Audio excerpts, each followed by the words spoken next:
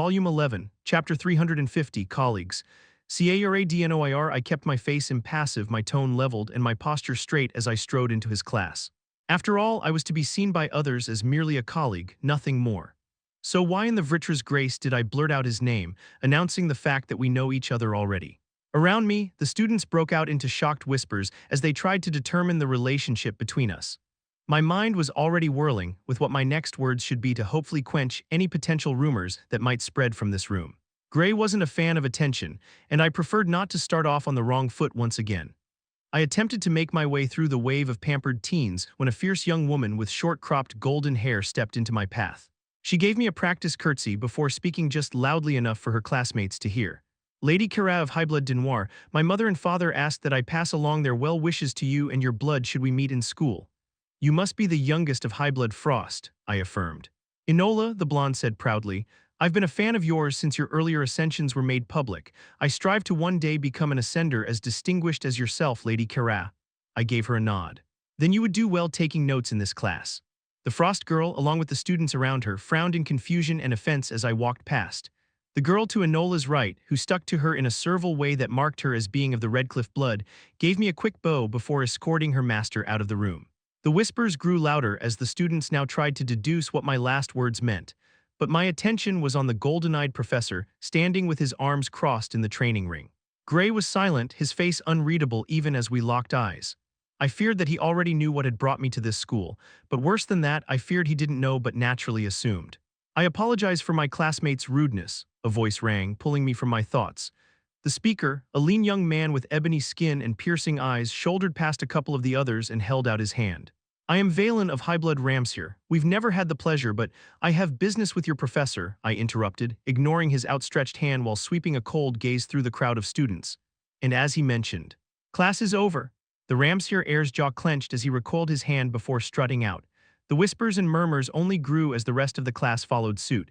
Only the last student to leave was wordless, his thin frame hunched forward as he struggled to climb the stairs, his gaze glued to his shoes. I straightened my blouse as I began descending toward him. Now that it was only the two of us, my mind began racing, trying to come up with the next words to break this tension. Letting out a sigh, I stopped halfway down the stairs and settled for the words, "It's nice to see you again."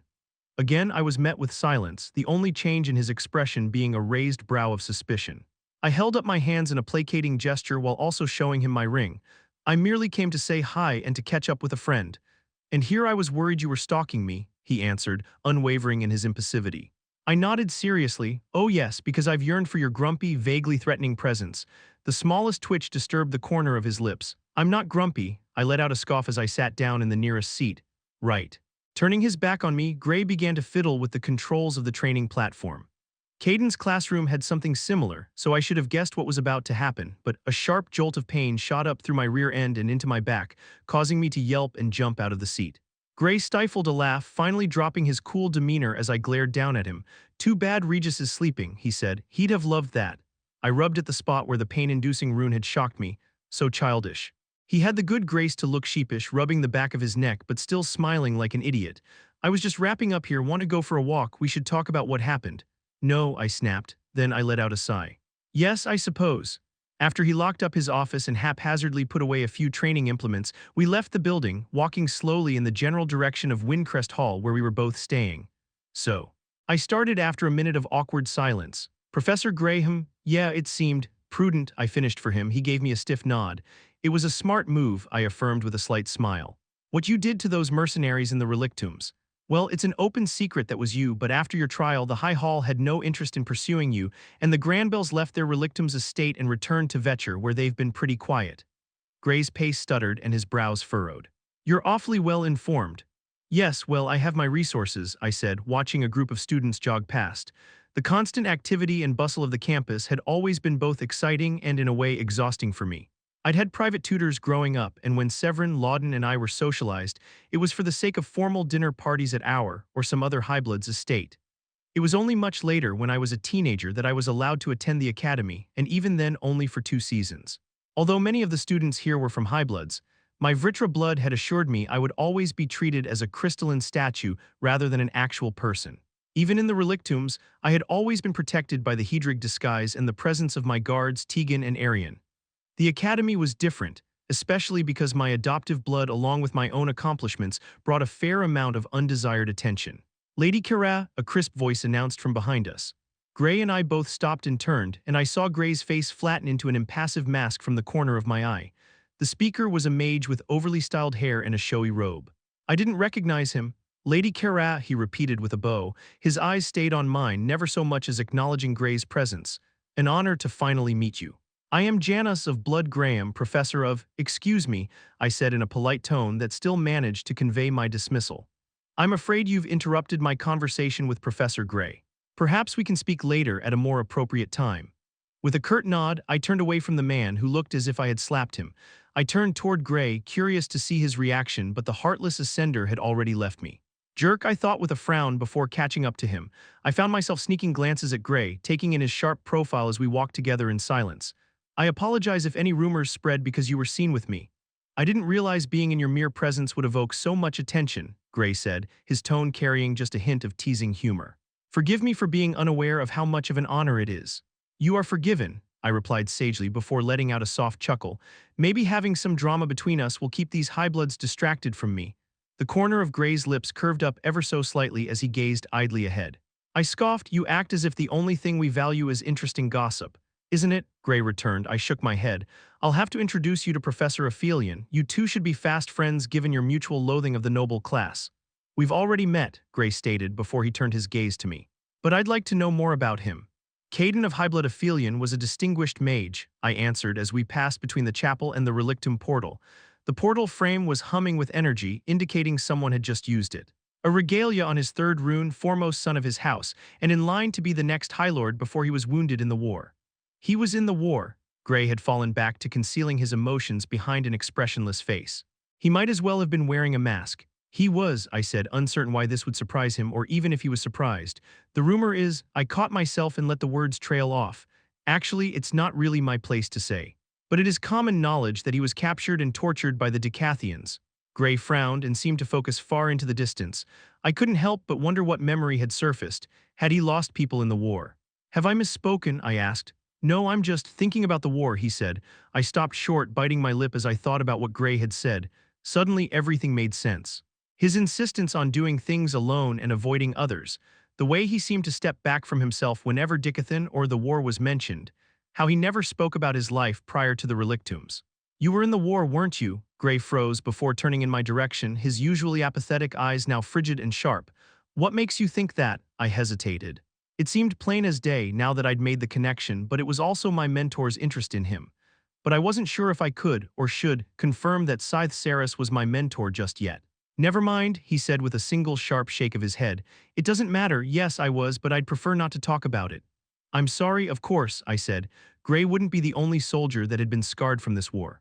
When he refused the Denoir's invitation, I had attributed it to his frustrating individuality. But now I could see how he intensely avoided any of the political nets woven into Alacrian society. I didn't push the topic further, despite the fierce curiosity I had for this mysterious ascender and his past. Still, I couldn't help but linger on thoughts of the war as we walked on in silence. The war itself was a regular topic of conversation among the named and highbloods, but I'd never imagined myself fighting against Dicathen, much less thought about how that might have changed me. I had never yearned for the kind of glory war brings. I had no interest in killing those who had never harmed me, regardless of where they were born or to who they swore allegiance. And because of Scythe Saris's teachings, I knew that the High Sovereign's expansion to Dicathen was self-serving at best, and that it didn't benefit the people of Alacria, nobility, or otherwise. I couldn't imagine being forced to fight for a cause I didn't support.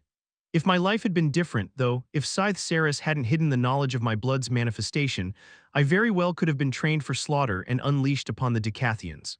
What then? Would I have returned like Gray, quiet, cold, and often unreadable? Or would I have become more like Caden, withdrawing into a malaise and acting as if nothing in the world mattered at all anymore?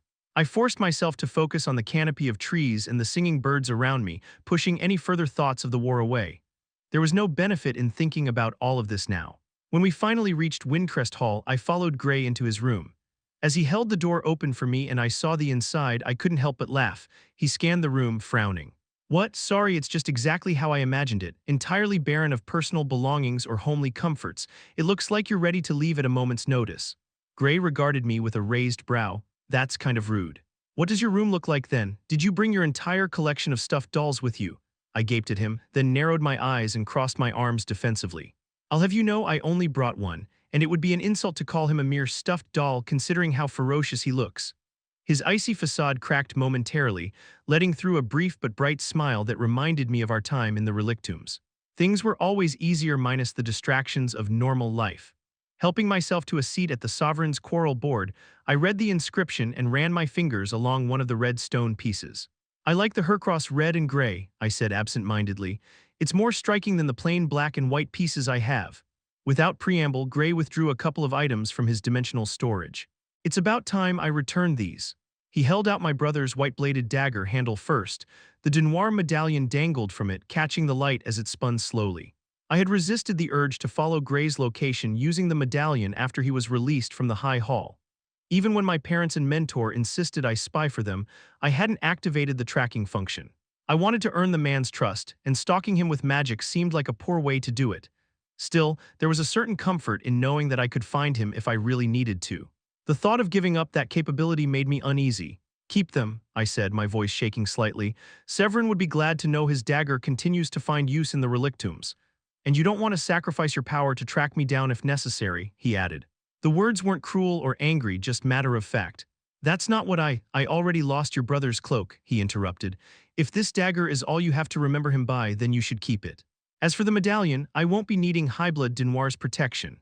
My throat constricted as I thought of Severin. Lenora and Corbett had decided he must be dead and chose to move on even before I received confirmation from Gray, but I had always held out hope. Seeing Gray with that dagger and the teal cloak Severin favored had dashed that hope, but failed to provide any real closure. You're right, I said after taking a steadying breath. Thank you. The brushed silver handle was cool to the touch. I pressed my fingers into the grooves, but they were too large for me. Tugging the sheath up to examine the blade, my breath caught in my throat. Inscribed at the base of the blade was a symbol. A hexagon with 3 parallel lines carved inside it. What is it? Gray asked, studying my expression carefully as he took the seat across from me. Nothing, it's just that. Sliding the sheath back into place, I stored the dagger and medallion both in my new dimension ring. Before, in the room of mirrors while I was still. Hedrig? Gray asked when I hesitated. Yes. I told you I'd studied Etha a little. Gray nodded as he leaned forward in his chair. It was mostly Severin who studied Etha. That's what the insignia is, an ancient rune meaning Etha. 3 marks for time, space, and life, and the hexagon as a symbol of connection, binding, and building. He used it like a sort of signature, I suppose, something he started as a child, marking things with the symbol for Etha to give them power. It just kind of stuck with him. I see. Gray's attention lingered on the ring where the dagger was now stored. I didn't realize I hadn't seen that particular rune before. I twisted the ring around my finger as the animated conversations with Severin regarding magic and the relictums came back to me. He thought there was more to the relictums than what the sovereigns told us, that by ascending we could learn how to do what they did, manipulate the fabric of reality through Etha. Gray began to fiddle with the game board, moving a center shield forward. Is that what you think? I wasn't sure if he wanted to play or was just fidgeting, but I countered by taking a caster along the right edge to threaten any piece that broke away from the line. Well, I met you in the relictums, and you can wield Etha, so. Gray was impassive as he moved a second shield to support the first. I tucked a lock of blue hair behind my ear as I sent another caster along the left of the board to force his sentry down the middle. The key to true victory in Sovereign's Quarrel was to secure a path through the board. This required forethought but also creativity. It was a slow and cautious game. Alternatively, by focusing on the destruction of the enemy sentry alone, it was possible to end the game quickly, but often left both players dissatisfied. We both know your being here is no coincidence, Gray said as he made his next move. No, I admitted, weighing my move and my words carefully. It is not. Deciding bold action was required, I moved a striker into the center of the field. When you didn't throw yourself at my adoptive parents' feet after the trial, they arranged for me to assist Professor Aphelion in order to spy on you and win you over if I can. My mentor, I held Scythe Saris's name back, hesitant to reveal that connection yet, asked me to keep an eye on you as well separately. Gray's focus never left the game board. He didn't flinch, frown, or blink. We exchanged a handful of moves before he spoke again. I guess I'm pretty popular. I pouted my lips and stared at him angrily. You are an aberration that no one seems to know what to do with, and through my own recklessness, I have been shackled with the responsibility of keeping track of you.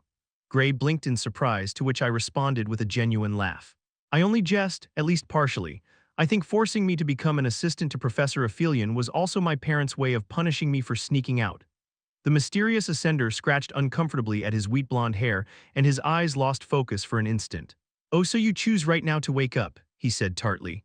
I quirked a brow at him, not following until a moment later when the small, fiery puppy form of Regis leapt out of his side and landed on the ground with a stumble.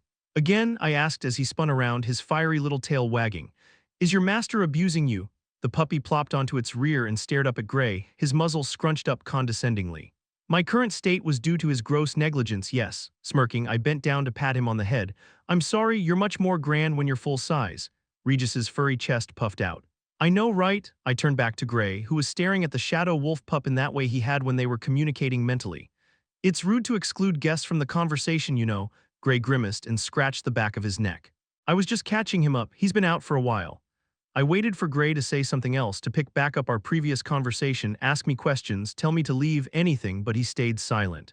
Tiring of the game, I decided a true victory wasn't in the cards for the day.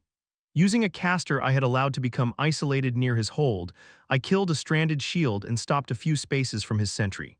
"Do you plan on going through with what the Dinoirs and this mysterious scythe mentor have asked?" he said finally, shifting his sentry forward a space. I felt the blood rush to my face. This is exactly what I had worried about most.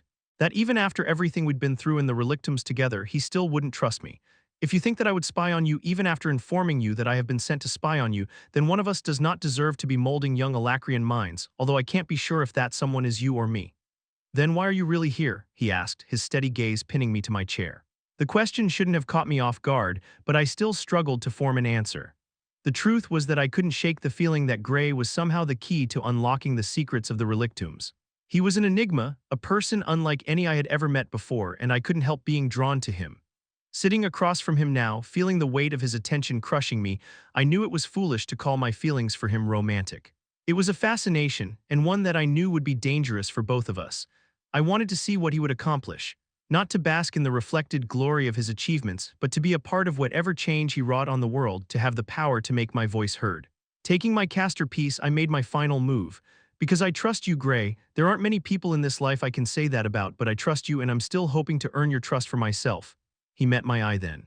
For a moment his mask fell away. I saw surprise and doubt in the lines of his brow, appreciation in the curl of his lips, wonder and fear in his eyes. His face carried a world of conflicted emotions just for that heartbeat, and when the mask went back up on the beat following, I understood. No one could bear the weight of all those contradictory feelings all the time, and so he buried them. "Good," he said firmly, his eyes on the game board instead of me. "Because people worthy of trust are rare, and I would like to be able to trust you too."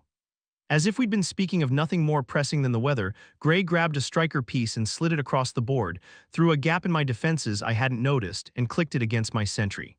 The piece toppled to the table with a clatter. I gaped at the board. While Gray had beaten me on a fluke when we'd played in the relictums, it was only because I'd been greedy, too focused on the true win.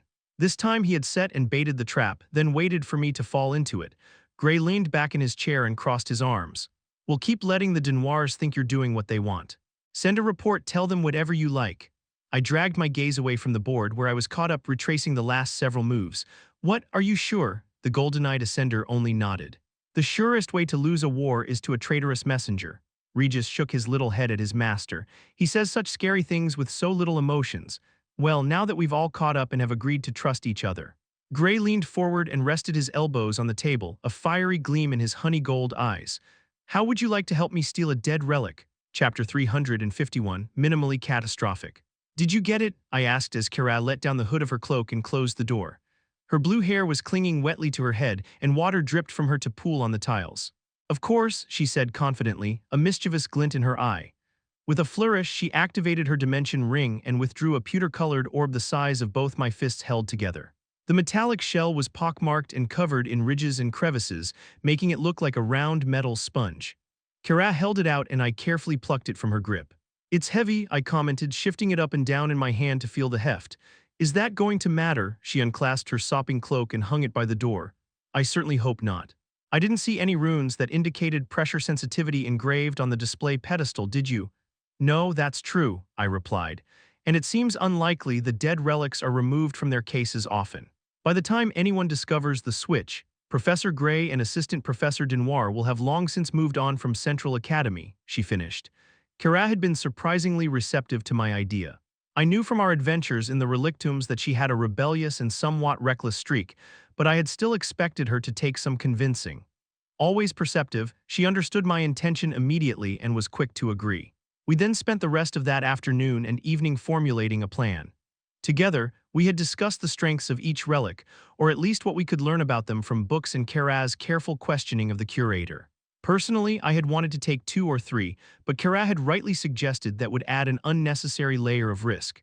After discussing what the theft would require, we eventually decided on a single dead relic to liberate from the reliquary. Of all the relics available, I didn't see how any single one would give me a sizable boost in power, so we ended up choosing the one that the Alacrians knew the least about, which also happened to be Central Academy's most recent addition. Although the curator had been quiet on why Scythe Dragoth had brought the orb to Central Academy, he had been more than happy to discuss its powers. What little was known about them, with Kara. According to the old man, the dead relic was unique in that its form provided no hints about its function. The pockmarked surface wasn't by design, but rather wear. When the relic was first discovered, it was unblemished, a perfect silver sphere, but when removed from the relictums it decayed quickly. The instillers had surmised that it was some kind of tool, perhaps something used in the construction of the relictums itself, and the sudden degradation was a kind of defense mechanism to prevent the ancient mage's secrets from being discovered. The curator couldn't provide Kara any more information than that, though. The idea of having a tool of the jinn, something that would let me manipulate the relictums directly, was too good to pass up. And you're sure the artisan, it's not unheard of for highbloods to have fake dead relics made in order to impress their friends and rivals. Kara indicated the orb with a smirk. She'll be quiet about it, as loose lips in this case would likely result in her death. Still, if she were to, Kara waved my concern away. I was disguised, as you know, and pretended to be representing a different blood. So even if she did talk, I wouldn't be implicated. Imbuing my extra-dimensional storage rune with ether, I stashed the fake relic. What blood did you impersonate? The mischievous glint in Kara's eyes returned. Oh, I think you know. Regis barked with laughter, nearly toppling back in his diminutive form. Serves those Granbell jerks right. Almost makes you hope this shady craft lady does turn over on them, or us, or whatever. I threw my own white cloak over my shoulders, giving Kara an amused smile. If things do go poorly, at least there will be a silver lining. Kara pulled out the teardrop pendant she always wore and whispered an incantation. Her features blurred in a way that made my eyes twitch with discomfort, then reformed as the familiar green-haired ascender Hedrig. That is really strange to watch, I said, scanning the face and body for any hint of Kara beneath. Hedrig cocked out a hip and batted his eyelashes at me. What's wrong, Gray? He said in his croaky voice. Don't you find me attractive anymore? Regis walked a slow circle around Hedrig, sniffing at his boots. I don't know how to feel about it, to be honest. For one, what happens to your boo? Can we maybe be just a little more serious? I cut in as I pulled up my hood. We're about to commit a major crime. Hedrig, who had just conjured a filthy green cloak from his dimension ring, frowned and scratched the stubble on his chin. Don't know what you're going on about. I'm just going for a stroll over to the reliquary. Don't mind him, Regis said, just pre-larceny jitters. Let's get going, I said, gesturing for Regis to return to my body. The reliquary should have just closed. Kara or Hedrig led the way out into the hallway that connected the many suites in Windcrest. Hedrig went left, taking a more direct route to the exit, while I turned right, following the roundabout path. The weather was grim. Rain poured from the sky and occasional flashes of lightning revealed a bedraggled campus. The weather was a lucky coincidence. It meant there would be a lot less people moving around in the open. Pulling the brilliant white cloak more closely around me, I dove into the storm. The rain was punishing, but whether due to its magical nature or the quality of the craftsmanship, the cloak kept me both warm and relatively dry. I couldn't see Hedrig, but I could hear a lilting, drunken tune from somewhere ahead, muffled by the noise of the downpour. I never would have expected fair Lady Kara to know such a suggestive song, Regis said, humming the tune himself. The bright lanterns lighting the chapel entry slowly became visible through the thick curtains of rain. Hedrig was already stomping up the stairs to the still-open double doors and the guard who stood beside them. Hedrig paused as the guard addressed him, but they were too far away and the storm was too noisy for me to hear. I assumed the guard was simply informing him that the reliquary within was closed, but we already knew that. Hedrig nodded and proceeded into the building, stumbling on the threshold. An exterior hallway ran in a rectangle around a large central space where the dead relics and other more valuable contributions were displayed. While the entry hall was left open but not unguarded, the reliquary itself was closed and locked after hours. The guard was watching Hedrig closely. After a moment of apparent indecision, he abandoned his post to follow the apparent drunk. Moving quickly, with my back hunched and my cloak still pulled tightly around me, I headed for the chapel doors. To anyone watching, I would just look like someone caught in the storm and seeking shelter. Clearing the stone steps 3 at a time, I paused to listen just outside. Told you it's fine, Hedrig was half shouting from down the hall. I just want to pop in and get a look at my old, Hedrig belched loudly, armor. A clear, authoritative voice answered. And as I told you, it is not fine, sir. You will have to come back tomorrow when the reliquary is open. Hedrig replied with a phlegmy snort. I have friends, you know, powerful friends. I know damned near everybody. I'm sure someone will let me in. Sir, the guard insisted. Sir, if you don't, a long peal of thunder cut off the rest of the guard's threat. I peeked into the hall just in time to see Hedrig turning the far corner with 2 armed and armored men following closely behind. I knew there would be 2 more guards in the outer hallway. Focusing Etha into my ears, I listened closely for their footsteps. It sounded like they were on the far side of the building, circling back toward the source of the commotion. I winced as Hedrig began to shout about having them all thrown into the sea before cutting off the flow of Etha to my ears, letting my hearing return to normal. Before entering the building, I let my eyes refocus in order to see the etheric pathways connecting every point around me. I couldn't see beyond the far wall and door into the reliquary, but I took careful note of the paths from the door back out into the rain. Darting across the hall to the reliquary door, I examined the black iron handle. As was popular at the academy, the door was locked with a runestone. Unlike my room or office doors, however, there was a glowing rune placed at the base of this handle. It combined symbols for fire attribute mana and mana transference, suggesting that touching it would result in a bad time. Go, Regis, in his shadowy black wisp form, drifted out of my chest and directly through the door. Although I couldn't see through his eyes, I could feel my companion's emotions and hear his thoughts as he scanned the interior of the room for additional defenses. In the far hallway, Hedrig began to shout about respect and honor and the good old days. The floor behind each door is marked with another rune. Regis trailed off in thoughtful silence as he attempted to read it. Anyone who walks over this thing will have their mana core drained. The rune traps the mana, probably so they can identify who it was. I smirked at the door. Easy, what about the lock? Can you open it from that side? Less easy, Regis said, his worry transmitting along with his words. There's no handle or way to release the latch from the interior. In our reconnaissance of the reliquary, Kara and I had spent nearly 2 full hours inspecting the building and displays as closely as we could without drawing suspicion. Although it had been clear the doors had handles only on the outside, we hadn't been sure if they could be opened some other way from within the room. I had an idea, but wasn't entirely sure it would work. Regis, I need you to picture your surroundings as clearly as you can and send me that thought. As clearly as you can, all right. Yeah, I got it. I took a step back from the door and focused on the etheric pathways again, right up to where they stopped at the closed door. When the mental picture of the reliquary interior began to form in my mind, I connected it with the purple fractal paths I could see, forming a mental map of where I thought they continued to. 3 steps had taught me not to just look for the paths, but to feel them and let them guide me along. This made the ability much faster and more efficient to utilize, but it also, theoretically, meant that I could use God's step to move somewhere I couldn't directly see. Activating the God rune, I vanished with a flash of amethyst light, and appeared on the other side of the door, crackling with etheric energy. Aside from the fact that it had worked, I just teleported through a solid door. I realized with delight. The more exciting sensation was how little ether the God rune had consumed. Although I hadn't even been able to absorb enough atmospheric ether to fill my newly strengthened core yet, God's step took only a fraction of my etheric reserves. The thrill of using the God rune for the first time since forging the second layer of my ether core was interrupted by a tingling sensation all over my body. Beneath my feet, the rune trap had activated and was attempting to draw out all my mana. I stepped off it unharmed, my ether core undisturbed by the magic. I had to assume the rune would have drawn some ambient mana from my body, the traces of water or earth mana that would naturally linger near me, but with no mana core to manipulate it, the small traces of mana wouldn't carry any signature of my identity. I knew I didn't have much more time before the situation between Hedrig and the guards escalated, so I forced my mind back to the mission. Moving quickly to my target, I examined the plinth holding it, looking for any wards or runes that Kara and I hadn't noticed before. Unlike the warding runes behind the doors, which hadn't been there during the day, the stone base on which the dead relic was displayed didn't reveal any new protections. But that didn't mean it was unguarded. A series of complex runes had been engraved around the base of the display to ward off anyone from touching it.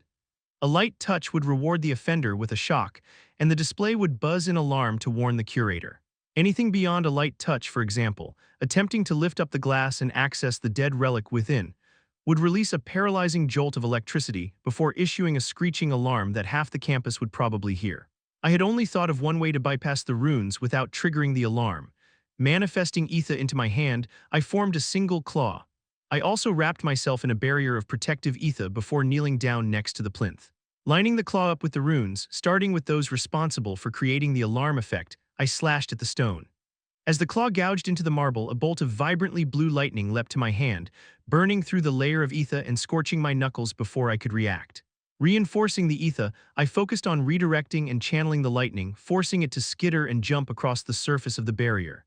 It traveled up my arm, across my chest, and down my other arm.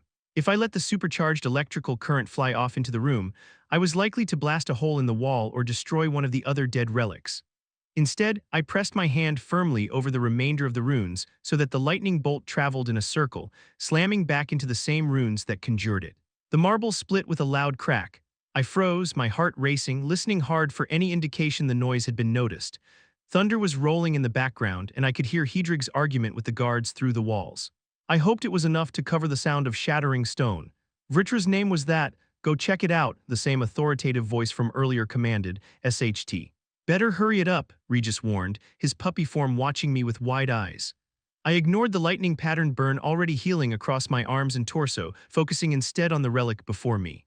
The relic was also protected by a glass case, which was protected by a series of runes that strengthened it and protected it from magical attack, but it didn't react as I lifted it from the plinth and set it carefully on the floor. Before touching the real relic, I withdrew the fake from my dimension rune and held it up next to the original, which was sitting on a square velvet pillow. They were identical. Well done, Kara, I thought as I picked up the dead relic with my other hand. It was light as a feather and felt weightless in comparison to the heavy pewter copy. Taking great care, I slowly settled the replacement onto the pillow. It sank into the soft fabric and immediately looked wrong, but before I could work out anything else to do, I heard the heavy clunk of a magical lock being triggered. Art, someone's coming, Regis shouted mentally as he hopped around my feet. The door closest to where Hedrig was shouting shifted as someone pulled on the handle. At the same time, there was a hollow thud as a body slammed against one of the walls. Get your hands off me, Hedrig shouted. The door paused, hanging open only an inch or two. I stared at the false relic sinking into the pillow with some time, but that was one thing I didn't have. Cursing again, I rushed to pick up the glass casing and fit it carefully over the top of the plinth. Placing a hand over the lightning-scorched runes, I activated Aroa's Requiem, filling the museum with golden light as the rune lit up beneath my tunic. Sparkling purple motes danced along my arm and across the pedestal, scouring away the cracks, burns, and claw marks and leaving behind unblemished marble. The warding runes along the base glowed dimly in the gloomy light, indicating they were functional once again. The door began to open again. On the other side was a young guard. One hand was on his sword, the other on the handle of the door, but his head was turned to look down the hall, his focus still, for that instant, on Hedrig.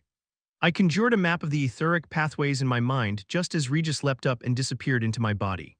In the space of a single heartbeat, I connected the pathways I could see with my mental picture of those on the other side of the door. Drawing in a shallow breath, I activated God's Step. The first sensation I had was of the cold rain crashing against every part of my body at once. The etheric lightning that jumped and danced across my skin arced out into the rain, causing the air around me to pop and sizzle. The second sensation I felt was my heart skipping several beats as I realized a figure was looming out of the darkness, coming straight at me with their head down against the pounding rain. Ether flowed to clad my body as I prepared to defend myself, but the hunched person stopped so suddenly they nearly fell to the ground when their foot slipped on the wet stones. Reaching out instinctively, I grabbed them under the arm to keep them from falling. Vritra's bloody horns, a man's voice exclaimed from under his hood. We stared at one another. Professor Aphelion, I said, still holding his arm. Professor Gray, His eyes were wide and searching, shifting from my face to the hand gripping his arm to the chapel entry behind me, where I could already hear the noise of the guards struggling with Hedrig. My mind raced. I couldn't be sure what the professor had seen or why he was even there. If he had watched me appear out of thin air wrapped in amethyst lightning, then he was a liability. I considered simply breaking his neck and God stepping away again, but that would definitely complicate the situation. Besides, I didn't really know what he had seen, and murdering an innocent man, even an Alacrian, didn't sit well with me. A commotion from the entrance of the chapel drew both our attention as 3 guards appeared, half dragging, half pushing a limp Hedrig. You two there, one of the guards shouted. What are you doing here? Hedrig was hanging from the guard's arms, his eyes half closed, but I caught the surreptitious glance he shot me and the tightening of his jaw when he noticed Professor Aphelion. Another guard appeared in the open doorway to the chapel, his lip bleeding and his brows turned down in a thunderous scowl. The professor tugged his arm out of my grip and limped past me as I channeled ether in my hand and prepared to eliminate all the witnesses if necessary. "Hello, friends," he said amicably, addressing the guards. "I'll forgive your rudeness due to what appears to be a rather tense situation, but you are speaking to two of Central Academy's professors. We simply noticed the absence of a guard at the chapel's door and were coming to investigate." "My apologies, sirs," the guard said quickly, snapping into a shallow bow that forced Hedrig down as well.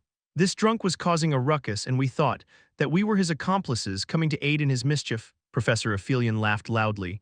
"No, but the three of you do have the honor of manhandling." Ascender Hedrig," I whispered in answer to his searching tone. "The once great Ascender Hedrig who it appears has fallen on hard times. Show a little pity and release him into our care, would you? No need to embarrass his blood over a mild case of public drunkenness, is there?" When the guards frowned and shared an uncertain look, he added, "It wouldn't exactly look good if his blood made a fuss to the director, would it?" "No, sir," the guard answered, but he kept a firm hold on Hedrig's arm. "However, I would be remiss in my duty if I didn't report this to campus security. They'll decide on what to do with." While the guard was speaking, Hedrig continued to slouch lower in the guard's grip. The apparently passed out Ascender suddenly kicked up from the ground, bursting out of the guard's hands and flipping gracefully through the air to land at the base of the stairs. He snapped a lazy salute before bolting, his mana-enhanced speed carrying him out of sight beyond the veil of rain. "Go after him," the head guard exclaimed, causing the other two to burst into a run. Their armored boots slid on the rain-slick pavers, and it was immediately clear they had no chance of catching the quick-footed highblood. "Well, best of luck," Professor Aphelion told the remaining guards, who shot us irritated glares. He nodded to me as he pulled his hood up. "Until later then, Professor Gray." I returned the nod, watching his face and eyes carefully for any indication he had seen what had happened or guessed at the reason for my presence near the chapel, but his face was blank except for the shadow of a sardonic smile. "Yeah, until later," I said cautiously, flipping up my own hood and turning away. I couldn't help but harbor some lingering unease about Professor Aphelion's unexpected involvement in the heist, but as far as things that could have gone wrong, it seemed minimally catastrophic. It was hard to be too worried, considering the prize waiting in my dimension rune. Chapter 352, Relic Revived. CARADNOIR. The torrential rain blocked out everything but the wet slapping of my own boots on the cobblestones and the rapid-fire beating of my heart. "Go after him!" The shouted order was nearly washed away by the rainfall. Even without the downpour, I knew how to evade unwanted attention and avoid prying eyes, so I wasn't fearful of being caught. No, it was something else that made my pulse thunder in my ears. Caden, what the hell had he been doing there? How much had he seen? What is Gray going to do to him? My throat constricted as I remembered the feeling of Gray's powerful hand around my neck, lifting me off the ground. I had no doubt that Gray would kill Caden if he thought it was necessary. Depending on what the professor had seen, I wasn't even sure I could disagree. I likely wouldn't be punished in the traditional sense. I was still a Denoir, and knew as well as anyone that Alacrian law worked differently for the Highbloods. Still, too much attention could result in the discovery of my Vritra blood's manifestation. I knew I would do whatever was required to prevent that from happening. Turning down a wide alley between two academy buildings, I used the window sill of one to launch myself up into the second-story window of the other, then jumped back across the alley onto the roof of the first. The tiles were slick, but I was able to crawl up over the peak of the roof and slide down the other side. When I reached the edge, I kicked off the roof, soaring a dozen or more feet to land on the ledge of a second-story window leading into Windcrest Hall. The shutters were closed and locked against the storm, but using my brother's white-bladed dagger, I tripped the latch. Before pushing the shutters open, I withdrew my mana from the relic hanging around my neck, letting my appearance return to normal. Slipping down from the sill, I found myself at the end of one of the many long hallways carving the building up into the various quarters and suites. Gray's suite was a few doors down the hall. I froze as I realized someone was standing just outside his door, her body swaying nervously. She didn't appear to have noticed the noise of my entry into the building. Her blonde hair hung straight and damp, and the white battle robes she wore clung to her figure, soaked half through from the storm. I could tell from the puddle that had formed around her that she'd been standing there for at least a few minutes. "Hi," I said as I carefully closed the shutters behind me. The woman gave a startled yelp and slipped in the puddle. She threw out a hand and released a gust of wind to keep from tumbling over. "Where in the world did you?"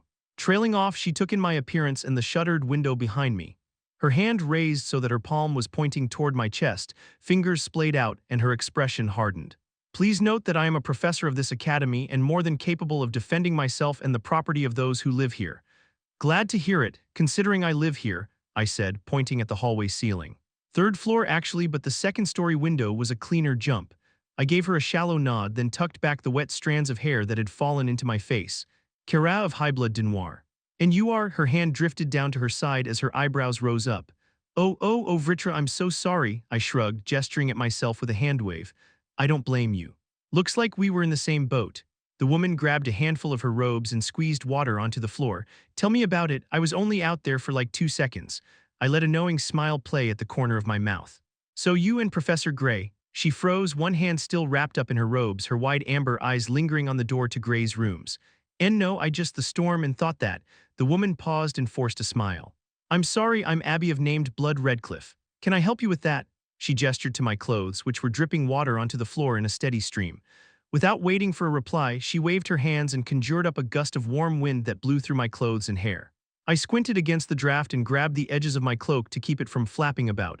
After several seconds, I was dry and warm again. Thanks, I said. Why didn't you already do that to yourself? The woman smoothed her soaking clothes, refusing to meet my eye. Well, it appears that Professor Gray isn't home right now anyway. A pleasure to meet you, Lady Kara. Swirling so quickly that an arc of water droplets sprayed across the hallway, the woman began a quick march down the hall. As she turned a corner at the far end, she cast a wary glance back in my direction. Her lips tightened when she saw me still watching her, and then she was gone. It shouldn't have surprised me. A man as striking and mysterious as Gray would have women flocking around him like birds. Even lacking a blood name, the fact that he had attained the level of professor at such a prestigious academy suggested he had connections and wealth. Many named blood women were expected to marry for political connection and enhancement of their blood, generally by creating a stronger bond between two named bloods of similar status. The Redcliffe blood was well known in the Central Dominion for their constant efforts to climb the social ladder. However, something told me this Abby wouldn't be able to keep up with Gray even if she caught him. In fact, it was exceedingly difficult to picture him with any woman. I couldn't see how romance or love, even the kind that happened in a single evening, would fit into his solo ascender lifestyle. I found myself trying to picture Gray doing something as simple as walking hand in hand with someone through the park, or preparing tea and breakfast for his lover in bed. I couldn't manage it. Wet footsteps on the stairs behind me brought me back to myself. I turned just in time to see a very bedraggled Gray appear in the hallway behind me. He frowned at my clothes. How'd you get dry so fast? I ran into a friend of yours, I answered, leaning up against his door. You just missed her, I'm afraid. Professor Redcliffe, I think she said. Oh, was all he said. He pulled out his runestone and flashed it at the door, which opened with a click. Inside, he immediately unclasped his luxurious white cloak and tossed it into the corner, then began to peel away his wet tunic. Although I knew the polite thing to do was avert my gaze, my attention was drawn to the runes on his spine. Unlike most Alacrians, Gray kept his covered. Even in the depths of the relictums, I'd never caught sight of them. They were strange and untraditional, but only someone who had traveled with him and seen him fight extensively, or perhaps a scholar of Alacrian runes, would question them. The other runes, those that channeled his powerful ether abilities, weren't visible. Realizing I was getting distracted, I looked away. So, did you get the dead relic? In answer, something tapped my shoulder. Without looking behind me, I took the sphere. It was light, practically weightless. The weight wasn't a problem, was it? It sits differently on the pillow, but I don't think anyone will notice since the relic hasn't been here long, Gray's voice came from his bedroom. I took a seat and rotated the sphere in my hands as I waited for Gray to return. When he did, he was dressed in black trousers and an azure tunic with black embroidery. It suited him, making his hair and eyes seem even brighter. I tossed the dead relic to him and he plucked it out of the air. Hurry, I'm dying to see what this thing is capable of. Yes, ma'am, he muttered, holding the sphere up in one hand. The puppy form of Regis popped out of Gray's side and then jumped up on the couch next to me. I gave his head a scratch as he leaned against me. Go on then, princess, he said, pressing his head into my hand. Make with the pretty sparkles already. Gray focused on the sphere. He must have activated his godrune because a golden glow suffused the room and brilliant amethyst particles began dancing along his arm toward the relic. When they reached it, the mote skittered across the burnished silver surface and vanished into the crevices and holes. For a few seconds, it didn't look like anything was happening. I tried to catch Gray's eye, but his attention was entirely on the relic. I drew in a sharp breath as the wear began to vanish, the pockmarks filling in, the wrinkles smoothing, the burnished gray brightening. Then the flow of particles thinned to a trickle and finally stopped, and the last amethyst mote vanished. Gray held up the perfectly smooth sphere, turning it so it caught the light and shined like a silver moon. As it turned, I noticed a line bisecting the top and bottom halves of the sphere, so thin it was nearly invisible. Gray must have seen it too because he took a half in each hand and twisted lightly. The relic came apart. Whoa, Regis said softly. The inside of the sphere was an organic framework supporting a crystal that cast pinkish light through the room. The crystal was shedding a fine dust that hung in the air, drifting aimlessly around Gray's hand. "What is it?" I asked, breathless with excitement. Gray shifted slightly and lowered the empty half of the relic as his focus on the crystal intensified. The subtly glowing crystal immediately blazed with bright purple light. "What the?" Gray exclaimed as that half of the sphere jerked out of his hand and floated to the ground at his feet. My hand went involuntarily to my mouth, and we watched, stunned, as the crystal began to disintegrate before our eyes. A cloud of shimmering particles rose up to hover above the half-relic, each grain carrying some of the crystal's light. When the last piece disappeared, the cloud let off a strobing flash of light that made my head spin, and I forced myself to look away. Puppy Regis winced as he held up a paw to cover his eyes. "I'm pretty sure this is how demon overlords are summoned." Glancing from the corner of my eye to make sure the flashing had stopped, I let out an astonished gasp. "Vritra's horns!" The cloud had coalesced into an opaque oval hovering in the air which Gray was pacing slow circles around. It had an oily sheen to its surface and was radiating a dim purple light. "It's an ascension portal, it has to be," I said, sinking further back into the couch. "But one you can activate anywhere. That means I can go to the relictums whenever I want," Gray finished. Facing me, he held up the other half. "What do you think this one is for then?" I considered the silver half-sphere and the matrix of organic supports within. "Well, if the other one takes you in, then this one might bring me back." Gray was nodding, and his serious gaze turned back to the portal. "Kara, wait here." I shot up from my seat, nearly sending Puppy Regis tumbling. "What, you're going to go now, without any sort of research or tests?" "This will be the test," he stated, his eyes still glued to the shimmering gate. "Then let's at least go together," I reasoned. "Even if you do end up inside the relictums, what happens if that half of the relic leads you out into one of the main gates? With me there, it'll be easier to get through any sort of questioning." Gray's brows furrowed in thought before he turned his leveled gaze at me. "I appreciate it, but I'd rather have you here to keep prying eyes away from this room." I opened my mouth to argue, but all that came out was a frustrated huff. "Very well, I'll keep a lookout in case any other woman you've managed to seduce decides to pay you a late-night visit." He regarded me with obvious amusement. "Come on, Regis." The diminutive shadow wolf glanced at me and shrugged his little shoulders before following the command. "And I haven't forgotten about our promise." The mention of our agreement brought a faint smile to my face. I wasn't expecting any sort of compensation for helping Gray, so it had caught me by surprise when he said he would go on an ascent with me. "I think you'll be pleasantly surprised at how much stronger I've become since our last ascent," I said confidently. "I hope training isn't your excuse for losing to me in Sovereign's Quarrel." He smirked just before vanishing through the portal. I stared open-mouthed at the portal suspended in midair before letting out a chuckle. How immature. Not long after Gray had left, the gate hovering above the relic half began to fade, the opaque, oily surface growing transparent, like fog fading from a mirror. After a few seconds, it was only a ghostly shape in the middle of the room. I approached the dormant portal and carefully reached toward it. When my fingers brushed the transparent oval, they passed cleanly through and I felt nothing. I waved my hand back and forth, but the movement didn't disturb the shape. "At least no one can chase after them," I muttered. Too restless to sit around, I began pacing the small suite. Thoughts of Severin came to me. I remembered so clearly when he'd left on his preliminary ascent after only his first season at Central Academy. It had felt a lot like this, the excitement tempered by disappointment that I couldn't follow him or fight alongside him. Withdrawing the white-bladed dagger from my dimension ring, I unsheathed it to reveal the symbol at the base of the blade. This dagger had been his first accolade. He'd carved the ether rune into it while telling me all about his ascent, still so excited about his adventure that he'd practically been vibrating. It broke my heart to think of him now, dying alone in the relictums, a victim of some hideous monster. I thought he was going to be the one to unlock the secrets of the relictums. I'd been wrong, but I didn't think I was wrong about Gray. As my thoughts turned to him, I realized that Gray had been gone for a couple minutes already. Considering how time functioned differently in the relictums, he should have been able to activate the relic and return already. What if it wasn't actually an ascension portal? I muttered, fidgeting with the tip of the dagger's blade. Bending down, I peered at the half-relic, but it told me nothing. Even if the portal did take him into a zone, it was possible he was in danger and hadn't been able to activate the other half of the relic. Or perhaps we'd been wrong and he couldn't immediately return. He could be trapped there, forced to clear the zone and find a dissension portal before returning.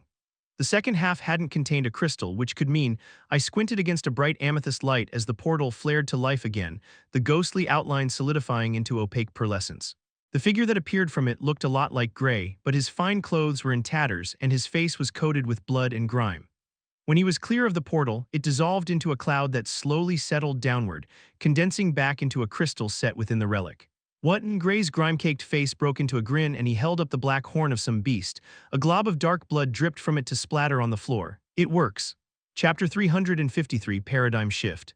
Arthur Leywin. I kicked one leg over the rooftop's sheer ledge, leaning back against the crenellated wall and letting my attention wander across the Central Academy campus.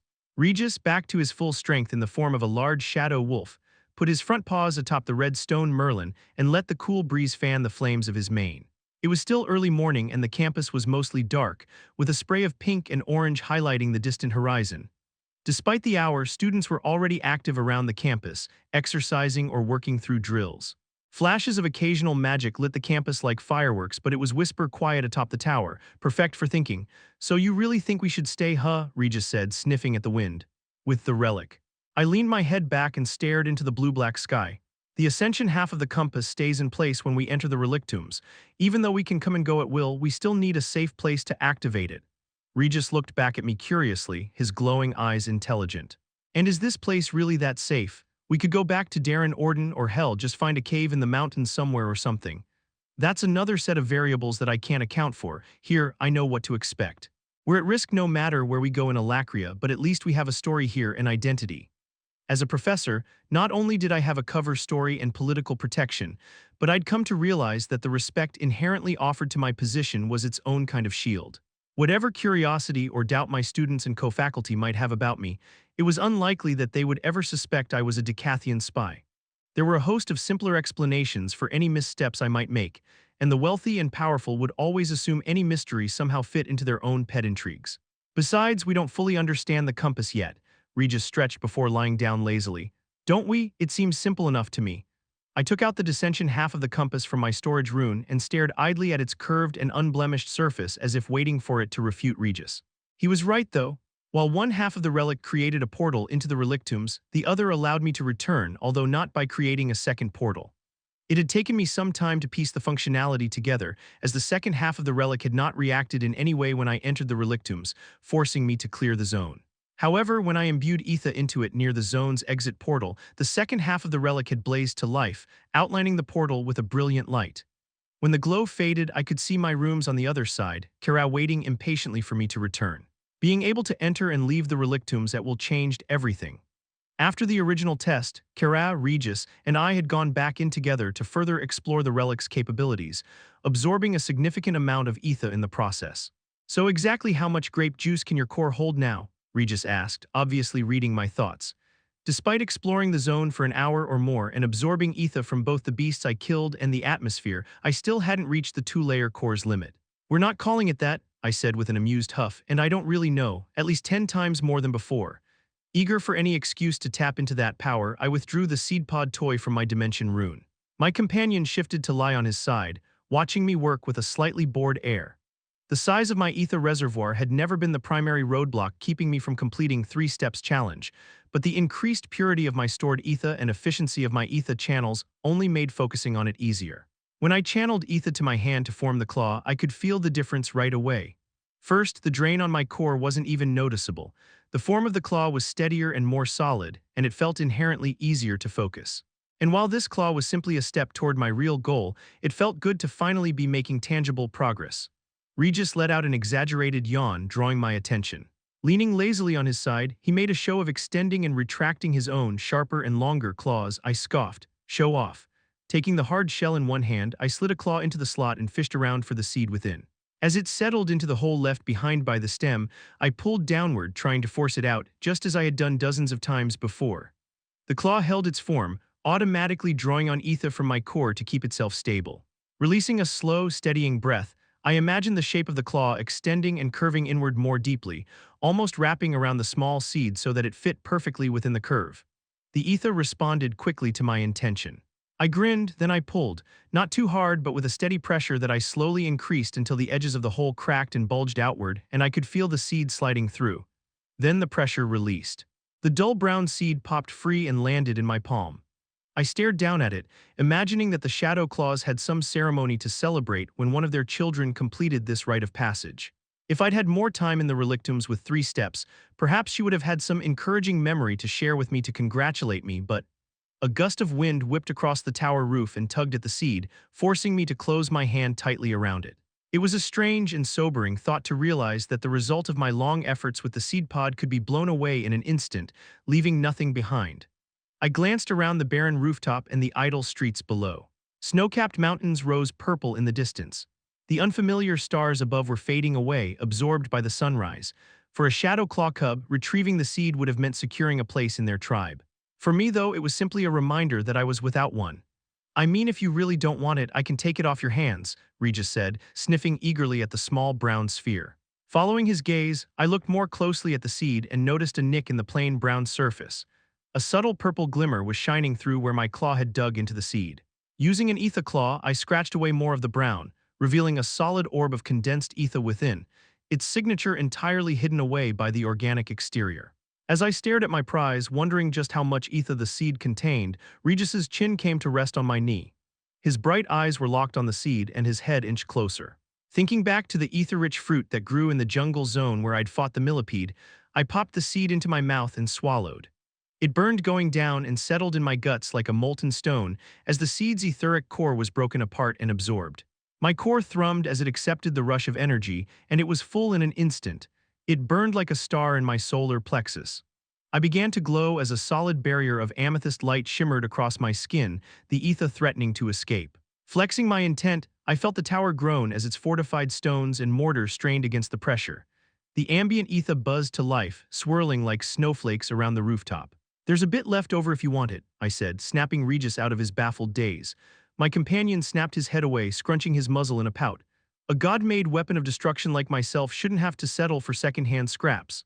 Shaking my head, I closed my eyes and turned my attention inward, exploring my blazing core. "Suit yourself, I'll take it all then." Regis placed a placating paw on my knee as he looked at me deadpan. "Many apologies, sir." Smooth as gravel, I smirked as the shadow wolf's immaterial form merged with my body and began absorbing from the ocean of ether. I stayed on the tower's roof until mid-morning, watching the campus rouse while Regis was busy siphoning the remaining ether from the seed in me. Bathing in the warm glow of the sun and my success, I descended the tower and headed toward my classroom. My steps felt light, as if I had been moving underwater all my life until now. The seed had contained significantly more ether than seemed possible, considering its size.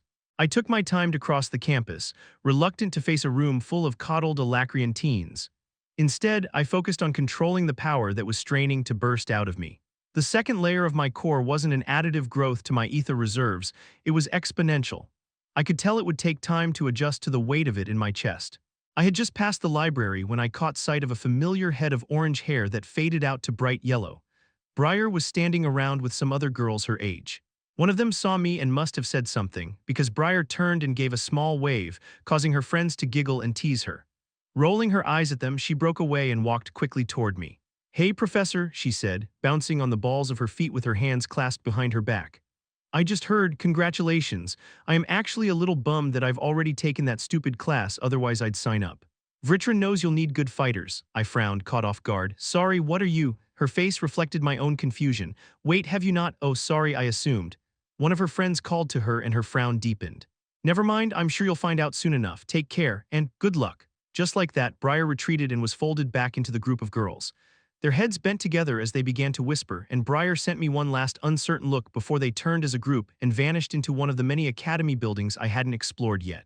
"What was that about?" Regis asked. "Not sure." I'd seen the serious young Alacrian a few times around campus since she'd first guided me across Cargadon, but she never made a point to have friendly conversation. Shrugging off Briar's cryptic commentary, I turned toward the Striker complex, where my classroom was. I didn't make it far before I was brought up short by another familiar face, one I would never have expected to see at Central Academy. "Am I seeing things?" I asked Regis. Someone bumped into me from behind. When I turned a sharp eye on the person, a young man wearing darkened steel armor over his uniform, he winced. "Sorry, Professor." I had to search for her in the crowd as she was moving quickly, but she seemed to keep herself slightly apart from the stream of students, which made her stand out. Walking even more quickly to catch up with her, I reached out and set a hand on her shoulder. The young woman let out a surprised squeal and she spun around, her eyes wide and one hand going to cover her mouth. "Mela," I almost didn't recognize the young mage from Marin Town. She had just been a girl, equal parts nervous and excitable, but here she seemed transformed. Her surprise bloomed into delight as she recognized me. Ascender Gray, it's you. When I saw you listed as professor for the Melee Enhancement Tactics class, I had hoped, but then you didn't show up the first couple days, so I thought, I don't know, it was just a mistake or coincidence or something.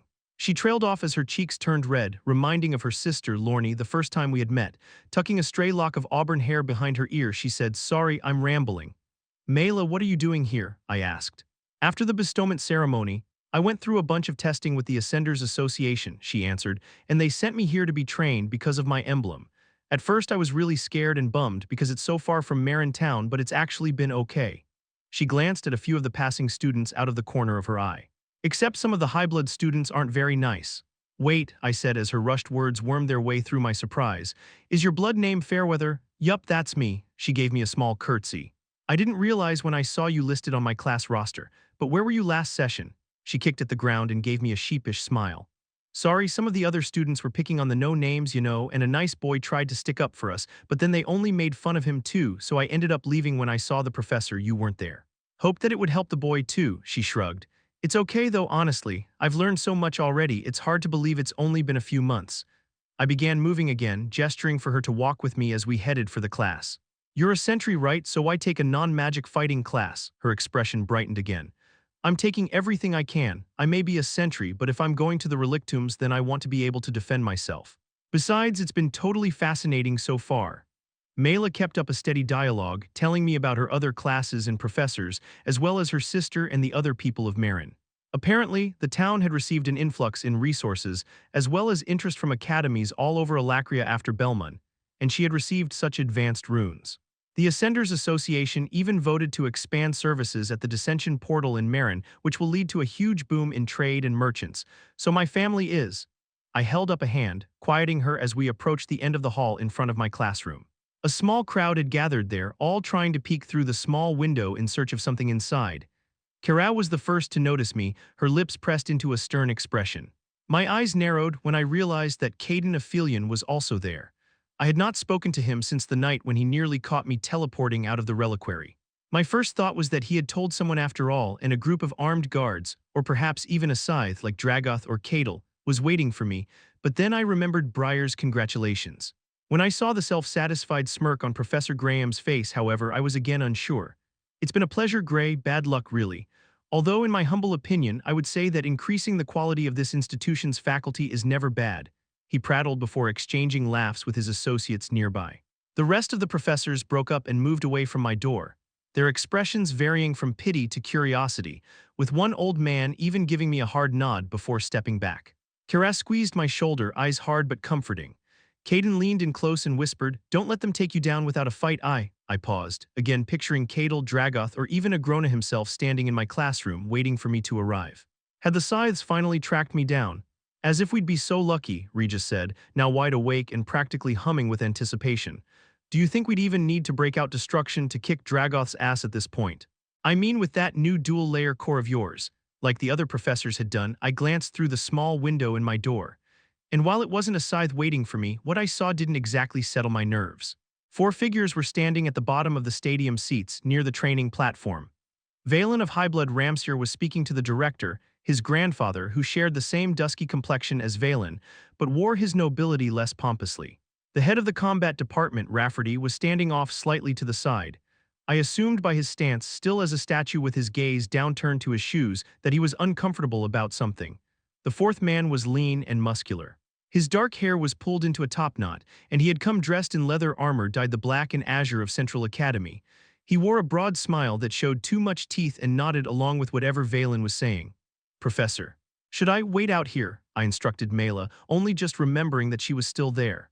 When I entered the classroom, Valen ended his monologue in favor of narrowing his gaze and jutting his chin. The stranger immediately turned his attention to me, his slate-gray eyes crawling across me as they studied me hungrily. Director Ramsir broke the silence. "Professor Gray, come in. We do not mean to ambush you in your classroom, but a runner sent to your private suite this morning was unable to reach you." Although the words were polite, his tone was clipped and sharp with reproach. "Now that you are here, however, we have a most serious matter to discuss." "Which is?" I asked, allowing my concern to come through in my voice. "It has come to my attention, Director Ramsier shot Valen a pointed glance. That your behavior toward this class has been less than attentive, Professor Gray. This is unacceptable at the best of times, but now more than ever it is essential that a competent teacher is available to guide the melee enhancement tactics students. I stood tall, my shoulders loose as my hands clasped together behind me. And why is that, if you don't mind my asking? The director, who himself stood ramrod straight, inspected me closely before answering. In different circumstances, I would be here to congratulate you. He paused, letting the moment linger. As you likely know, Vetcher will host the Victoriad this year. Melee Enhancement Tactics has been selected as one of the classes to compete. I opened my mouth to ask why, but Regis growled a quick mental warning to stop me. The Victoriad is this huge tournament that brings Alacrians from every dominion to compete, mostly in combat. The type or class of combat is chosen by raffle, so intermediate non-magical combat must have been one of the classes picked. I see, I said out loud. Piss poor luck for us though. It's worse than that. The tournament mostly focuses on the scythes and their retainers, Regis continued. Challenges are sanctioned by the sovereigns, allowing a sufficiently powerful or connected mage to challenge an old scythe or retainer for their place. Udo survived a dozen challenges over the years. The Victoriad is the last place we want to be. I met and held Director Ramsier's eyes, crossing my arms and cocking my head to the side slightly. I understand why you might want to make a change. Am I to assume that this man, I bobbed my head in the direction of the stranger, is to take my place? Indeed, the director confirmed matter-of-factly. This is Drecker of Highblood Vassar. He has been Valen's private tutor for several years now and is an excellent fighter. He has offered to lead this class in their preparation for the Victoriad, and I have accepted. He will start immediately and you will be given. I would like a chance to defend my post, I said evenly. Regis sighed in resignation. My words might as well be a fleeting fart to you. The director squinted at me, frowning slightly. He seemed more intrigued than angry. Please explain. Before I could speak, the door into the classroom banged open and Enola strode in, looking extremely irritated.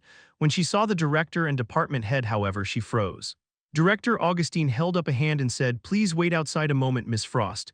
"Let her stay," I said, gesturing to the door. "In fact, let them come in and watch." "Watch what?" Rafferty asked, though his attention was on the director, not me. "Let's fight for it," I said, looking past Valen and the director toward the tutor.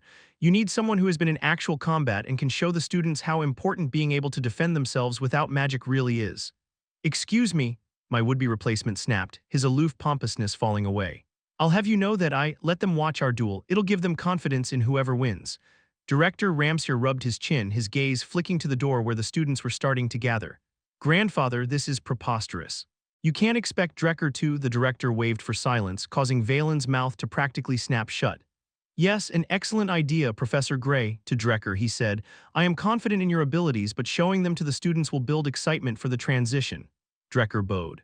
"I am at your service, Director Ramsier. You know, being able to read your mind only makes you more confusing."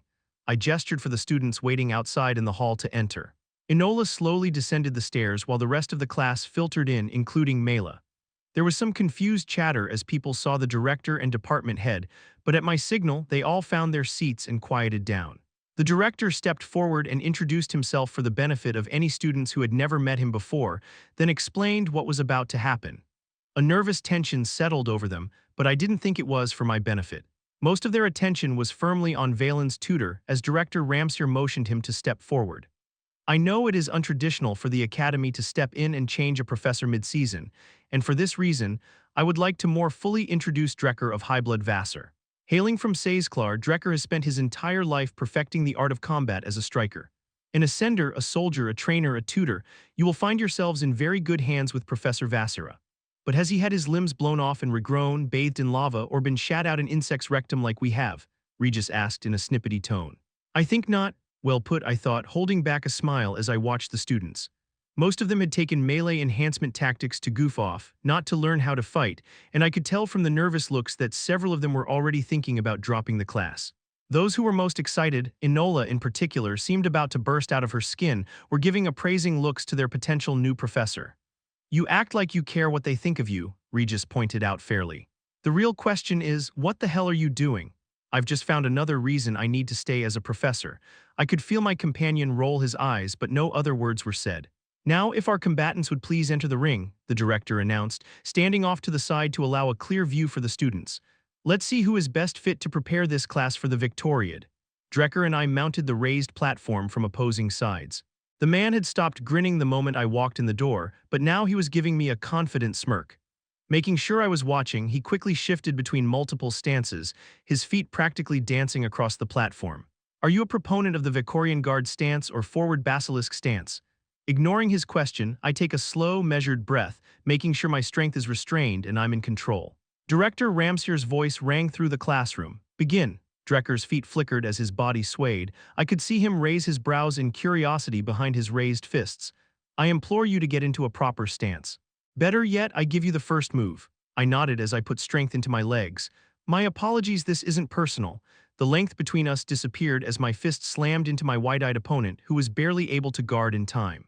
Pivoting forward, I brought my right foot between Drecker's legs and drove my elbow into the side of his head. 2 strikes to the jaw and 1 to his ear, and Valen's tutor hits the ground. I pinned one knee down under his collarbone as my other foot locked an arm in place. My eyes flashed up to the director, waiting for him to call the match. Drecker flailed about, but only succeeded in slamming his forehead into my shin. I think that is quite enough, Professor Gray. It would appear there is more to you than I was told. Director Ramsier gave his grandson another pointed look. The boy had enough sense to look chagrined. Releasing Drecker, I got up to my feet and offered him a hand. Hair disheveled and face already beginning to swell, Valen's tutor gave me a hard stare before accepting my hand and pulling himself up. I might have refuted if I thought I had a chance, he acknowledged meekly. Allowing a faint smile, I let go of his rough, calloused hand. You have a strong guard. Hopping down from the training platform, I turned my attention to the students. Most were watching with open-mouthed surprise. Mela beamed at me, while Enola was looking at me with a newfound flicker of respect. Seth, I noticed, wasn't watching me but was looking down at his own clenched fists. Still, it was Valen who surprised me. The high-blood boy didn't sneer or scowl like I might have expected. Instead, he calmly took a seat next to Portrel and Ramai, shushing them when they began to whisper frantically, and waited. I rubbed the back of my neck. Let's get started. Chapter 354, Somewhat Teaching. Holding out the half-sphere relic, I imbued a small amount of ether into it. The relic flared to life, burning with a quicksilver glow that coalesced around the zone's exit portal. The opaque field of energy rippled and became clear as glass. It was like looking through a window into my rooms at Central Academy. I gestured for Kara to go first. I'd call you a gentleman, but I know you're using me as a test rodent for your new toy, she said with a smirk before disappearing through the portal, immediately becoming visible again on the other side. Walking through it was as seamless as going through a door. There was no discomfort or sense of vertigo, as people sometimes felt when using the teleportation gates around Dicathen. It felt strange to move so smoothly from the relictums into my clean, mostly empty rooms at the academy. Kara was standing in the middle of the room, her scarlet eyes tracking my every movement as I bent down to deactivate the Ascension portal.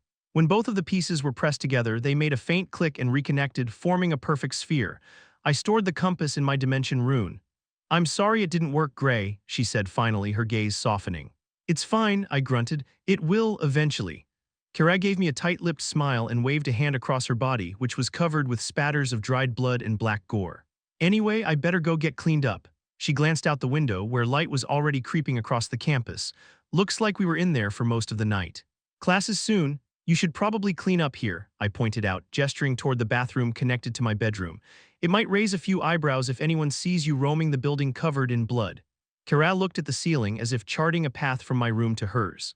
Good point. After handing her a fresh towel, I sat down at the Sovereign's quarrel board and mindlessly prodded the pieces. Maybe it didn't work because Sylvie is an Usura and we were in the relictums, Regis asked, picking up on my own half-formed thoughts. No, I thought. It felt the same as before, just after I'd formed the ether core. Except now, instead of putting buckets of water into a lake, I'm dumping lakes into an ocean. With my etheric reserves having grown tenfold by fortifying my core with a second layer of binding ether, I had thought for sure I could break the second seal within Sylvie's stone. I was wrong. Instead, I had watched as all the power I had gathered, both from the relictums itself and the seed of 3 Steps dried fruit toy, disappeared into the vast depths of the runic framework, draining away like sand through a sieve. But you're right, I continued, closing my eyes and letting myself sink into the soft mattress. We shouldn't try it in the relictums again. We don't know what'll happen if a full-blooded Usura emerges from inside. Kara appeared from the bathing room a few minutes later, scoured clean of the grime and clad in fresh clothing. It just occurred to me while I was in your shower that my leaving your room in the early hours of the morning, freshly bathed, might start just as many rumors as if I were covered in blood, she said matter-of-factly.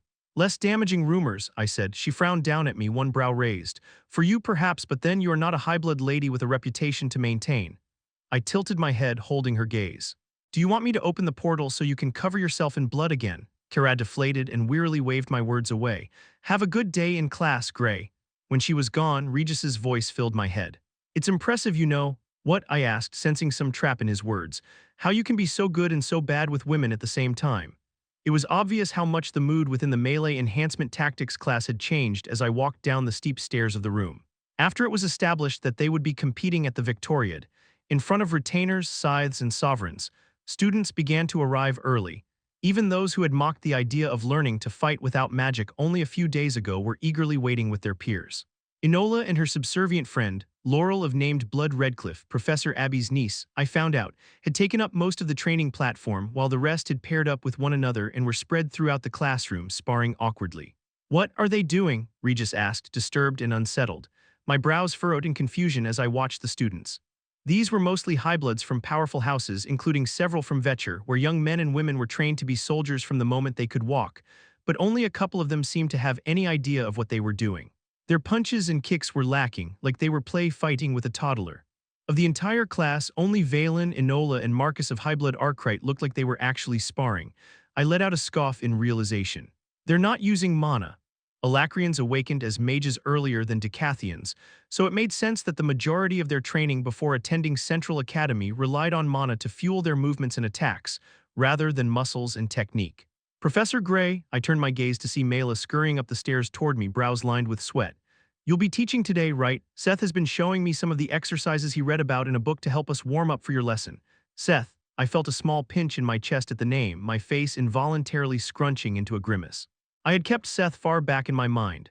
It was easier to ignore his existence than continuously trying to convince myself that I was justified in despising him for his sister's actions during the war. After all, it had led to countless elves being enslaved and eventually the decimation of a Lenoir. Who cares if it wasn't directly his fault? His family got what they deserved. Even if Seth was personally the one that charted the path to a Lenoir instead of his sister, let's not forget you did some terrible things as a soldier in the war. Too, Regis said, his voice tinged with annoyance. I know that, I know. I rubbed my temples walking past Mela. My eyes shifted away from Seth, who was struggling to do push-ups. I made my way toward the office, ignoring the stares of the students I passed until I was stopped by a figure standing in front of my door. Enola had her arms crossed, eyes staring icily at me even as sweat rolled down her face. Is there a problem? She lowered her arms and let out a scoff. It's been days since it was announced that our class would be in the Victoriad, and you haven't done anything besides tell us to exercise our bodies. I raised a brow, jerking my head over my shoulder. It looks like you all are doing more than that already. I don't think sparring was part of the regimen. Enola clenched her hands tightly as she stepped forward. Because we'll be fighting in the Victoriad for Vritra's sake. We have to do something, and you're free to do whatever you want, I responded coolly. This facility is at your disposal. I'm not holding you back. That's not what I meant. The Frostblood's heir lowered her head, her shoulders sagging. Train us, show us how we can fight like how you did against Valen's tutor. I hesitated, looking away from her pitiful display when my eyes caught sight of Seth once more. Annoyance and resentment flared as I turned my head back and stepped around Enola. I opened the door when I felt a small tug at my elbow. Please, Enola whispered, her voice quivering faintly. I waited, silently hoping that Regis would crack a joke or just remind me of the justifications I had made before that were eluding me right now. And for once, he didn't have anything to say. I looked back, regretting it immediately. Regretting having to see how the students all looked at me with hopeful eyes, Valen even going as far as bowing slightly along with his friends. Seth stood and peered from the corner of his eye, too afraid to look directly at me while Mela smiled meekly. You made the right choice, Regis thought. Who said I made a choice? I replied, gently removing Enola's hand. That stubborn brain of yours, my companion responded with a chuckle. I shook my head and faced the class. Everyone on the training platform. The kids dropped everything and rushed to the elevated platform, Enola somehow being the first one there despite the fact that she had just been next to me. I made my way toward the crowd, scratching the back of my head and trying not to think about whether or not I had made the right choice. Inside the ring, Enola had sat down with Laurel while Valen, Ramai, and Portrel were close behind. One by one, my eyes scanned the rest of the students, recalling how they had sparred with each other. Marcus and Sloane, both Vicorians, had been training together with similar styles, a close-in form of combat utilizing hard-hitting knees and elbows. Another of the students from Vetcher, Brian of named Bloodworth, had been sparring with the kid he was sitting next to now, a tanned, blonde boy from Mitchell named Lyndon. Lyndon looked more like a farmer than a fighter, and his swings were messy and wide compared to Brian, who had obviously had some level of training. Out of all of the students watching me eagerly like baby chicks, only Deacon seemed uninterested, sitting next to Yannick in the back, his face hidden behind a book. I let out a sigh. What would you get if you injected babies with the muscles of a veteran warrior? Raising my right hand, I pointed my finger at the class. You. This statement was met with a mixture of responses, ranging from confusion to annoyance and even anger. That's one way to get them fired up for class, Regis responded. Simply put, you guys might as well be punching with your wrists, I said, demonstrating with a flick of my own wrist. And the only reason why it's been working is because you have enough mana to make even that hurt. Enola bolted up to her feet, her mouth already open, but I cut her off. I'm not here to stroke your ego or make class fun and exciting, I said. I'm going to be teaching one thing today. Whether you choose to listen is up to you. Throwing a punch takes your whole body, starting not from the swing of your arms but from the ball of your feet. I swiveled my right foot slowly and pointed to my hips. Like a tornado, you generate momentum from your leg, rotating your hip and letting power build up as you turn your shoulder and explode your fist forward. Any questions? To my surprise, it was Valen's hand that shot up first. Can you show us a demonstration using a target? No, I deadpanned. Pair up and demonstrate on yourselves. 2 days later, when I entered my room for the next class, I was surprised to find half the students already waiting for me. Rafferty, head of the melee combat department, was also there, sitting in the row closest to the training platform. Enola was standing in front of him, throwing the same punch I had shown the class last session. Starts in the foot, legs, and hips like this, I overheard her say as I made my way down the stairs. Her eyes lit up as she made her way to me. I've been practicing the punch you taught us, and you were right. The force score on my impact gauge artifact more than doubled after reading my punch, and it's continuing to improve, she said excitedly while showing me her battered knuckles. I see, I responded, caught off guard by her excitement. Turning to Rafferty, I gave him a small bow, only glancing at the stack of parchment in his hand. Just here for a standard inspection, nothing to worry about, Professor Gray. Miss Frost here was just filling me in on your last lesson, the department head said with a cough. I gave him a hollow smile before heading to the bottom of the bleacher-style seats. While I waited for the rest of the students to arrive, I listened to the din of conversation coming from the class. Mela was sitting halfway up the bleacher-style seats between Seth and Lyndon, the only other student in melee enhancement tactics who was from Mitchell. Do you think you'll get a second rune during the bestowal? Lyndon was asking Mela. It's still hard to believe you got an emblem as your first rune. Mela looked down sheepishly.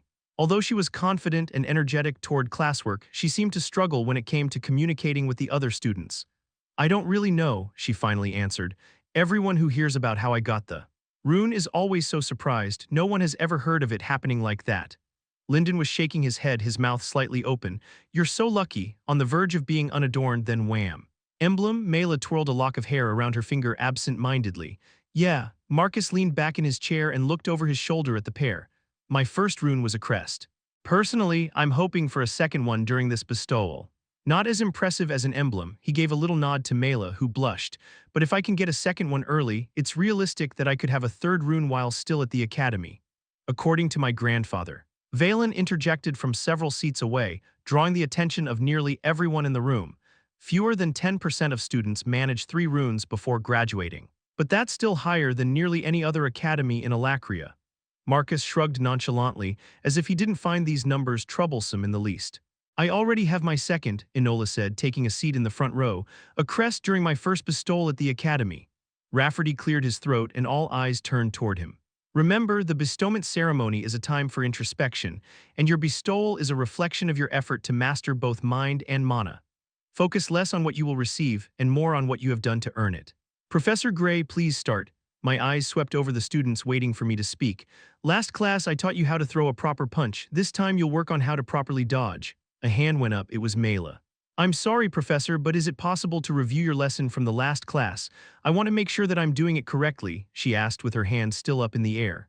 No. Ask your classmates, make some friends, I replied as Yannick slipped through the door, the last to arrive. Before he could take more than a couple of steps, I waved him down to the floor. Yannick, good timing. You're up first. He frowned with concern but made his way down the steps to stand beside me. I'm going to throw 2 punches at you, a straight right at your face, then a left hook at your ribs, I informed him. I raised my fists. Dodge. Stepping forward, I threw my right fist straight at his face. Despite his initial surprise, Yannick was still able to step back away from my reach. Pivoting on my right foot, I swung my left fist in a wide hook. Yannick took another step back to dodge. I turned back to the class, who were watching from the bleachers. What did Yannick do wrong? He had too much wasted movement, Valen answered promptly. Correct, I turned to Yannick once more. Again. My little sparring partner nodded seriously, readying himself this time. I punched again, limiting both my speed and power. This time, the young Alacrian leaned away from the cross rather than jumping back, then parried the hook. Faster. I repeated the exercise, and Yannick's response was the same, lean back before parrying the hook. The third time, his jerking lean back forced him to take an unplanned step, and he only barely got his hand down in time to intercept my hook. My fist landed solidly in his side on the fourth repetition, just hard enough to knock the wind out of him. The boy let out a cough as I turned to the rest of the class. Learning to dodge effectively means that you not only cause your opponent to miss, but also create an opportunity for you to attack at the same time. The students looked at me with renewed interest. Even Deacon had put down his book to pay attention. Who would like to go next? I said, waving Yannick away. The boy's braids bobbed as he hopped off the platform before taking a seat. A couple of hands went up, with Enola practically waving her hand to be picked. Valen, I said, turning toward the high-blood. Portrel let out a cheer, but Valen's cool look quieted the larger boy. You understand what to do by now? I asked, adopting my stance. Valen nodded as he slid back into a stance I recognized as the Vicorian guard stance from my short duel with his tutor, Drecker. When I threw my cross, he leaned forward and his elbow fell down to block the hook. I took a step back. Take note of how small Valen's movements are. By leaning into the first punch, Valen is setting himself up to both block the hook with a smaller movement than Yannick's parry and to be inside my guard for a counter. I raised my fists. Let's see if he can do it faster. Valen and I went several more rounds, with each combination coming quicker and quicker. Finally, his initial instep was too shallow and my cross clipped him on the cheek, nearly knocking him to the floor. Despite seeing the headmaster's grandson get hit, Rafferty seemed unaffected as his pen continued to blur across the parchment as he took notes. Everyone pair up. Go back and forth, trading off as attacker and defender. Attackers start at half speed and work your way up. Thank you for the lesson, Valen said with a bow before walking away. It's so boring now that the kids are so obedient, Regis groused. Are my lessons too basic for the mighty god weapon of destruction? I asked with a chuckle. Yes, as well as anatomically useless for me. So unless you're going to start teaching your students to fight on all fours, I'm going to take a nap, he answered as his presence faded. The rest of the session passed quickly, and most of the students seemed genuinely surprised when I announced their dismissal. Get out of here, I shooed impatiently. Thanks, Professor, Marcus said as he led the way up the stairs. A couple of the others nodded. Mela flashed me a wide grin and waved as she took the broad steps 2 at a time. Rafferty was on his feet, his papers tucked beneath his arm. He quickly adjusted his black and azure suit. Your teachings are unusual but effective. It looks like I won't have to worry too much, Professor Gray. Appreciated, I said as the head of the melee combat department marched up the stairs and out of my classroom. I made myself busy putting things away and shutting everything up. I was almost done when I felt someone watching me. Were you going to announce yourself or just stand there acting all creepy? I mused, closing and locking my office door. Kara was leaning against the doorframe. I was just a bit stunned watching you clean, she said with a hand over her mouth. I am unaccustomed to you looking so domestic. Domestic indeed, Regis chortled, I sighed. If you're going to poke fun, at least help while doing it. I'm here for something else, Kara said, straightening. With the bestowment ceremony starting tomorrow, classes are suspended for the next few days. I know, I said, feigning nonchalance. I'll finally have time to do those errands that I've pushed back along with some other domestic chores. Kara rolled her eyes. Don't be a tease. We're going in, right? A smile formed on the corner of my lips. Of course. Chapter 355, just his name, Tessaieralith. Lifting my hand, I reveled in the response of the mana. The red particles jumped and danced, full of energy. The yellow hovered low to the ground, rolling and tumbling like tiny stones. The blue mana washed over me like the incoming tide and clung to my skin like dew. The green ones were my favorite, though. They had a cutting quality, like a sharp blade, whipping and snapping like the wind they represented, but there was also something cool and clean about them. The wind mana was both hard and soft at the same time. I was standing on a nameless plateau high in the Basilisk Fang Mountains, not far from Tigran Selim. There was nothing around for miles that I could accidentally destroy. But I wasn't out here because Agrona feared I might lose control. Rather, he knew the extent of my power and he wanted me to let loose. Reaching into the sky, I focused on the mana, pulling it to a specific point high above. Water and wind condensed, smashing into each other to build into a huge black storm cloud that darkened the mountains for miles all around us. My small audience watched in silence. Nico was there, of course, along with 3 of the other scythes. Draniv, Nico's attendant, and a few other ranking figures from the fortress had come as well. Agrona hadn't, but I'd never seen him leave the castle before. Fire mana drifted up from the sun-warmed stones and fused into white, hot bolts of lightning that crashed back down to shatter boulders and cast shrapnel across my training ground. Water condensed into ice, which began to fall like catapult stones to smash craters into the hard mountain soil. Even at the height of my strength on Earth, I'd never been able to do anything like this with Kai. My memories had been much more stable in the weeks since Agrona promised I could leave his fortress. He said that I would begin to feel more like myself the longer I was in this body. The runes covering my flesh helped hold me together, helped keep the other voice quiet. Wind mana coalesced into wide, cutting streams that wove around me like a dragon, separating me from the others. Wind, both soft and hard. My previous life, had required me to harden myself to endure the constant and torturous training I had received. But there had always been a piece of myself that I kept in my heart, that piece where I had felt loving warmth for the first time in my life, and it was that warmth that maintained me until I refocused on the mana, recoiling from the shattered remnants of those memories. I still couldn't remember my death, and Nico had only said I would learn about it in time. Nico. I glanced at where he stood, watching me cast spells, his dark hair lashing his face. I couldn't help but notice how he stood well away from the others. Poor Nico, an outsider even here. Draniv clapped his hands and shouted into the wind, his mask giving his voice a grating quality that I found uncomfortable to listen to. Nico motioned for Draniv's silence, and the masked man stopped shouting, though he continued with a slow, inconsistent applause.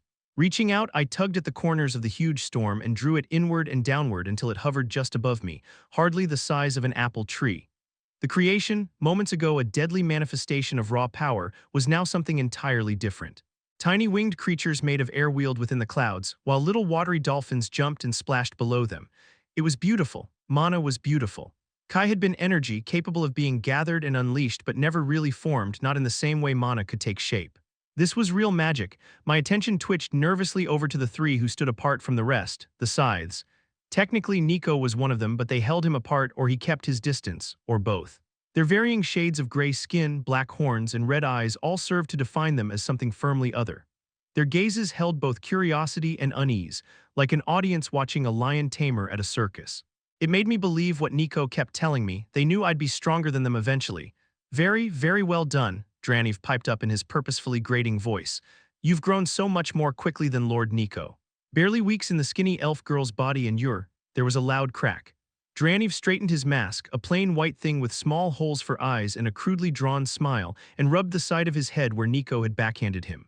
I frowned at Nico, who had the good grace to at least look embarrassed. He hated Draniv, I knew, but he wouldn't tell me why. Cadel and Dragoth were watching Nico.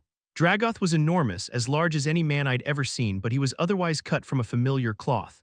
When I was rising through the ranks in the King's Crown tournament, there were many like him, cocky, self-absorbed warriors. Quick to laugh at their own jokes and quick to fight at any perceived insult. Cadel was stranger, scarier. He had a cold and cruel face like the sharp side of an axe but was businesslike in his manners. I didn't like him. But it was the 3rd scythe who I found most interesting. I'd only met her once before, and that was brief. Although she looked young, 20 at the most, there was a deep, curious wisdom in her eyes and a worldly intelligence. I felt like she was dissecting me with her dark eyes both then and now. Unlike her counterparts, she was still watching me, not my spell with its silly wind gulls and water dolphins, but me. Looking into her eyes, it was almost like I could see the gears behind them turning, trying to figure me out. Did she see me as a threat, a tool? I wasn't sure. Nico, Cadel said, his tone full of frost and fire, be nice to your pet. After all, it is Draniv who returned you from that awful continent. Draniv fidgeted, his attitude unreadable behind his ugly mask. He'd be a general now, perhaps even a retainer, if he hadn't retreated from Dicathen to save your ungrateful hide. My spell faded away, the cloud dissolving to mist, and then to nothing as I waited for Nico to respond. He clenched his fists and took a step away from Draniv. Don't speak to me like I'm your lesser, Cadel. I'm a scythe too, remember? Dragoth grinned, his teeth shining white as moonlight through his beard. You are right, little Nico. You are a scythe, and the name scythe meant a little less the day we counted you among our number. He laughed loudly at his own joke, but didn't stop there. Perhaps Bivri should be a scythe, or even Draniv, he said, practically shouting, his grin turning predatory. Nico sneered. And where was the mighty Dragoth during the war? Tell me, Titan of Vetcher, why was it your retainer went to Dicathen and died while you stayed safe? And be careful what you say next, Dragoth growled, his smile dropping quickly. He took a step toward Nico, his huge muscles bulging. The ground swelled as a twisting, thorn-covered vine erupted between them, quickly expanding into a wicked briar fence. I hadn't meant to cast a spell at all, but I was agitated by their fighting. My defensive instinct always veered toward plant magic, even when other elements would make more sense. Dragoth leaned forward, resting both arms on the thorn-covered vines. You are young and little, yet already at the peak of your power. Reincarnate. Nico's head tilted to the side. His eyes were cold as dead coals. Everyone who might hope to challenge me is already here, he said softly before turning to me. It's clear that you are ready to go. We've waited long enough, at Lord Agrona's insistence, of course, he added quickly, shooting a sour look at Cadel. Your ability to mold mana is impressive, Scythe Sarah said, her razor blade gaze cutting me apart bit by bit, but don't be clouded by what's in front of you. Keep your eyes and ears open and do not reach beyond your grasp. She is the legacy, Nico countered darkly. The stars themselves are not beyond her grasp. My first experience of this world was the forest homeland of the elven people. Its strangeness was lost on me. I was too confused and astonished by my own reincarnation to pay much attention to their enchanted forest. Even the appearance of the three-eyed giant, an Usura, I reminded myself, had failed to impress upon me the otherworldliness of my new home. It was in Tigran Selim when I began to understand how different this place really was from Earth. But there, everything I learned was filtered by Agrona.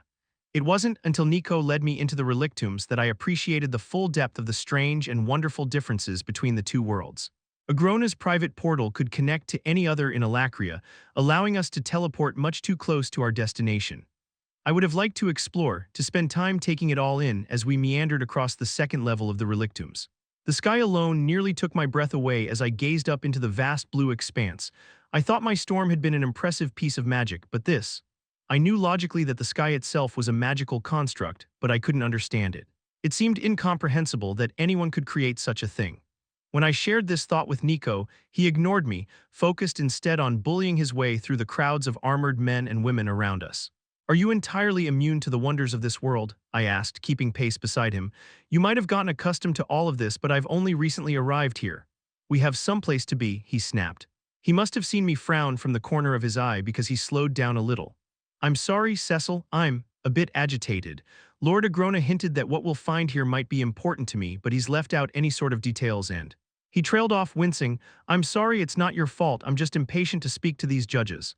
No, I'm sorry, I said, feeling immediately guilty for my choice of words. He'd told me at length about his lives, both what it was like for him after my involuntary induction into the King's Crown tournament and his divided life here. I didn't mean to make light of what you've been through. I know, was all he said. I followed along silently as Nico led us straight as an arrow toward a large, intimidating building of dark stone and black spines. It looked a little like a huge porcupine with an army of gargoyles clinging to its back. A woman with a head of hair like a beacon fire was waiting for us in front of the building. She was wrapped in dark robes embroidered with a golden sword and scales. Her eyes stayed on her shoes as we approached, and even when she began to speak, she did not look up. It is a great honor to welcome a representative of the High Sovereign. Her tone was authoritative even when she tried to be subservient. Although I must admit we expected you sooner. Nico marched past her, and she spun around to follow, keeping just slightly farther back from him than I was. The High Sovereign has little time for such trifling things as a few corrupt judges. I'm still not sure why a scythe was needed at all, Nico said briskly.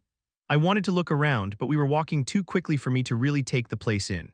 I nearly laughed when I saw a giant fresco of a man I assumed was supposed to be Agrona. It seemed like the artist had never even seen him, but I realized quickly that was a possibility. Then we were past it, with neither Nico nor the red-haired woman taking any notice. Nico stopped at a black iron door, tapping his fingers impatiently while waiting for the High Justice to open it. Waving her mana-swathed hand in front of the door, she motioned us toward a dimly lit stairway made of dark stone and gray tiles. Nico took the lead again, descending the stairs rapidly. By the time we reached the bottom, he was marching at an uncomfortable speed, forcing the High Justice and I to practically jog to keep up with him. A maze of narrow tunnels opened up to our left and right, lined with barred cell doors. In the closest cell to the stairs, a raggedy woman leaned forward into the torchlight, saw Nico, and immediately ducked back into the shadows, her face twisting as if she'd just seen a demon. Nico ignored the branching tunnels as he led us straight down the middle path. Then something clicked. His standoffishness, the way he was practically ignoring me after spending the last 3 weeks working tirelessly to prove to Agrona that I was ready, his ill temper. Nico was anxious about this interrogation. It was hardly a stretch to say that my once fiancé was always anxious, but he had gone rigid, every movement stiff and awkward, and he wouldn't even look at me. He wasn't merely anxious. He was dreading whatever was to come. The hallway ended in a pair of wide iron doors, black as night and entirely covered in silvered runes.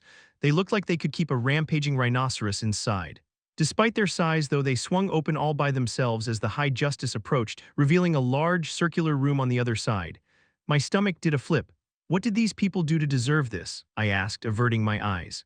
Inside the cell, 5 figures hung spread-eagle from the ceiling by their wrists and ankles. Bronze bands covered their mouths. Although there was mana in the chains and gags, I couldn't sense anything from the prisoners.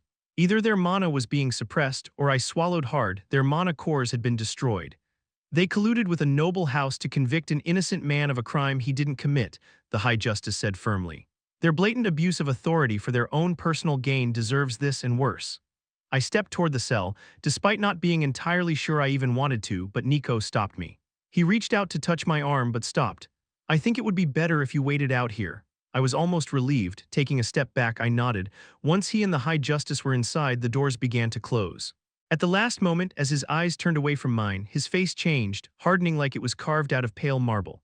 Then he was gone, and I watched as yellow mana particles raced along the grooves between the doors, ceiling, and floor. There was a wooden stool next to the doors, so I sat down. My mind kept fluttering back to the monolith figures in the room.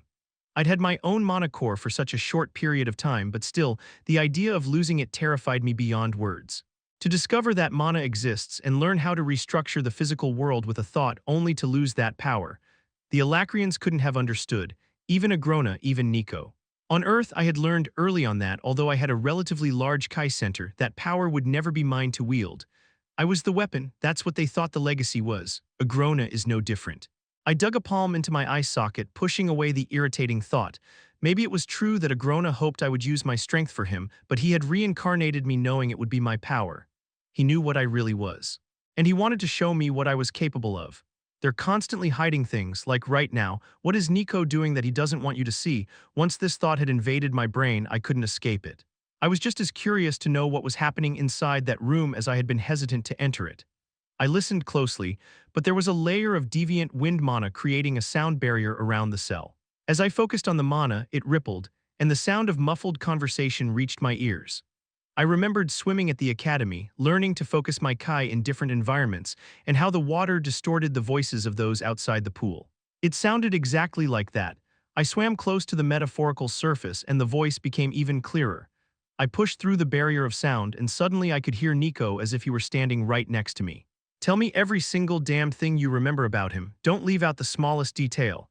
Nico's voice was deep and hollow, like he was speaking from the bottom of a canyon. A chorus of croaking voices answered, each one more desperate to be heard than the last. Cruel cleverness in his eyes as he sat like a statue, like he never feared for a might be an unadorned, cause we never did sense his mana or exuded such a terrible pressure. Stop. Stop, Nico snarled. The cell went quiet. If you keep shouting over each other, I'll burn out your tongues so only one may speak. I recoiled from his gruesome threat, but told myself he was only doing what he had to do. You tell me how this ascender came to your attention. There was some moaning and clearing of throats before a thin, nasally voice answered. A servant of the Granbell blood brought us a strange story. Of an ascender without any blood ties who seemed unaccountably powerful and who projected no mana signature. The speaker paused, breathing heavily. They suspected that Ascender Grey had smuggled a relic. The voice choked off as stone and bones both cracked. I could feel the weight of Nico's rage through the warded doors. When Nico spoke again, his voice was strained.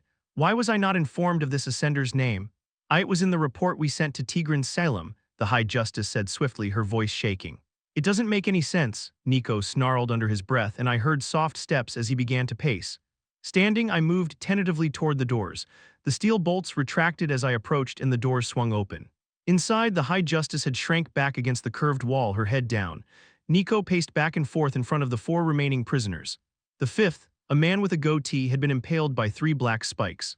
His blood ran in dark streams down the spikes before seeping into cracks in the floor.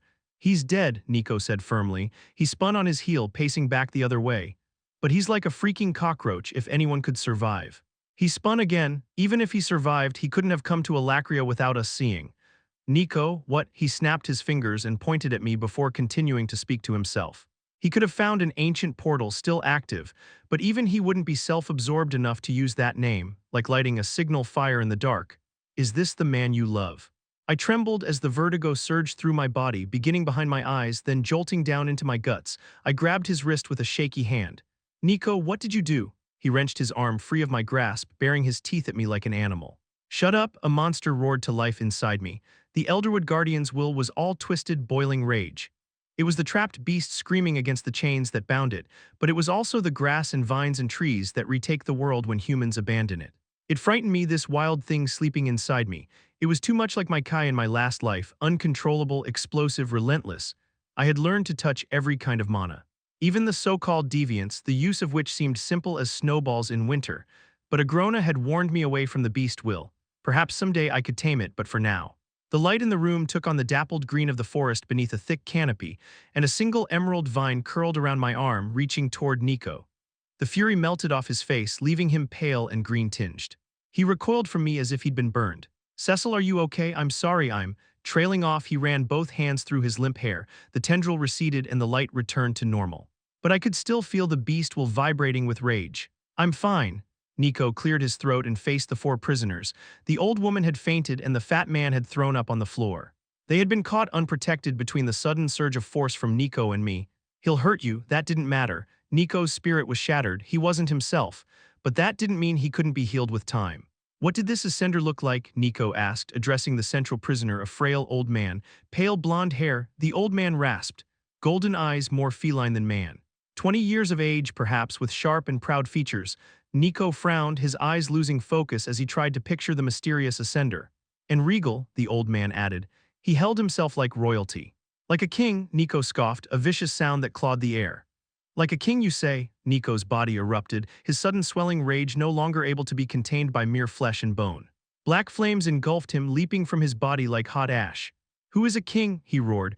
We have only sovereigns here. I could see the mana, blackened by the basilisk's decay influence, working itself into a frenzy inside the prisoner's flesh. All of them were burning on the inside. On the outside, they writhed in silent torment, the pain too great to even scream. Nico was panting heavily, and with every exhalation, the air around him seemed to distort. The High Justice had already scrambled backwards out of the cell to avoid the black fire. She could only watch, unable to speak out in defense of the justice she claimed to represent. Useless old fools, Nico shouted, his voice cracking. The old man's flesh began to blister and crack, and little black flames leapt out of the wounds as the sulfur devoured them. It did not take long. That wasn't necessary, I said, soft but firm. I didn't want to draw Nico's fury, but I wasn't afraid either. They didn't deserve to be burned away by your fear and rage. Nico closed his eyes. His breathing slowed, and the flames outlining him like a deadly halo receded back into his flesh and faded. They are nobody, they are entirely insignificant. His voice was utterly devoid of emotion. Gray again. I said, my voice barely a whisper. Why does this man have such a hold over you that just his name can cause such a strong reaction? Who is Gray? Nico, his back to me, seemed to shrink in on himself. He was our friend. He turned, and for just a moment I didn't see the stranger's face that Nico wore. I only saw his eyes, red-rimmed and glistening with tears. I knew the sadness in them. He was looking at me now the same way he used to look at me, helpless, desperate. And he was the one that murdered you, Cecilia. Chapter 356, Closure. Arthur, the etheric blade in my hand, no larger than a simple dagger and hazy around the edges, drove into a winged creature made of stone before shattering partway, not yet able to withstand the impact. My hand wrapped around the creature's throat. It looked like a bat with a petrified, squashed face and a huge mouth. Its wide jaws snapped crazily just inches in front of my face as its jagged claws dug into my arms in a desperate effort to pull itself closer. Holding the gargoyle back with one hand, I conjured the blade again in my other hand and plunged it into the beast's head, which split apart with a resounding crack. The blade broke and faded away, leaving me with empty arms to defend myself as two more gargoyles plummeted toward me. Twin bolts of dark fire struck the descending gargoyles, and the swooping beasts exploded. Their rubble clattered to the ground like hail and sent up little splashes where it landed in the stream, bisecting the zone. I glanced back to see Kara holding her arm out, revealing the silver bracer she had taken from the Spearbeak's treasure room. It seemed thin against her wrist, barely more than a decorative cuff covered in intricate engravings. Two narrow silver shards were revolving defensively around her, blazing with dark light. In the next breath, they began to dim as they drifted back to the bracer and reconnected to it, fitting into the pattern of engravings. Regis loped toward us, spitting out a chunk of rock from his mouth. Behind him, the zone stretched out far into the distance, covered with the wreckage of our passing. We were in a canyon with sheer, rocky cliffs to either side. They climbed so high that only a sliver of sky could be seen above us, like a reflection of the thin, clear stream that ran along the canyon floor. Loose rocks and rubble, the remains of the gargoyle creatures, littered the canyon floor. That rocked, Regis said deadpan. I admit it wasn't bad once things got rolling, Kara replied, carefully maintaining a straight face except for the slightest quiver of her lips. In fact, it was rather marvelous. I guess fun like beauty is in the eye of the beholder. Regis answered, his voice trembling as he desperately tried to keep from laughing. I faced the exit portal with a deep sigh. I'm so glad I brought you too. Karaz stepped up beside me. Oh, don't be so stone-faced, Gray. Yeah, princess, you shouldn't take us for granted, Regis broke, barking with laughter. Ignoring my companions, I focused on the portal, my mind working at a question I'd been carrying with me ever since acquiring the compass. It had to be more than just a portal generator that took us in and out of the relictums at will.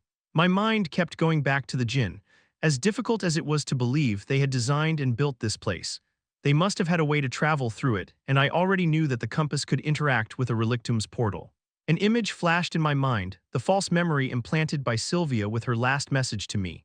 The clarity of the memory had faded with time, but I knew it was one of the zones leading toward the next Jinn ruin. So far, I had stumbled blindly through the relictums, knowing that this place was guiding me toward my goals. Or so it seemed, at least. But trusting blindly to the machinations of a long-dead race of ether wielders didn't suit my needs. Not if I was ever going to master fate. Sitting down, I focused on the fading memory that Sylvia had left me with as I activated the half-sphere relic. It thrummed with ether as misty gray light engulfed the portal, replacing the old slick shimmer that hung like a curtain inside the cut stone frame with a clear view of my room back at Central Academy. Damn it, I cursed, cutting off the flow of ether into the relic, causing the portal to shift back to its original appearance. Protein paste for your thoughts. I looked up to see Kara holding out nutrient-filled rations stuffed in an insulated tube packaging. Just thinking about how to properly use the compass, I answered, flinching away from the strong smell it emitted. How do you eat that stuff? It smells horrible. She shrugged before squeezing the contents from the tube into her mouth. Unlike you, I actually have to eat to survive. This stuff is easy to carry around in bulk for long ascents. I guess I'm glad I don't need to eat, I said, wrinkling my nose. Kara waved the tube around, fanning the smell of jellied meat in my face. I cringed and swatted her hand away, my knuckles ringing against the silver cuff around her wrist. How does your new artifact feel? I asked, eager to divert her from torturing me further. Ridiculously frustrating, Kara pouted. It's like I've grown a new limb that I have to learn to use from the ground up. He does that all the time, Regis said, shrugging his lupin shoulders. I clamped my hand around Regis's muzzle before responding. It looked like you had the hang of it by what I saw back there. A faint smile tugged at the corner of Kara's lips before it disappeared just as fast. She held up her silver bracer as she turned toward the portal. Do you think the compass works kind of like my artifact? What do you mean? I asked as I let go of Regis. When I first channeled mana into the artifact, I actually thought it was just a defensive item, because of the way the shards barely hovered in place around the bracer. It took me days of constant experimentation to realize that the shards were able to be controlled independently, she explained, tracing the grooves etched into the silver bracelet. What if the return function of the compass is the default, and for you to do more, it needs further guidance? Kara's expression softened. It seems unlikely that the ancient mages would let their people traverse these zones aimlessly. Otherwise, what would have stopped them from being trapped, wandering haphazardly to their deaths? I watched as she unconsciously fiddled with the silver bracer around her wrist. Her gaze was empty, focused on a distant memory. She wasn't thinking about Jin or me or even herself, because it wasn't about her. You're scared of the possibility that the relictum sent your brother somewhere he couldn't escape, I said softly, winning a surprised look from the blue-haired Alacrian noble. Is reading minds another of your otherworldly powers? She asked in horror. Please tell me you haven't been hiding the fact that you can. I let a small smile slip onto my face. I'm good at reading people, but it's not magic. Yes, she confirmed with a sigh of relief. I've been wondering for a while now, was that zone you found his dagger and cloak in someplace? Someplace only I could escape, she nodded hesitantly. Like the mirror room or the frozen mountains, even the bridge of faces would not have been escapable without your— We've been calling it God's Step, I filled in. Without your God Step ability, she gave me an appraising look. Regis named it that, didn't he? I let out a loud laugh that resounded off the canyon walls. How'd you know? She smiled wryly. Something tells me you wouldn't be so grandiose in the naming of your abilities. One, it's a great name, Regis replied defensively after pulling his muzzle out of my grip. And two, you used to use a spell called Absolute Zero, so No, I said in answer to her original question. The zone where I found your brother's dagger wasn't like those. It was deadly enough to claim the lives of many ascenders before I found it, but it didn't require the use of ether to escape. That's something at least. I'm glad he had a fighting chance even if he didn't make it out. Karaf forced a smile before turning and walking away. Regis remained by my side as I returned my focus back on the half-sphere relic in my hand. Like what Kara had said, maybe the compass needed more guidance. Shutting my eyes, I visualized the zone that had left the biggest impact on me, the one I could recall with utmost clarity. It's actually changing, Regis said with disbelief before he let out a groan. You just had to pick that one. I pried one eye open to see the smooth marble floor, high arched ceiling, and rune-covered doors capping both ends, along with the armed statues lining both sides of the hallway. It actually worked, I huffed, feeling the drain from my core as the compass continued to siphon ether out of me in order to hold the new destination open. Deactivating the relic, I began recalling the details of our destination in my head. Once the image was clear in my mind, I patted Regis on his side. Get Kara. We're leaving. By the time the portal had stabilized to the next zone we would be heading into, Kara had arrived with Regis, wide-eyed in awe. I can't believe you actually figured it out so quickly, she muttered. Your advice helped, I said, holding out a hand as Regis disappeared back inside me. Let's go. With a deep breath, the two of us stepped through, immediately greeted by a humid gust of wind. Around us were dense trees growing from both floor and ceiling, speckled with the occasional colors from the ether fruits, while webs of tangled roots spread endlessly beneath our feet. Well, this definitely isn't your room, Kara observed. So this is one of the zones you need to visit on this mysterious quest of yours. No, I said quietly, turning to her. It's where your brother died. The Alacrian noble's head whipped toward me, her intelligent red eyes wide and trembling before she turned away, letting her hair fall to shield her face. Thank you, Gray. Ignoring the prickling sensation of Regis's taunting grin, I stored the compass back into my rune before stepping forward. Don't thank me yet.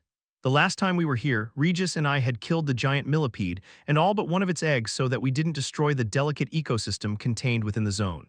But time works strangely in the relictums, so we didn't know what we would find here. Scouting the nearby trees, I found one with strong branches and began hoisting myself upwards, avoiding the dangling fruit and the invisible creatures that used them as bait. Once I was 70 feet in the air, I scouted out our surroundings, looking for the millipede's lair. Although the rough-dug hole that opened up into the millipede den was nondescript, the etheric glow that emanated from it wasn't, and it didn't take long to find. It was less than a mile away.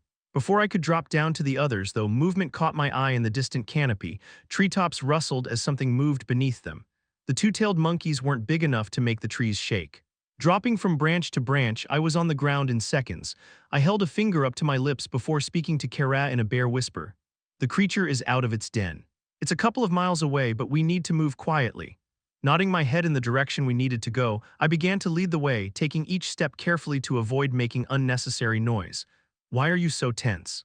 We're a lot stronger than we were when we first came here, Regis noted with a scoff. I know, but it's hard to let go of the kind of fear that grows in you when you're weak.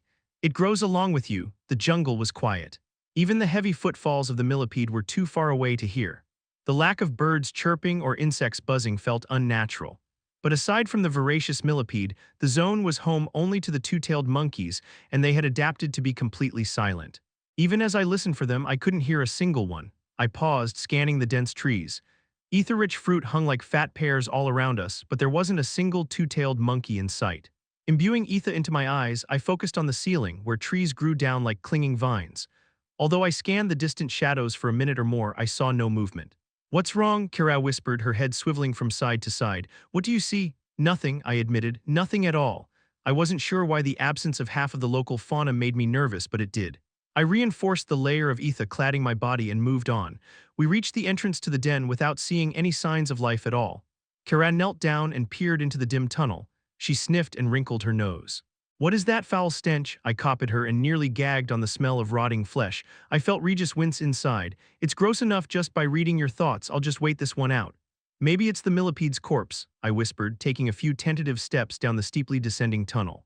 The tunnel radiated faint purple light like before, but it felt larger than it had, and the churned dirt of the floor had a red tinge to it below the purple glow. We moved stealthily along the tunnel until it widened and opened to our left.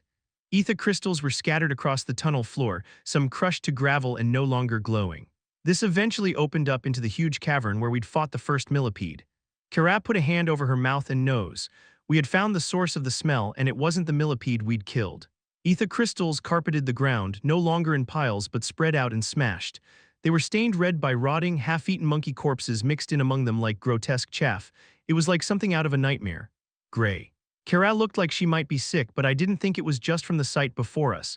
It wasn't like this before, I said gently, nothing so gruesome. I began to maneuver through the cavern, trying to avoid the worst of the mess. Cracked and broken ether crystals crunched under my feet, making an uncomfortable amount of noise.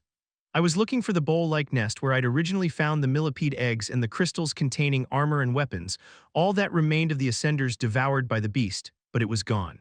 Where the nest had been, the ground was dug up and trampled, the only spot devoid of crystals and corpses.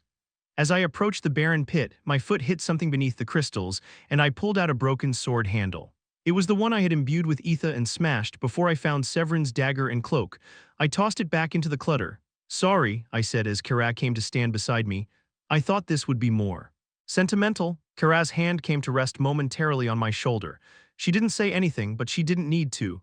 Walking gingerly down into the center of the barren pit where the nest had been, she kneeled. Her fingers combed through the freshly tilled soil.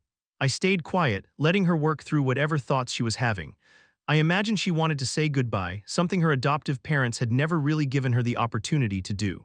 My mood turned melancholy as I thought of my father. I wished I had done more to memorialize him.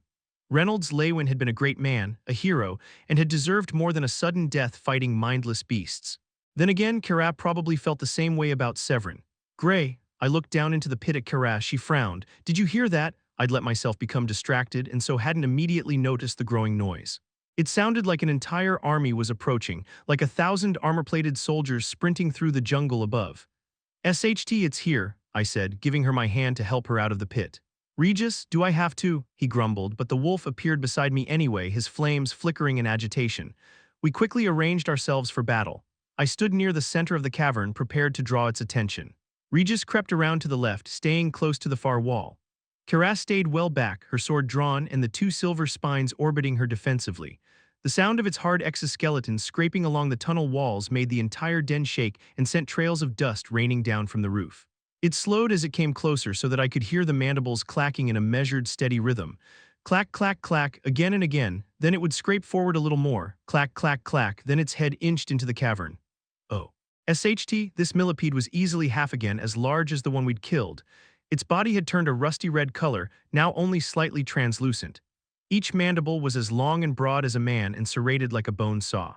It froze, its head lowered a few feet. The mandibles clacked. Then it burst forward in a rush of speed that should have been impossible for something of its size. I dodged back as the mandibles snapped shut just ahead of me, then rolled forward beneath it and grabbed the very front leg. With a sharp twist, the leg ripped free of the body, but the giant millipede was moving again, every leg stabbing downward, the body bucking and coiling, every inch of it in motion. I could just see Regis darting around the back end, biting and snapping at whatever he could. From the other direction, black fire was slamming into the hard carapace like ballista bolts, but the flames only left dark scorch marks. The entire exoskeleton was covered in a thick layer of ether, which was shrugging off even the soul fear. Imbuing the severed leg with ether, I tried to thrust up into the millipede's belly, but another leg slammed into my shoulder and the blow skated off the ether-coated chitin. Throwing down the severed appendage, I conjured an ether blade instead and slashed out at the closest leg. My blade chipped it, then broke. Cursing, I willed more power into the etheric dagger, focusing on its form, forcing it to expand and grow longer. The dagger swelled into the rough size and shape of a spade, then burst apart. Kara braced herself as the millipede shifted its attention on her. It let out a whistling screech and surged toward her.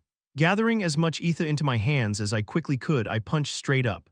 The chitinous underbelly cracked and the millipede's body jerked, the legs scrabbling at the crystal-covered dirt.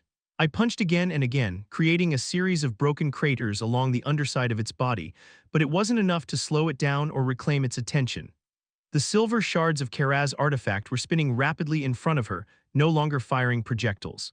Instead, a steady beam of soulfire connected them, forming a thin barrier in front of her. As I prepared to grab the millipede's legs in a last-ditch effort to hold it back, a third satellite broke loose from the bracer, then a fourth, and they joined with the others. The thin barrier bloomed into a wall of black fire an instant before the millipede struck it. Kara's eyes sharpened as she leaned forward, focusing on holding the defensive barrier in place.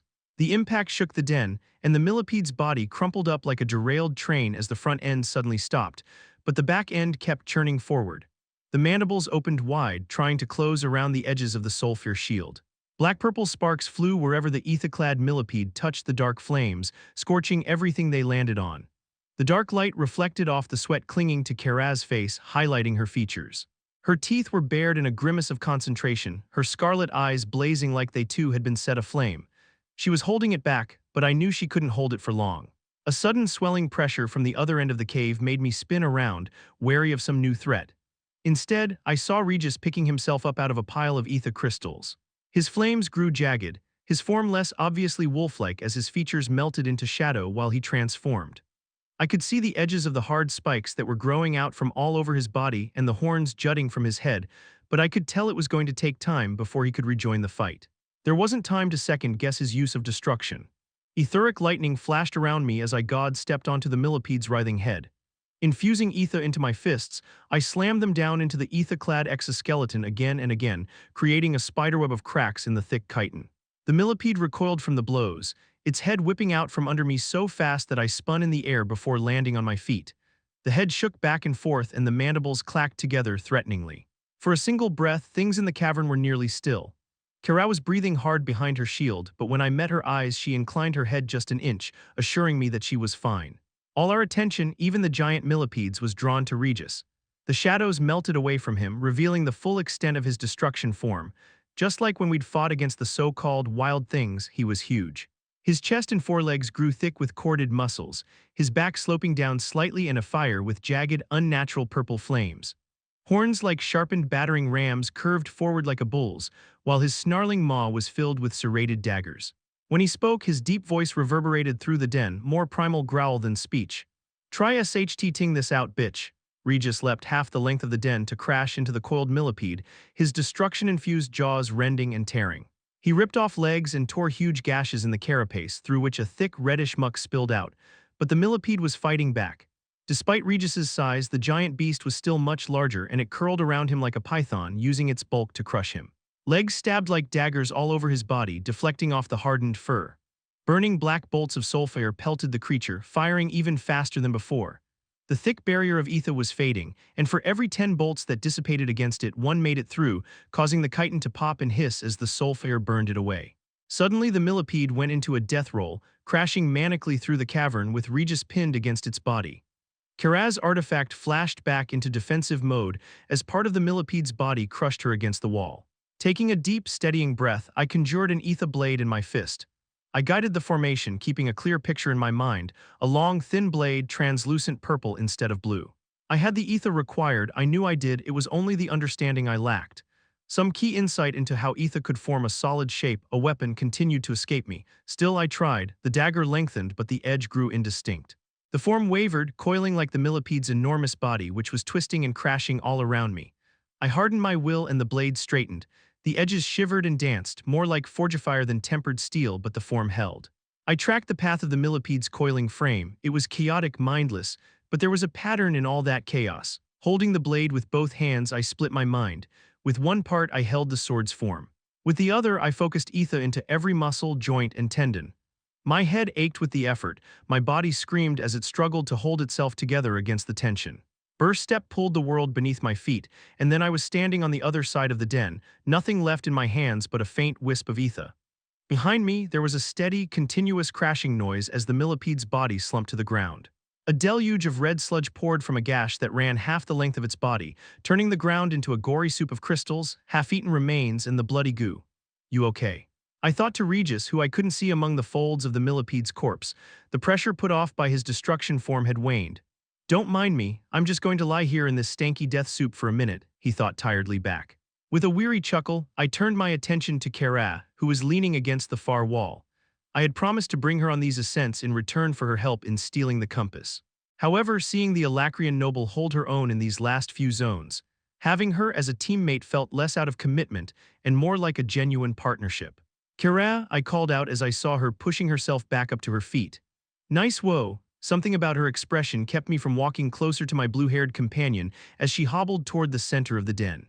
Regis appeared around a mound of millipede, shaking off the muck clinging to his fur. He came to stand beside me, and we watched silently as Kara found a relatively clear space near the center of the den. Soulfire suddenly burst out of her, forming a sphere of black flames that faded as quickly as it had appeared. Now standing at the center of a bare ring of earth, she withdrew something that flashed silver in the dim light, then plunged it into the ground. Her brother's dagger, dropping to her knees, she leaned forward and rested her forehead against its pommel. Her shoulders began to tremble as tears traced her cheek before dropping to the ground. "Come on," I whispered before turning away. Regis followed, allowing her a moment of privacy to grieve. The half-choked sound of broken sobs resounded in the silence. Chapter 357, Blood Relic. Ether coursed through my body, igniting my channels with liquid fire before coalescing into the deep well of my core. Despite my thoughts being elsewhere and the fact that I'd done this countless times before, the feeling was still intoxicating. This profound and elusive power that not even Asuras could fully control was inside me, waiting to be unleashed. "I think we got it," Regis sent as we finished piecing together our memories. Sylvia's last message hadn't shown the 4 Jinn ruins, but they did show the zones that led to them. Only, it took time for both of us to recall the details clearly enough for the compass to get us there. "Yeah," I answered simply, visualizing the image of narrow earthen tunnels winding like a maze of giant wormholes in every direction. I pried my eyes open to be greeted by the chitinous corpse of the giant millipede, which I was sitting on top of while siphoning its ether. With my core mostly replenished and our destination set, I dropped to the ground just in time to see Kara getting up from her brother's improvised memorial. The whites of her eyes had turned red from crying, but her gaze had hardened, her jaw set firmly with resolve. No words were exchanged, only a simple nod before we moved on. The exit portal was hours from the den, and the rest of the journey through the empty zone was uneventful. We moved quickly and in silence. Regis stayed inside my body, regaining his strength after the use of destruction. His control over the ability had strengthened significantly since he'd last used it, but I could feel the toll it took on him. "You should get some rest before we go through," I said as we finally reached the exit. "It's been a while since you slept." "I'm okay," she replied, casting a glance behind her. Though she didn't say it, I knew that she was ready to get out of this zone. Focusing on the image of those winding tunnels, I activated the compass and Kara stepped through. The zone beyond was thick with dust that hung in the air, making it difficult to see what we were walking into, and all I could make out of Kara was a dark silhouette. "Arthur," Regis barked inside me just as 2 more silhouettes appeared on either side of her. "Stay inside for now," I ordered, focusing on the dull red light glinting off their weapons. The shining portal evaporated behind me as I stepped through, my eyes immediately searching for Kara and her attackers. Kara's red blade flashed in the thick dust, ringing against her attacker's weapon. Deep-throated shouts filled the small space, and a glowing spear thrust out of the obscuring dust. I grabbed it just before it would have struck Kara in the back. The mono-reinforced steel haft screeched as I ripped the spearhead from its shaft and hurled it back at the wielder. The jagged tip pierced the attacker's chest, and his dim shadow was lifted off the ground and slammed into the bare dirt wall. The dust began to settle, revealing another man, large and caked in dirt and clay, hacking and slashing at Ciro with a serrated, frozen scimitar, and 2 strikers flanking a narrow earthen tunnel that led out of the small room we were in. Godstep brought me behind them, amethyst lightning arcing across my skin.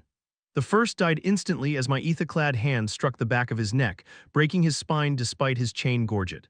I backhanded the second as he began to activate one of the runes displayed along his spine, sending him flying into the tunnel wall. He landed on his own spear, impaling himself through his bare biceps. He hissed out a curse before rolling over and tugging futilely at the spear, his spell forgotten. Kara's opponent growled in bestial rage as their blades clashed, a sound that cut off in wet gurgling as her sword plunged through his chest. I dug my heel into the last mage's bloody wound, ignoring his desperate attempt at defending himself with a shroud of fire. "Why did you attack us?" I asked evenly, leaning down to meet his eye. "Caged orders," the man yelled out, his dirt-caked face contorted in pain.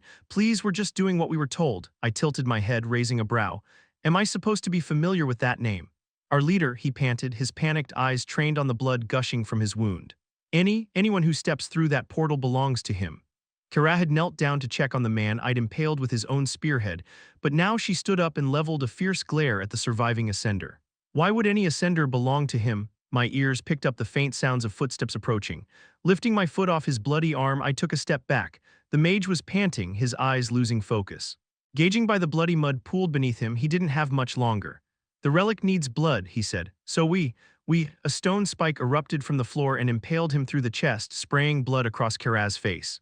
I spun to see a dozen more ascenders huddled together farther down the tunnel. One man stood at the forefront of the group. He was as dirty as the rest of them, but under the layers of filth, I could see a network of scars crisscrossing his face, arms, and hands. His hair was a fine stubble that looked like it had been shaved with a dagger instead of a razor, and a knotted blonde beard covered his face. He wore a mismatched suit of armor that looked like it had been scavenged from a dozen different sources. "Would you care to tell us what the hell is happening in this zone?" Kara asked as she calmly wiped the blood off her face with a handkerchief. "Hell is the appropriate word," the scarred ascender drawled, grinning. He was missing more than one tooth, and those that remained were filed to sharp points. "You've reached the very bowels of the relictums where ascenders come to die." Kara took a confident step forward, her dark blue hair fluttering as she leveled her thin blade to the man's throat. The ascender matched it, a small crater forming beneath his feet as he stepped forward and pressed his neck against the tip of Kara's blade. "There's no way out of here," he continued, his dark eyes wide and more than a little mad. "Except by blood, everyone either gives it or takes it, but no one who stays neutral survives for long." I shuffled tentatively in between the two and held up an arm.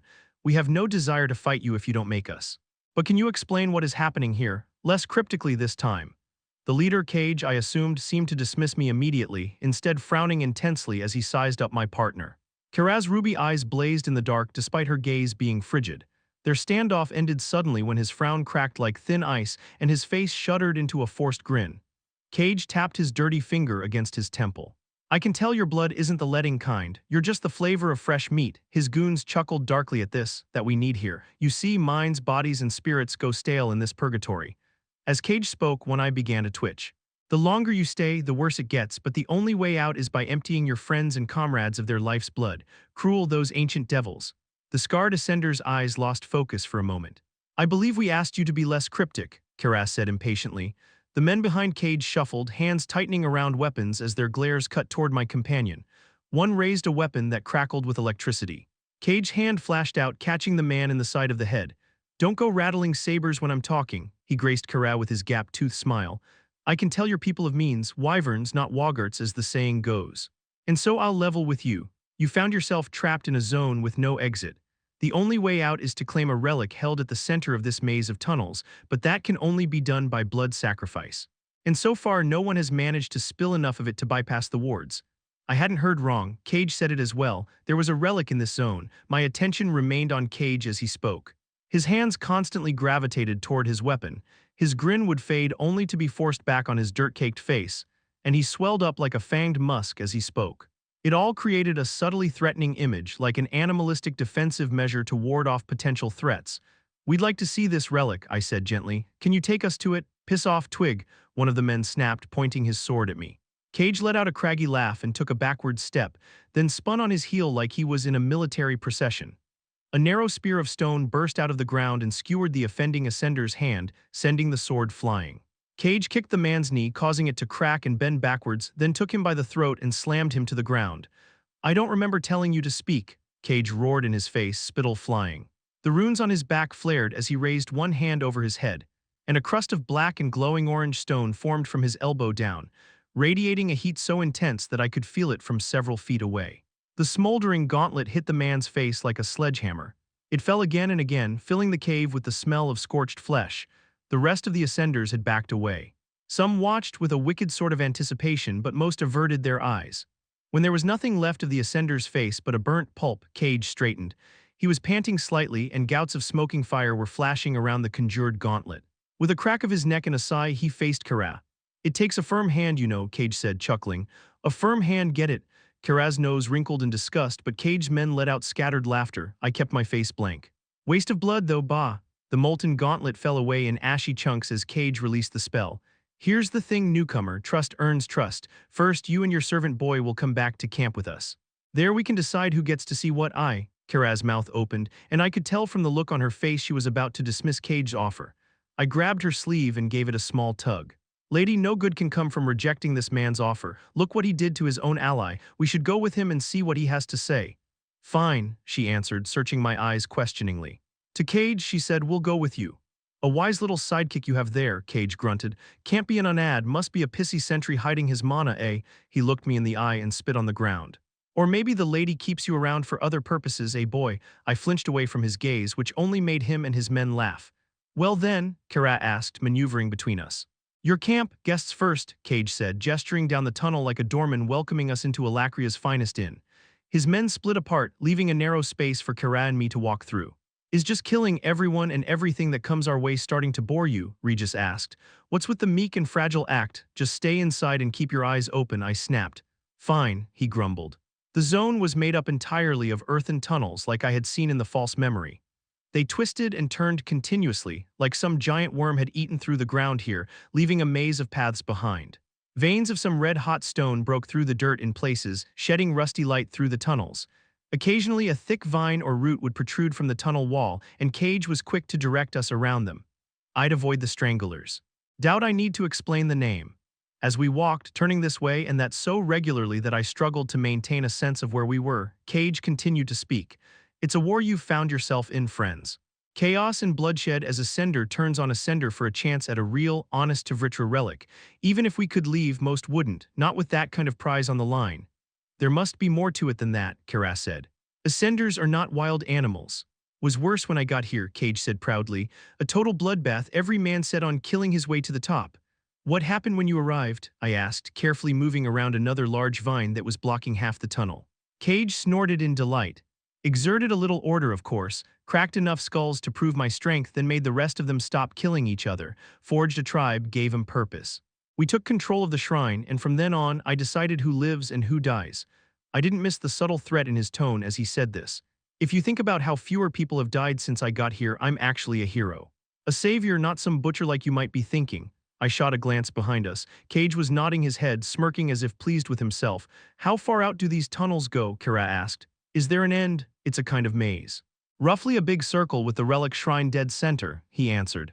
Big enough you could get lost and starve to death before anyone found you. I could practically hear the cold sneer in his voice as he added, but the tunnels are still full of mad ascenders just waiting to slit your throat in the dark, and they'd get you before then. Knowing the relic was at the center of the maze was something, but I didn't have any reference for where we were yet. But as interesting as the presence of yet another relic was, my curiosity was focused somewhere else. If this place is that big, maybe you just haven't found the exit portal yet. No, Cage snapped, his footsteps halting. I turned around to find him scowling at me, his fists clenching and unclenching, short, burning spikes pressed out of the tunnel walls all around us. Are you doubting me, boy? Plenty of strong men have withered away in the tunnels searching for the way out. We know where the door is, so only an idiot would keep looking. And the key is blood, Regis thought sarcastically at the same time Cage said it, so we just got to figure out how to use it. I nodded, taking a timid step back. My foot bumped against a vine that slithered along the side of the tunnel, and it struck like a snake. The strangler wrapped around my leg and receded into the dirt, trying to pull me with it. Kara's blade flashed, severing the root just above the ground. It released its grip, writhing like a dying worm at my feet. I scrambled backwards in the dirt to get away from it as Cage and the others broke into an uproar of wild laughter. Cage jerked me to my feet and threw his arm around my shoulder, wiping tears and snot from his bright red face as he continued to chuckle.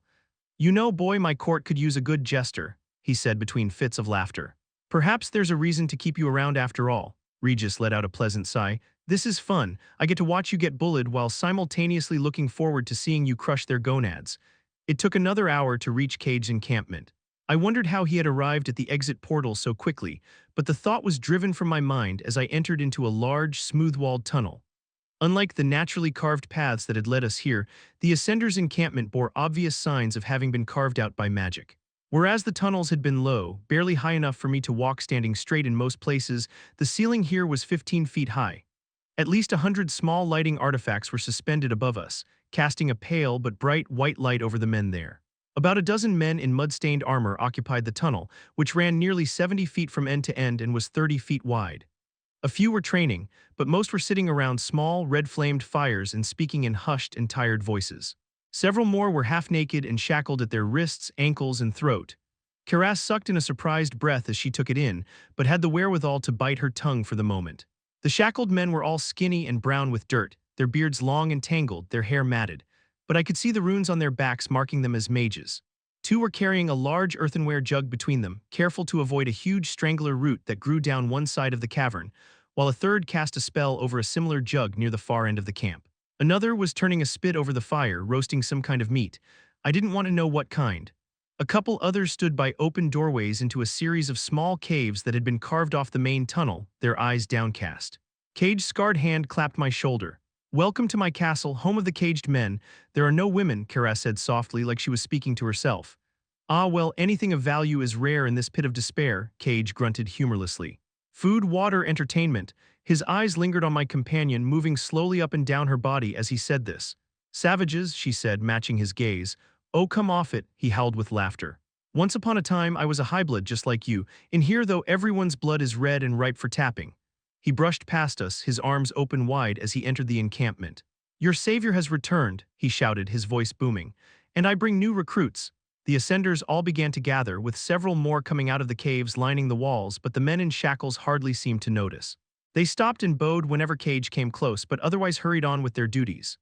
Enough gawking, Cage shouted suddenly, pushing one of the men, a dangerously thin boy who couldn't have been more than 16 with the way his facial hair grew in uneven patches, causing him to stumble and fall, nearly landing in the fire. Get back to work, I scanned their faces as we followed, taking in the sunken eyes, gaunt cheeks, and most of all the hard looks they gave us. Every one of them was ready to kill at a word from their leader, despite how he treated them. Men who fell into despair here were likely fed to the relic, so they embraced fury and hatred instead. These were the survivors. I could see the terrible things they'd done to make it this far in their eyes. Cage led us into the largest of the caves, although to call it a simple cave didn't do it justice. A talented mage had carved out a space large enough for a family of 4. The floors were hardened into something like marble, while the reddish walls had been carved to look like bricks. Stone furniture was layered with furs and blankets, significantly more than one man could have brought with him into the relictombs. A huge bed took up the center of one wall and was piled high with more furs and bedrolls bound together with silky cords. At least you haven't had to give up your lavish high-blood lifestyle, Kara said sarcastically as she took in his makeshift home. Cage threw himself into a lounge chair and kicked one muddy boot up on a stone footrest. It hasn't been all bad, I'll admit. Out there I was the 4th son of a failing blood, but here I might as well be a sovereign. Kara rolled her eyes. And what happens when the Ascenders Association learns of what happened in this convergence zone? You'll be executed. Cage grinned at her like a gap-toothed shark. That's assuming we ever escape, my lady. And if we do, that means we've claimed the relic. No one will give half a SHT what we did to get it. He put his hands behind his head and gazed up at the ceiling. Imagine it, the first live relic returned in how many years? 2 decades, 3, wealth enough for us all to keep our blood strong for generations. I could tell from Syrah's sour expression that she knew Cage was right. Scuffling steps at the door announced the arrival of a newcomer, who bowed while trying to hold up a cask heavy with some sloshing liquid. He was ghostly pale, with muted hair halfway between gray and brown that hung limp down to his shoulders. His flint-black eyes just touched on Kara and me before he stumbled to the table, struggling under the weight of the cask. Ah, rat, perfect timing. Is that the Truatian stout? Cage asked, licking his lips. When he saw my questioning look, he winked. Some fool had half a tavern stuffed in his dimension device. All the better for us. His face grew sorrowful. Nearly done now, though, isn't it, Rat? The man called Rat wiped sweat from his brow as he went about tapping the cask. I'm afraid so, my lord. Only one more cask is all, and it's the pail from Saizklar. Cage snorted. Might as well be drinking Rat's piss. He spat on the ground. Rat wore a simple linen shirt and trousers, but no armor. He wasn't outfitted with manacles like the others we'd seen. He avoided looking at Cage, keeping his head averted subserviently, and when he spoke, his words were soft and non-threatening. He immediately reminded me of his namesake, scurrying around the edge of the room like a rodent trying to avoid being stepped on. Strangely, he was quite clean. There was hardly a speck of dirt on his clothes or his face, and his hair, although shaggy, was not full of muddy clumps like everyone else's. Only his hands showed any sign of the filth that clung to the rest of them like a second skin. His darting eyes caught me watching him but jumped away again instantly. Is it possible? I started, my voice trepid. To see the relic now. Cage took a clay mug from Rat and tipped it back, chugging down several mouthfuls and dribbling at least half of it into his beard and down the neck of his chest plate. Ah, that is good. All the fine wines might come from Itril, but those Truatian bastards know how to make beer. He set the mug down and leaned forward, giving me a curious look. When he spoke, though, it was directed to Kara. You're in my domain now. You're strong, I can tell, maybe even almost a match for me, one-on-one. He smirked in a way that suggested he didn't believe this, but was simply being polite. But I have 24 hard bastards at my disposal, and you've got one timid meat shield. Kara crossed her arms, looking unimpressed. You want to see the relic. You need to find a place for yourself in this zone because you're not leaving anytime soon. That ugly, predatory grin split his face. I have wants and needs of my own. So what are you willing to trade for your lives? If you had everything you wanted already, you would have just killed us by the portal. Kara leaned down so she was eye to eye with the scarred ascender. No, I think you need help and you're hoping that we can provide it. You think I need help? I know the way out. I solved it. All I need is more blood. Cage stood suddenly, knocking over the footrest before jabbing a filthy finger at my unfazed companion. And I can have you and your man damsel killed any moment I want. Then there shouldn't be a problem with showing us the relic, Kara answered coolly. Rat was fidgeting while tapping his fingers rapidly on the table, his wide black eyes frozen on Cage. When he saw me watching, he stopped and busied himself preparing another mug of beer. Cage glared at Kara. Rat will take your servant to the shrine to see the relic, but you stay here with me, understood?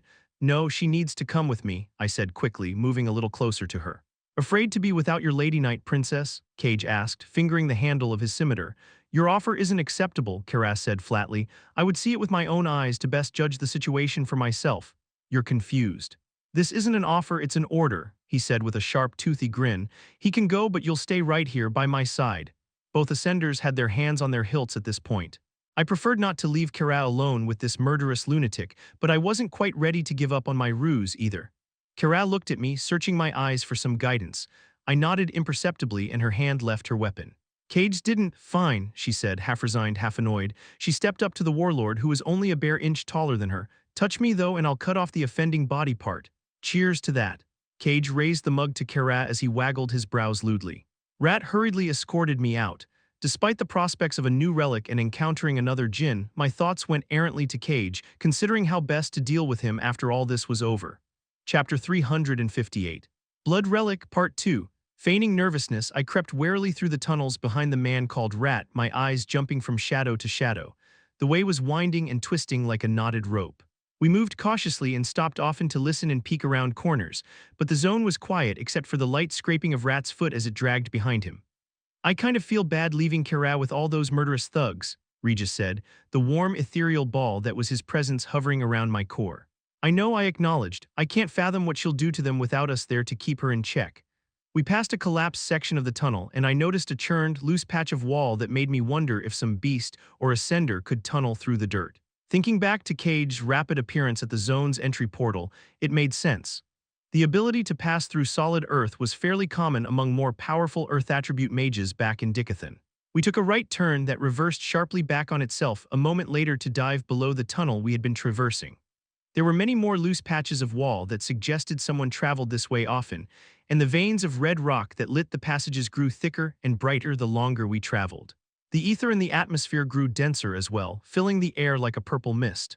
I was confident that Rat was leading me the right way, and that I could find the shrine even without him using the ambient ether. I expanded my focus in order to feel the etheric paths connecting each point in space around me. However, with how large these networks of tunnels and caverns were, it was impossible to make sense of the feedback I received. As boring as it was getting to watch you act like a pansy wogart, I'll admit it was the right call. I know, that's why I so rarely listen to you, I mocked. It's unfair, isn't it? Excuse me, I asked, slightly caught off guard when Rat suddenly started speaking. How we are expected to serve like pets, but in the act of doing so, we become reliant on our master's strength to keep us safe. The pale, quiet man gave me a tight-lipped smile. Is that why you serve Cage? I asked, altering my inflection to sound as if I was afraid to even say the maniac's name.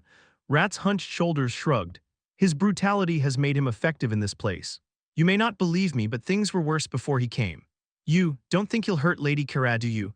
Although I wasn't particularly worried about Kara, knowing her to be more than capable of taking care of herself, I hoped to strike an emotional chord with my guide.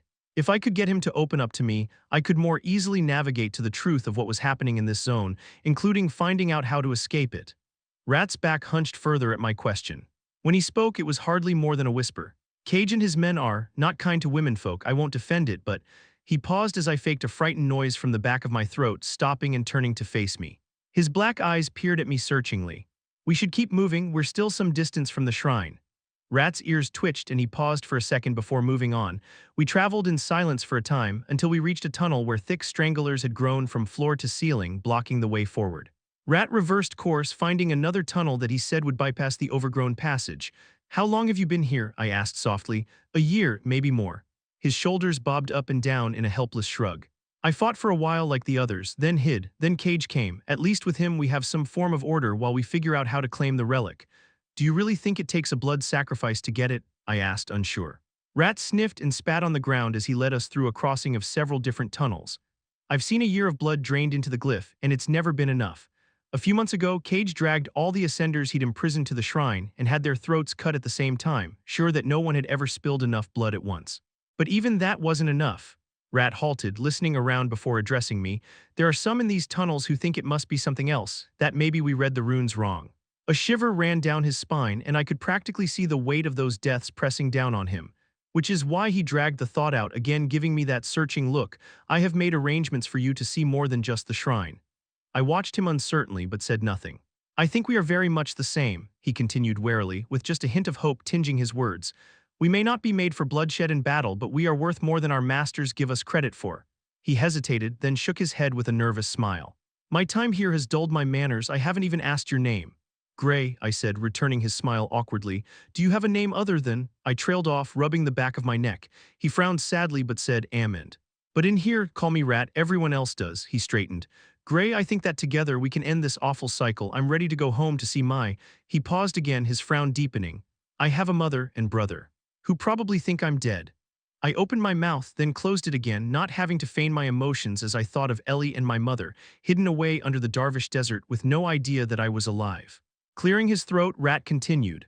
I hope you can appreciate the risk I am taking by telling you this, but for some time now I have been passing information about Cage to the other factions in this zone. Regis chortled. So our Rat is actually a mole. It has been months since anyone but Cage and his people have been allowed to see the relic or the ward that protects it. Although Cage keeps some semblance of order here, he is not particularly intelligent, and fresh eyes might find new meaning in old words, I said, quoting a line from a book on spellcasting I had read while still a student at Xyrus Academy. Exactly, Rat agreed. So, you will help me? I nervously opened my mouth, closed it, then opened it again. I just want to get my lady away from this zone safely. Nodding in acknowledgement, Rat continued leading me to the shrine, which wasn't far from where we'd stopped to talk. Several turns later, we found 3 women standing in the tunnel, their weapons drawn. I froze, but Rat kept moving toward them. Who is this? A tall woman with tightly braided hair asked, pointing her golden spear at my chest. He's new, Rat replied breathlessly, not one of Cage's. Why is he here? Her liquid brown eyes tracked distrustfully across me, seeming to linger around my sternum. Her frown deepened. Rat scratched behind his ear. The same reason you are, Leia. She clicked her tongue but moved to the side of the tunnel. Rat slunk between the women, each one several inches taller than him, his eyes lingering on their weapons. I mimicked his wariness as I too passed between them, standing like sentinels to either side, regarding me coldly. We came to a point where the path split, curving away to the left and right. Rat circled around to the left, then stopped at a bare patch of wall. He closed his eyes and pressed a hand against the wall, and a humming vibration shook the passage. Like a curtain being drawn to the sides, the wall opened, revealing a chamber completely cut off from the rest of the zone. 3 men, all ragged and filthy, obviously part of Cage's gang, brandished weapons, then backed down at the sight of Rat. An ogre of a man whose beard hung nearly to his belly set the butt of his massive 2-handed axe on the ground and rested his hands on the head. He leered at the 3 women, showing off a mouthful of crooked, stained teeth, but his expression fell when he noticed me. You didn't say nothing about another man, he said gruffly. Does Cage, would I be here if our master didn't will it? Rat wheezed. Cage grows impatient for the relic. This man is a potent sentry in service to a powerful highblood. Cage has instructed that he be allowed to see the shrine along with Leia and her womenfolk. The burly guard didn't seem convinced, eyeing us skeptically. Do you ever wish to leave here, you bloodless oaf? Rat snapped, shooing the 3 guards off of a huge carving that took up most of the floor. The man thought about this for a moment, then deferred to Rat and moved aside. Rat waved us in, gesturing to the floor. My eyes were drawn past it, however, to what could only be the relic so many had killed and died for. My immediate reaction was disappointment. The garment, which hung suspended within a golden beam of light, was best described as armored robes. They were thick and bulky, the fabric a muted grayish-brown, with dark leather pauldrons, vambraces, and a gorget. Runes were embroidered into the seams and carved along the edges of the leather armor pieces. Putting the dated style aside, the relic armor seemed to have been made for an ogre rather than man. Oh, I don't know. It seems rather fitting, Regis said thoughtfully, a macho dress for a macho princess. Something about the way the ether was moving in the room caught my eye and I looked closer. A subtle amethyst glow of ether infused the armor. Is that?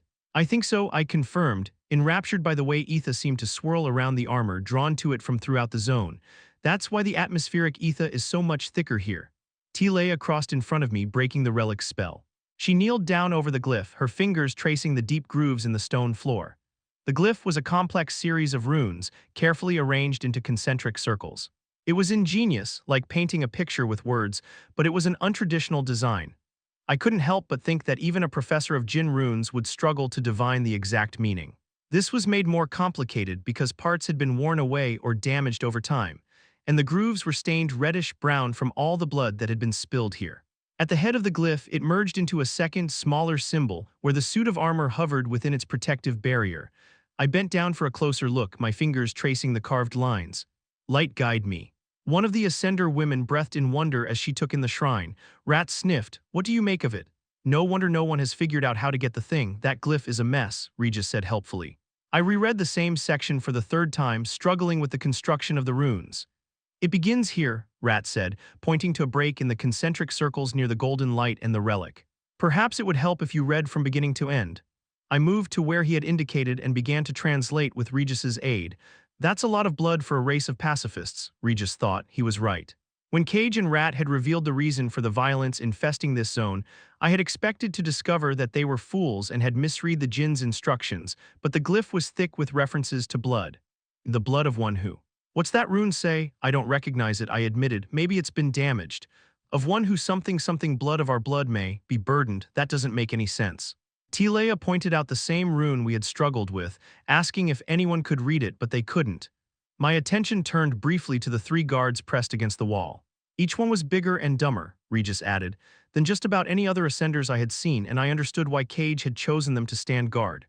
Men like that showed no curiosity and would be unlikely to think too deeply about the puzzle they stood upon, despite it being the key to a fortune they couldn't even comprehend. The ancient mages were a people of peace, I said, half to myself. Their dedication to this ideal was so great that they didn't defend themselves even when another race destroyed them. Instead, they built the relictums to keep their knowledge alive. They didn't forge weapons or armor. That's why this relic was locked away.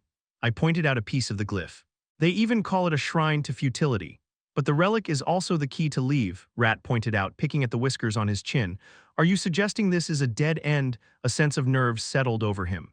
That just can't be, Tilea spat on the ground. There is a way, there is always a way in the relictums. I returned my attention to the glyph, muttering to myself as I worked around it in a circle, translating it again from scratch. Blood of our blood, burdened by purpose. One who? My brows furrowed as I reread the glyphs a few more times, focusing more on the seemingly contradictory portion of runes and piecing together what they meant.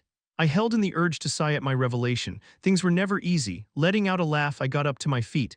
I think I got it. Rat approached me, his eyes narrowing at the glyphs before giving me a guarded look.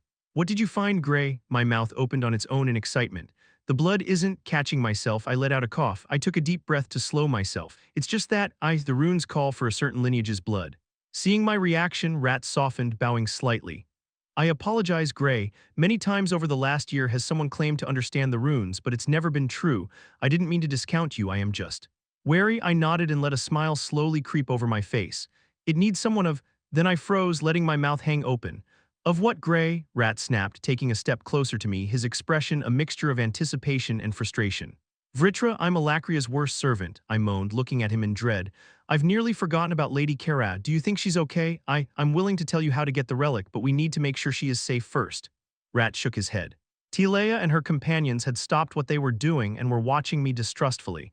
The three guards exchanged confused looks. It will be easier to free her from Cage after we've claimed the relic. Then we'll have the upper hand, Rat insisted, once we know how to leave. The ogre of an Ascender took a heavy step forward and pointed his axe at Rat. Cage didn't send you this time, did he, Rat? You lied. Rat flinched away from the spittle that flew from the huge Ascender's lips. Before the man could come after us, however, a golden spear burst through his neck. The other two fell in the same breath, similarly impaled as Tilea and her companions ran them through. The tall woman ripped her spear from the dead man's neck and pointed it at me. Explain. The blood has to. I swallowed heavily.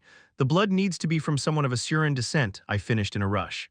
Tilea's spear pressed against my throat. Foolishness, lies, that is impossible. It's not, I hissed. Spill the blood of one who has harmed the blood of our blood, the Usuras. The Usuras were the enemy of the ancient mages. Tilea's hard eyes seemed to bore into mine as she searched them for the truth. After a long few seconds, she cursed and stepped back, lowering her spear. Then we truly are doomed to rot here forever. I rubbed at my throat, where a bead of blood was dripping down my skin. The wound was already healed, but no one seemed to notice. Rat was staring at me intently. I grimaced, his eyes narrowed. What is it, Gray? I hesitated until Tilea let out an angry huff, then said, Lady Kara.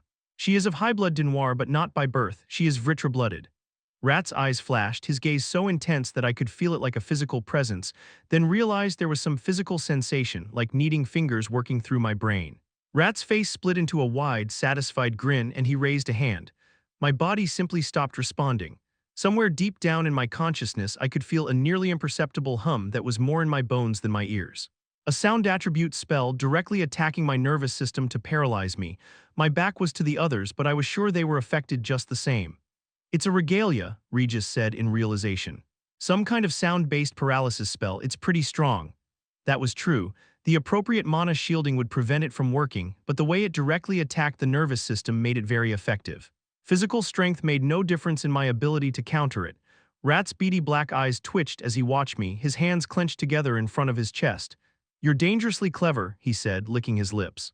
"The ruse with the girl, Cage was a fool to make assumptions so quickly. I knew right away you weren't just some sentry hiding his mana signature." He tapped his head. "Another of my many very useful runes. I can hear the flow of your blood, the beating of your heart, the air whooshing through your lungs. I can tell when someone is lying. And since I know you were telling the truth just now, thankfully there is no more need for this charade on either of our parts. It has been an interesting duel. Who can pretend to be more weak and pathetic, but I'm tired of it. Thank you, Gray, for your assistance. Art, what should I do?" I told Regis what I needed from him and he lapsed into silence. With a lazy grin, Rat drew a long curved dagger from his belt and walked up to me. He kept eye contact as he drew the blade across my throat, and I could distantly feel the warmth of my blood spilling down my front. My body collapsed to the ground and Rat leaned over me. Although I couldn't move, I could still feel it as the dagger plunged into my side, my back, and finally my heart. My eyes fluttered closed and my breath stilled. Rat blood pooled under the golden-eyed Ascender's body as he slumped lifelessly. "Looks like you were of use after all." I wiped the blade with the sleeve of Gray's arm before standing up and turning to face Leia.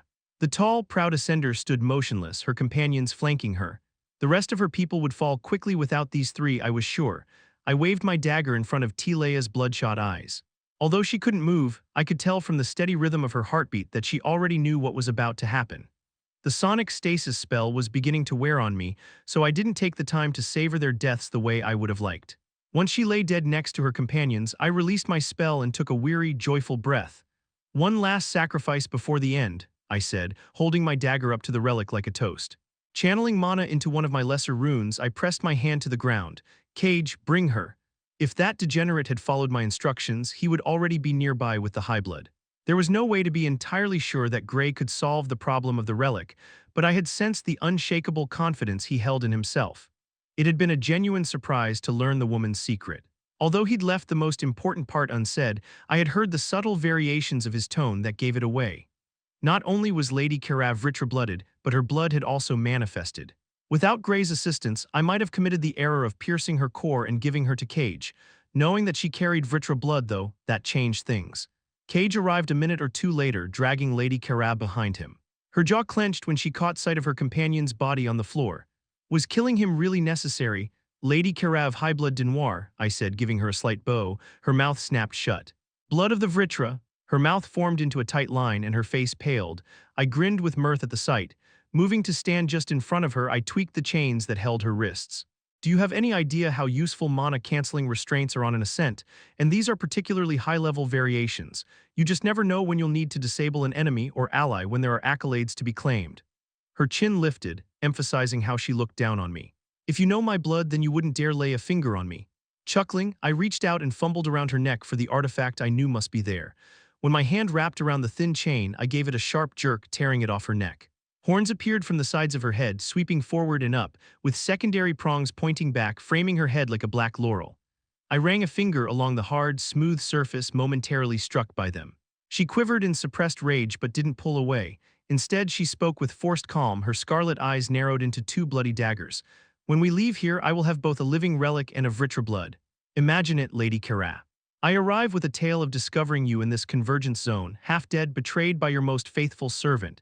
You wouldn't be the same, of course, not after everything you've seen, but you are alive. And with the wealth acquired from the relic, perhaps the Denoirs would even find me to be a suitable husband for your shattered self." I gave her a mocking smile. "In a single day, I will become the most famous ascender in Alacria. I bet I'll even get an audience with the High Sovereign. Perhaps for the relic finder he would deign to marry us himself." My smile faltered as I had a curious thought. "Why did you do it? Why hide this beautiful gift?" Those deadly scarlet eyes only glared back at me. Well, enough time for such intimate conversation later. For now, tugging on the horn, I dragged the struggling woman across the zone, making sure she had to step over the body of her dead companion on the way, and kicked the back of her leg so she fell to her knees. Wrenching her hands up by the manacles constraining them, I drew a bloody line across her palm with my dagger, then shoved her to the ground, where her bleeding hand slammed into the carved stone of the floor, smearing across the glyph. To my disappointment, she hadn't so much as gasped in pain, but that was a trifling thought compared to what was about to unfold. Except, nothing happened. Letting out a put-upon sigh, I felt some of my good mood slip away. I was really hoping I could have both my prizes, but alas, we do not always get everything we hope for, do we, lady? Once again taking her by the horn, I spun Lady Karat to face me, doing her the honor of not slitting her throat from behind. Her eyes focused on something behind me, widening, and a smile spread over her face instead of the terror I should have seen. Turning slowly, I found Gray on his feet, his wounds healed, his skin unblemished by my blade. But I knew I had stabbed him, cut his throat, pierced his heart. The blood still soaking his clothes proved I had. Cage cursed and drew his scimitar, but he did not get the chance to attack. A black shadow burst out of Gray's body, slamming Cage to the ground. I hardly noticed, unable to look away from Gray's golden eyes. It all made sense now, that impossible confidence the man couldn't hide. Even now, I couldn't sense his mana at all. Not because he was some odd little sentry capable of masking his presence. No, it was because he was just that much stronger than me. But I'd taken down bigger, stronger, harder bastards than me before. My core ached as I pushed mana into my regalia again, casting sonic stasis. A low hum of sound vibrated out from me, the exact frequency required to interrupt the nervous system, preventing all movement. The shadow wolf froze in place, its jaws hanging over Cage's face, drool dripping off massive teeth. Cage was paralyzed as well, on his back under the creature, his mouth open in a howl more fear than battle cry. Behind me, I heard Lady Karaz's breath stop in her lungs.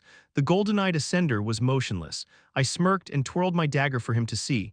Do I need to sever your head from your neck to ensure you don't get back up again? Perhaps after I've done that, I'll burn it just to be safe. Impossibly, he shook his head. I'd rather you don't. Although I could see the certainty of my own death blazing within his eyes, I refused to go down without a fight. Spinning, I lunged for Lady Karat. If I could use her as a hostage, then he was next to me, the handle of a jagged amethyst dagger glowing between his fingers, the blade in my belly. In my core. My magic released with a burst of angry static that made my ears ring. I could hear the woman's steady breathing, and Cage's growling as the beast pinned him to the floor. The strength left my body as I sank to the ground at Gray's feet. My blood flowed freely, filling the grooves of the glyph. Above me, the golden light began to flicker. With the last piece of my strength, I stretched to see the relic. The barrier, so long impenetrable, faded away. Chapter 359, Potentials. Eleanorleywn. The long tunnels between the sanctuary cavern and Elder Rinia's little cave were empty and devoid of life. We had already hunted the cave rats to extinction, apparently. There were a few hundred people to feed in the sanctuary now, and even though the mana beasts tasted like a tree skunk smells, they were edible. If you burned the meat black and didn't think too hard about what you were eating. Although Elder Rinia had said she was too ill for visitors, I couldn't just stay away after what I'd overheard between Virion and Winsome. I had to talk to someone, but I was terrified to tell anyone else. Since Rinia would already know she was a seer after all, at least I wouldn't be endangering her by revealing what I'd learned. When we reached the mouth of the narrow crevice that served as an entrance to Rinia's home, I scratched Boo under his chin and behind his ear. You wait here, big guy, I'll be right back. There was a bitter, earthy smell wafting out of the cave that reminded me of dandelion leaves. I shimmied through the crack in the solid stone. Before I even poked my head out into the cave, a tired, croaking voice said, "Well, come in, I suppose." A fire was burning in the far wall, and Rinia was sitting in front of it in her wicker chair, covered in a thick blanket. The cave was sweltering hot and thick with the bitter scent. "I seem to recall telling you I wasn't in the mood for visitors," Rinia rasped, her back to me, "and yet the curse of the seer is that I can't even be surprised that you didn't listen." I glanced around the cave before responding.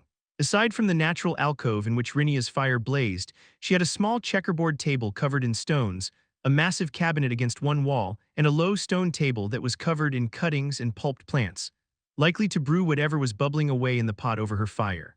A small alcove contained her bed and a very fine, very out-of-place dresser. "I'm sorry for disturbing you, Elder Rinia, but I needed to." I hesitated, taking in her current status. "Are you okay?" As much as I wanted to speak to her about Elenoir, I couldn't suppress the feeling that something was wrong. "Fit as a flitter flea," she japed, pulling the blanket more tightly around her. I slowly crossed the room and walked around Rinia's chair so I could get a better look at her. Her skin was withered and dry, and her eye sockets sunken and dark. Thin, white hair draped over her face and loose strands clung to the blanket, having fallen from her head. Most startling, though, were her eyes. They stared at the fire, milky white and sightless. "Rinia," I started, but my throat constricted and I had to pause and gather myself. "Why, what have you been looking, child?" she said, her voice low and croaking. "Always looking." I went to my knees in front of her and took her hand in both of mine, leaning forward to rest my cheek against it. Her skin was dry as parchment and uncomfortably chilly considering the blazing heat in the cave. "For what? What could possibly be worth this? It's all in the balance now, my home, Elenoir." Rinia trailed off, her hand twitching feebly against my cheek. "It was just the beginning, Dicathen, Alacrian, human, elf, or dwarf. Kindling our homes, our entire world will burn unless I see." "See what?" I asked after a prolonged pause. "What are you looking for?" "Everything," she whispered.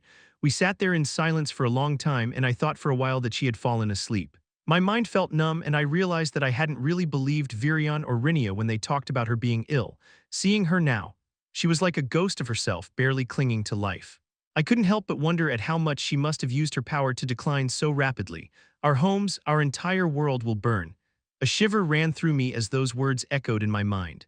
"What can I do?" I asked, my voice escaping my lips as little more than a whisper. "Be in the right place at the right time," Rinia answered, making me jump.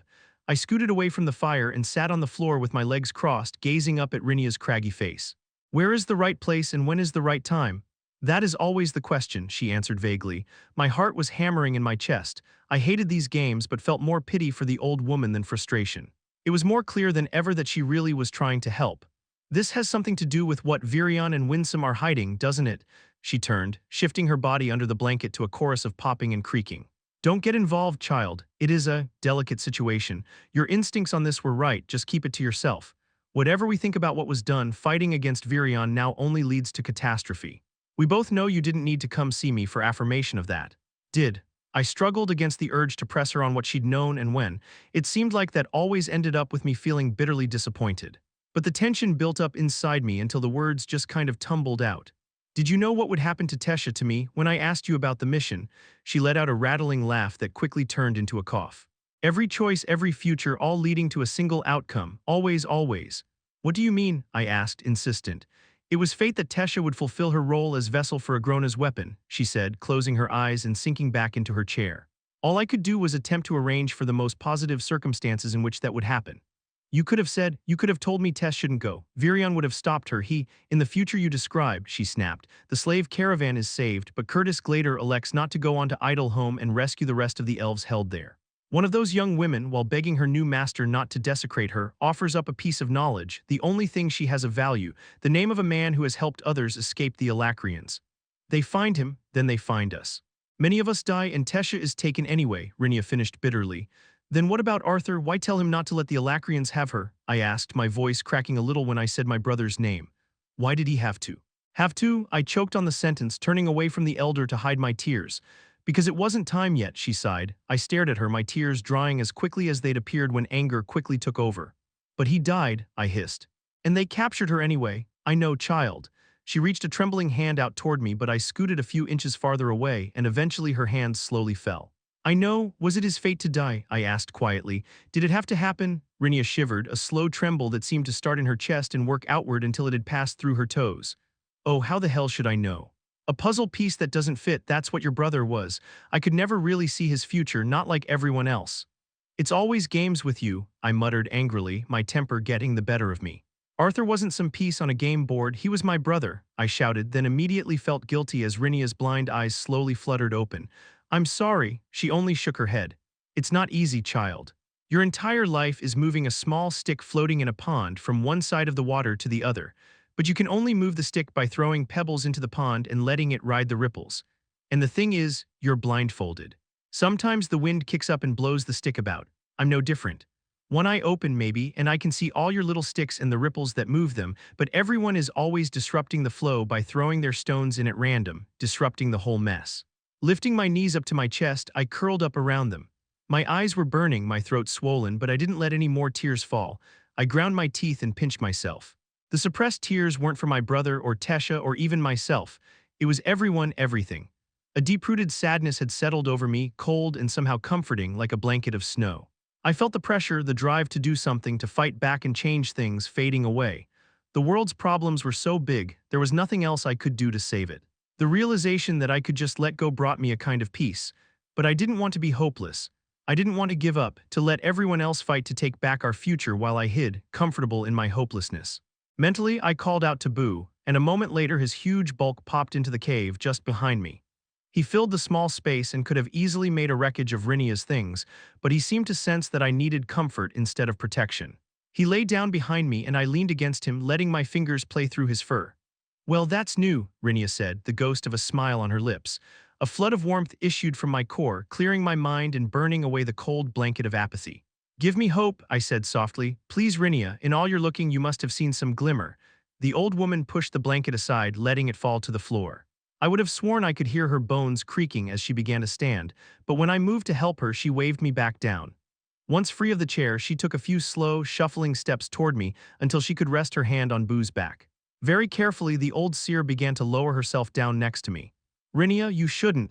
Don't imagine you can tell me what I should or shouldn't do, child," she snapped. I helped to guide her as best I could until she was resting on the ground next to me, her back against Boo's side just like mine was. "Hope isn't always a good thing," she said, panting slightly. "When lost, it can break a person's spirit. When false, it may keep people from taking care of themselves." "Then give me real hope," I said, reaching for her hand again and squeezing very gently. Rinia leaned sideways so that her head was resting on my shoulder. "There is a right place and a right time, and I know when and where that is." I stayed with Grandma Rinia for a couple more hours, eventually helping her back into her chair, getting her a bowl of soup, and reminiscing about the time when Mother, Father, and I had hidden with her in a different secret cavern. But eventually she grew tired, so I helped her to her bed and left. The conversation had worn me out. There was just something about trying to wrap my head around Rinia's seer talk of potential futures and positive circumstances that exhausted my mind and made me feel small and childish. But then I reminded myself that when Arthur was 14, he was off in the land of gods, training with deities to fight a war that would change the entire world. I patted Boo's side as we hiked silently through the winding tunnels. "Mind if I ride, big guy?" The guardian bear grunted an affirmative and stopped. I sidled up onto his back and leaned forward to rest my head on my forearms, just letting myself float atop his broad frame. "Whatever happens, we'll always take care of each other, right, Boo?" Another grunt. "Just like Arthur and Sylvie together until the end." He huffed at the comparison, making me laugh. Boo didn't need any guidance from me to find the sanctuary, so I closed my eyes and replayed my conversation with Rinia. It had been long overdue, and I was glad to have left her on positive terms. Seeing her had made me realize just how little time she likely had left. I wished she could have told me more about this right place and right time she kept talking about, if she slipped away before the time came. I could only trust that she knew when the end would come. Elder Rinia, once the Leywin child and her beast had finally left, I returned to my work. Lying in bed, I stared at nothing, my physical eyes now useless, but that hardly mattered. Only my third eye was needed, the one that could see beyond the here and now to what could be. My core ached when I reached for the mana, and I struggled to build up enough strength to cast the spell. "Damned old body," I cursed to myself.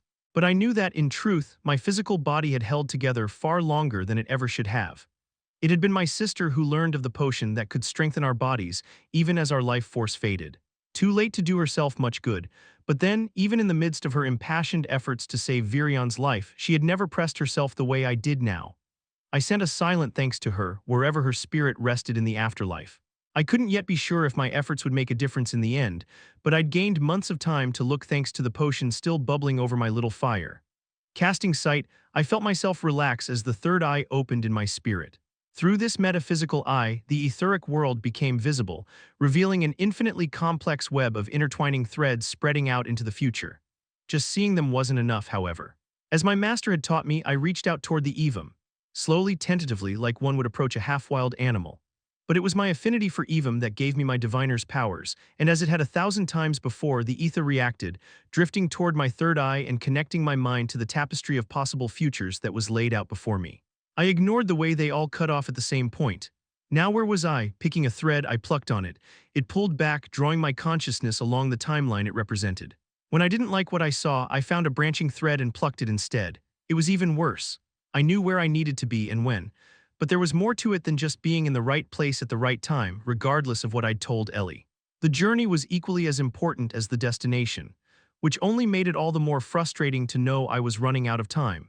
Heaving a shuddering sigh, I picked the next thread, then the next, and the next after that. Eleanor Leywn, I was woken from my doze by the sensation of falling, like stumbling in a dream. The tunnel was foggy and the air had a heavy, sickly sweet smell that made my stomach clench up and my head swim. Boo, I asked, my tongue stumbling thickly over the familiar name. What is it? My mind was slow from the nap and I couldn't shake myself awake, but I was sure something was wrong with Boo. He was walking sluggishly, taking deep, snorting, labored breaths. My Bon let out a nervous whine. I patted his neck and said, "Hey, it's just fog, Boo, we're—" I sniffed at the air again, the fog. Closing my eyes, I focused on the beast will lurking in my mana core, which was now dark orange. Reaching into myself, I prodded the will, igniting it, and receiving a burst of smells and sounds from my enhanced senses. The tunnels were dank and smelled a little like rot. Boo's heavy musk was everywhere, as was the stinky smell left behind by the cave rats that used to live here, but the rotten scent of the fog overwhelmed everything else. The tunnels were almost entirely silent. Somewhere below me, I could just hear the faint pitter-patter of water dripping from a cave roof to splash into a shallow pool, but the only other sounds were Boo's uneven, scuffling steps and my own slow heartbeat. Boo missed another step, sending an uncomfortable jolt through my stomach. I reached for my bow but couldn't fumble it off of my back. One of Boo's legs gave way and I tumbled off to land heavily on the ground. I knew that it should have hurt, but all I could feel was the overwhelming desire to shut my eyes. Boo's powerful jaws closed on the back of my shirt and he began to drag me, but even through my foggy senses I could hear his labored breathing. Boo, I let out a mindless giggle at the sound of my own voice, slurred and silly. I knew I should be scared, but really I just felt like going to sleep. Boo released me, letting out a warning growl. I just barely managed to turn my head enough to look down the tunnel where I could see two silhouettes approaching. Their faces were covered, or maybe that was just my eyes going blurry. "Easy now, big guy," one of the silhouettes said, their voice muffled by the cloth. Boo roared and lunged, his massive paws slashing drunkenly at the figures. They dodged back, but I heard a hissing breath and a curse. "You, get him."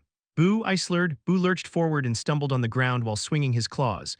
He let out a low, mewling grunt I thought was fear, then everything went dark. Through the darkness I could hear footsteps approaching. "Don't mess with me," I mumbled weakly. A strong arm scooped me up like I was a baby. "Leywin," a voice soft and sad echoed out of the black nothing that surrounded me. "Sorry, Alina." My eyes blinked open, or at least I thought they did. Everything was gray and fuzzy. My head felt like it was full of cobwebs and my mouth and throat were so dry they hurt. I blinked again several times slowly. "Mama," I giggled at the sound of my own voice, which croaked like a fat old toad. The noise died instantly as my breath caught in my chest, and I realized with a spike of clarity that something really bad had happened. "Mama." "Papa," a shadow moved across my blurred vision and garbled voices oozed through my cobweb brain. I couldn't understand them. "Be brother, brother." The voices were speaking nonsense and one of the figures came closer. I lifted my hands to ward them off and was shocked by a metallic jingling and the sensation of cold on my wrists. "Bro," everything came rushing back to me, forcing out a choked gasp. My father and brother were dead. Rinia, the gas. "Boo, boo," I shouted, not trying to hide my panic. He should be with me, I knew. He should teleport to me, be right beside me. "What did you do to Boo?" I began to sob. Strong hands pressed down on my shoulders. A face was right in front of mine, blurry at first, then vaguely familiar, then Albald. "Please calm down, Ellie," he said firmly, releasing my shoulders. "Boo is unharmed, though I can't say the same for us. We left him in the tunnels. I would have preferred to do this a different way, but we must know what you know." What?" I shook my head, trying to clear the last of the cobwebs. You attacked me," I glared at him accusingly. A second figure moved into view to rest his hand on Albald's shoulder. The gaunt elf's hood was still up, but the cloth covering his face had been removed. "We need the truth, Alina. We didn't think you'd tell us unless you had no choice." "Ferrith, you jerk," I snapped. Leaning back, I screamed, "Boo, boo, help." Albald kneeled in front of me and grabbed the manacles chaining my hands together. He gave a sharp jerk that tweaked my shoulders and elbows uncomfortably. His eyes, colorless in the dark cave, pinned me like arrows. "Enough, Ellie. We took steps to ensure that your beast couldn't follow us. Those mana suppression cuffs should pop." A roar like earth and stone being ripped apart exploded from right beside me, and Albald was flung backward across the cave, slamming hard into the jagged stone. A hairy wall moved in front of me, breathing heavily and snarling with rage and fear. A thick barrier of water appeared with a whoosh and bisected the cave, separating Boo and me from Albald and Ferrith, though I could only just see the edges around Boo's huge bulk. Ferrith's voice was muffled as he shouted, "Alina, please listen. We won't hurt you, we just need to talk." "You have a funny way of talking," I snapped back. Boo turned to look me over, making sure I was okay. I held up the chains. With an irritated snort, he bit down on them, crushing the enchanted metal links like they were old bones. The suppressive magic vanished, and I felt my core thrumming to life again. We needed to be sure," Ferrith said desperately. "With everything that's at stake, we couldn't have you to brush us off or tell us you couldn't discuss it." I stood and shook out my arms and legs, which still felt half asleep. When I was certain I wouldn't fall over, I stepped around Boo and walked up to the wall of water, glaring at the elves on the other side. Boo moved like a shadow beside me, his teeth bared. Albold was brushing himself off, and I noticed his pants had been ripped and he had a bandage around his leg, soaked through with blood. Both elves were eyeing my bond warily. I patted Boo's shoulder. "I can't believe I've been trying to find you for weeks," I grumbled, meeting Albold's eye. He grimaced but didn't look away. "What do you jerks want? You get one chance. And don't think Boo won't eat you if you attack me again." Boo snarled threateningly. Xperrif released his spell and the wall of water fell away, draining into the floor and leaving dry rock behind. His hands were up in a gesture of peace as he stepped forward. "We know Virion is lying, Aliner. His story doesn't make sense, and we know you spoke to the Usura, Winsome, and that you have visited the old seer." His hands fell to his sides and gripped the edges of his cloak desperately. Albold ground his teeth audibly. "I have no idea why a 12-year-old girl is so involved in all this, but we need to know what you know." 14, I said indignantly, crossing my arms over my chest. "And whatever Virion has told you, it's for your own good." I remembered Rinia's words. "Fighting him will only lead to catastrophe," Albold scowled. "That's not good enough. We, all of the elves, deserve to know the truth. If Virion is working with the enemy," I blew a raspberry, acting like the age that they thought I was and drawing shocked looks from both of the elves. "The truth sucks. Knowing it doesn't help, trust me." Albold had a hard, desperate look, but Xperrif seemed to be shrinking in on himself. "You aren't an elf, Aliner. You can't know what this is like." I opened my mouth to snap back that I did know what it was like to lose people, but the words died in my throat. What did Rinia say again? I asked myself, trying not to waver while racking my stressed brain for the details of our conversation. "Don't get involved. It's a delicate situation. I know you've lost people too, Aliner."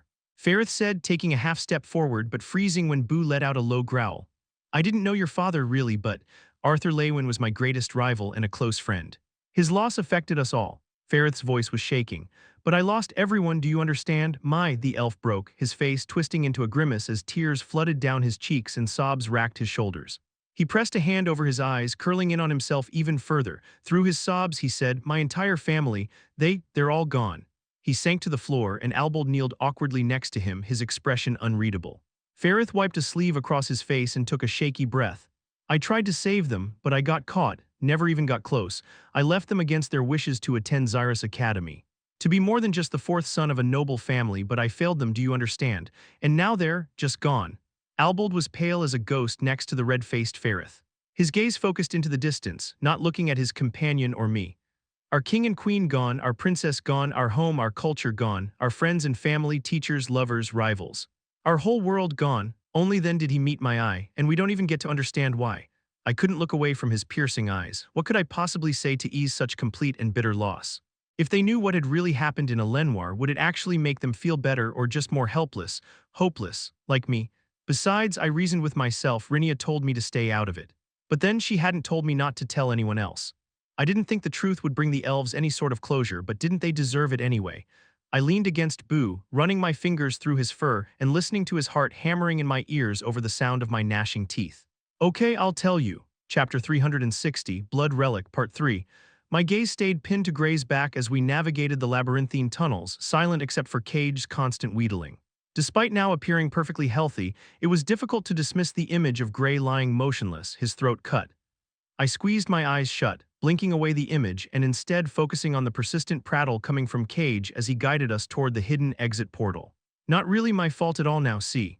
When Rat saw how people would just leave after a while, after they decided the relic couldn't be claimed, he came up with the idea to close the portal and force people to stay. I just went along with it is all. But what else was I supposed to do? And were you forced to make the female ascenders who found their way into this zone your playthings as well? Cage's hulking form shrunk under my gaze despite the fact that we hadn't bothered to restrain him with mana shackles. Still, the dog had some bite left in him and I could feel his mana flaring in anger. "Keep walking, Grunt," Regis snapped as he stalked closely behind the scarred ascender. My eyes found themselves settling on Gray's back again as he moved mutely behind Regis, letting the shadow wolf herd Cage to our destination. An uncomfortable, writhing frustration was worming its way through my insides as I considered again what Gray had asked me to do. He knew that Cage wasn't a threat to me, but the truth was that Gray still had silently demanded his complete trust. I was left on my own as collateral, like some damsel in distress, a stereotype of weakness and fragility I'd been fighting against my entire life, and Gray had expected me to put myself in a state of vulnerability without even the opportunity to question or understand what he was doing. It took every fiber of self-control to keep myself from killing Cage when he had withdrawn a pair of mana suppression cuffs and announced that we would be following after Rat and Gray together. I rubbed at the faint bruises on my wrist, the dull aches a physical reminder of the danger in trusting too much, something I had never been guilty of before. I chose to let my power be taken away, trusting in Gray that nothing would happen to me.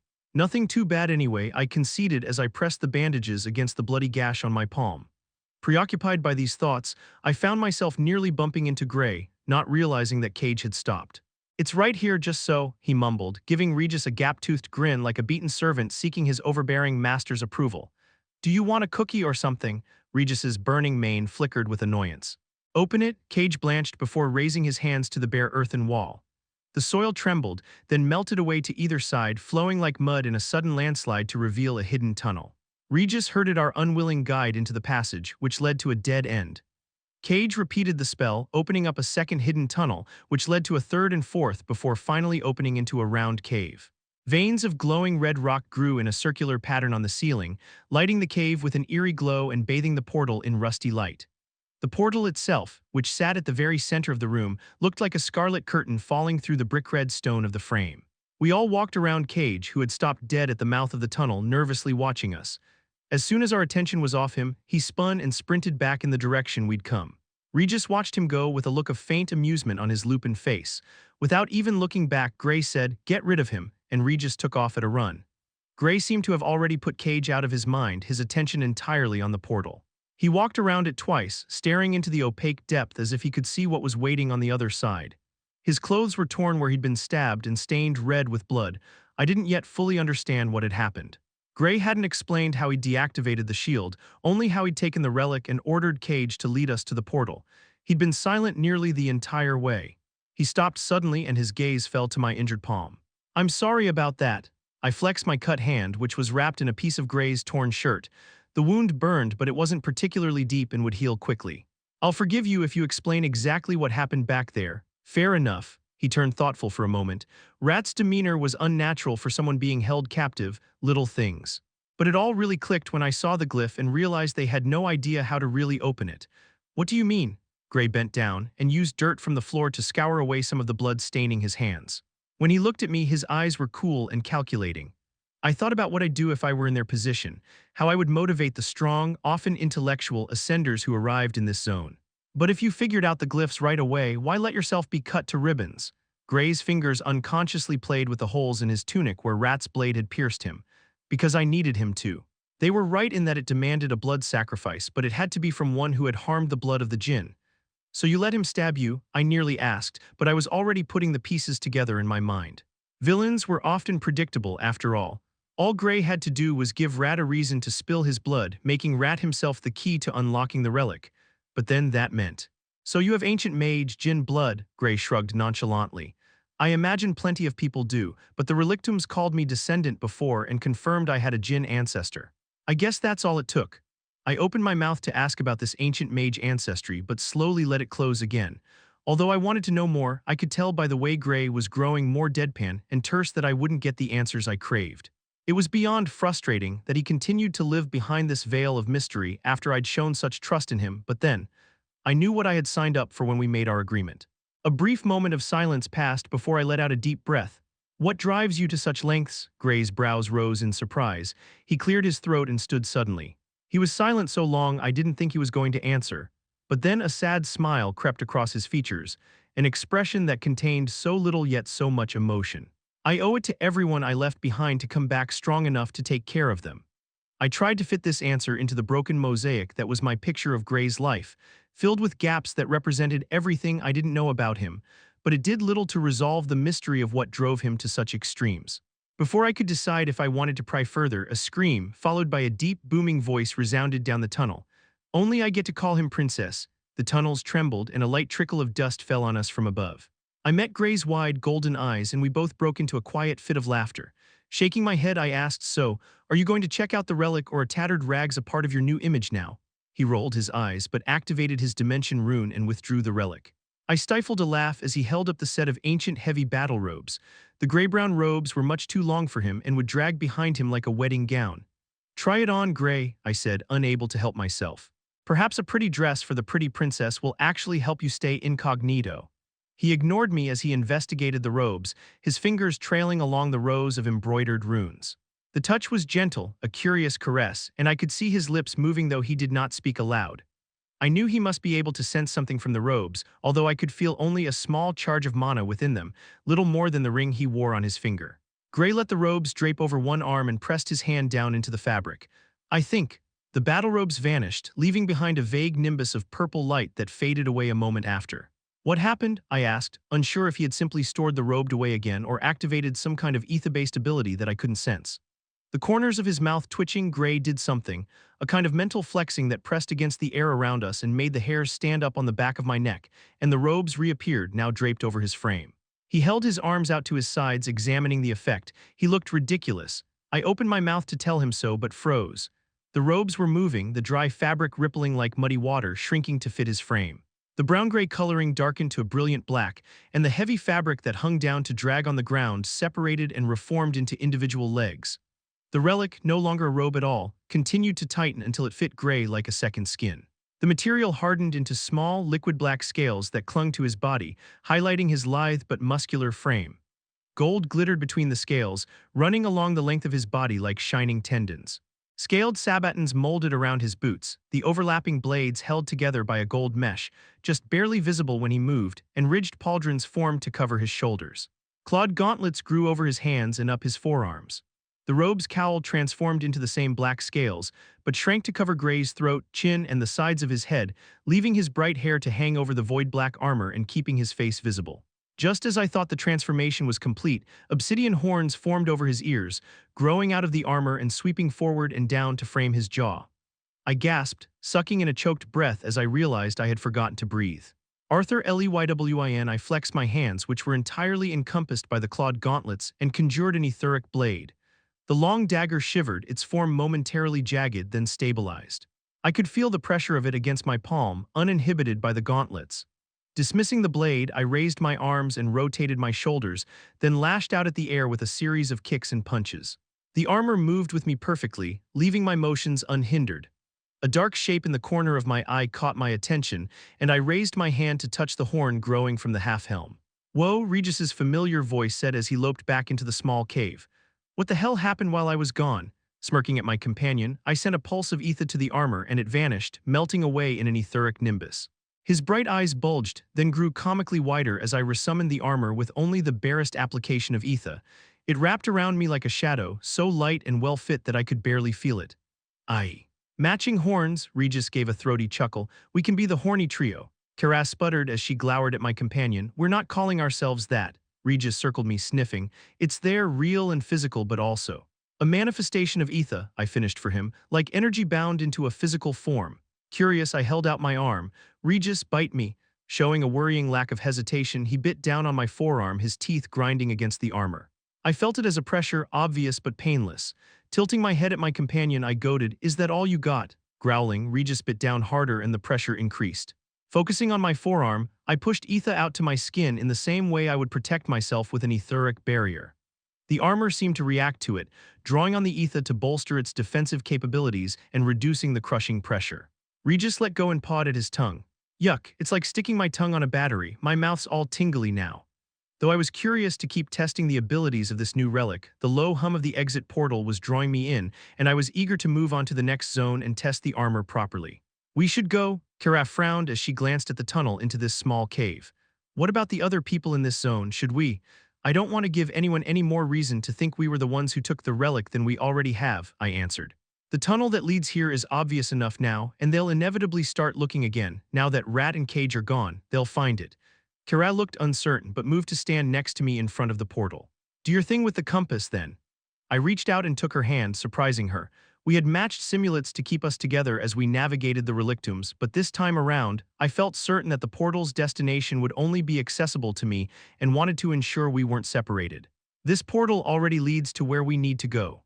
Once Regis was back inside my body, we stepped into the scarlet curtain together, and then we found ourselves in a bizarre dreamscape that my mind struggled to accept. It was like the sterile white hallway Regis and I had navigated to reach the first Jin ruin, except Chunks of bright white floor and wall floated over or under or within, an endless black void shattered and pulled apart, each individual section floating free, some spinning, others upside down or sideways. But in the gaps, when viewed from the corner of my eye, I saw a room like a library, except instead of books on the shelves, there were rows and rows of rainbow-colored crystals. And in the facets of the crystals, images moved like memories. Gray, Kara's voice came from far away, echoing as it folded over itself, repeating several times, but she wasn't beside me. I wasn't sure when she had left, or even when I had released my grip on her hand. I took a tentative step forward and my perspective shifted. Kara was there, leaning against an incomplete section of wall. The floor beneath our feet was slowly rotating, bringing into view another part of the disassembled corridor, and far away, a vortex of shattered black crystal, which was pulsating as the pieces recombined to form a gate, then shattered again, repeating this every few seconds in a way that was difficult to look at. "It's okay," I said, taking her arm. "I'm here." The library, or the immaterial vision of it that I had seen from the corner of my eye, was gone, replaced by a crumbling ruin similar to the one in which I discovered the first Jinn projection.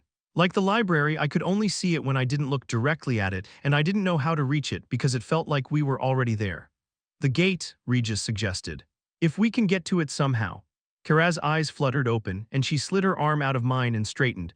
She was pale and sweating slightly, but steeled herself against the sickening disorientation of the collapsing zone. "What a horrendous place."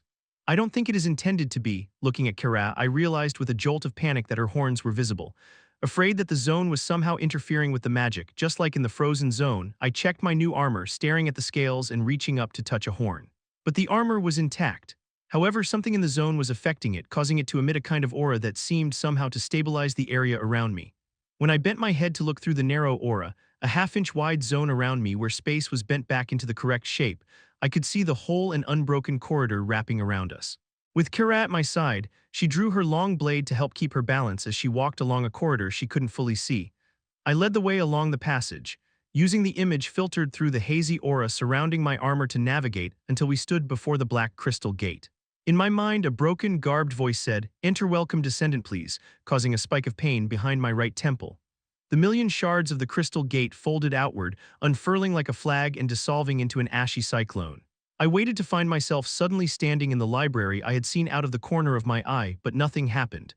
Then the gate was reforming, the crystal shards reappearing and flying back together.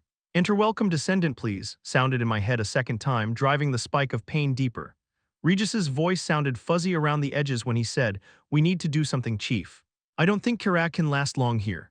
Kara wobbled slightly, her eyes shut tight against the painfully unreal vision of the breaking and reforming gate. "What's happening, Gray? I can't bear to open my eyes." Blinking hard against the line of blazing agony in my skull, I watched as the crystal gate shattered and started to reform again. Some survival instinct ingrained deep within me warned against stepping into the gate.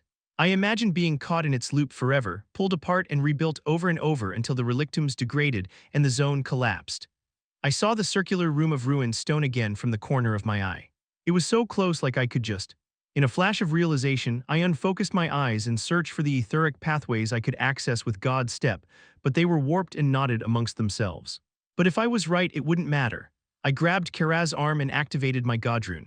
The zone resolved into a clone of the first ruin I'd visited, made up of bare gray stone, broken and crumbling in many places. At the center of the room was another rune-covered pedestal, around which rotated 4 stone halos, or there should have been 4.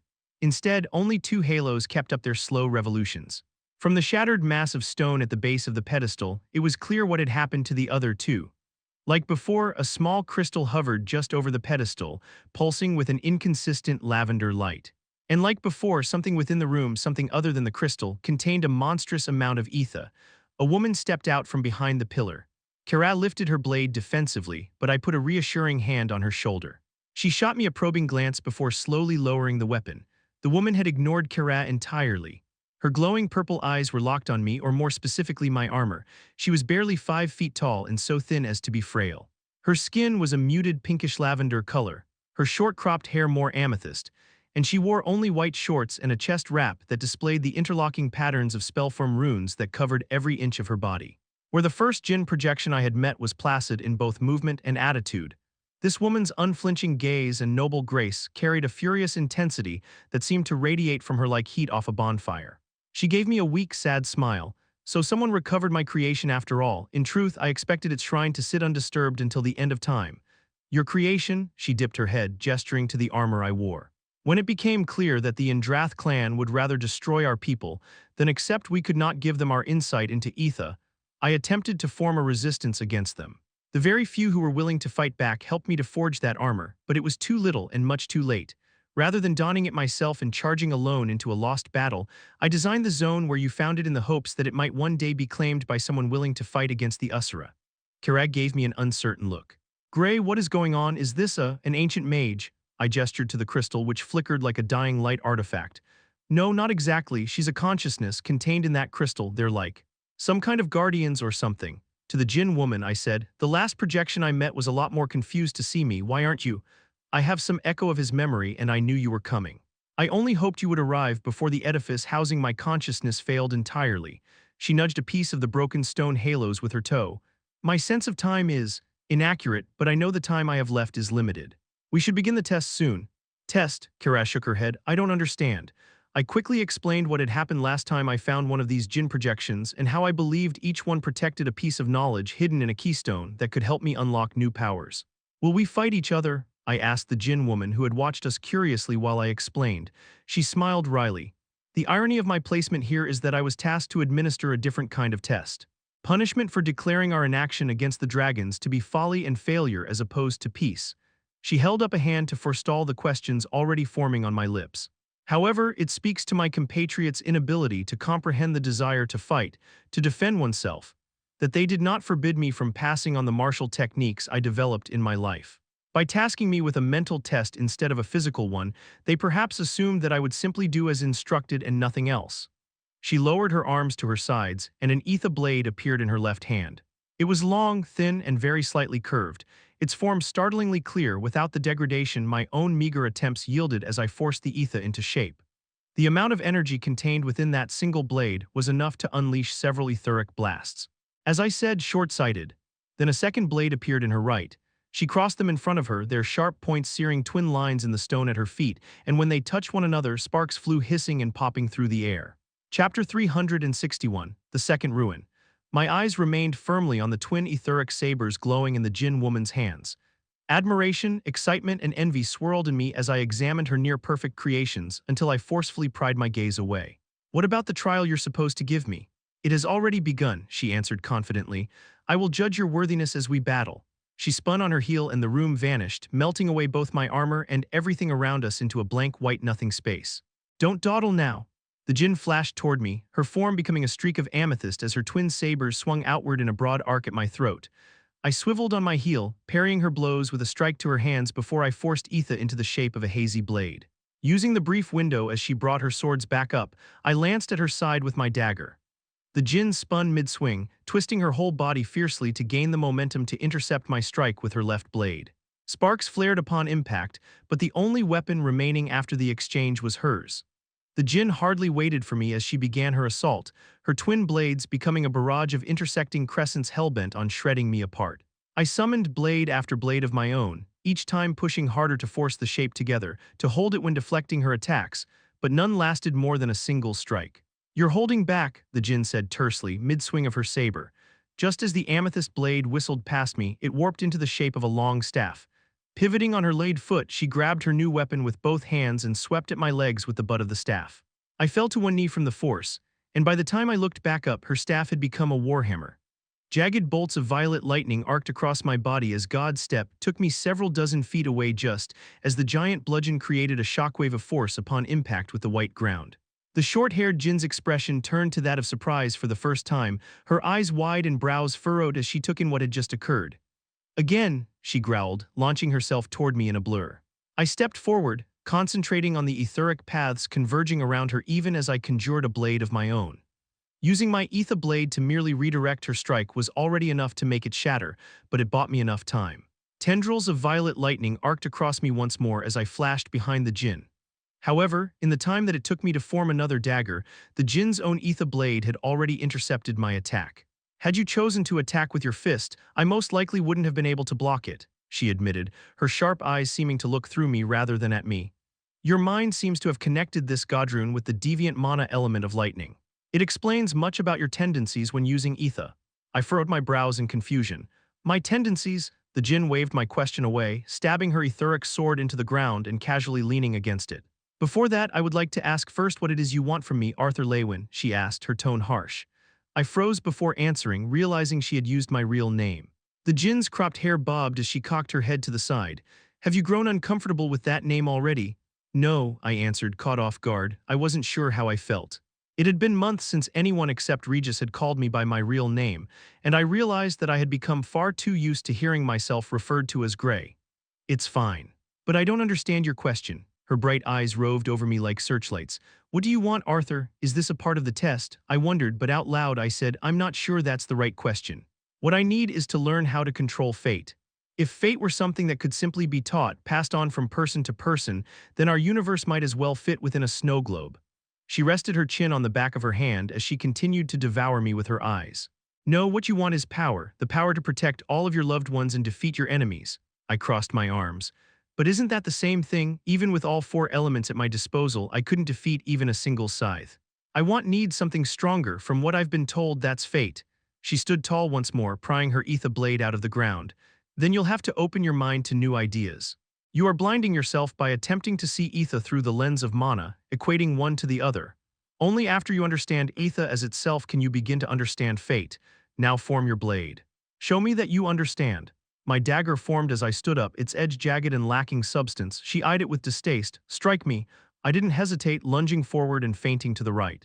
When her blade moved to intercept, I conjured a second dagger and thrust up into her ribs from the left. Her sword came around to deflect both blows, and my ether blades collapsed. I caught her counterattack with my hand, then God stepped behind her, but she was already rolling forward, her blades sweeping behind her to catch me if I followed after. It was a clean move and impossibly fast. She held up a hand before I could attack again. Focus. You are trying to win, and perhaps you even could, but you should be trying to learn. Why does your weapon collapse whenever you use it?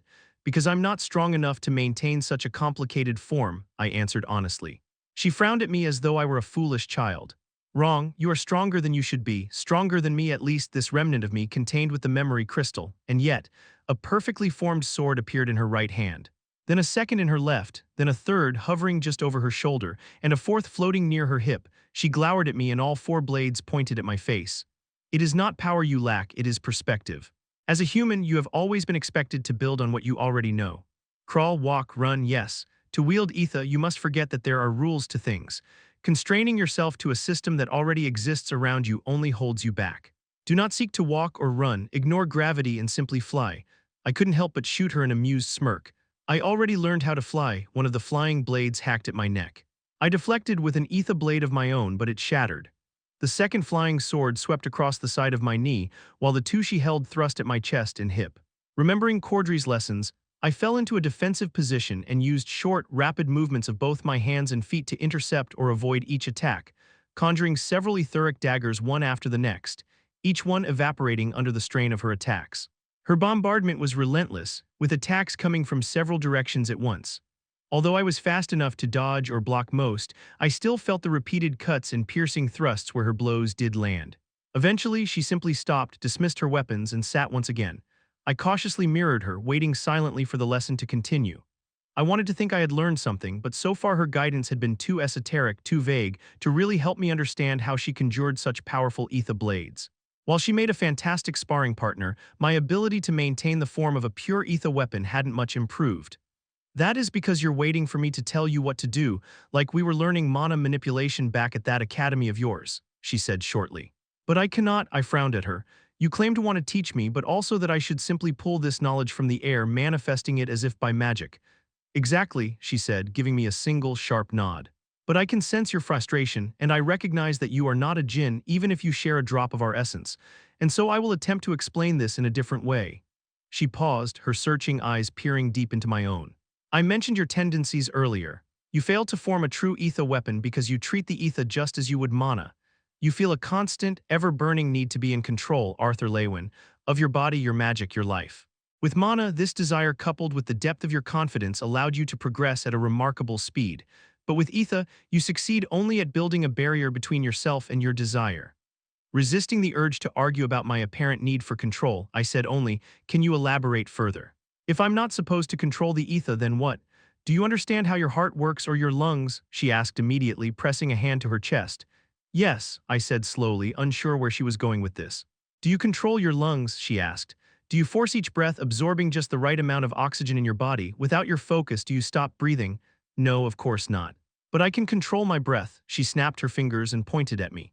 Yes, you can, but if you focus on every single breath you take over a day, a week, a year, would it somehow make you better at breathing? I frowned at this and began tapping my fingers against my ankle. No, although practicing the control over one's breathing does help too. She reached out and slapped the side of my head. Don't be smart, be focused. Fine, I said, rubbing my temple. So if I can't control it, what do I do? She smiled as she stood, motioning for me to do the same. Ether is not mana in the same way water is not a stallion. One may be controlled, the other must be guided, trusted. A bond formed, but ether is not a stallion either. It should not be broken. Further, your ether is not my ether. While through the very careful application of spellforms and decades of practice, I learned to slowly guide ether to assist me, absorbing and directing it. Because of your core and your ability to easily absorb and refine ether within your own body, your relationship to ether is more akin to a parent and child. I felt inward toward my core, brimming with bright, pure ether. Lady Meyer's first lesson for me regarding ether was to reinforce the idea that it had a kind of consciousness, and that it could only be coaxed, never controlled. When I forged my core and proved her wrong, I assumed my core allowed me to manipulate and control ether in a way the dragon race of the Asuras simply couldn't comprehend, and hadn't thought much further than that. But, so you're saying that the ether I absorb and purify within my core, I can exert such a strong influence over it because it's what bonded to me? Exactly, she exclaimed, focusing on my sternum as if she could see through my flesh and into my core. Then her face fell into a little frown, almost a pout. While your spadium technique earlier was impressive, I still find myself underwhelmed, disappointed even, that this is all you have managed to accomplish considering the immense potential of your body and core combined. You should be able to form an ether weapon with a thought. No, the ether should react to your intention before you even fully articulate it into a conscious thought. I scratched the back of my neck, both frustrated and a little stung by her rebuke. I think I'm beginning to understand. The Jinn woman laughed and shook her head as a single blade appeared in her hands. No, but with more practice and less conversation you will. Her face as emotionless as stone, she lunged, her blade aimed at my core. After what felt like days, our sparring continued unabated. I was forcefully reminded of my time in the Ether Orb training opposite Cordry as the Jinn and I fought each other to a standstill, our battles raging on for hours at a time. Neither of us held back, nor did we give an inch to the other. The Jinn could summon several weapons at once and change their forms with an instant and unpredictable precision, but I was the better swordsman. And for the first time since Dawn's ballad had shattered, I had a real sword again.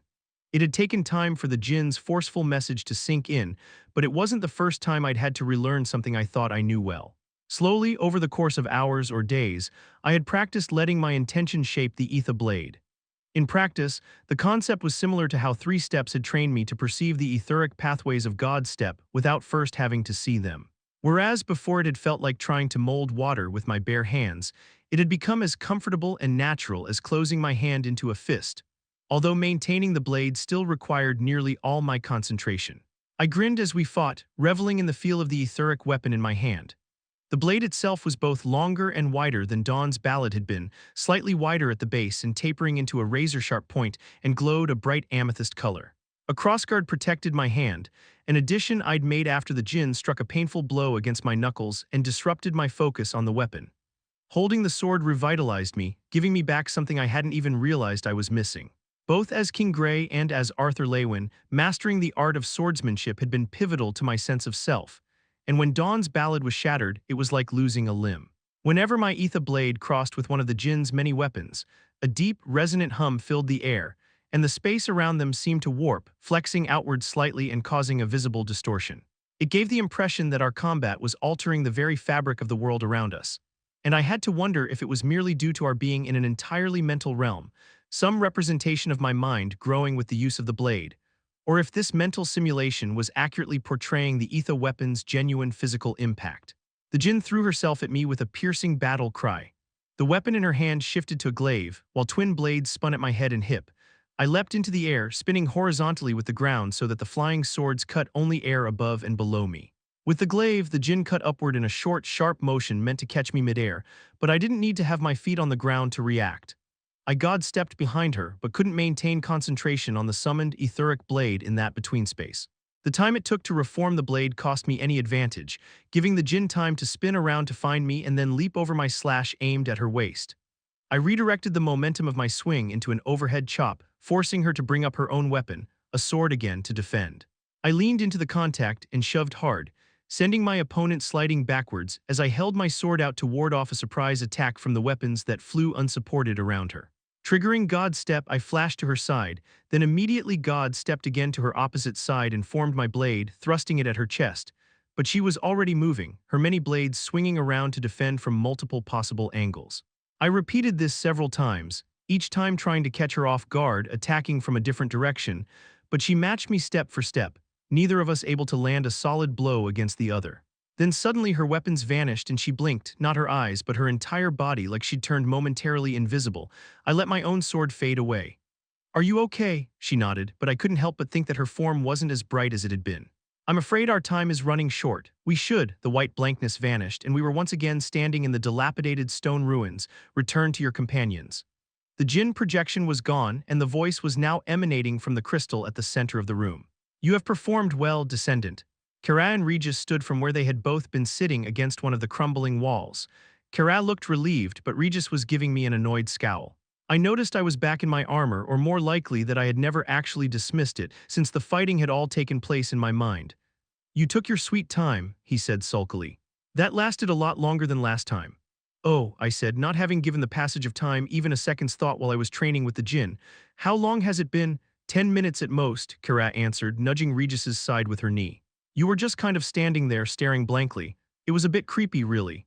The crystal pulsed as it interjected, saying, "It is unfortunate that I did not have the energy to continue, but manifesting the thought realm is taxing. However, I believe you have made enough progress to continue training your ether blade technique on your own." "And the trial?" I asked. Aside from sparring and discussing how I could improve, she hadn't given me any other test. "A test of character and will," the crystal answered, brightening. "You have passed per my judgment and will have your reward." My dimensional storage rune grew warm, and I hurried to withdraw a plain black cube that had just appeared within. Like the previous one, it felt much heavier than it should have. A part of me wanted to imbue ether into it immediately, entering into the keystone to see what it held, but I resisted the urge. Kara leaned over, peering at the relic. I handed it to her to examine, trusting that she would care for it, and turned my attention back to the crystal. "Can you tell me what sort of insight this relic contains?" I asked hopefully. The crystal dimmed, pulsing unevenly. "I am afraid not. Discovery is essential to learning. By telling you anything at all, I could inadvertently limit or even corrupt your eventual understanding of the Godrune." I considered for a moment, then asked, "And where do these Godrunes come from? Who or what gives them to us?" Your compatriot wasn't able to answer. "That information isn't stored within this remnant." I couldn't exactly be disappointed since I'd expected this. Besides, I had too many other things to worry about. The mystery of Godrunes would have to be resolved some other day. "I'm sorry I didn't think to ask earlier. What is your name?" The crystal seemed to hum, its light flickering dimly. In a raw, emotional tone, it said, "That information isn't stored within this remnant either. Is there anything else you'd like to tell me before we leave?" There were 100 questions I would have liked for the Jinn remnant to answer, but if we were short on time, I didn't want to waste it by asking things she couldn't tell me. The lavender light of the crystal flickered silently for a minute. "Do not try to force the world into a shape to suit your needs, but you should also not accept the limitations of this world as it is. Your path is yours alone, and only you may walk it. I genuinely hope my creation aids you on this path. It will draw ether to you, making it easier for you to then absorb, and will protect you from nearly any attack, but it is not impenetrable. A strong enough opponent with potent control over mana or ether will still be able to harm you. Do not let them." I nodded to the crystal. "Thank you." The ruin shifted around us, only partially becoming the library I had seen out of the corner of my eye while navigating the collapsing passageway before. It was like looking at two transparent images set over the top of each other, becoming both the library and the ruined room at the same time. One wall of the library was dominated by a shadowy portal, the frame of which was an arch of shelves full of the crystals. The library was busy with tiny movements as little pictures played across the many facets of the hundreds of crystals. But I found them impossible to focus on, and when I reached for one, my hand passed through as if it wasn't really there. Facing the portal, I asked, "Will we even be able to use this?" But there was no answer from the crystal. "This is beyond strange," Kara said, walking directly through a wide table. She moved her hand through the back of a chair. An illusion? I think we're the illusion, Regis said, sniffing around. There's no smell here, just a faint hint of something like ozone, like there is nothing here at all, or like we're not really here. I withdrew the compass. The djinn bound and shaped reality with ether here, but it's beginning to collapse. This place is like three different rooms stacked on top of and within each other, but the boundaries between them aren't stable. We need to leave. Holding up the half-sphere relic, I imbued ether into it. Misty light settled over the portal, and the frame solidified, becoming more solidly real. Through the portal was my room at the academy, but my attention was drawn to the crystals, which were also solid. The images playing across their many surfaces showed djinn, their race obvious by the variation of pinks and purples in their skin tone, and the spell forms that often covered most of their bodies, performing any number of mundane activities. Many of the facets showed only djinn faces speaking, most looked tired and deeply sad. Tentatively, I reached out to lift a crystal off the shelf. At my touch, a dozen overlapped voices, or rather the same voice but saying a dozen different things at the same time, emitted from the crystal directly into my mind. Instinctively, I touched the crystal with ether, and the voices cut off and the images faded away. Curiosity won out over caution, and a small twinge of guilt, and I stored the crystal away in my dimensional storage rune for later. Kara and Regis had watched this silently. Despite her stoicism and unnatural endurance, Kara looked tired. Regis, on the other hand, was unreadable, his emotions hidden from our link even as he disappeared inside me without a word. With much to think about and even more to be done, I left my partner alone as I recalled the relic armor. The black ethereal suit of scales evaporated, but I could feel it still, waiting for me to call on it again. Sharing a nod and a weary smile, I gestured toward the portal. Let's go see what happened at the bestowment ceremony. Chapter 362, Fate Intertwined, NICO Sever. I marched from Tigran Selim's primary Tempest-warp chamber through the castle's cold halls, moving purposefully toward Agrona's private wing.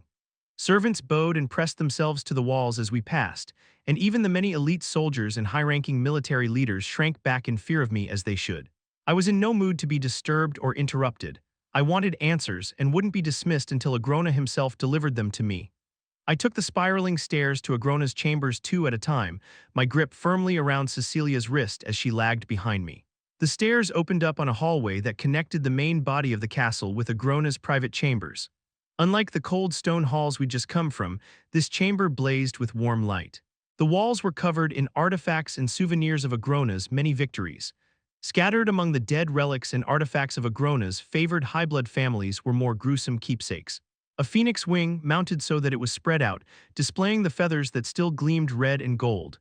A headdress made of pearlescent dragon feathers over an ornate necklace of claws and fangs. And a pair of dragon horns that sprouted from the wall. I stopped short. The way forward was barred. I am here to speak to Agrona. Move, Melsry. The other scythe pressed a hand to her heart and let her mouth hang open mockingly. Now is that any way to speak to the one who trained you and took care of you after we got you back from that trashy little island, little brother? I scoffed, letting a murderous intent seep out into the fancifully decorated hallway where Melsry stood guard. Though I glared at her, she only smiled back, looking exactly as she always had.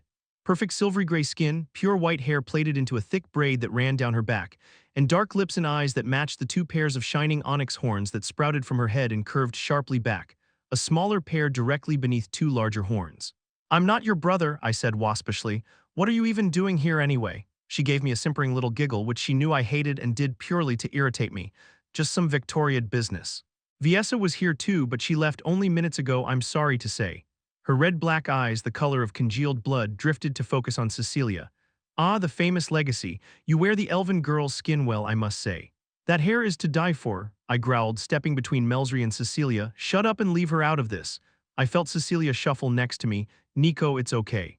Why don't we just go wait in our rooms? Melsry's smile sharpened into a predatory grin. What's wrong, little brother, not willing to share your plaything? Although I suppose really she is the High Sovereign's pet, right? Which makes you, what, her nanny? No. Melsry put a hand over her mouth as she gave another little laugh. You are her plaything, I think. I don't care what you have to say, Melsry, I said, trying to sound like I meant it. I thoughtlessly reached for Cecilia's hand, but she dodged it, and the anger rushed out of me like air knocked from my lungs. Melsry saw, but instead of mocking me, she gave me a disappointed frown and stepped back to block the way forward. The High Sovereign is not available to speak with you at this moment. You may wait here or return to your room. This is urgent, Melsry sniffed. I'm just looking out for you, little brother. If you storm in there and interrupt the High Sovereign's meeting with Dragoth and Sovereign Kairos, you might find yourself with something other than your little feelings hurt. This caught my attention. The Sovereign of Vetcher is here. It was rare for the Sovereigns to leave their dominions. Although I was paraded around before each of them when I was named a scythe of the Central Dominion, I had never met any of them again. Melsry didn't bother to answer, and so I turned my back on her and walked to the farthest corner of the room, next to the stairway door, where I stood and glared at a matched pair of ruby blades, crossed over the crest of some long-defunct highblood. Did the members of this ancient blood see the end coming for them? I wondered. Did they feel safe in their nobility, as if they had carved out a place for themselves in this world, or were they always waiting for someone to put a knife in their back? I played through the events at the High Hall again, trying to make sense of it. There wasn't a single doubt in my mind that this blonde, golden-eyed Ascender Grey was really my Grey, despite the change in appearance. But I didn't understand why Agrona hadn't told me the name beforehand. Was it some kind of test? I had been tested often and experimented on and pushed to my limit. Sometimes these trials were painful, even cruel, but they had always made me stronger. There was always a reason. I sighed deeply, failing to understand. Cecilia had followed me, staying by my side but never touching me, never offering comfort. Needing to look anywhere but Cecilia or Melsry, I let my eyes wander up to the ceiling, where an enormous fresco stretched the length of the hall. It showed the flight of the Vritra from Ephiatis, depicting the dragons of the Indrath clan as monstrous beasts swarming in a blood-red sky, while people, both Lessers and the Vritra clan basilisks, cowered behind Agrona, displayed here in shining platinum armor and radiating a golden light that kept the dragons at bay. "Nico?" Cecilia asked from my side. I could feel her gaze on my cheek, but I didn't turn to look at her. I couldn't. If I did, I was worried I might break. It shouldn't have been like this. I had spent an entire life trying to protect her, first from her own monstrous Kai and then from the many people who sought to use her. And this new life had been dedicated to completing the reincarnation ritual and giving her a second chance. But when I'd finally accomplished it, it seemed like everything had gone wrong for me. Agrona had once fawned over me the same way he now treated Cecilia. But he had turned dismissive and sarcastic toward me. He had sent me to the High Hall knowing who this Ascender Grey really was. He must have, or why else chose me to go, and with so little information, but I didn't understand his motivations. Was it nothing more than a cruel game? He should have told me what he knew or suspected. My mind flinched away from these thoughts, rejecting them because to linger there meant I would have to acknowledge the creeping fear that was stealing through my mind, corrupting every dark corner of it. Fear was unacceptable. It was weakness. The other sides, the Vritra, they could all smell it, and to show fear here meant being devoured alive. "Nico," Cecilia said again, moving to be in my line of sight. "What?" I said more coldly than I'd intended. "How?" She trailed off, biting her lip. After several long seconds, she took a deep breath and tried again. "I want to know about my death." My jaw clenched and I ground my teeth together. Although I wanted her to understand, wanted her to hate Grey as much as I did, I couldn't bring myself to speak. "Experiencing the memory of a death can be quite traumatic," Agrona's rich baritone said from the end of the hallway, announcing his sudden arrival. "But I think you are ready, Cecilia." Melsry slid aside, putting her back to the wall and keeping her head down. Agrona's red eyes took in everything within the hallway with an easy sweep, a placid movement that almost seemed like laziness, and yet I knew in that instant he had read everything in the room. He moved with an unhurried grace, obviously expecting the world to stand still and wait for him to arrive. As he passed Melsry, he reached out and ran a finger along one of her horns, but his attention was otherwise entirely on Cecilia. "Do you really?" My mouth snapped shut at a glance from the High Sovereign, my argument dismissed before it could leave my mouth. I wanted to wrap my arm around Cecilia, draw her close to me so I could comfort and protect her, but instead, I did nothing as Agrona approached. He brushed aside her gunmetal gray hair and placed his fingers against her temples. She closed her eyes as her body went stiff. Although I couldn't directly experience what the High Sovereign was doing in her mind, I knew well enough. Agrona was a master of direct manipulation of the mind, able to both remove and alter memories, and even able to directly control another person's body to a limited extent. Right now, he was giving Cecilia back the memory of her death. In only a few moments she would know, she would remember. I forced back the nervous, guilty energy tingling through my body. It would have been better if I could have told her all the truth from the beginning, but it was too great a risk. I knew that Agrona had twisted the memories she'd received, highlighting my role in her life while diminishing Grey's. She just had to have someone in this world she could trust entirely, implicitly. Adjusting those little memories made sure she had that. In me. This memory, though, the memory of her death. Even I didn't want it in my head, and I wished, not for the first time, that Agrona would help me forget it. Cecilia shouldn't have to remember it either, but she had to see, she had to know what had happened. With Grey alive, it was only a matter of time until they crossed paths. She needed to know who he really was. It didn't matter how many names he'd taken or lives he'd lived. Inside, he was still the same cold, selfish Grey. The man who chose kingship over his only friends, family in the world. I wouldn't let him take her from me again. Cecilia began to tremble. Her eyes stayed shut, but a pained whimper escaped her lips. Her knees threatened to buckle. "Stop, she's—" A crushing force wrapped around my throat, choking off my plea. My hands clawed at my neck as I sank to my knees, but Agrona didn't even look at me. Cecilia was falling, tumbling backwards, but he caught her, scooping her up and holding her in his arms like a child. "Hush, Cecil. I know, and I am sorry to burden you with the truth of your death. Rest now." Agrona lowered his forehead until it touched Cecilia's. There was a spark of magic, and her breathing became even and slow, and the whimpering ended. Melsry was by their side, and Agrona handed Cecilia, my Cecil, to the scythe. "Take her to her room, guard her until she wakes, then return to Itril.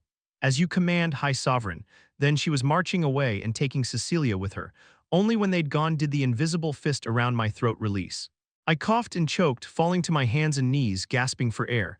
I felt the dark aura building within me, angry and eager to burst out, but suppressed it utterly. With angry tears in my eyes, I looked up at Agrona. His face was impassive. After my coughing had subsided, he said, "You forget yourself. You are so terrified of losing your fiancée for the second time that the fear is ripping you apart from within." I stood, finally, and raised my chin to meet Agrona's eyes. "You were hurting her." I nearly bit my tongue in half in frustration as I heard my own plaintive, whiny voice. "You swore that you'd—" "Nico." My name left his lips like a javelin, and I felt it pierce me somewhere deep within. "Do you understand what Cecilia is, what the legacy is?" He shook his head, the decorative chains hanging in his horns jingling softly. His large, cold hand brushed the side of my face, but there was no warmth in his gaze. "Of course you don't. She is the future, but you, Nico, there is room in that future, in the world I will build with Cecilia at my side, for warriors, but not for weak lessers who succumb entirely to their own stubborn impulses." I tried to swallow. It stuck in my throat, almost as if I were being choked all over again, but it was only my own rage, fear, and disappointment. My stubborn impulses, I thought bitterly. It wasn't fair. My anger and rage had been cultivated since I was an infant, harnessed and turned into a weapon by Agrona. It was the purity of my fury that made me powerful. Without it, I knew I had peaked as a mage, that I couldn't continue to grow stronger, and obviously Agrona knew it too. I hadn't been a powerful warrior or Kai user on Earth, not like Grey or Cecilia. When I realized my potential in this new world, before my memories were stripped from me and I was transformed into Elijah and sent away, I was ecstatic. My new life would be nothing like my old one. I would have power, real strength, physical, political, and magical, and all because of Agrona. He had given me everything I needed: training, elixirs, the strongest runes, a body capable of channeling the basilisk's decay-type mana arts to make sure I would be strong. But now, those I cared about were still reaching beyond me and leaving me behind. Again. "Do you know why you were reincarnated?" Agrona asked, turning away from me to look at one of the ornaments hanging from the wall. "You were reincarnated because you were close to her. You and Grey both. To maximize the potential of the reincarnation, to make sure the legacy was able to fully integrate into this world, a sort of array had to be formed between her lives. I needed anchors to hold and bind the legacy's spirit. That's all you are." I couldn't help but shake my head. "No," you said. "You see and encourage the lies I tell Cecilia, and yet you don't think I would do the same to you." Agrona smiled, a nonchalant, disarming expression that showed no guilt or regret. "Utilizing what I learned from the relictums, I looked across worlds until I found the legacy, and next to her, you and King Grey." I flinched, my anger flaring at the reference to Grey's kingship, won by taking Cecilia's life. "But you needed me, you said so yourself. Grey's reincarnation showed you how to bring me here. Without me, you—" "I attempted the reincarnation on Grey first, that's true, but his soul never arrived in the chosen vessel. A simple miscalculation, I thought. He had been alive still, back in your home world of Earth, while my preparations for the legacy had assumed a soul passed on from its mortal sheath." Agrona cocked his head to the side slightly, his tongue running over his sharp canines. "None of this matters now, you realize. There is little to no point in discussing it, but I suppose I can humor you, Nico, if only to watch you struggle to understand."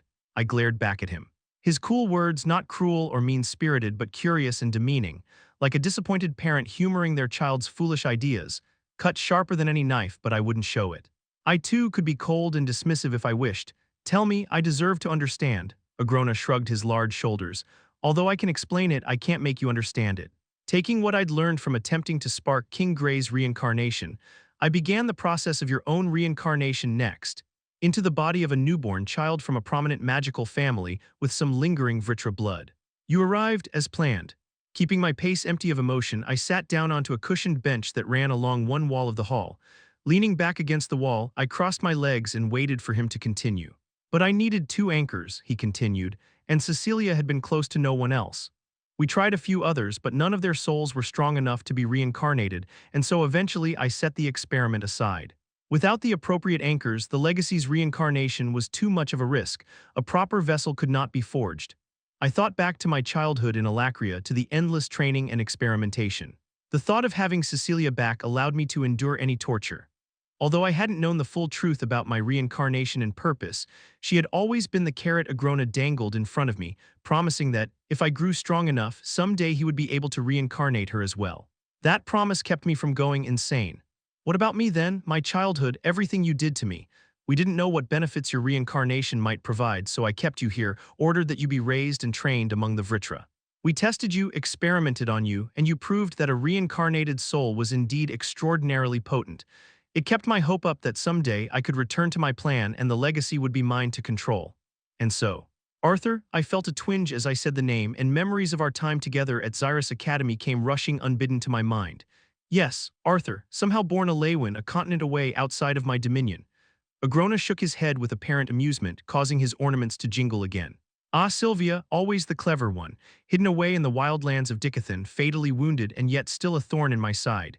It wasn't until Cadel found her that we learned the truth. I'm sure Sylvia thought she had hidden the boy, but in the bare instant before she used her cursed ether art to freeze time, he saw. Who else could it be?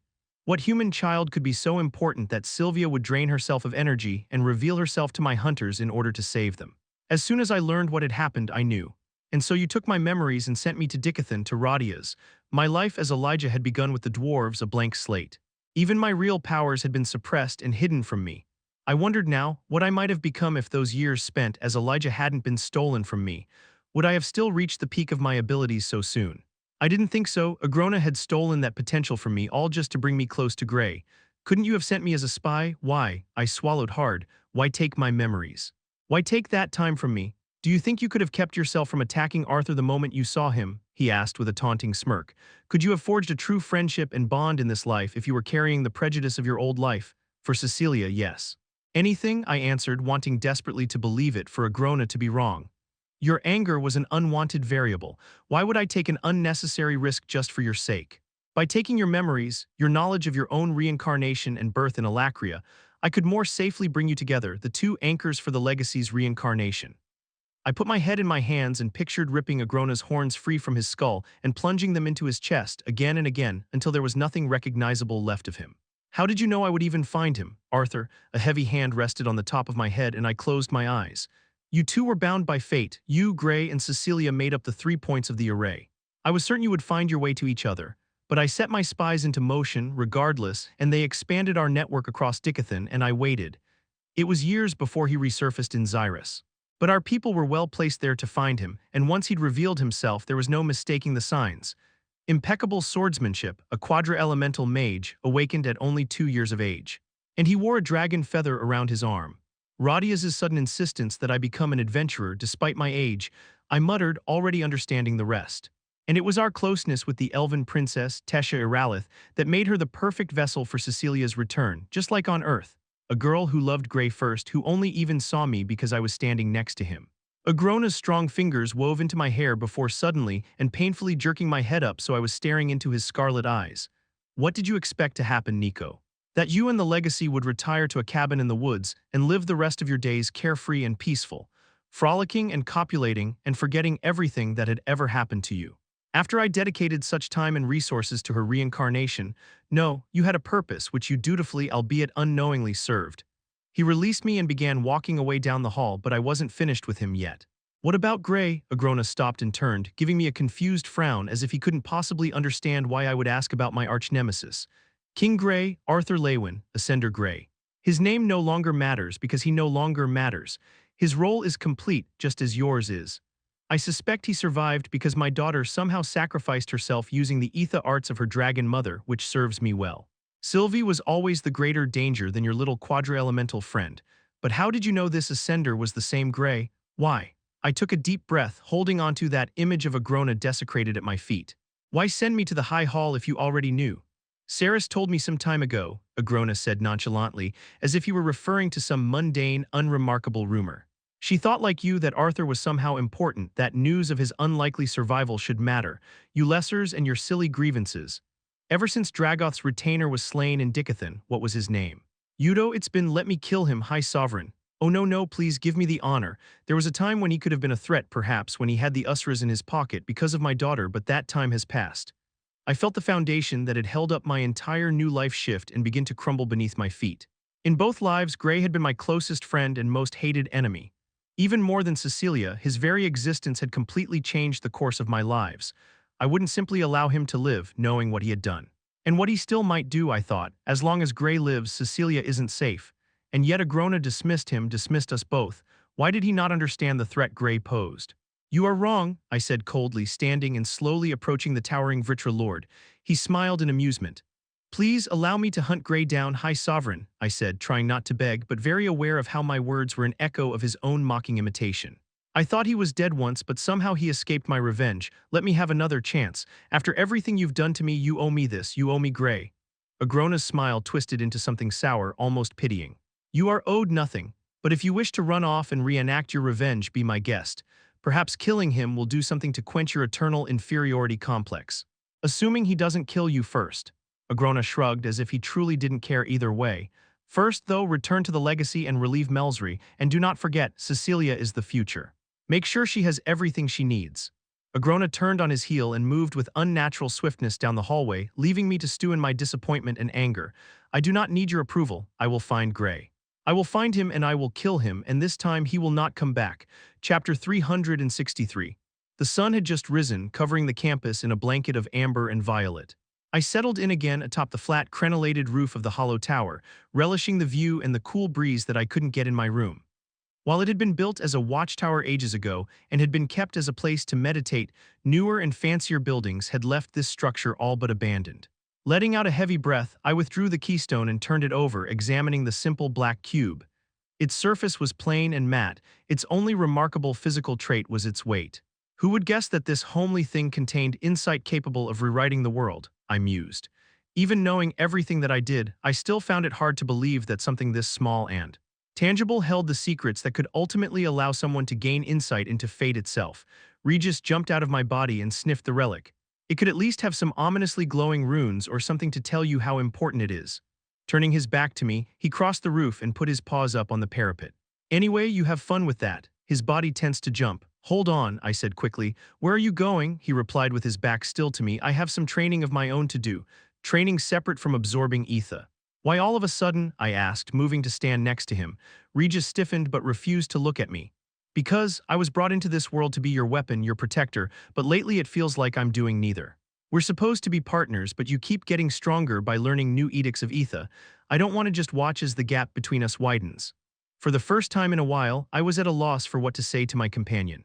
I stood silent, watching the dark wolf, when a four-winged bird settled onto the parapet nearby, clacking its beak and watching us expectantly.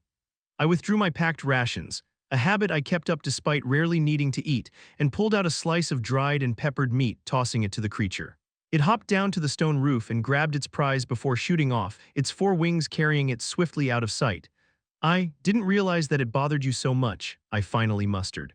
Well, you can thank Sylvie for this infuriating drive to keep your ass alive, Regis japed. I let out a small laugh and nudged the shadow wolf. Fine, just be careful out there. The world is a scary place for a little puppy. He turned his bright eyes on me derisively. Ha ha, hilarious. Then, in a maneuver I wasn't even sure he could pull off, Regis leapt from the side of the tower. I watched as he plummeted toward the ground, purple flames trailing behind him like a flag before he became incorporeal and sank into the ground slightly.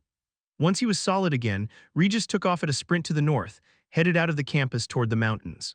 He, of course, took the extra effort to pass by a small crowd of students, causing a chorus of screams, before he vanished from sight behind another building. I followed his progress for a while, still able to sense him even as the distance between us grew. He seemed to be heading out into the mountains. I wondered briefly if the energy that tethered us together would allow him to go that far, but we'd both feel it if he began to reach the maximum distance he could be away from me.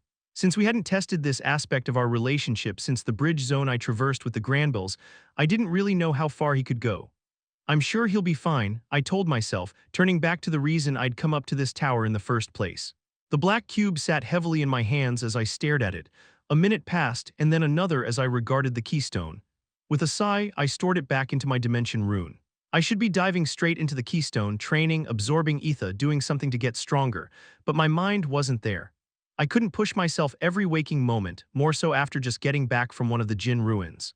Instead, I pulled out the far-seeing relic, tracing the sharp-edged facets while thinking of the very people that would motivate me to keep moving forward. I activated the relic and was transported across the world, zooming in until I found myself in the dim underground cavern of the Jinn sanctuary. Ellie was waist-deep in the stream, splashing water at Jasmine, who was holding up an elven child I didn't know as a shield, laughing.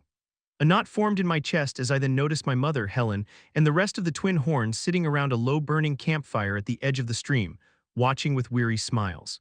Behind them all, Boo was hunkered protectively over a pile of glitterfish. I dug my nails into my hands, holding back the growing lump in my throat as I forced a smile myself. After all, they were all okay and they were laughing and smiling. That was enough. With a shuddered breath and a hollow smile, I pried myself out of the relic and swapped it for the keystone again. The black palm-sized cube was much less ether-dense than the last one, but otherwise nearly identical. All right, let's see what you've got for me. Releasing ether from my core, I channeled it up my arm and into the keystone.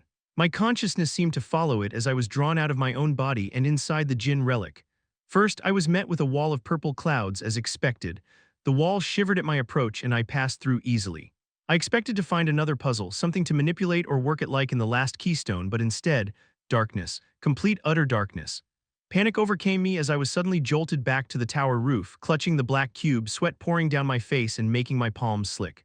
My breath came quickly, and then I realized why.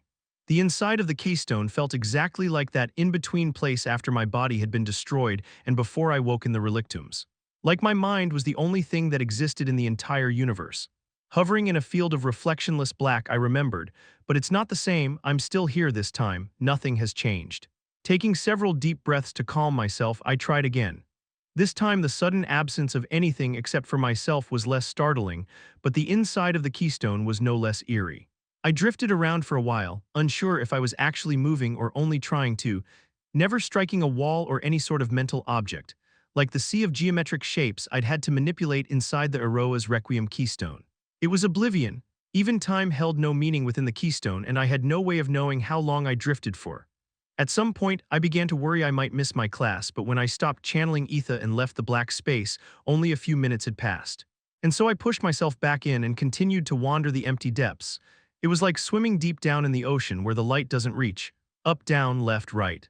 Direction lost meaning, even though I continued to experience the sensation of movement. I tried to push out with ether in random directions or all around me, but nothing happened.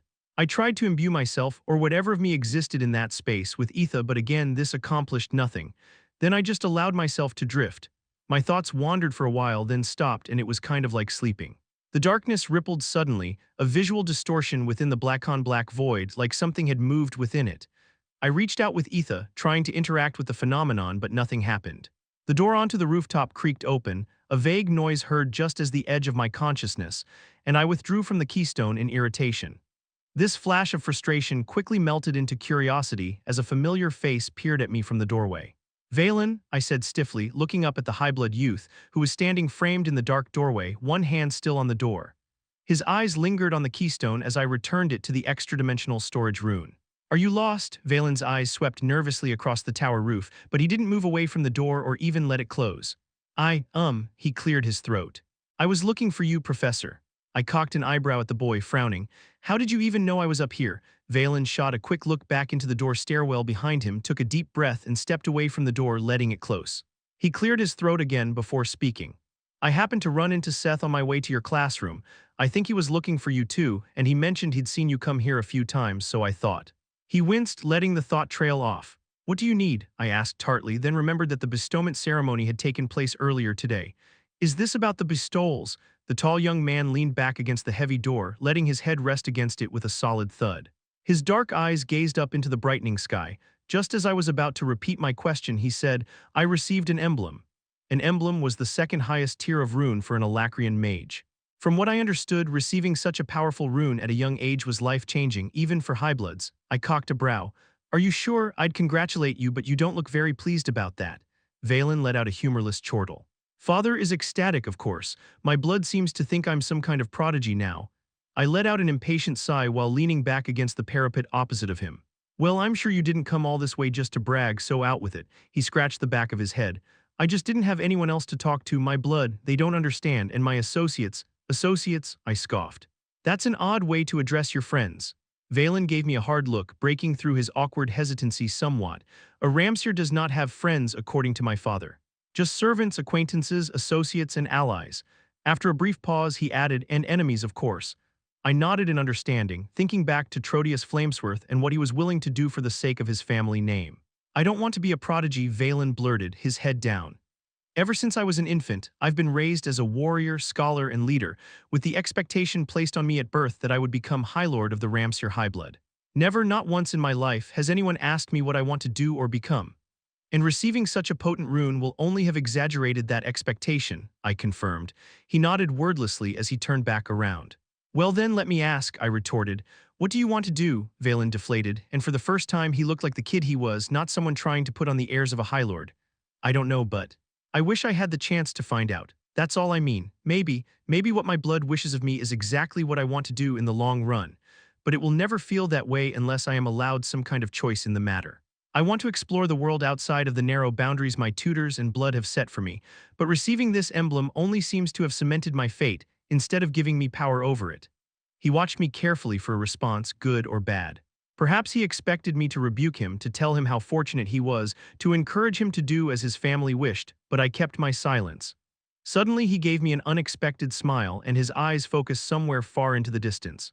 You know, my uncle was in the war in Dicathen, and he told me something strange.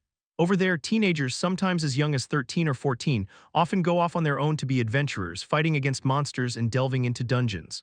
I was taken by surprise by the sudden mention of Dicathen, memories of my time as the masked adventurer note surfacing. It seemed like another lifetime ago now. Mages are less common in Dicathen, and becoming an adventurer is a rite of passage for many of them, but it's not so different from how Alacria treats ascenders. Or so I've heard, I added quickly. Valen's smile lingered for a moment as he thought about this, but it slowly slid from his face. Eventually he nodded and said, "Thank you, Professor, for listening. I won't take up any more of your time." With a stiff bow, he turned to leave.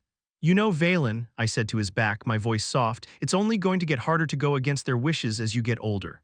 If you really want to live your life without regret, it might be better to disappoint your parents now than later.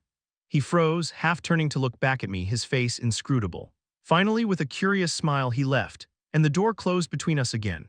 Unwilling and unable to face the many conflicting lines of thought tangling up in my brain, I withdrew the keystone again and activated it, momentarily embracing the void space it contained. But instead of insulating me against my thoughts, it bared them, leaving me with nothing at all but my own conflicted mind. I knew that it was unfair in the extreme to blame Valen or his classmates for anything that had happened in Dicathen. They were as much a victim of the war as my friends and family back home, and yet it had been their friends and family killing mine. They were Agrona's subjects, his servants and tools, each one of them a potential weapon against me. Or worse, against my mother or my sister.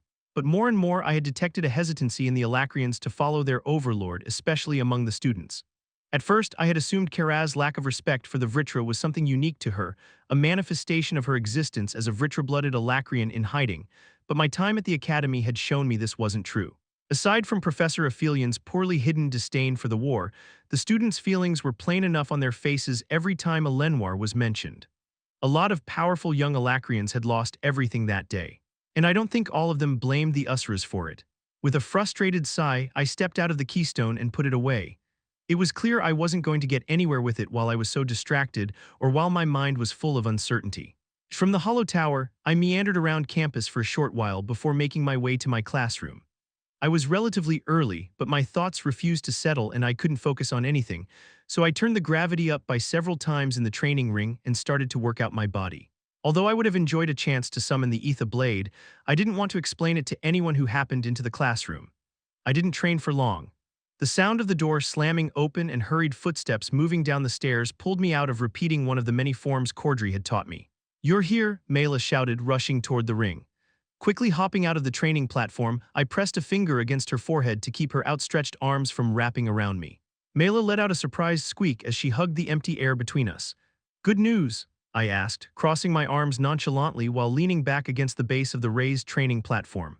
The girl from Marin Town was bouncing on her toes as she said, "Yes, it's so crazy, unbelievable. I've just been added to all these high-level sentry classes, and apparently the odds are so low that Central Academy has no record of it happening before. And they're offering to waive my attendance fees and send this huge stipend to my family back in Itril if I agree to do some one-on-one study with the head of the Sentry department here, and she trailed off, noticing the look of confusion growing on my face. I got another emblem, she cheered, her voice raising an octave and her excitement coming out as a squeak. 2 in a row and at my first 2 bestowment ceremonies.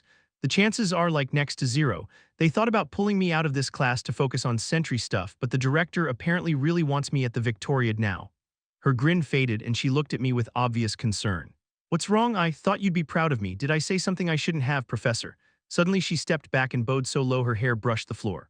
I apologize. As she was speaking, my mind had jumped from her to Valen and then back to Marin Town, where both Mela and the boy Belmont, the only 2 children I'd interacted closely with, received unusually powerful rules. I'd suspected before that my presence had something to do with it, but there had been no reason to think deeply about the bestowal process. I didn't know enough about how the Alacrians allocated magic to make guesses, other than an assumption that Etha was involved somehow. Professor, my attention snapped back to her and I realized I had been wearing a deep, thoughtful frown. I let my features relax. I'm sorry, Mela, I was just thinking, but this is all a big change for you. How are you holding up? When Mela had received her original rune, it had been met with conflicted emotions. Her sister was unadorned and would likely spend the rest of her life in Marin Town. 2 emblems all but guaranteed Mela would be drawn into a life of adventure and danger. If she didn't become an Ansender, she would certainly end up being drafted into the war. And the next one won't be fought against Dicathen soldiers, I thought, realizing what the advanced runes might mean for them. I was scared at first, she admitted. I didn't want to leave home, but now that I've been here for a while. She turned toward the door where the sound of several sets of quick footsteps and multiple voices were approaching. I've never felt special before. I always assumed I'd spend the rest of my life in Marin Town like Lorne. Her face fell. Is it wrong that I don't feel guilty? No, I answered, although I wasn't entirely sure if I believed myself. As long as you haven't left your family behind in your heart, then you're not abandoning them. Everything you do now is for them, as long as that is your intention. Unspilled tears shone in Mela's eyes and she nodded vigorously. I'm really glad the relictums brought you to Marin Town, Professor Gray. I waved her to her seat wordlessly. She shuffled, then drew in close. I thought about stopping her again before she could wrap her arms around me, but only sighed instead, returning the hug with one arm while I patted the top of her head awkwardly. Regis would have made so much fun of me if he were here. After a couple seconds, I stepped back and turned away to clear my throat as the rest of the class began pouring in, their energy and excitement evident from the overflowing noise they produced. The students burst into eager explanations of the runes they'd received during the bestowment ceremony. Every single member of the class had received at least a crest, as it turned out, with a handful of emblems as well. Even Deacon turned away from his books for long enough to brag about his new crest. Sharp footfalls ringing in the outer hallway drew my attention away from the excited chatter just as Professor Irongrove, head of the melee combat department, pushed in the door. It took a moment for the students to notice, but one by one they hushed suddenly, their attention drawn to the older man. He paused at the door, then stepped aside to allow 2 familiar figures to enter before him. Briar's signature hair, orange fading out to bright yellow blonde at the ends, made her obvious from across campus, much less standing right in front of me, and I immediately wondered what the hard-shelled young woman was up to. Her hazel eyes met mine defiantly as she descended the shallow steps. Behind Briar was another familiar face, though it took me longer to place her. A dark-haired girl, similar height and build to Briar. Her eyes tracked over the classroom before settling on me, and then I remembered, a fiend of blood Mandrick. She was the granddaughter of Elder Cromley from Stormcove Academy. We had fought during the bestowment ceremony in Marin. Professor Irongrove stopped halfway down the stairs and opened his arms to encompass the class. Melee Enhancement Tactics are star class, Victoriad competitors as well as the champions of the bestowment ceremony, I must say. There were a few hoots and a round of applause from the students, to which Irongrove responded with a good-natured smile. When the class quieted, he met my eye. Professor Gray, I'm sorry to intrude, but I was hoping for a quick conversation before your class begins for the day. I nodded and gestured toward my office. Rafferty and the 2 young women let themselves into the small office and I followed. The moment the door closed behind me, the classroom burst out into noise again. I won't keep you busy as you are preparing for the Victoriad, Rafferty began, his tone businesslike. In fact, that's why I'm here. Since you do not have a classroom assistant, the director wanted to ensure you had help. A bit of an oversight that it wasn't seen to earlier, honestly. He cleared his throat and his gaze dropped to the ground for an instant. These two very capable young women have offered to join you as assistant professors leading up to and during the Victoriad. A couple more sets of eyes and fists to keep the students on task if you understand me. I shot Briar a look, my lips quirking into a wry smile. Figured out a way to get to the Victoriad after all, huh? Rafferty glanced between us. It was my understanding that you trained alongside Briar of Blood Nader before. She is an excellent student, I assure you. I held up my hand. Only teasing, Professor. She's welcome to be my assistant. My attention turned to Afine. I'm more curious about this one. Afine lifted her chin and couldn't help but notice the slight tremor that ran through her. When last we met, I had soundly defeated her and her friend. I couldn't recall his name in a 2-on-1 duel. Afine's grandfather sought sponsorship from the Denoirs for her to attend Central Academy, Rafferty informed me.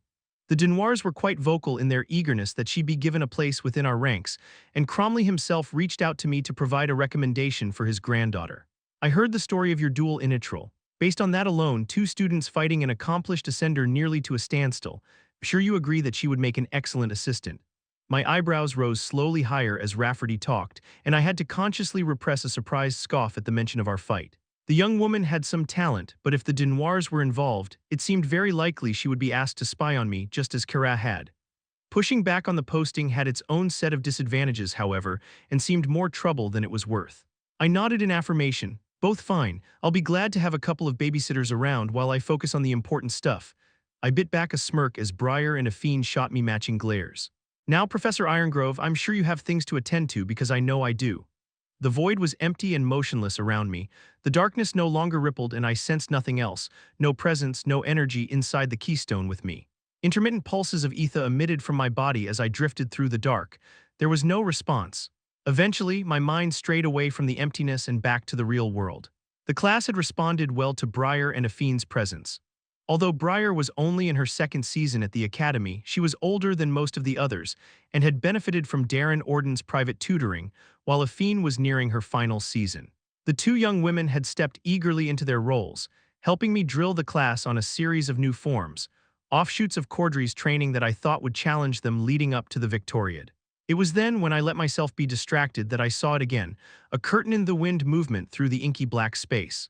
A knock at the door once again interrupted me, but I ignored it, focusing on the ripples disrupting the etheric realm within the keystone. The knock came again, louder and more insistent this time. I withdrew from the keystone and stored it away. "Come in," I said irritably. The office door opened and Caden Aphelion poked his head inside. "I'm not interrupting some secret cabal meeting or something, am I?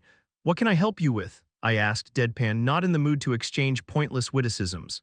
Instead of being put off by my attitude, the other professor seemed to take it as a challenge. He limped through the door and eased down in the seat across from me. "In the hopes of convincing you not to take my life for interrupting this secret, undoubtedly high society meeting, were there masks? I feel like there would be masks, and scantily dressed servants. Anyway, where was I?" "Right," he said, leaning back in the chair and struggling to cross his legs, an act that required him to physically lift one over the other with his hands. "Straight to business, then. I thought you might be interested to know that you've drawn just a tiny bit of attention to yourself, Professor Gray." Still leaning back against my seat, I held Caden's steady gaze. His eyes were sharp and watchful, not quite matching the wry smirk he wore. "Speak plainly, Caden." He glanced around the office, checking the corners playfully, a mocking pantomime of searching for spies.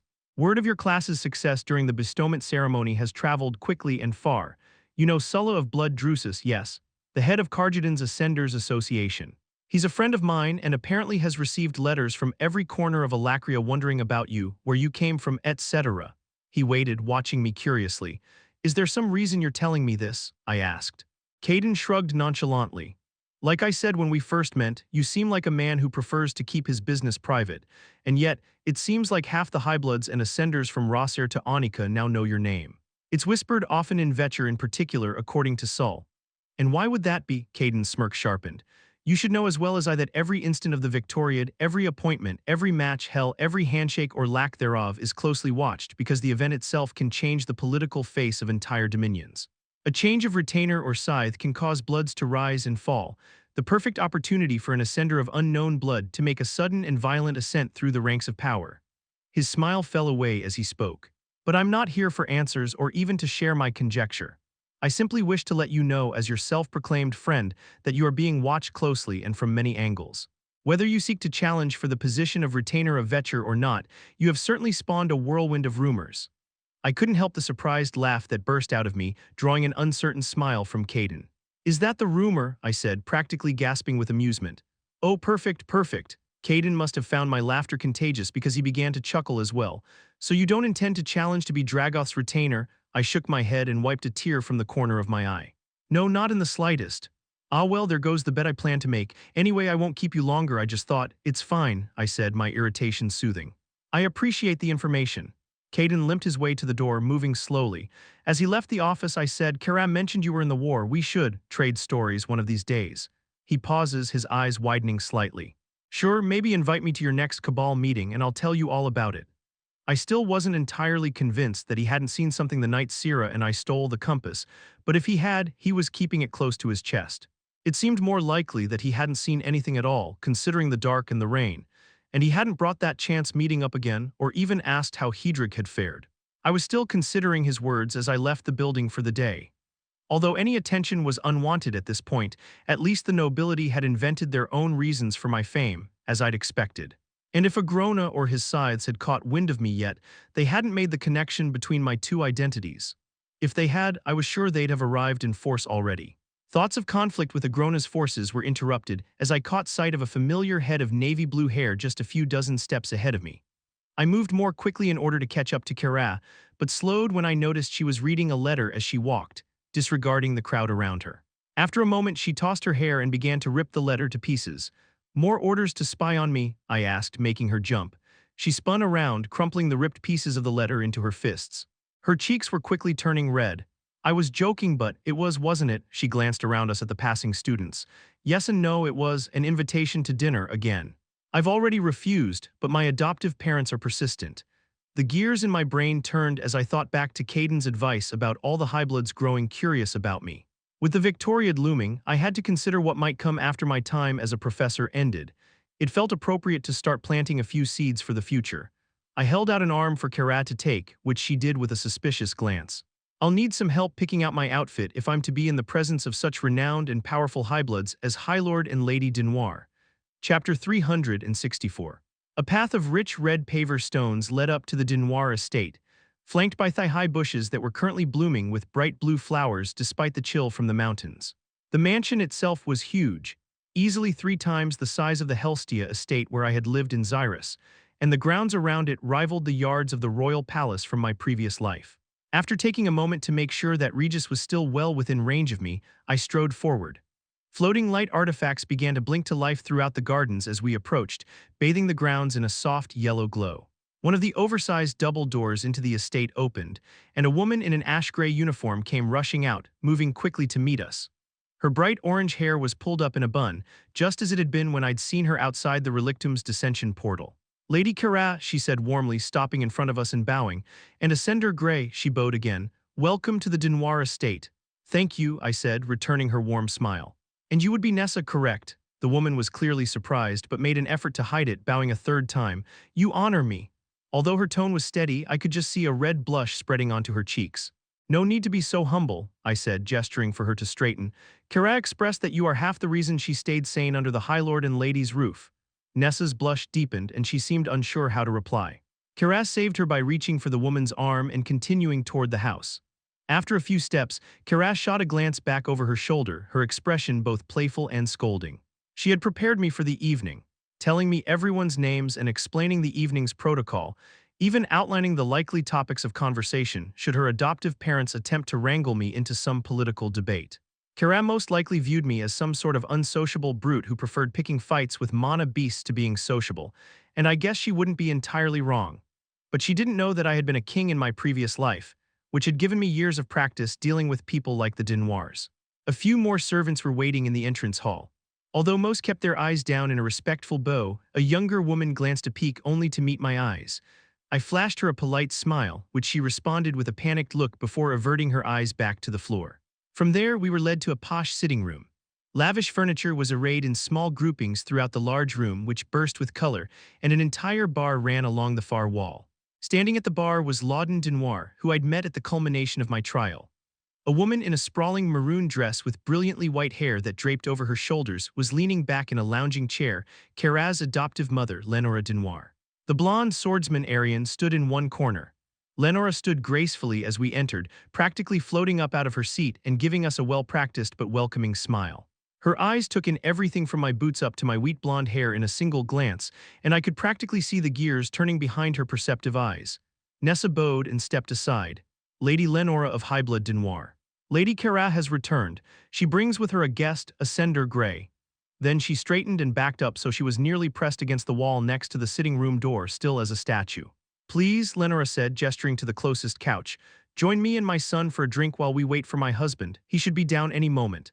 Lawden carried 2 glasses from the bar, one of which he handed to his mother, then he turned and held out his hand to me. I took it firmly, meeting his eye. How nice to see you again, Ascender Grey, or do you prefer Professor now? His manners were impeccable, but they couldn't completely shroud the obvious tension that he carried in his shoulders and brows. Please, Grey would be more than adequate, I answered. Lawden handed the second glass to Cara. As soon as her adoptive brother's back was to her, she wrinkled her nose and set it down surreptitiously. Lawden didn't seem to notice as he returned to the bar. Well then, Grey, what would you like to drink? My father takes no little pride in the quality of our collection. Here you will find only the finest and most potent drinks, specifically tailored to be enjoyed by those with the elevated metabolism provided by strength and magic. It's only proper that I wait for the High Lord, as tradition dictates he has the first drink when imbibing with guests. I answered properly before giving him a wink. But I would enjoy the opportunity to sample your fine collection, of course. Lawden chuckled. A man of culture, my father will no doubt appreciate your adherence to the social norm, although I hope you'll forgive me for starting without you. With this formality out of the way, Lawden continued to make small talk while Lenora questioned Cara about the academy. Lady Denoir and Cara's attitude toward each other was stiff and businesslike, and I caught Cara glancing in my direction more than once. After a few minutes, the noise of heavy, unhurried footsteps in the hall announced High Lord Corbett Denoir's arrival. We all stood as the High Lord entered the sitting room, appearing from whatever preoccupation he had feigned in order to keep me waiting, a common tactic among these noble types. His clever eyes jumped to each of us in turn, though they lingered on me the longest. His white and navy suit looked like it cost as much as some people's houses, and he wore a golden-hilted saber at his side. Crossing one arm over my chest with my fist just below my shoulder and the other behind my back, I bowed slightly, just the gentle inclination of my back. It was the type of bow one gave to show respect but not subservience. This simple gesture, I had all but shouted that I saw our positions as equal, would set a spark to the questions in his mind, since the Denoirs already suspected I was secretly a high-blood. Welcome to our home, he said, unperturbed, before moving around behind where his wife was sitting and resting a hand on her shoulder. This meeting has been too long in coming, hasn't it, my love? Indeed it has, she replied, beaming up at him. To me, she said, you've given us such a novel experience, as neither of us are accustomed to having our invitations rejected. Her execution was flawless, politely teasing with barbs hidden between her words and a blade in her smile. You have my apologies, I replied with a weary smile. It was my selfish desire to express to the other professors at Central Academy that I had rightfully earned a position there. Come now, we only jest, Lenora said with a chuckle. Regardless, Corbett and I are quite curious about you. Why don't we move to the dining room and you can tell us about yourself over a wonderful dinner our cooks have prepared in your honor. Standing, I held out my arm to the Denoir matron, who took it with a curious smile. Lead the way, Lady Denoir, I said politely. She did so, with the rest of the Denoirs following after us. Corbett spoke quietly with Lawden about some business dealing while Lenora showed off the mansion, telling me about the many items on display throughout the estate, including several very fine paintings and tapestries, and at least a dozen different accolades returned from the relictums. A long table dominated the dining room, with seating enough for at least 30 people. 3 chandeliers hung from a high ceiling, filling the space with a brilliant light. Another small bar ran along one side of the room, while the other was covered up by cabinets and shelves filled with fine dishes and silverware in dozens of different stylings.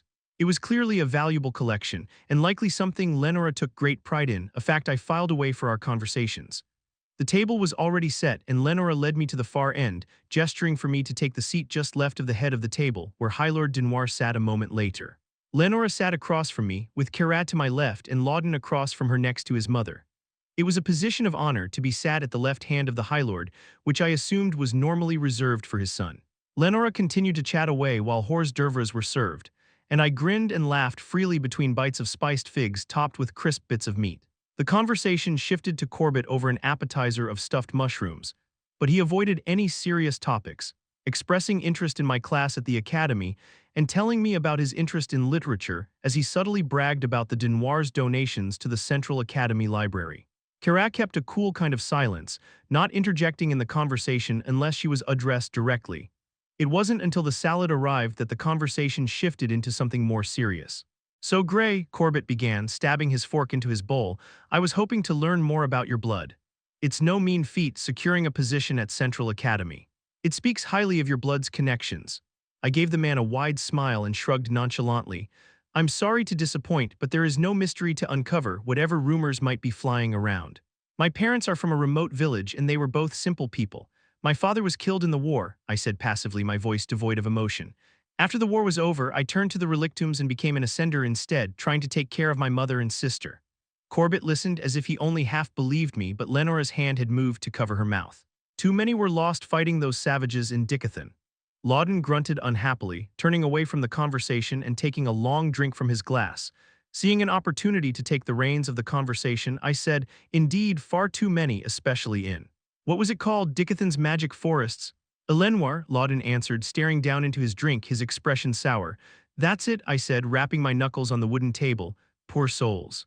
Although, from what Kara has told me, Highblood Denoir didn't have a presence there, Corbett and Lenora exchanged a quick glance. "No," Corbett answered after a moment. "I recognized that we already had everything we needed in Alacria. Maintaining a hold in such a far-off land and still full of turmoil seemed an unnecessary complication. A fortuitous decision. Many others weren't so wise." I turned to Lawden. "You lost people in Elenoir." He tipped back his glass, finishing off his drink in one gulp. "A lot of those who went to Elenoir to set up the holds were blood heirs or second sons. I knew many of them. Some entire bloods, those who dedicated the most to this effort, were wiped out, depriving Alacria of many powerful voices and ending many potent bloodlines." "And what did we accomplish?" Lawden, Corbett chastised, giving his son a subtle shake of his head. "This isn't the time for such a conversation. Gray, I hope you'll retire with me to my study after dinner. A good fire and a sovereign's quarrel board make for a better backdrop to politics than the dining room, wouldn't you agree?" Although disappointed, I wanted to delve more into this tension Lawden displayed to see how deep it ran. I only nodded politely, and the conversation turned back to more mundane matters for the remainder of dinner. After we'd eaten as much roasted meat and fruit tarts as was polite, leaving the last bite on our plates to show that we'd been well fed and weren't gluttonous, the table was cleared and Lenora whisked Kara away. Lawden leaned back in his chair and gave me a curious look. "Your star seems to be rising fast, Gray," he said with just a hint of a slur after several glasses of strong amber liquor.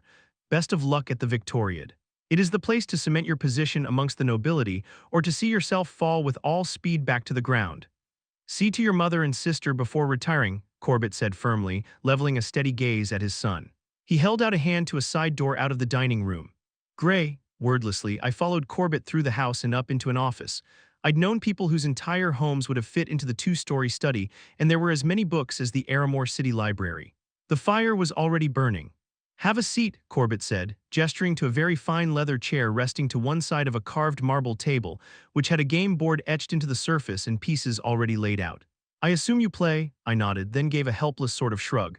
"I should say I have played. Kara enjoys reminding me that she has benefited from significantly more practice and training than I have." Corbett's expression didn't change as he poured us both yet another drink and took the seat opposite me. I took a sip from the offered glass. It burned going down but settled warm and heavy into my stomach. Some of my surprise must have slipped through onto my face because Corbett's lips twitched in a bare smile. "Dragon's breath," he announced. "I'm not surprised you've never had it. It's made with a rare spice that only grows along the banks of the Redwater near Einsker.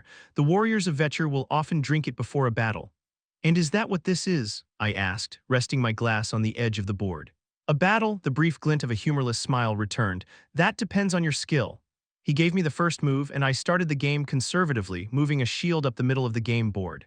"Have the events in Elenoir soured the Highblood's taste for this war?" I asked conversationally, although I watched Corbett's face carefully. He responded more aggressively than I'd expected, drawing a caster along the edge of the board. It was the same opening maneuver Kara often used. "My son is headstrong and has reason to be frustrated. Several of our friends and allies were lost in the Usura's attack. Although, to be fair, many more Dicathen lives must have been lost in the attack than those of Alacrians," I pointed out, continuing to inch forward with my shields. "All the more reason they should embrace the High Sovereign," he grunted, his eye on the game. Still, there was something in the lines around his eyes and in his stiff posture that told me he found the topic of Elenoir and all those deaths uncomfortable. "Perhaps," I replied, pretending to think about my next move as I took another drink of the fiery liquor. "And yet I can't help but wonder. If it meant avoiding further conflict between the Usura, would it be worth giving up Dicathen? He frowned deeply, which highlighted his wrinkles and made him look about a decade older. You mean withdraw the forces there and abandon the continent? He rubbed his chin thoughtfully. That is a risky proposition. The blow to morale, let me phrase it another way, I said, dragging a striker across the board to take out his caster. If the cost of the war, the cost in high-blood lives, had been made clear up front, would they still have supported it? We played a couple moves in thoughtful silence, although Corbett's eyes kept flicking away from the board to me. After a minute or two, he said, "It is common for the lesser bloods to overestimate the power and authority of the high bloods." I bit back an eager smile at his slip. Surely if a majority of the high bloods spoke together as one, the sovereigns, you have climbed far and too quickly, Corbett said, taking his hands away from the board and leaning back in his chair. It is evident in the way you speak, like you have no experience with the higher levels of politics in Alacria. You should be careful, Gray. The wrong word in the wrong ear can get you killed. As if to emphasize his point, he took a striker through a gap in my shields and killed one of my casters. It left the striker piece open to a counterattack, but it weakened the inner circle of defense around my sentry. Rushing in, being bold, that is what those bloods who died in Lenoir did. And now many of them are less than the lowest unnamed. When I responded by killing the striker, I noticed Corbett's knuckles were white as he picked the piece up, squeezing it between his fingers as if he could crush the carved stone to dust. Why encourage such heavy investment in a Lenoir if there was still such risk? I asked, my tone innocent and unassuming. Corbett set the piece down with a sharp clink and met my eye. Perhaps the sovereigns didn't think the Usura had it in them to break the treaty. But the truth was there, gleaming like a fire in his eyes. He didn't believe that the Vritra deities themselves could be caught so off guard, which meant. You think it was a trap, I said flatly, a statement of fact. Bait to make the Usuras break the treaty, Corbett tensed. You are aware of the relationship between Kara and the Denoirs, correct? I nodded. Did you know that, should we fail in our duty to the Vritra and to Kara, high-blood Denoir could be stripped of all titles and lands. Lenora and I could be executed. Again, I nodded in response. We are one of the most influential high-bloods in the Central Dominion, even in all of Alacria, he said, although there was no smugness in the statement. And yet, a misstep would mean our sudden and violent end. We do not serve kings or queens as the Dicathians do. Our lords are gods themselves, and we are all subject entirely to their will, from the lowest unnamed to the wealthiest high-blood. You would do well not to forget this fact, Gray. Do not think yourself untouchable because you have found some success. Pondering this, I made a series of quick moves to end the game. Although I felt certain I could have ended it in a true win, taking my sentry across the board to Corbett's hold, my taste and patience for the game had faded. Besides, I doubted I would gain anything else from Corbett or his family that evening. When my caster finally killed his sentry, he gave a resigned sigh and held his glass up to me. Tell me, Gray, is it generally after you've beaten her that Kara reminds you of her tutoring in this game? I let a genuine smile show through the stoic calmness that I'd kept up for most of our conversation. How'd you guess? As soon as we returned to the ground level, Kara took me by the arm. Gray, I'm afraid we really should be going. Plenty to do still in preparation for the Victoriad. You're right, of course. High Lord Denoir and I, please call me Corbett, he said, his tone shifting noticeably towards something approaching friendliness. He patted me on the shoulder and said, I enjoyed our game, although I'm afraid you distracted me with conversation by design, I imagine, he said, giving me a sharp look. You owe me a rematch, which of course means you and Kara will have to return for dinner at a later date. Kara was watching her adoptive father with unsuppressed surprise, and even Lenora seemed taken aback for a moment before sliding her arm around the High Lord. If anything, I'd say you owe it to us for keeping us waiting so long. Lenora and Corbett both shared a small laugh. I gave them another bow, slightly deeper than before. Thank you both for the fine food and stimulating conversation. Kara looked at me like a third eye had just grown in my forehead. Okay then, we'll see ourselves out so. Bye. With that, the Denoirs bid us farewell, with Lady Lenora seeing us to the door herself while Nessa stood by. Kara gave a perfunctory farewell before leading us quickly away from the estate and out to the street, where we could flag down a carriage to return us to the academy grounds. What in the name of the Vritra did you do to Corbett? She said once we were well away from the doors. What? I asked innocently, my mind already at work sorting through everything Corbett had told me. I swear you're like a handsome, mysterious onion, she said wryly. Every challenge that we face together reveals yet another layer to you. How exactly does a self-proclaimed nobody from the outskirts of Says-Clar learn to rub elbows with highbloods like you? Before I could answer, she kept going. No, never mind. Honestly, I don't want to know. I laughed quietly as I threw the white cloak Caden had given me around my shoulders. I've had reason to learn many skills. A dining room can be just as deadly as any battlefield. And your tongue is sharp as a sword, she scoffed as a carriage pulled by a bright orange lizard stopped for us. Black void, just that, nothing more. What am I missing? I asked myself as I swam through the Keystone realm. There is something here, I've felt it. The real problem was context. Jinn had handed down their knowledge in an esoteric way designed to spark insight, not to allow for memorization or the building of a skill. They likely had an instinctive understanding of their own teaching methods, much the same way that I had been able to read encyclopedias and tomes on magic when I was first born in this world. The Dicathen method for teaching and learning operated on the same principles as those of Earth, but the Jinn's keystones did not. And yet I had gained insight into Aroa's requiem from the first keystone. An idea struck me, sending my heart racing. I withdrew from the keystone and held up the black cube. If it was damaged somehow, perhaps. The golden rune flared to life on my back, glowing through my shirt, and amethyst motes of energy danced and jumped along my arm, flowing to the keystone until they swarmed over it like purple fireflies. But they didn't appear to be doing anything. There were no cracks to flow into, no damage to repair. More frustrating still, I didn't know if the Godrune wasn't working because there was nothing to fix or because it couldn't repair the damage, like the exit portal in 3-Step Zone. Cursing my incomplete insight into the Godrune, I released it, and the motes flickered and faded away. Several minutes later, I was still sitting there staring at the black cube when my office door opened suddenly, and Enola marched in and seated herself in the chair on the other side of my desk. "By all means, come in," I said, setting the heavy cube on my desk and looking at the precocious young woman. She was glaring down at her hands, which were clenched together in her lap. My voice softened slightly as I continued. "You weren't in class after the bestowal. Did you receive such a powerful rune that they've allowed you to skip the rest of your schooling?" She rubbed at her face, then combed her fingers through her short golden hair. "No. My blood matron recalled me to our estate for a couple days," she said stiffly, "to discuss my future. When did I become a teen counselor?" I nearly said the words aloud but bit my tongue. "I received a regalia," she said, her voice gravelly with restrained emotion, "the only one in the academy to do so during this ceremony, even among the older students." I let out a low whistle. "That's serious." With huff, Enola stood suddenly, nearly knocking over the chair, then winced and set it back in place. She stood behind it, her hands clenching the back. "My blood has already arranged a posting for me in Dicathen after this season. I should have another 2.5 years of academy, but they are moving me around like a piece on a sovereign's quarrel board, using my regalia to elevate our high blood. And putting you front and center if this conflict with the Usura escalates further," I pointed out carefully.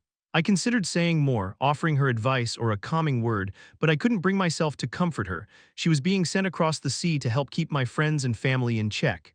Enola turned her chin up proudly. "I'm not afraid to go or anything, I'm a warrior, but," she swallowed heavily, "is it really even a war if we're battling Usura? It seems more like an extermination to me. Regalia or not, how can regular soldiers make a difference in such a conflict?" "They can't," I wanted to say. Aldir had burned an entire nation like a Lenoir had been built on the head of a matchstick. "My."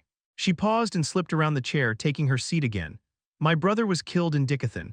In the early days, one of our first assaults, the same battle in which Jagret, the Truatian retainer, was killed." She smiled bitterly, looking past me instead of meeting my eye. "I remember because they announced it like dying alongside a retainer was some kind of honor." I couldn't help but wince. I had fought and killed the poison witch Jagret in a swamp near Slore, and a sudden realization hit me. While I was busy being angry about what these students' families had done, I hadn't even stopped to consider the fact that I could have killed their relatives in battle.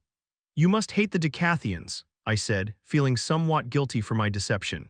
"No," she said immediately, her answer firm. "My brother died in honest battle. War is war, they were our opponent. Although I'll miss him, my brother was lucky to have such a war to fight in." Enola fell silent, and I knew what she was thinking. "But fighting Usuras?" I probed. "I want to be a soldier or maybe a powerful ascender." She crossed her arms and sagged back into the chair. "But I do not wish to be tossed away or burned up as kindling in a battle between greater beings." Her eyes locked onto mine then, like she was daring me to argue with her. Resting my elbows on the desk, I sighed. My gaze drifted to the keystone, and Enola's followed. "Any one soldier can change the course of a battle," I stated. "The strongest warrior can fall unexpectedly, while the weakest and most cowardly might stumble ass backwards into victory." I picked the keystone up and turned it over in my hand, recalling the Jinn projection's words.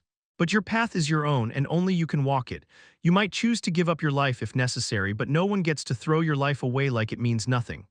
Enola tensed, her jaw visibly tightening as her eyes bore into me. "Do you really believe that?" I smiled and knocked the cube lightly against the desktop, breaking the tension with every fiber of my being. She gave me a single sharp nod, then looked again at the keystone.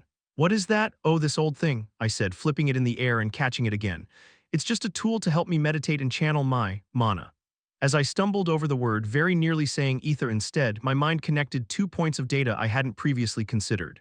Both times I saw the black-on-black movement within the keystone, it was when someone had approached me, interrupting my meditation. I had thought it was just bad luck, with the interruptions coming at exactly the wrong time, but what if? Here, let me show you how it works, I said quickly, channeling ether into the keystone. My mind rushed into the darkness. It was alive with movement. All around me, subtle streams of inky black writhed and ran like oil over water. The keystone reacted to the presence of mana, which explained why I couldn't sense anything within. Like a blind man trying to navigate a labyrinth, I thought, alive with sudden motivation in the face of such a challenge. I would find the insight stored within and take one step closer to discovering the Edict of Fate. Chapter 365. Valen's fist snapped out in a sharp jab at Seth's nose. Instead of stumbling away as he once would have, the thin boy moved into the blow, sapping it of any strength. His knee came up into Valen's ribs, but Valen blocked with a palm before leaning forward and throwing his shoulder into Seth's chest, sending him reeling backwards. A spinning sweep at Seth's legs, already poorly positioned for balance, sent Seth crashing hard to the mat. "Well done you two," Afine was saying, and I turned my attention back to the papers in front of me with a sigh. Each attending professor had been provided with documents explaining the Victoriad. Due to the nature of the event, adherence to tradition and protocol was of extreme importance, and so the information provided was thorough to the point of tedium. I knew it was necessary to commit this to memory, but my mind kept wandering back to my own plans for the event. I was stronger now than I had been as a white core lance, even if I'd lost some of the weapons in my arsenal. Still, I wanted to use this event to gauge my strength against that of my enemies, without giving away my identity if at all possible. With the reputation that I'd built here as both a professor and a sender, I wanted to test my strength, if not against a scythe, then at least against a retainer. Both Kara and Caden mentioned that it was uncommon for even retainers to receive a challenge. But after reading this document, it became increasingly clear just how rare it was. Never mind challenging a scythe, even requesting a duel from a retainer required the consent of their scythe beforehand. Kara had mentioned that since there were 2 open retainer positions this time, people speculated there would be many more prospects than normal. And since both scythes and retainers could refuse a challenger if they found such a contest to be beneath them, it would be difficult for me to even fight against a retainer. Worst case, if none of the retainers accepted my challenge, I'd have to watch the duels from afar. Normally, this is where Regis would have interjected with some blunt but annoyingly accurate assessment of this situation, but no such response came. It was quiet in my head without the sardonic flaming wolf. Although I could still feel him, connected to me by a thin thread that stretched high up the slope of the closest mountain range, his thoughts were shielded from me, his focus entirely on himself. But brief pulses of excitement or frustration that weren't my own flared up occasionally, and I knew he was growing. I could sense his strength. I had gotten used to having my mind to myself, but that didn't mean it was peaceful. I had forgotten how much my brain spun without Regis to cut me short. Realizing I had completely lost the thread of what I had been reading, I set down the parchment to watch the next training bout. Afine had brought 2 more students up to spar, while Briar led the rest of the class in a series of exercises. Marcus and Sloane were exchanging a brutal series of punches and kicks as the classroom doors opened and several armored men stepped inside. Sloane saw them first and missed a block, taking an elbow into his chin that laid him out flat. This drew the rest of the class's attention, and the students burst into a round of surprised chatter. Briar and Afine were quick to stamp it out, their eyes turning questioningly in my direction. "Can I help you?" I said, standing from my seat at the training platform control panel and ascending halfway up the stairs toward the intruders. "We're in the middle of class." A familiar figure strode forward, scratching his trimmed beard and giving me an awkward smile. "Sorry, Gray, but I'm afraid you're going to have to come with us." I scowled at Sulla, head of the Ascenders Association in Cargadon. "Can this wait until—" "I'm afraid not," he said firmly. My mind began to race as I considered what they could be there for. Sulla's grim expression made it clear his visit wasn't social in nature.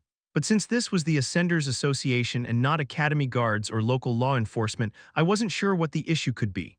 If my identity had been compromised, a possibility I was always conscious of, then it would have been Nico or Cadel knocking down my door. So what then? I turned and met Briar's eye. "You and Afine finish class, I won't be gone long."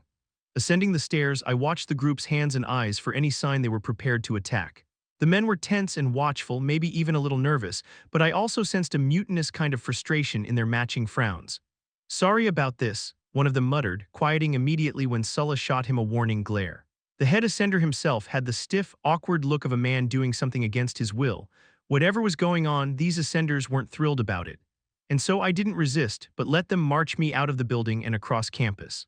They took up positions around me, but no one drew a weapon or prepared any spells, at least that I could detect. Most of the students were in class, but we still passed many dozens of people on our way out of campus, and I could already sense my name at the heart of 100 whispered conversations behind me. Thankfully, the Ascenders Association Hall was close by. I followed Sulla up into his office, which overlooked the building's main floor. The other Ascenders posted up outside the doors, which Sulla closed behind us. I took a seat without being invited to do so, then waited. Sulla picked up a leather satchel from behind his desk, watching me carefully.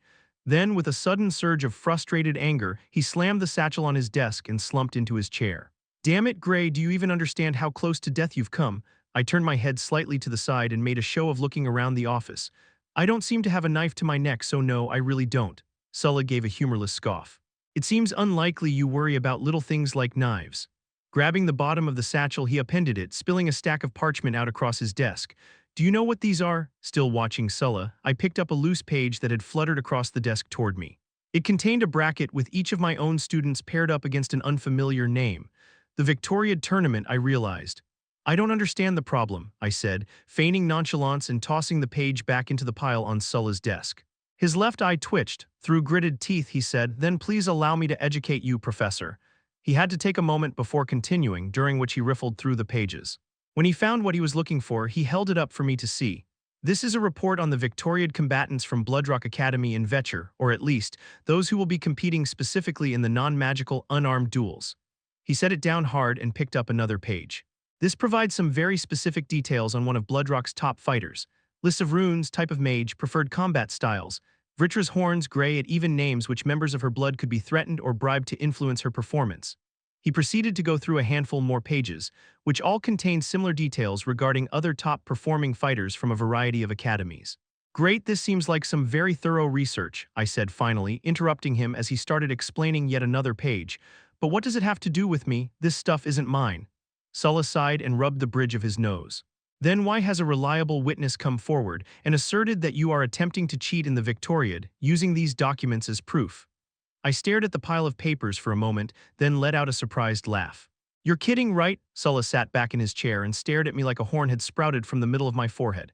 "Do you deny that you are leading an effort to give your students unfair advantage in the Victoriad? If my students have an advantage, it'll be because they've worked for it, not because I bullied some teenage girl's mom," I snapped, irritated to have been bothered with this nonsense. "No, I really do have more important things to do." Sulla placed both hands on his desk, knocking a few pieces of parchment to the floor, and leaned toward me. "Then someone is trying to get you killed, Gray." I eyed the veteran ascender curiously, waiting for him to continue. "Cheating at, tampering with, or otherwise disrupting the events of the Victoriad will result in your execution as part of the Victoriad entertainment," he proclaimed ominously. "So if you didn't order all this information collected, information which makes it clear you intend to threaten harm to several members of important highbloods, then someone else did, and purely to get you accused of a crime that could end your life." I was listening more seriously now, but something about what Sulla was saying didn't make sense. "You said you had a witness, someone who claimed they were working with me or for me or something." He squinted thoughtfully before replying. "Yes, they came to us of their own accord, claiming they were forced to make several contacts between you and Academy staff all over Alacria. When they intercepted this satchel of documents, supposedly intended for you, they realized what you were up to and felt compelled to turn in the evidence." Sulla paused. "You should know a handful of people are corroborating this statement, confirming that they received threatening letters from you to provide all this." He gestured at the papers. "The best case scenario is that you are banned from attending the Victoriad. The worse, well, I've already told you." Even from the moment Sulla and his enforcers had arrived in my classroom, he had seemed uncomfortable. Now the reason was clear. "Why are you so certain I didn't do it?" he scoffed again. "Anyone who'd actually met you would know you wouldn't need to cheat. I've heard about your students' pistols, too." "No, this smelled like a setup from the beginning." Nodding, I rested my elbows on my knees and leaned forward. "Then tell me who the witness is." Sulla hesitated, looking uncomfortable. "I could, but if you kill him, this will be out of my hands. Right now, it's only been reported to the Ascenders Association. If Central Academy or any of these highbloods get involved, I won't kill him, but I will figure out." I was interrupted by a device on Sulla's desk lighting up and beginning to hum softly. He stared at it like it was a demon leech for several seconds, then reached out and touched it. A familiar voice boomed out of the device. "This is Corbett of Highblood Denoir contacting Sulla of Blood Drusus." "Sulla, The dark-haired ascender's eyes went wide at the mention of Corbett's name, and he looked at me with something akin to panic. Why yes, High Lord Denoir, this is... You've just apprehended a Central Academy professor named Gray. The foolish charges against him are false, and I have information that will help to prove it. Corbett's voice echoed with a slight distortion from the communication artifact, but it still effectively conveyed the weight of his authority. I demand he be released immediately. I couldn't help the surprised smirk that crept onto my face listening to the High Lord speak. Though he maintained a noble air, there was a subtle threat to his words as well. Did Kirab put him up to this, I asked myself, or did our conversation make more of an impression than I thought? Sulla quickly regained his composure. Although the Denoirs must have outranked Blood Drusus by several times over, he didn't seem like a man to be cowed by the nobility. You say you have information pertinent to this investigation? He asked, his tone all business. The Granbells are behind it, Corbett said firmly. They've made false claims against Gray before and they are at it again. I believe a thorough interrogation of Janus of Blood Graham, currently a professor at Center Academy, will reveal that he was paid, and very well, to deliver false evidence against Gray. Now confirm that Gray will be released immediately, or I will be forced to personally visit the Ascenders Association. Sulla glowered at the communication artifact, his face reddening slightly. There will be no need for that, High Lord Denoir. I am equally assured of Gray's innocence and will not be charging him. He is here with me now, as a matter of fact, to discuss how best to deal with this situation. Oh, Corbett said, his noble mannerisms slipping for just an instant. Very well then, I've heard good things about your fairness and wisdom, and it seems these rumors are not unfounded. Gray, meet me at Goldaberry's throne on High Street in 2 hours. Good day then. Good day, High Lord. Sulla said, his expression caught somewhere between frustration and relief. When the artifact dimmed, his attention turned back to me. So you really do have friends in high places. A recent acquaintance, I said with a shrug. So Professor Graham, Sulla winced. Like I said, oh don't worry, I won't kill him. Standing, I gave him a questioning look. Am I free to leave? For the moment, yes, he said with a humorless smile. But this situation will need to be dealt with, Gray. I nodded, a certain drunk uncle coming to mind. Then could you get in contact with someone for me? 2 hours later, I was walking briskly along High Street, home to many ostentatious businesses that catered to the highbloods. Various scenarios whirled in my mind like clips from different movies as I thought about what I had learned. If what Professor Graham had so kindly informed me was true, then it changed everything. My thoughts were interrupted as I was forced to step out of the way for a pair of young highbloods walking side by side down the middle of the path. But before I could spare them a second thought, I was brought up short by the sight of the place I was supposed to be meeting Corbett, a highblood cafe named Goldberry's Throne. The building looked more like a temple than a cafe. Gold-capped marble pillars wrapped around an open-air gallery at the front of the building and around one side, and the carved entablatures that rested atop the pillars gleamed with inlaid gold and a dozen colors of gemstones, making the roof glitter like a crown. Multicolored flames rose from ever-burning braziers affixed to the pillars, giving the place a distinct mystical quality and giving off a mixture of sweet scents that made my mouth water and stomach rumble. Several sets of eyes followed me as I entered the cafe, likely because my attire was not up to the standards at Goldberry's. Inside, the warm aroma of coffee and freshly baked bread mixed with a dozen different colognes and perfumes to make the air uncomfortably heavy. A matronly woman dressed in black with a maroon vest was working behind a short bar carved of some kind of opaque crystal. She dipped at her waist into a respectful bow as I approached, her expression flawlessly masked aside from the quick twitch of her eyes as she scanned me from head to toe. I'm here to meet High Lord Denoir, I said, feeling the attention of a handful of the cafe's patrons turn in my direction. Has he arrived yet? The woman motioned to her right, her gaze still lowered. High Lord Denoir's private room is located around the corner there, third door. I nodded and turned my back on her, just catching it as the patrons, many of whom had been staring at my back only a second before, looked away and pretended to mind their own business. The indicated door was cracked and swung slowly open when I knocked lightly on it. Corbett looked up from a leather-bound journal full of cramped writing. Close the door behind you, he said as he stashed the journal. I did, and a series of wards that ran along the edge of the door lit up briefly. Soundproofing, I mused aloud. Among other things, Goldberry's is not successful with the highbloods simply for the pretentious decor, he said, gesturing to a seat across from him. The room wasn't large, but its high ceiling gave it a sense of grandeur. A low table made of some dark wood and engraved with a realistic depiction of the Basilisk Fang Mountains took up the center, with a wraparound couch on one side and 2 lounge chairs on the other. I sat in one of these, sinking into the soft cushioning.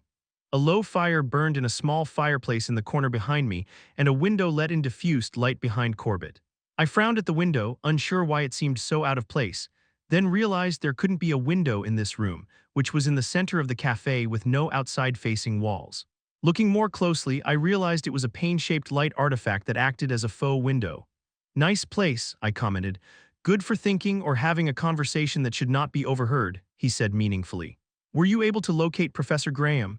"Graham is still alive, though I can't say the same for his dignity," I answered nonchalantly. "But that's beside the point," the High Lord nodded. "I figured as much, which is why I wished for us to meet here. I need to know what kind of retaliation I can get away with," I said without preamble.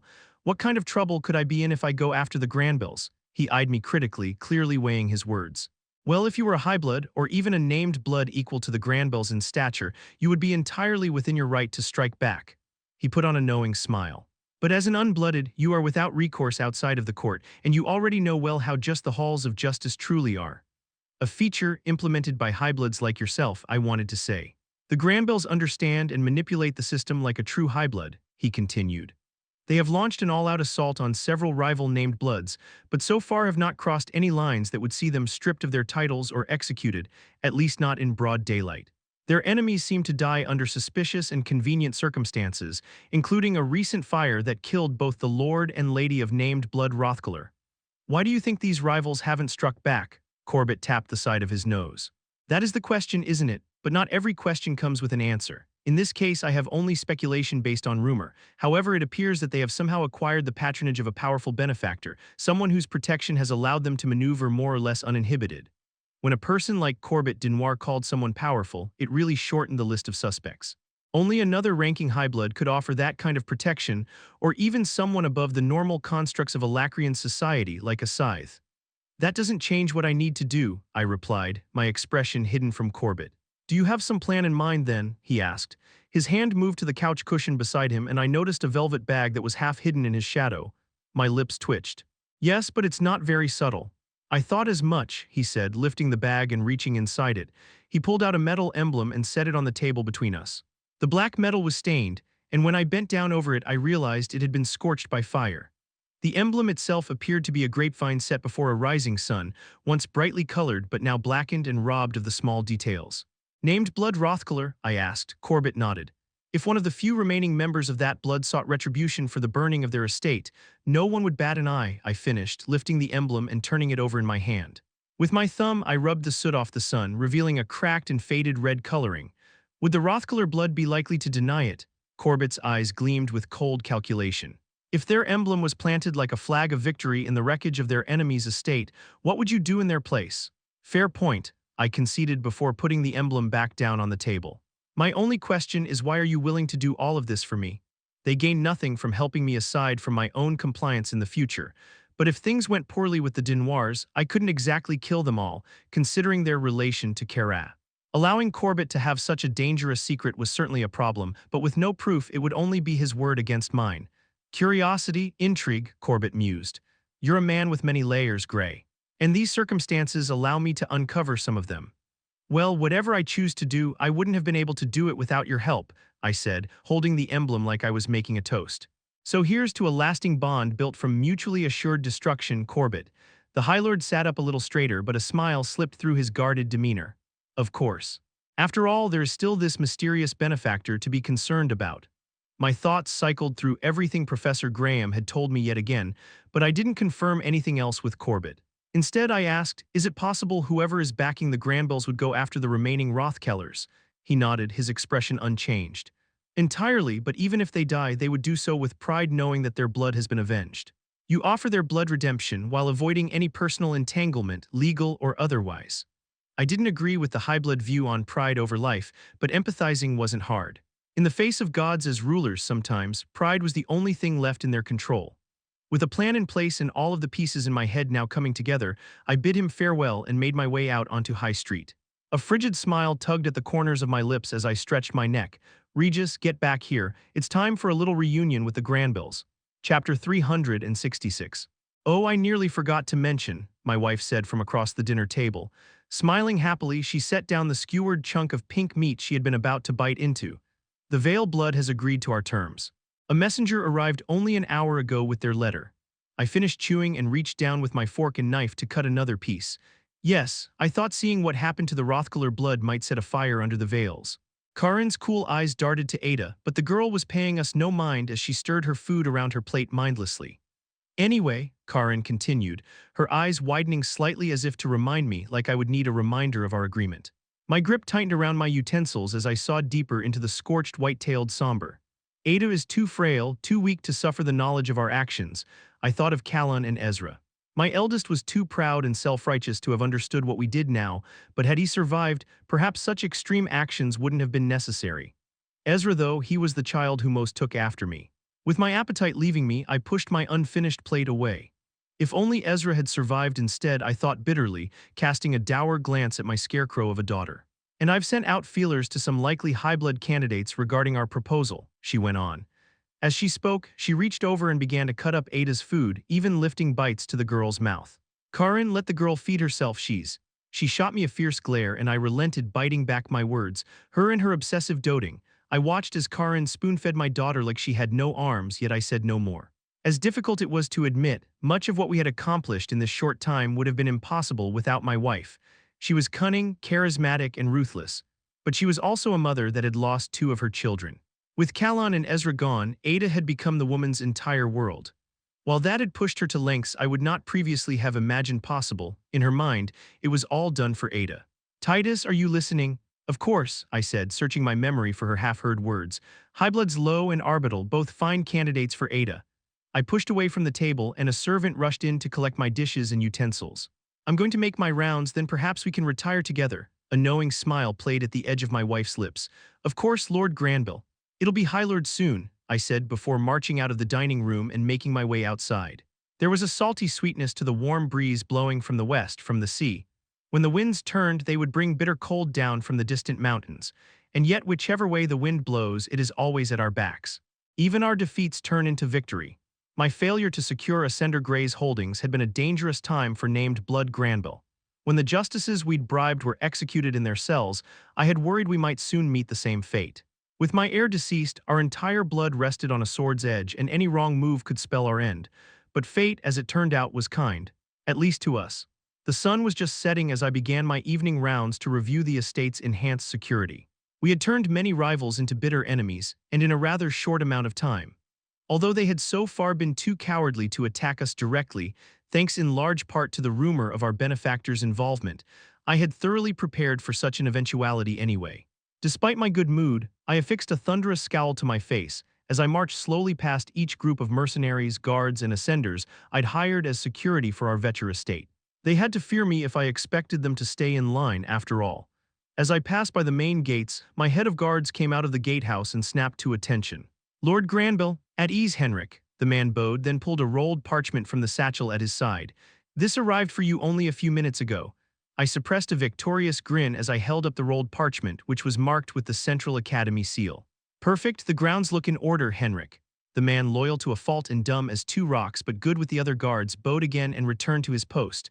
I, on the other hand, hurried inside, eager to read Professor Graham's report. I came up short when I noticed Petra's lingering in the entryway. He flinched back at the sight of me, my lips curled into a sneer. "What are you doing up here? Stop lurking and return to your dungeon."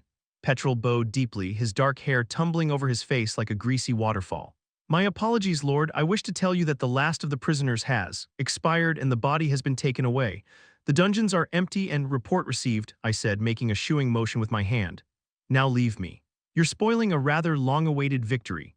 The torturer slunk back into the shadows and vanished down the servants' stairs, leaving behind a strong scent of oil.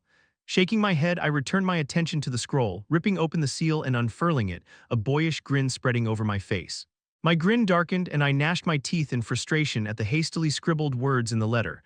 The fine parchment crumpled in my fist as I slammed it into the wall. Incompetent fool. Perhaps I placed too much trust in Janus for being a highblood. With our mutual distaste for Ascender Grey, it seemed obvious at the time to use Janus.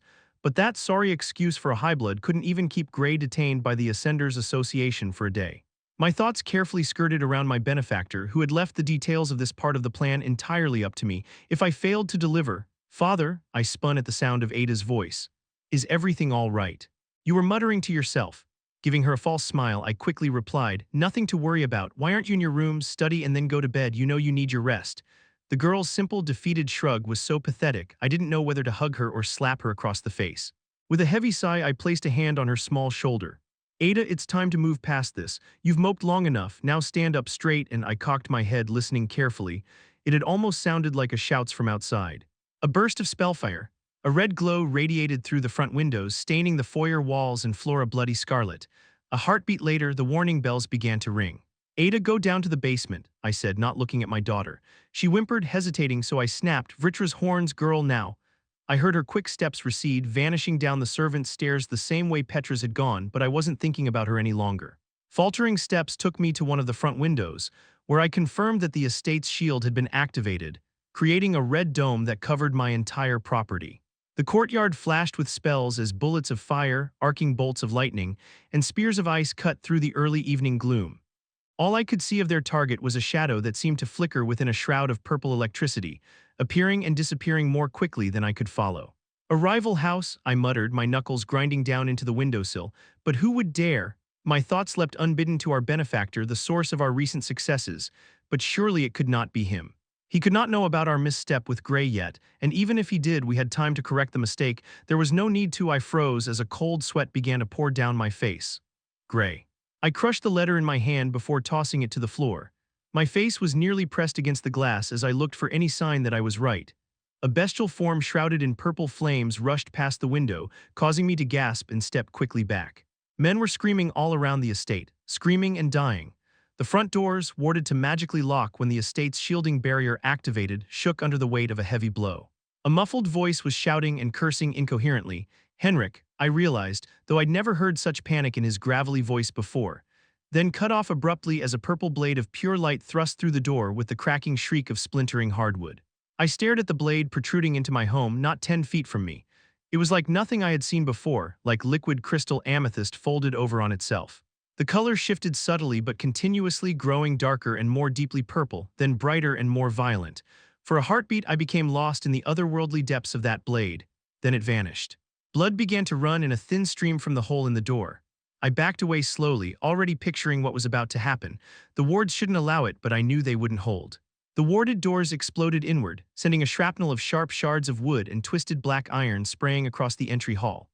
A shield of bright blue fire roared to life in front of me, evaporating both wood and metal, and I heard the hurried footsteps of more guards running from the interior of the house.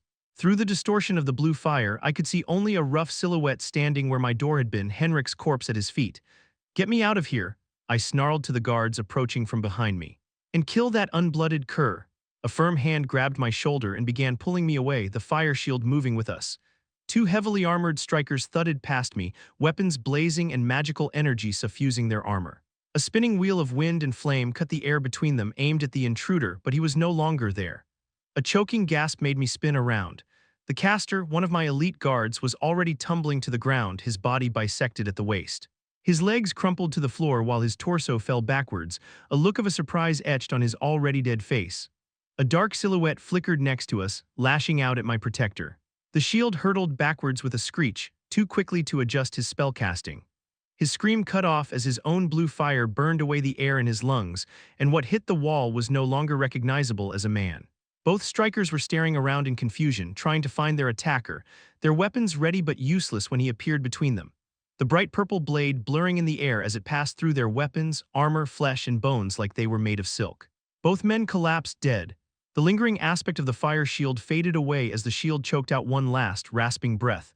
Gray simply stood there, staring at me, the red barrier defending my estate flickering pointlessly in the background. My fists clenched, my body shaking, not with fear, I told myself, but fury. Why you overstep, I said, my voice cracking. The Granbells are protected. We are being, I swallowed heavily, my mouth suddenly very dry, elevated. You have no station, no authority, while we are protected by a scythe. Do you understand? You'll die for this. You were told what would happen if you came after me again, he said, his voice devoid of emotion. I flinched back as a creature. A huge wolf wreathed in black and purple flames appeared in the doorway, stepping up beside him. The backside is all clear. Trying to bolster my courage, I stood straighter and cleared my throat. I am under the protection of Scythe Nico of Central Dominion. You dare attack me? He'll. Gray took a step forward, and I backed away so quickly I nearly tripped over the dead caster's outstretched arm. He'll come after me, he finished. I know, the blade blazed in his hand, and his summoned wolf growled low in its throat. No, the yell had come from the top of the stairs. Karin, I shouted, time seeming to stop as I stared wide-eyed up at my wife. Her hair was wet and she was wrapped only in a sheer gown that clung to her body. She must have been in the bath, I realized distantly, my mind rushing to process information while my body remained frozen in place. She should have run, escaped out one of the back entrances or down into the dungeon to hide, but instead she had come running to defend our blood's home. And unlike me, she hadn't frozen. Her hands came up and I sensed the swell of mana from her as wind began to dance between them. Damn it, woman, you need to. The wind spell blew through the room like a hurricane, tearing portraits and tapestries from the walls and upending furniture. White cords of wind condensed around the ascender to form an ensnaring web trapping him. I wished again that she would flee, but Karin tightened the web, clamping down on Gray and pummeling him from several dozen different directions with her powerful emblem. I'd seen mages pulled apart by this spell as the gusts ripped and tore at them from every direction. My wife preferred to suppress her power in public, but she had never been shy about getting her hands dirty if it meant assuring the future of our blood. I would have felt a swell of pride in her spellwork had Gray not simply stood there, the emblem-level wind web spell doing nothing more than mussing his hair. No, Karin, you, my words caught in my throat as I turned and met my wife's eyes, already glossy with death. Behind her was Gray, his violet blade sheathed in Karin's blood. I opened my mouth, trying to say anything, but I could only stare like a fish gulping for air as the light left my wife's eyes. Then the spell was broken as her lifeless body tumbled forward, rolling grotesquely down the stairs to land at my feet. I fell to my knees next to her, dragging her limp form up into my lap. My body was trembling, even the breath in my lungs seemed to shake, and I could do nothing but stare down at Karin's corpse as the debris of her dying spell clattered to the ground around me. Heavy, awkward bootsteps broke the silence, and I saw Petra's appear from the servants' stairwell. Gray was standing at the top of the stairs, his distant gaze emotionless, unreadable. Petra's kill him, I choked out around an icy fist of raw emotion that seemed to be crushing my throat. Gray started down the stairs, his brow raised in Petra's direction. It's been a while, old friend. Petra's, the gangly weasel, dropped his curved blade to clatter on the ground. He turned his back on me, and stole out through one of the many doors off the entry hall without a word. Bastard, I muttered. To Gray, with as much venom as I could muster, I said, why couldn't you just die? I shuddered as a cold emptiness suffused me. I thought when Scythe Nico contacted us. My fist slammed into the floor and I felt the knuckle bones break. It should have been easy, I glared up at my killer. So why couldn't you just fucking die? Gray approached wordlessly, a thunderous pressure exuding from him. I spit on the floor. Do you think you can get away with this? You are the reason my sons are dead. You, the man scoffed as he slowly descended the stairs. The wolf was stalking toward me from the door, its mouth hanging open, a dark hunger gleaming in its bright eyes. Even now you try to use your family to justify your greed. Who are you to assume my reasons? I hissed, clutching my wife's cold body tighter. You are no god to know that, nor do you have any authority to judge me. The ascender walked toward me, unhurried as tendrils of violet condensed to form a shimmering blade. You're right, Granville, I'm no god and I'm not a judge either. I'm just here to keep my promise. Primal fear coursed through me like poison in my veins, but I refused to show this bastard any semblance of weakness. I jutted out my chin and chest so that the Granville insignia emblazoned on my collar would stare right back at the unblooded. Go to hell, I heard rather than felt the violet blade slide into my chest. Raw coldness spread through me, seeping through every inch of my body as I slumped forward. The ground caught me as I stared up past my killer and at my home. Everything that we had worked for to rise above everyone else, to become a highblood, had been for naught. Only Ada would remain as my legacy, the weakest of the Granvilles, a poor eulogy by which we would be remembered. My thoughts blurred, losing all shape and form. Then the world went dark. Arthur the etheric sword melted away as I released my hold on its form. Lord and Lady Granville lay at my feet, their corpses intertwined. Well, that's done, Regis sniffed, looking down at Titus Granville's corpse before turning to me. So, you want to grab some shawarma on the way back? I closed my eyes and took a deep breath. The smell of scorched flesh hung heavy in the air.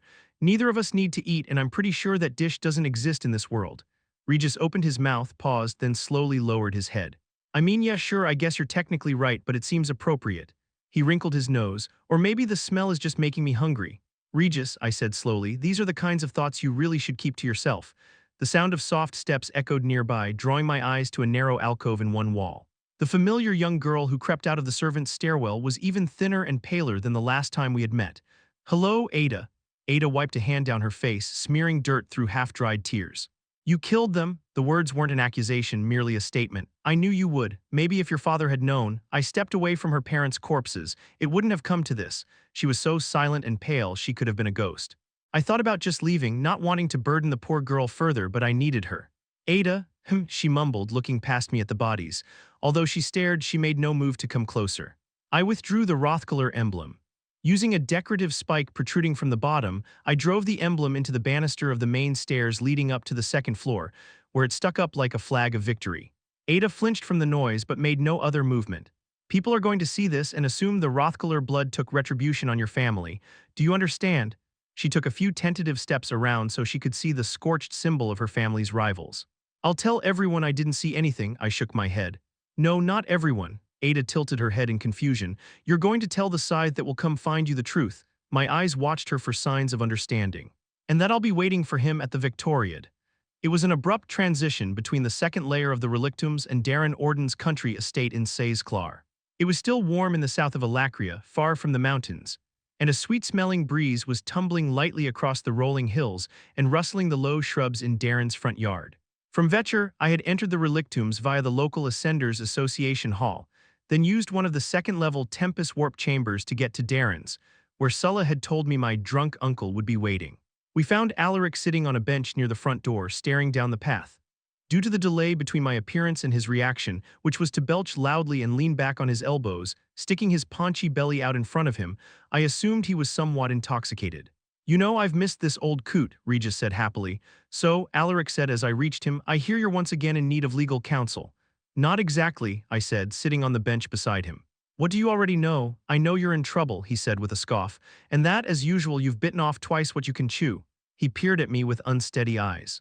The Granvilles tried to finish the job, but you finished them instead. I filled him in on exactly what happened, but I left one important piece of information for last. They were backed by a scythe. Nico of the Central Dominion. Alaric's permanently bloodshot eyes went wide, and he heaved himself to his feet and stared disbelievingly down at me. Sovereign sack boy, why in the hell are we just sitting around talking? The professor identity is right and truly buggered then, and your connection to Darren and myself compromises most of my usual contacts. He began to pace rapidly back and forth, careless as he stepped on one of Darren's carefully tended plants. He was speaking rapidly in a low mutter that I couldn't follow. Instead of stressing him further by interrupting him, I let the old man go on like this for a minute. I think you just knocked the buzz out of the poor drunk, Regis noted, a hint of concern in his voice. Alaric stopped suddenly and glared down at me. How the hell did you get on the wrong side of a scythe anyway? We've got history, I said deadpan. As for why he's out to get me now.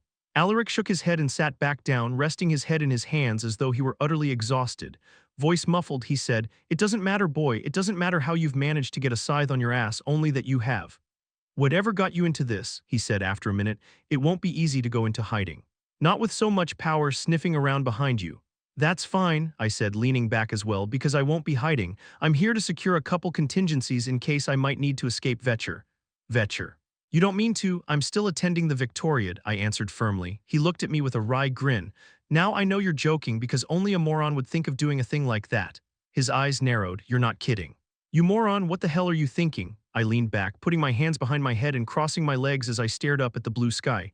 I'm thinking of killing a scythe. Chapter 367, Seth Milview. It was freezing, the winds had turned, bringing icy mountain air down to Cargadon and giving us a chilly send-off as we prepared to leave. My breath frosted in front of me, rising and intermingling with the icy fog around us.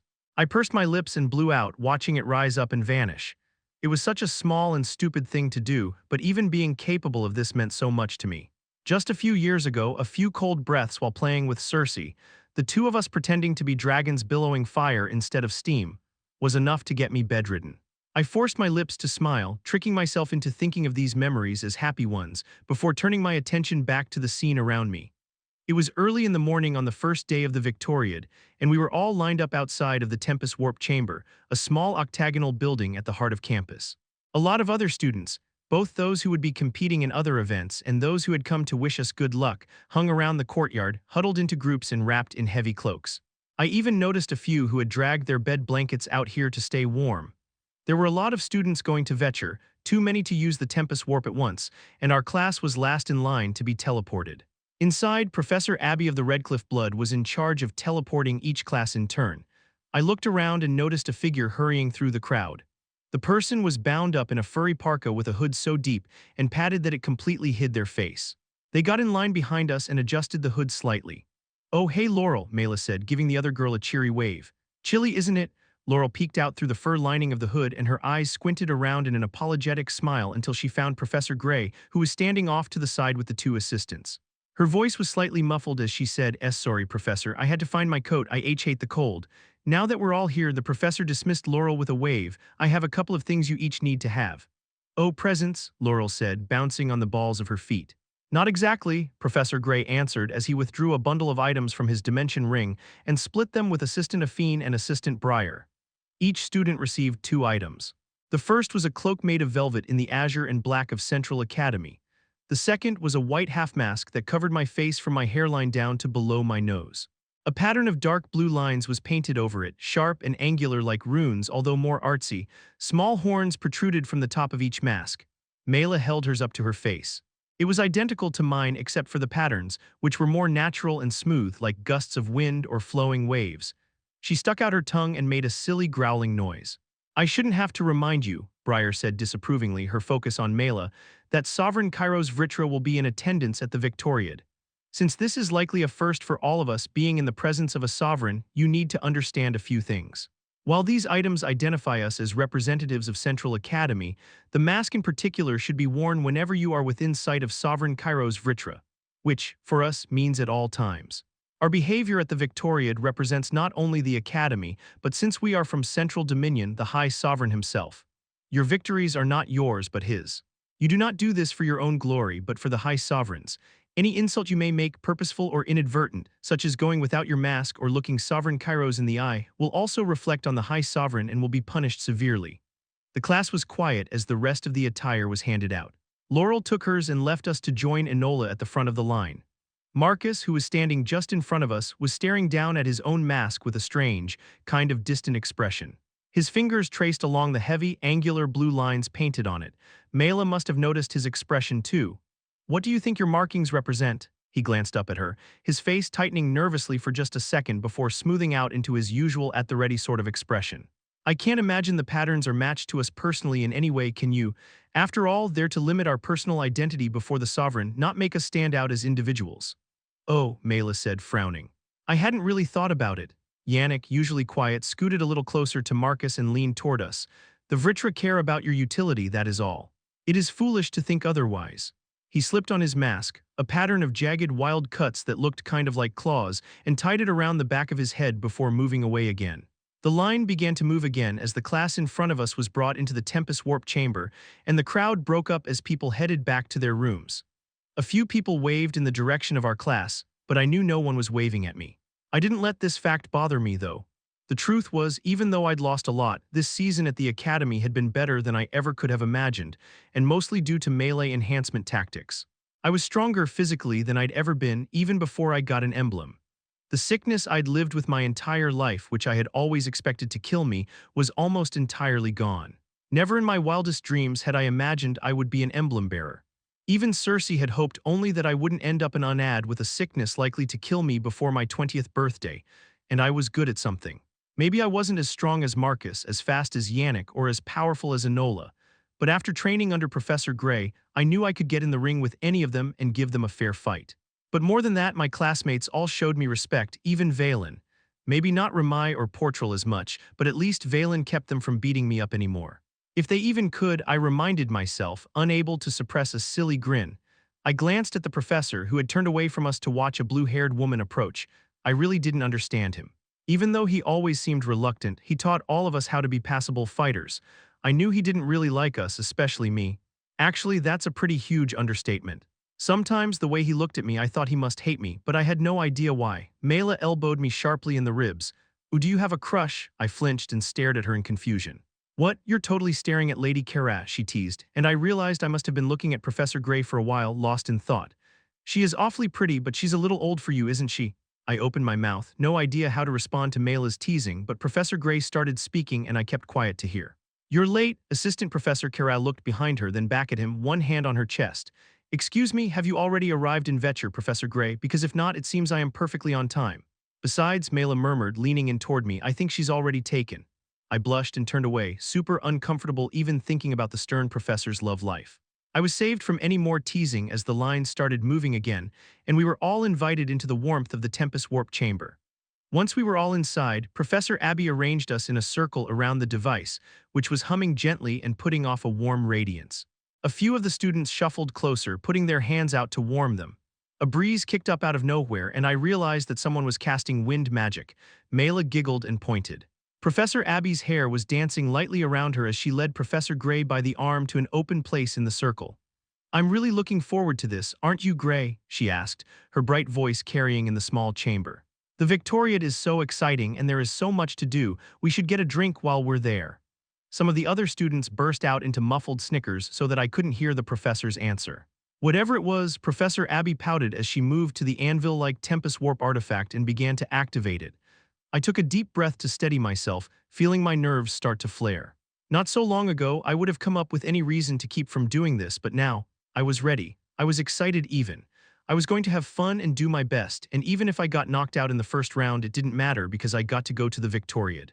There was a feeling of warmth and the sudden smell of the sea. Thousands of voices came together in a chaotic roar, and I realized we were standing on a massive stone walkway in the middle of a ring of black iron posts topped with lighting artifacts. A dozen identical platforms lined the walkway.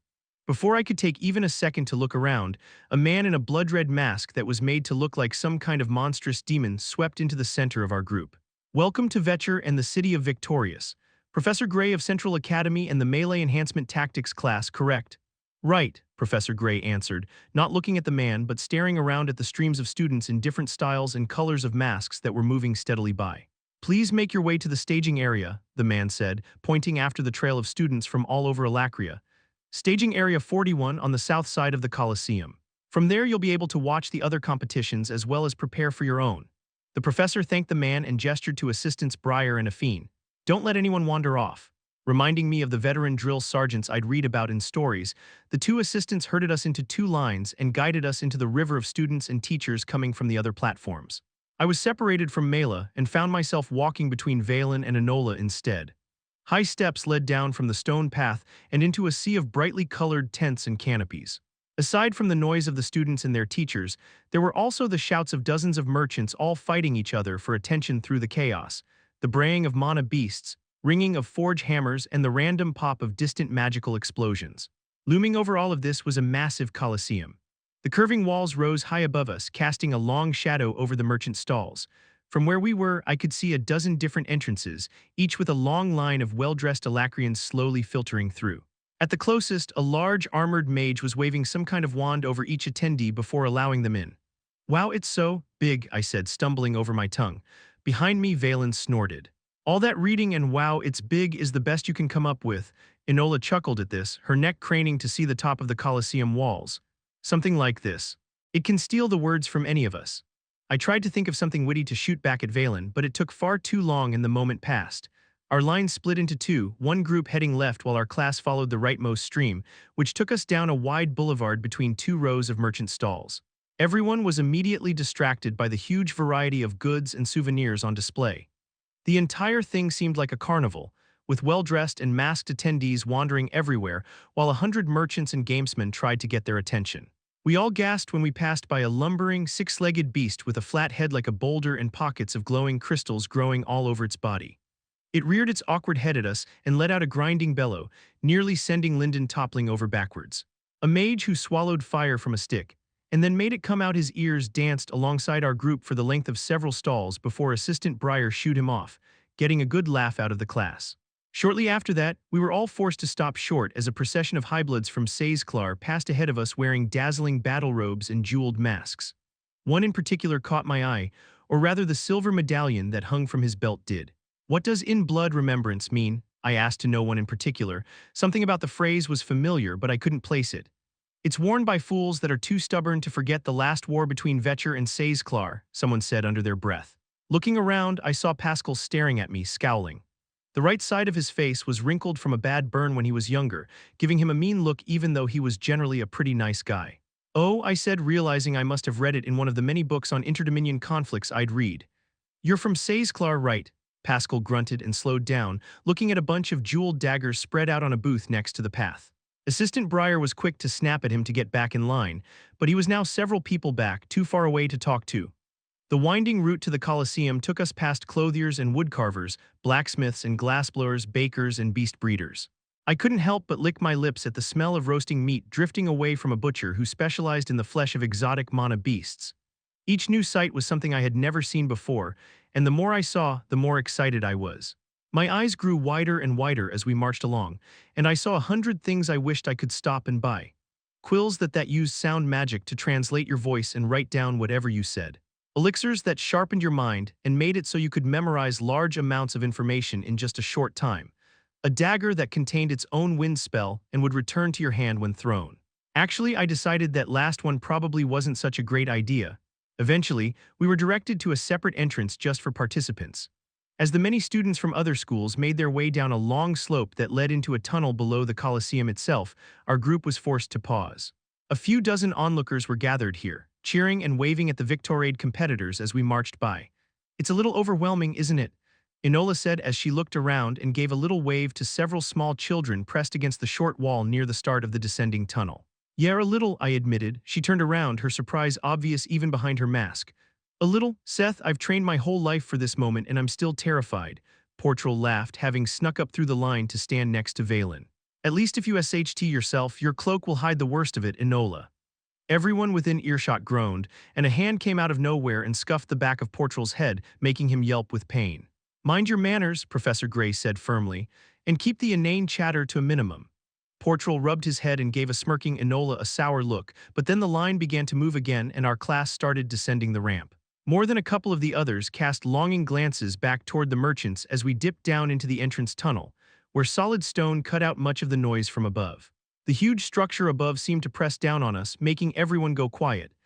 "I'm sure there'll be time to spend your parents' money later," Professor Gray said into the heavy silence, adjusting his mask and glancing around the dim tunnel. Thick wooden doors and intersecting tunnels opened to the left and right at irregular intervals, hinting at a large underground network beneath the Colosseum floor. "For now, remember what you're here for." I stared at the professor's back as he moved to the front of our class. Here in the middle of so many students my own level, his ability to entirely suppress his mana made him stand out even more. It was so perfect, I would have guessed he was an unad if I hadn't known better. We all slowly wound through the Colosseum underworks until another sloping path led up onto the edge of the combat field, and we all got our first look at just how massive the structure really was. According to The Wonders of Vetcher, Volume 2 by the historian and ascender Tavarin of Highblood Karsten, the oval combat field was 600 feet long and 500 feet across, capable of seating 50,000 people in the open-air seats and with 50 private viewing boxes. Still, the book didn't even come close to doing the place justice. There was no way the numbers could express how truly enormous the victorious Colosseum was. Tens of thousands of spectators had already taken their seats, blurring into a sea of color as each blood displayed their own emblems as well as masks that represented their dominions and sovereigns. A few cheered at our appearance, but most of the crowd seemed oblivious to our presence. Many of the younger named and high-blood men and women in the audience were sending up bursts of magic to create sparks of lightning or bolts of colorful flame that exploded in midair. Under this display, several dozen warriors and mages were already on the combat field, training and preparing for the upcoming tournaments, and their shouting and spellwork added to the cacophony and gave the impression of a huge battle. The tunnel entrance had come up in front of staging area 39, and once again the groups of students broke left or right. We found the section labeled 41 easily, and Assistant Breyer led the way into what was part private viewing chamber, part training room. "This is so cool," Ramai gushed, receiving a round of agreement from several others as everyone stared around. Dark-stained walls separated each staging area from the next one, while the rear wall was made of stone with a single door that opened into a bunch of tunnels that led up into the stands. The front, facing the combat field, was open, although a series of portal emitters generated a shield that would keep anyone inside safe from the magical battles happening just outside. The room itself was spacious enough for 5 times as many students as there were in our class, but none of us complained as we spread out and eagerly began to explore. Normally, we'd have to share a staging area with the entire delegation from Central Academy, Valen was explaining to Sloane, but I saw the rest of the students from our school being led in the opposite direction. My grandfather's doing, I'm sure, giving us a private space. The rest of the class settled in, but I was drawn to the front of the staging area so I could look out onto the combat field. It was nearly all set up, and the first events would begin in only a couple of hours, including ours. I rested my hands on the balcony, suddenly finding myself wishing Cersei was here to see this with me. Everything my sister had done, she had done for me. She went to war for me, she died for me, but she'd never be able to see the results of her efforts. The war won, her brother completely healed. If Cersei hadn't done these things, she would have been alive. Mother and father might have been alive. But I wouldn't, at least not in any way that mattered. I wouldn't be here. Letting out a sigh, I looked dumbly into the distance, staring at the combat field without truly seeing it. I like to think that mother and father were with Cersei now somewhere in the beyond, waiting for me to join them someday.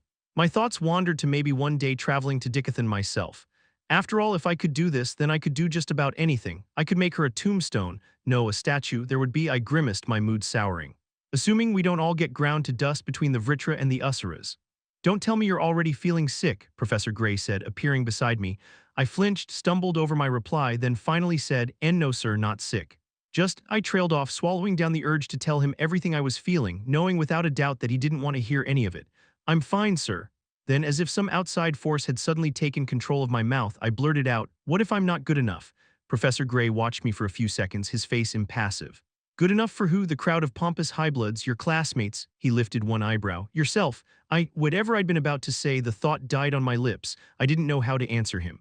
To make her sacrifice worthwhile, I thought, but couldn't bring myself to say it out loud because I wasn't sure it was even true. A horn blared, making me jump. The combat field was empty. 4 huge fireballs flew into the air and exploded, sending multicolored sparks showering down across the Colosseum. It's starting, someone shouted, and the rest of the class crowded up to the front around me and the professor. There was a low rumbling noise, so deep I felt it more than heard it, and a huge ramp in the center of the arena began to lower. 4 guards appeared, marching up the ramps into the sunlight and dragging heavy chains behind them.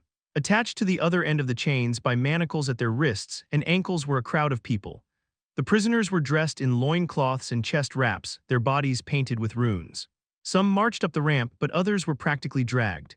Many had roughly shorn hair that had been shaved at the sides to show off pointed ears, while others were shorter and stouter, just like the elves and dwarves of Dicathen. The crowd began to boo the Dicathenians, shouting out jeering insults and taunts as the guards gathered the prisoners into a group at the very center of the combat field. The prisoners huddled there, staring around in obvious dread as the ramp closed behind them. The guards hurried off the combat field, and the stadium grew quiet again as everyone waited to see what was going to happen. This quiet lasted the space of a few breaths, then the grinding noise came again as 2 smaller ramps lowered to either side of the prisoners. 4 dark-furred beasts stalked up ramps. Each one looked like a wolf except long-legged and with burning orange eyes. Their teeth were shaped like arrowheads and shone black in the sunlight. Black-fanged wolves, Deacon said. Rated as B-class monsters on the Dicathen scale, they have fire-resistant fur and can eat rocks. Isn't that insane? I don't think they'll need rocks tonight, someone else muttered. The chains fell with a clang to the ground, magically separating from the prisoners' manacles and causing the black-fanged wolves to scurry away momentarily. The Dicathians began to move as the stronger, healthier-looking people pushed the weaker and frailer ones into the center of the group. I didn't sense any mana or see spells being cast. The black-fanged wolves' wariness didn't last long, once they realized their prey was entirely defenseless. The first of the beasts launched itself into the ring of defenders, its dark fangs closing around a man's head. The other 3 followed, and although the prisoners fought back, kicking and punching wildly, there was nothing they could do. The stands exploded in noise at the bloodshed. A sudden shiver ran down my spine and made my skin break out in goosebumps. I jerked, staring around for the source of the sharp, bitter cold aura raking at me like claws. Professor Gray, standing right next to me, he seemed just for an instant like an entirely different person. He was as still as a statue, and his normally inexpressive face was sharp as a blade. His golden eyes, dark and ruthless, gazed down at the combat field with such ferocity that it burned even to me. Only Lady Caras seemed to have noticed. When she reached out and curled her fingers around his wrist, I flinched away, instinctively afraid that the killing intent I felt would lash out at her. Then the spell was broken and I was left with an empty feeling, like someone had scooped out my insides with a frozen shovel. Why did seeing the Dicathenians make him so distraught? Did his family die over there too? I wanted to ask. Before I could work up the courage to say anything at all, an even more overwhelming presence settled over the staging area. I immediately felt like I was back in the training room, the increased gravity crushing me into the ground. Brian and Lyndon both kneeled immediately and pressed their faces to the floor, while the rest of the class looked around in bewilderment, the battle outside completely forgotten. As one, we turned to face the figure that had just appeared in our staging area. Laurel let out a whimper and fell to her knees, and soon the rest of the students had followed suit. I realized with a stabbing panic that only Professor Gray, Lady Kara, and I were still on our feet, but my legs were locked straight and I couldn't move. She met my eyes, held me there, and I felt like I was sitting in the palm of her hand as she inspected me. I tried again to kneel but couldn't look away from her face, the only one in the room not covered by a mask. Purple paint flecked with gold stained her lips and her cheeks glowed with silver stardust. Dusky pearl hair rose up in braids and curls atop her head, resting between two narrow, spiraling horns. She wore a battle dress crafted from scales that glittered like black diamonds and a fur-lined cloak that was so dark it seemed to absorb the light. I wanted to look away, to close my eyes, to do anything, but I couldn't. Then a heavy hand was on my shoulder, forcing me out of my stupor. I let myself fall, dropping immediately to my knees with a grunt of pain. "Scythe Saris," Professor Gray said from above me. "How nice to see you again." Chapter 368. Clamping down on my emotions with a cold iron grip, I refused to let myself be overtaken by rage at the sight of mana beasts ripping apart unarmed and magicless people. My stomach turned at the sight while the rest of me wanted nothing more than to God step onto the field and kill the beasts. The power to defy reality in my grasp, yet I couldn't even save those people. I reasoned that restraining myself now was for the greater good, that it was the price we all had to pay for losing the war. But that didn't make it any easier to sit and watch my fellow Dicathens be slaughtered. And then there were the cheers that rolled like hateful thunder down from the tens of thousands of onlookers as they gorged on the sight just like the wolves gorged on the innocents. For a single dark moment, I hated them all. I imagined destruction leaping from my hands to burn the entire stadium and everyone inside it to less than ash. But there were no cheers or laughter coming from our staging area. Though I couldn't bring myself to look away from these Dicathens' last moments, I could hear the shallow, labored breathing of my students, the crack of their knuckles as they gripped the rails, the quiet whimpers of disgust as the wolves feasted. Then the hair on the back of my neck stood up as a familiar force filled the room, breaking the spell of the slaughter. The students began dropping to their knees as they followed the source of the pressure to the back wall of the staging area, where a horned figure dressed all in black stood watching us. Regis bristled, the mental equivalent of putting his hackles up. Saris Vritra looked much different than she had that day on the battlefield when Udo nearly killed Sylvie and me. Instead of a wartime general, she looked regal as an empress draped in a black scale battle dress, though she wore the same midnight black cloak she had when I first saw her arrive in Darv. Next to me, Seth remained on his feet, slack-jawed and staring. While the rest of the class had the good sense to go down on their knees, Seth seemed frozen in place. The scythe's sudden appearance cemented one piece of information I had only guessed at so far. Nico wasn't the only one who knew my real identity. Saris was watching Seth like he was some amusing little critter. Whatever her reason for coming here, I didn't need the students involved in it, and so I placed a hand on Seth's shoulder and pushed him to his knees. "Scythe Saris," I said, "how nice to see you again. Professor Gray of Central Academy, Lady Kara of Highblood Denoir." A tremor ran through the kneeling students at the sound of Saris's silvery voice. With me, she spun, her cloak flowing like liquid around her, and vanished through the single door set into the stone wall at the back of the staging area. Kara jumped to follow her, but I stayed where I was. Yes, because what this whole ordeal really needed was another layer of complication, Regis thought, our link clearly transmitting his hesitant resignation. The fact that Saris had also discovered my identity wasn't exactly a surprise since Nico obviously knew, but I had to wonder why she would contact me now and so openly. Even with Saris gone, the students were still petrified. Their shock and awe were tangible, floating in the viscous silence that the scythe's sudden appearance and departure had created. Even the noise of the crowd had been muffled, as if unwelcome in this place. Briar, Affine, both young women flinched as my voice broke the silence, their heads snapping up to stare wide-eyed and searching around the room. Briar's eyes blinked several times behind her mask as if she were waking from a long, uncertain dream. "You're in charge until I get back," I said quickly, then marched out after Kara and Saris. The scythe was silent as she led us through the bowels of the Colosseum. She walked with purpose, and yet her movements maintained a fluid grace and elegance that hinted at a flawless control over her physical form. Her confident rhythm never broke, not even to look back and make sure we were following. As we strode after her, we saw no one else despite the constant bustle of officials, workers, and slaves that must have filled the underworks. After a minute or two, I noticed Kara watching me from the corner of her eye. She opened her mouth but closed it again without speaking.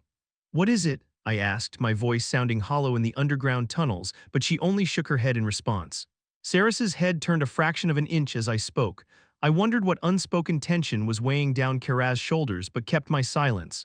I was wary but not afraid. Although Saris was too distant and mysterious to consider an ally, I didn't count her among my enemies either. If she wanted to harm me, there had been plenty of opportunities to do so before the Victoriad. When we arrived in a private viewing box overlooking the combat field, I immediately scanned the room for any threats, as if there could be anything more dangerous than the scythe within, but found only a plush lounge from which to watch the games below. The decor didn't interest me, and my attention turned immediately back to Saris. "Make yourselves comfortable," Saris said, her light tone at odds with her dominating presence. When I made no move to do so, she waved a hand as if to brush away my wariness.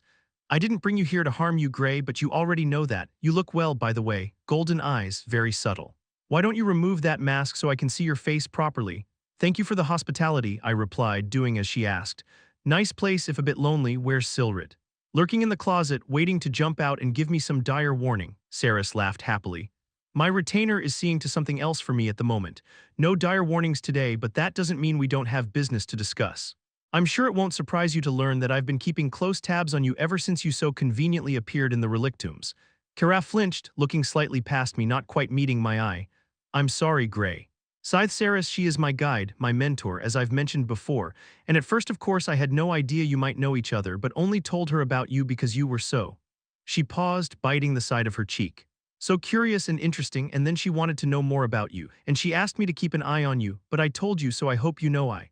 As she spoke, I had noticed Saris searching my eyes from behind her and giving me a coy, knowing smile. When I returned the expression, Xperrif faltered, her worry giving way to a confused frown. "It's fine, Xperrif, I mean you have a powerful female scythe mentor with an unusual interest in me," I gestured to Saris, unable to suppress a guilty smirk. "I never pressed you for more details because I didn't need to. It wasn't all that hard to figure out." Xperrif let out a deep breath and ran a lock of blue hair between her fingers. "Thank you for understanding. You two can stop making silly eyes at each other now." "Xperrif Highblood de Noir, is that any way to speak to your mentor?" Saris asked with only a slight mocking air. "Your adoptive mother would be appalled." "Pretty classy the way you handled that. But then, I guess it'd be pretty childish of you to get all pissy at her for not telling you, considering the uncountable number of lies you've told about your own identity," Regis scoffed. "Fair point," I thought back, and also shut up. Saris reclined against the warded glass that fronted the chamber. "You've grown predictable, Gray." "Oh," I asked, quirking an eyebrow at the scythe. "How much of what I've accomplished have you predicted exactly?" Her lips parted to respond, but I saw her eyes flick to Xperrif, and she seemed to rethink whatever she had been about to say. Finally, she said only, "Enough." I met the scythe's piercing eyes, no longer smiling. "What do you want with me now, Saris?" "The same thing I have always wanted." She turned to face the window. Below, a dozen slaves were cleaning up the last of the mess left by the black-fanged wolves. "To see your potential grow." The scythe drifted to a chaise lounge and eased into it while indicating we should take the couch across from her. Xperrif didn't hesitate to comply with her mentor's unspoken request. I moved to stand behind the couch but did not sit, instead resting my hands on the cushioned back. "Speaking of potential," Saris said, her focus on my sternum, "Xperrif tells me you have exchanged your ability to manipulate mana for mysterious ether arts that even she does not understand." Xperrif shifted uncomfortably at Saris's words. "How did this come to be? I hope my last gift to you wasn't entirely wasted, was it?" "Yudo's mana wasn't wasted at all, if you ask me," Regis thought, with the mental equivalent of letting his tongue loll contentedly from his mouth. "My injuries in the war were catastrophic," I answered, my body tingling as I remembered the feel of it breaking down due to prolonged use of the third stage of Sylvia's beast will. "I had to adjust." "Yes, well, that is certainly something I couldn't have predicted," she said in a low voice, more to herself than Xperrif or me. "What do you want with me?" I asked again, more firmly this time. A sudden suspicion dawned on me, and I added, "Did you bring me here, to the Victoriad?" Saris's painted lips quirked up. "I'll admit, it has pained me to see you sit on your hands at that university for so long." "A professor, really?" She gave me a disapproving look, as if I cared what she thought about my actions in Alacria. "As I said, predictable, but you are also right, I did arrange for your class to be here." "Why?" I asked, trying to piece this new information into everything else I already knew. "Because I wanted to remind you who you are and what is at stake," she said, her voice heavy with authority, a sharp change in tone from the rest of our conversation. "To that end, I have arranged for your presence here to ask something of you. Think of it as calling in the debt you owe me." "Debt?" I asked, not sure I liked where this was going. "So you didn't simply help me out of the goodness of your heart? Shocking." Xperrif turned slowly, staring at me with eyes the size of full moons. Her jaw was clenched so tightly I thought she might crack a tooth. Saris, though, only adjusted herself to be more comfortable. "I want you to challenge Silrit to be my retainer." This seemed to be too much for Xperrif, whose mouth fell open in surprise. She ripped off her mask, snapping the cord, and let it fall to the couch beside her. What is happening right now? I disguised my own surprise beneath a wry smirk. And what do I have to gain by doing that? I will assume that is a rhetorical question because we both know why you're really here, she said, her tone that of a judge delivering her verdict. Tell her Scythe or nothing, Regis japed. We aren't playing second fiddle to anybody. You don't want me to be your retainer, I guessed, rapidly considering the various goals she could be pursuing with this course of action. You want me to draw attention to myself. She nodded, just a minute dipping of her horned head. By defeating Silrit and then refusing the role of retainer, you will be sending a very clear message. Agrona knows I'm here, I realized with absolutely certainty, wondering if Saris might even have told him herself. After all, who else would she need to send a message to? But he already has what he wants, and he doesn't care about me anymore. This realization struck me like a thunderclap. All this time in Alacria, I had always assumed he would make me a priority if he discovered that I had survived my battle with Nico and Cadel. I had worried that the scythes would kick in my classroom door or rain fire and black iron down on Windcrest Hall while I slept. But to find out Agrona had discovered that I had not only survived but was living in his own lands and he didn't care, I was conflicted to say the least. If Agrona doesn't think we're a threat, that's his own dumbass miscalculation, Regis thought with a snarl. But if the horned goddess over there wants us to expose ourselves. This knowledge threw my entire plan into question. While Agrona knowing I was alive and where I wasn't exactly great, Regis had a point. Dismissing me was a mistake on his part, one I was happy to capitalize on. But if I drew his attention now, showed him my power before I was ready.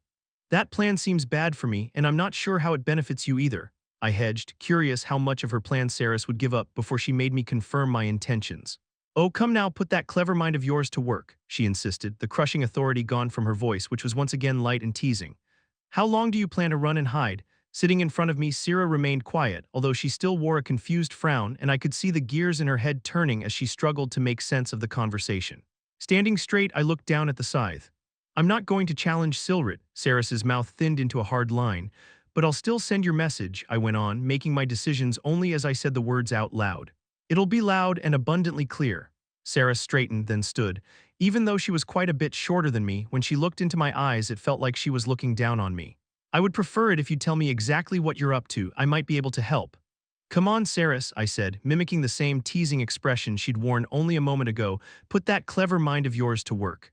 Hearing Karaz's footsteps halt, I stopped and turned to face her. We were deep in the underworks, and the stone around us vibrated with the noise of cheering and battle from above. Karaz's gaze was on the ground at my feet, what little of her features I could see behind her mask subdued. Trilby, tie your tongue, I asked, not trying to guess which part of my conversation with Saris had her head spinning. I couldn't begin to imagine what kind of wild story she was creating in her mind. Karaz hummed nervously as she looked up to meet my eye. I want you to know that you can trust me.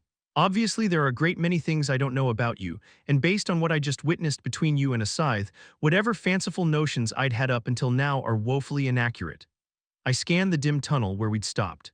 It ended at a junction just ahead, where turning left would take us back toward the combat field and staging area, while the rightmost path would lead us back outside. Doing some quick calculations about how much time we had before the tournament started, I smiled and held out my arm. Karaz looked at me uncertainly before letting her hand rest in the crook of my elbow. Let's take a walk and clear our heads for a bit before subjecting ourselves to the millions of questions likely brewing in my students' heads, I said with a soft chuckle.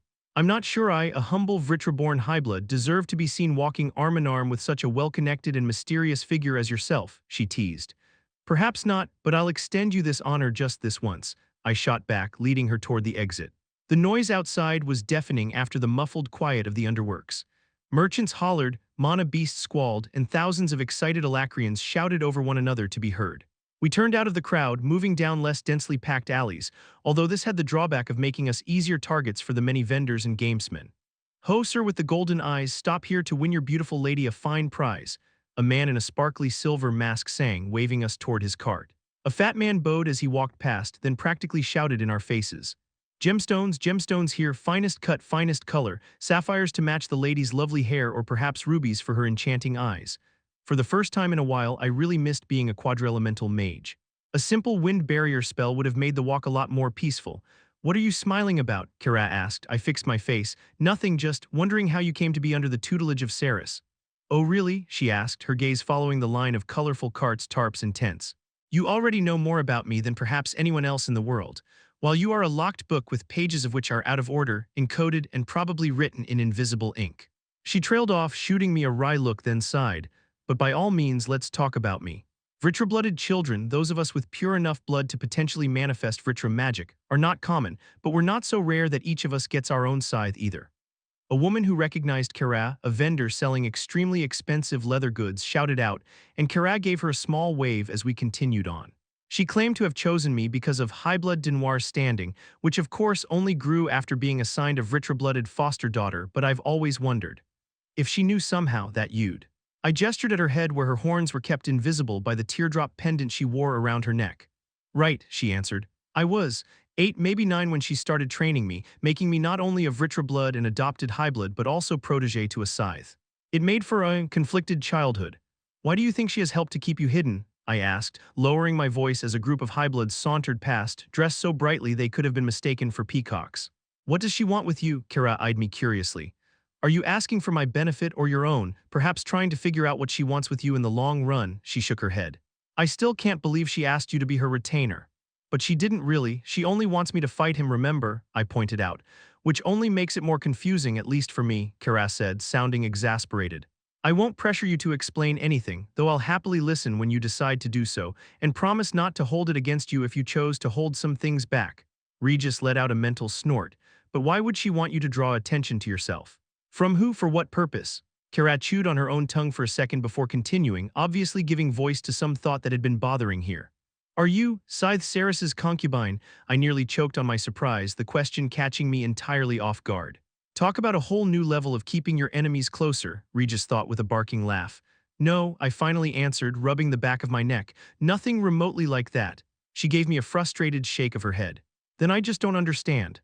I know, I said, sounding suddenly tired even to my own ears, but you will someday. That'll have to be good enough then, I suppose, she said with a chagrined smirk. Anyway, we best get back to your class. Their bouts should begin soon. Chapter 369, Seth Milviw. They've been gone for so long, Pascal muttered to Deacon, who was standing next to him. We were all lined up in rows as Assistant Affine led us through a series of movements and forms to warm up our muscles. What in the name of the High Sovereign could the Scythe of Saizklar want with our professor anyway? Maybe he offended or angered her in some way, Deacon suggested, fidgeting nervously with his mask. Like me, Deacon usually wore glasses, but they didn't fit with the masks. Luckily, my sight had been slowly improving since my debilitating sickness went away, but Deacon kept having to pause and squint up at Assistant Affine to see what stance she had twisted her athletic frame into. Don't be stupid, Valen scoffed. A scythe wouldn't come personally for that. She'd send her retainer or maybe just a bunch of soldiers. With almost all the scythes present at the Victoriad, it's to be expected that they would appear in person at some point. Maybe the professor is Scythe Saris Vritra's secret lover, Laurel giggled, hiding her mouth behind one of her long braids. Mela leaned toward me and whispered, someone needs to lay off the cheesy romance stories. Or he's been training to replace her retainer, Marcus suggested. We've all seen how scary he can be when he wants to. Have you known anyone else, even professors, who can train so easily at max gravity in the fighting platform at school, he doesn't even break a sweat? Valen shrugged, breaking form for an instant. Assistant Breyer was walking around offering small corrections on the form of our movements. Her orange and yellow hair was pulled back, which for some reason made her look kind of scary. Like she was getting ready to kick someone's butt. Less chatter, more following along, she scolded. Interesting theories, Valen went on, his voice lower, but it could be more mundane than that. I've personally met Scythes Cadel Vritra, Dragoth Vritra, and Viesa Vritra already myself. And I've kissed Scythe Melsri Vritra, Yannick said, cutting into the conversation and getting a surprised laugh out of everyone, even Valen. Assistant Affine cleared her throat and brushed the dark bangs from her eyes as she moved into a new stance. What I was trying to say, Valen said as the noise petered off, is that it isn't unheard of for the Scythes to make social calls to high-ranking bloods. Except that Professor Gray isn't a high-ranking highblood as far as we know, Deacon pointed out, huffing slightly from talking and stretching at the same time. And besides, Scythe Saris Vritra is known to be a recluse. She doesn't make social visits. I stayed out of the conversation, too embarrassed by freezing up in front of the scythe to say anything or draw attention to myself. And so of course Mela chose that moment to lean toward me again and ask, "Hey, you all right? You seem a little shaken up." "More like frozen stiff," Pascal said, starting another round of poorly suppressed laughter. Mela pinned him with a warning glare and he held his hands up, wobbling slightly. "Just kidding, sheesh." Assistant Affine cleared her throat again, but before she could scold anyone for talking, all eyes turned toward the front of the staging area, where an event official wearing a red demon mask had just appeared, marching into our space and staring around. At nearly the same moment, the door in the back wall of the staging area opened and the professor stepped through, Lady Karad just behind him. The professor raised a hand and seemed about to say something to the class when he noticed the official. "Professor Gray of Central Academy," the official asked in a clipped tone.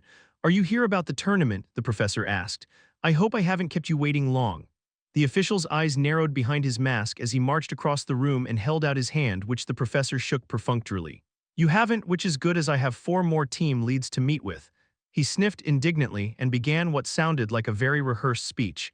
"The unarmed non-magical duels begin in 20 minutes, Professor. Multiple matches run concurrently, but your students will be placed at these platforms closest when possible. Students should be at the ready at their assigned ring no later than 5 minutes before their bout begins. This is a single elimination tournament. Loss occurs by knockout, forfeit, or by being forced from the ring. I'm sure I don't need to remind you, but magic is not allowed under any circumstances. Any use of mana beyond latent body strengthening caused by the presence of runes will result in immediate forfeiture of the match and expulsion from the victoriad. In addition, attacking with intent to maim or kill is also forbidden." He took a breath as he unrolled the next length of his scroll. "The first competitors from Central Academy are Enola Blood Frost at ring 6, Deacon Blood Favager ring 7, Portral Blood Gladwin ring 9, Sloane Blood Low ring 11. I let out a sigh of relief. At least I wasn't one of the first to fight, so I wouldn't be the first one knocked out of the tournament. Probably. Professor Gray checked with the 4 named students to ensure they had their ring numbers, then thanked the official. He nodded curtly back. "We also ask that the team lead, in this case you, Professor, remain present in case any issues arise." Spinning on his heel, the man then rushed out of our staging area and on to the next.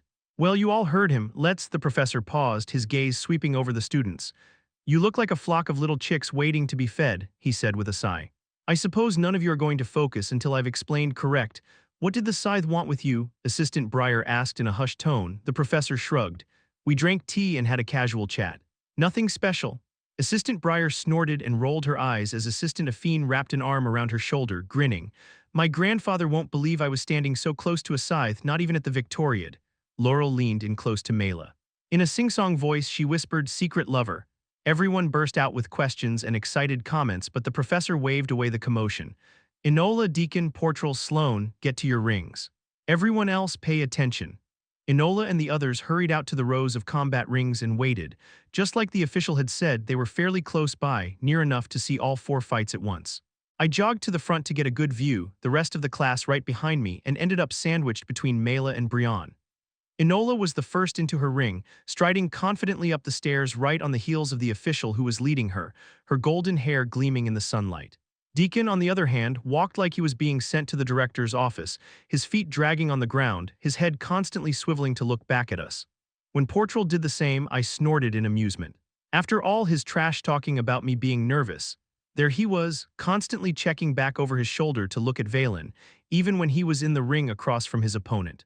The combatants were introduced one by one, drawing a few excited cheers from the audience, but mostly from their own classmates at each staging area. Next, an organizer and referee shouted out the instructions, their voices all mixing up and growing muddy, competing with each other and the crowd. According to what I'd read about the victoriad, the student tournaments were mostly just a warm-up event. Incredibly important to the students and our bloods, but not really attended otherwise. The fact that the stands were only half full yet proved this, but didn't bother me. A smaller crowd means fewer people to see me get my butt kicked. The officials each raised their right hand, and all at once they shouted out to begin. It was chaotic trying to keep track of all 4 fights at once, not to mention all the other battles going on in front of us that weren't from Central Academy. I saw Deacon barely dodge as a dark-skinned girl with a mossy green mohawk jumped up and tried to knee him in the chest, but then Sloane landed a punch that dropped his opponent to the floor, and my attention turned to his fight instead.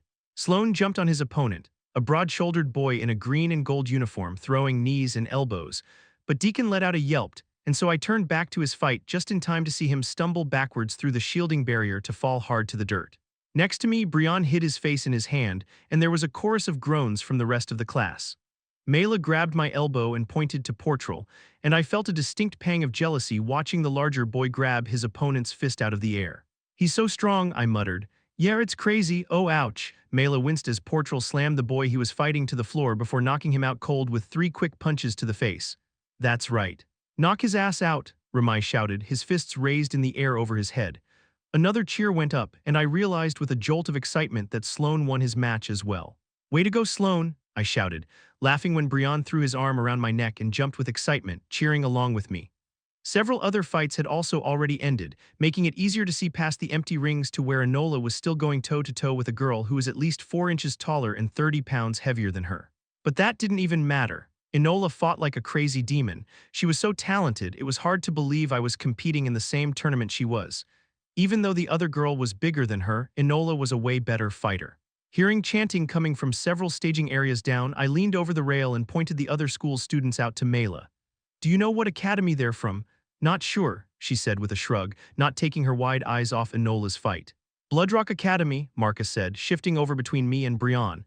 "They tried pretty hard to recruit me, but my parents were set on sending me to the Central Dominion for training." "They seem pretty intense," I said, watching the rows of students shouting and stomping in unison. There were a lot more of them than us, since we'd been given a private staging area away from the rest of the Central Academy students. Laurel started chanting, "Enola. Enola," and waving her arms around at everyone else, encouraging us to pick it up. The name rang through the stadium with the beat of a drum. Our chant continued for as long as the fight went on, which was several minutes longer than any others. I got so into it that I found myself dipping and ducking, shadowing Enola's movements without really meaning to. "Hey, watch it, Seth," Marcus grumbled when I accidentally stepped on his foot. I stopped and gave him a tight-lipped smile.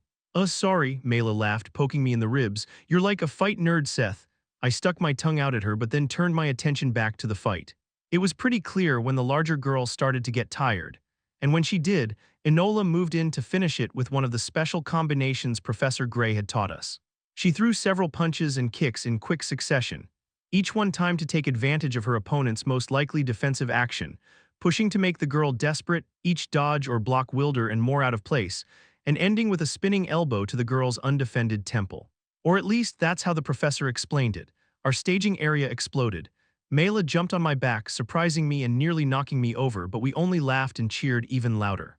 Enola, Sloan, Deacon, and Portrell entered the staging area shortly after to raucous applause. I slapped Deacon on the arm. "Don't look so glum, you didn't do too bad considering you couldn't even see." "Whatever, at least now I can just sit back and relax," he mumbled, giving me an appreciative smile. "And watch the rest of you get your butts kicked, of course." I wanted to congratulate Enola too, but hung back with Deacon, Mela, and Lyndon when I realized she was beelining for the professor. "So, how'd I do?" she asked, almost too quiet for me to hear with Ramai and Portrell wrestling around and shouting at each other. "Your execution was a little sloppy. You'd have won in half the time if you'd." He paused, then seemed to relax slightly. "You did well." Enola beamed as she spun away, catching my eye for an instant. I gave her a thumbs up and mouthed, "Great job." Then she was absorbed into the group as Brian, Lyndon, Marcus, and Pascal started peppering her with questions and reliving their favorite moments of her fight. It seemed like only a few seconds passed before the masked official was back, bringing the celebration in our staging area to a sudden halt. He repeated the part of his previous speech about where to go and not using magic, blah blah blah, and I felt my body tightening up as he prepared to announce the next round of fights. Ramai Blood Seabrook Ring 7, Laurel Blood Redcliffe Ring 8, Mela Blood Fairweather Ring 9, Seth Blood Millview Ring 11. A hand grabbed mine and squeezed. "Good luck, Seth," Mela said excitedly. "Let's show everyone just how much we've learned, okay?" "Yeah," I said, my voice coming out hoarse. Then we were all marching out onto the combat field along with a dozen other students from other schools. I immediately blanked and forgot which ring I was supposed to go to, and ended up walking around in a circle before an official took me by the arm and dragged me to ring 11. My face burned as I heard laughter from the closest staging area, but I didn't turn to look at which academy it was. I blinked, and suddenly the official was urging me up onto the combat platform opposite my opponent. He wasn't much taller than me, but he was athletic, very much unlike me. Where I had pale, stick-thin arms, his were tan and muscular. My legs were trembling, but his were stout and tree trunks. His uniform was red and gray, and he wore a black mask with scarlet runes painted on it. "Not fair," someone shouted from nearby. This time I did turn to look and realized I was right next to the Bloodrock Academy staging area. A huge boy, if he even was a boy and not a mountain ogre in disguise, was leaning on the rail and shaking his head. "How'd you get so lucky, Addie? I didn't know little kids could compete in this event." His classmates all hooted with appreciative laughter and cheered for my opponent, who was smirking now beneath his black mask. The official said something that I didn't catch, then a heavy gong announced the beginning of the fight. My opponent didn't even adopt a form, just sauntered across the ring toward me. With a casual air, he threw a forward kick at my stomach, looking at me with a frustrating mix of pity and disdain. My training kicked in. I stepped to the side and forward while aiming a low kick at his ankle, knocking his foot out from under him. He crashed straight down with a pained grunt, his legs going in opposite directions, but I had already reversed my stance and kicked straight backwards with the other leg, my heel connecting solidly with my opponent's temple. He collapsed sideways, mask askew and eyes rolling back in his skull. And it was over. Pairs of students were still fighting all around me, but the official judging my match hopped up into the ring and shouted out my victory above the din, then instructed me to wait next to the ring until all matches had finished. The stunned boy shifted, so I paused to offer him my hand to help him up, but he swatted it away and struggled to right himself. Moving down the steps to the dirt of the combat field, I stared around at the other fights without really seeing them, not quite sure yet what had even happened. "Lucky move, Wogart," the big boy said from behind me, crossing his arms as he stood to his full height. He was as tall as Ramai but beefy as Portrel. His eyes were a dark, bloody red behind his mask. "You better hope you don't end up in the ring with me. I'll break your scrawny ass in two." Doing my best not to look as scared as I felt, any joy at my victory forgotten, I tried to watch Mela, but my head felt like it was full of tar, and I kept thinking about the big, angry ogre glaring at me from the Bloodrock staging area and wondering if he was going to jump on me like a wild animal. Several minutes passed by in a daze before I was instructed to return to the staging area with Mela, Laurel, and Ramai. With a pang of guilt, I realized I hadn't even seen if Mela won. By the way she was grinning, though I thought she had. "I missed your whole fight," she said excitedly as we walked side by side. "Like I blinked and it was over. What happened?" "He won," Yannick shouted, jumping over the rail and rushing out to us, followed by Marcus. Before I knew what was happening, I was sitting on their shoulders being bounced around as they began to chant, "Seth, Seth, Seth, Seth." I had to duck to avoid knocking my head when we entered the staging area, which was in an uproar. "Hell of a move," someone shouted. "Fastest victory yet," someone else said, and it went on like this for a minute or more with everyone cheering and congratulating me. I wished I could have taken more of it in, but my mind was buzzing and I had a hard time following what was happening. My thoughts jumped from the surreal feeling of being cheered for back to the fight, which now felt like a half-remembered dream, to the Bloodrock boy's threat. Professor Gray caught my eye and my mood evened out. He didn't utter a word but gave me a nod before turning to welcome the event official, who was back yet again. When the first round of battles was over and everyone had fought, only Deacon, Ramai, and Lyndon had lost. The fights lasted longer in the second round, but with only half of the combatants remaining, it went quickly. The highlight was definitely when Laurel let out a squeal of panic as she narrowly missed catching her opponent's knee in the mouth, tumbled backwards, then fell out of the ring on her own, which of course was met with lots of groans and embarrassed silence from the rest of the class. But she wasn't the only student to go down in the second round. Sloane, Pascal, and Brian all joined her pretty soon after. As much as I'd like to say my second fight was as cool as the first, it wasn't. I was matched with a girl from some academy in Itrel, and she stayed back and bounced around the ring like we were at a formal dance instead of a combat tournament. Our fight actually took the longest, and only ended when I managed to bull rush her and push her out of the ring. Still, I was glad not to have drawn the big ogre from Bloodrock, at least until Mela was called out to ring 11. I groaned, feeling slightly sick as he hopped up onto the platform across from her, cracking his knuckles and leering like a common street thug. "Mela Blood Fairweather versus Gregor Blood Vulcanra," the official announced, his voice lost in a tangle of others, and then the gong sounded. Gregor thundered across the ring and took a huge backhand swipe at Mela. She rolled beneath it and kicked out at the back of his knee, but he pivoted with frightening speed and attempted to stomp on her. She only barely tossed herself out of the way, but it had been a trap. Pushing off using the leg he had stomped with, he lunged in the other direction, following her. When his knee connected with her chest, Mela was lifted off her feet and thrown through the air. My own chest and stomach contracted like I was the one who'd been kicked, but my first thought was that at least the fight was over, and he couldn't have hurt her too badly. I choked on this thought when his massive fist wrapped around her ankle, jerking her flailing body to a halt and bringing it crashing back down onto the platform instead of outside the ring. "Hey," I shouted, my voice cracking slightly. It seemed crystal clear to me that Gregor had every intention of hurting Mela, not just beating her, but the official refereeing their fight didn't react. Mela was dazed on the floor and didn't even try to block or dodge when Gregor's boot slammed into her ribs, sending her tumbling across the dueling platform. Somehow she used the momentum of the roll to push up to her feet, but she was too winded to attack back effectively. Inside, I was begging her to just forfeit, but I couldn't even bring myself to shout, only to watch in horrified fascination as Gregor slapped aside her defenses and grabbed her by the throat. Mela was lifted up off the ground until she was eye to eye with him. Gregor paused there, Mela's hands wrapped around his wrist, scrabbling feebly to free herself. "What the hell is that guy doing?" Marcus spat. "Oh shit," someone else cursed, and I realized most of my classmates had been watching Enola's fight instead and hadn't seen what happened. "He's going to," Gregor turned toward our staging area, grinning beneath his mask. Then his hand came up like a battering ram into Mela's stomach, the sound of it audible even from where I stood. He punched her again, then let her drop. Bile rose up in the back of my throat as she curled in on herself, obviously still conscious but badly hurt. I wanted to rush out and help, or to punch Gregor in his big, stupid face, but instead I just stood there while assistants Breyer and Affine went out and helped Mela back to the staging area. I stood aside while they laid her on one of the couches and checked for broken ribs. I didn't say anything even after they'd rubbed her down with pain-relieving ointment and wrapped her in half-frozen towels. It wasn't until the professor came over that I snapped out of it, moving to sit by her feet and the end of the couch. "You alive?" he asked. Mela's response was muffled from beneath a towel. The professor met my eye, his face impassive. Except for a tightness around his eyes and the corner of his mouth. My hands balled into fists, which the professor must have noticed because he asked, "Are you angry, Seth?" "Yes," I said, my voice raw. "Good. Use that." Then he moved away again as the rest of the fights ended.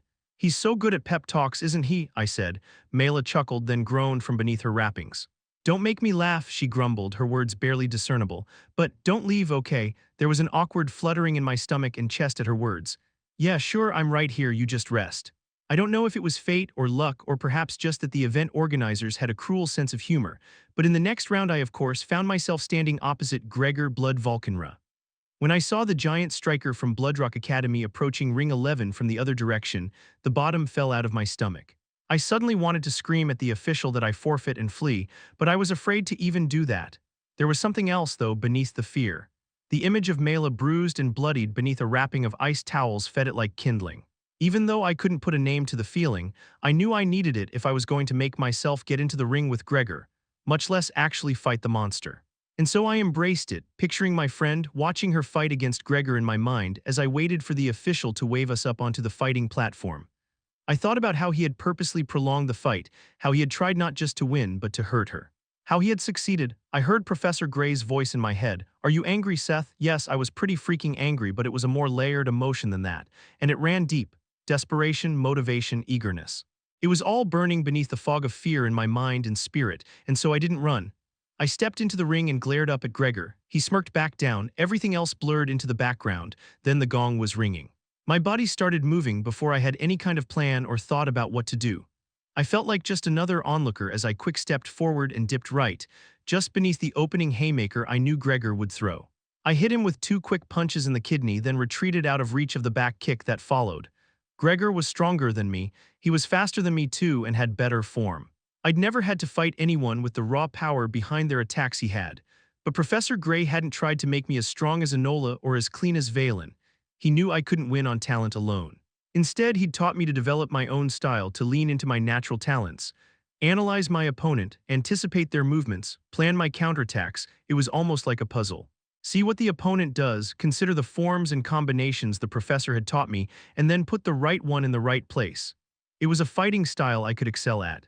Anticipating Gregor's attacks, I ducked and dodged, throwing a few punches and kicks of my own when he left himself open, but retreating away from any concerted effort to corner me. The few times his blows landed, they slammed aside my inadequate defenses and nearly crushed me. Still, it was working. "You hop around like a scared little toad," Gregor grunted after a couple of minutes. His wide, ugly face was red and his knuckles were white. "You're embarrassing yourself. Fight back or get out of the ring, toad."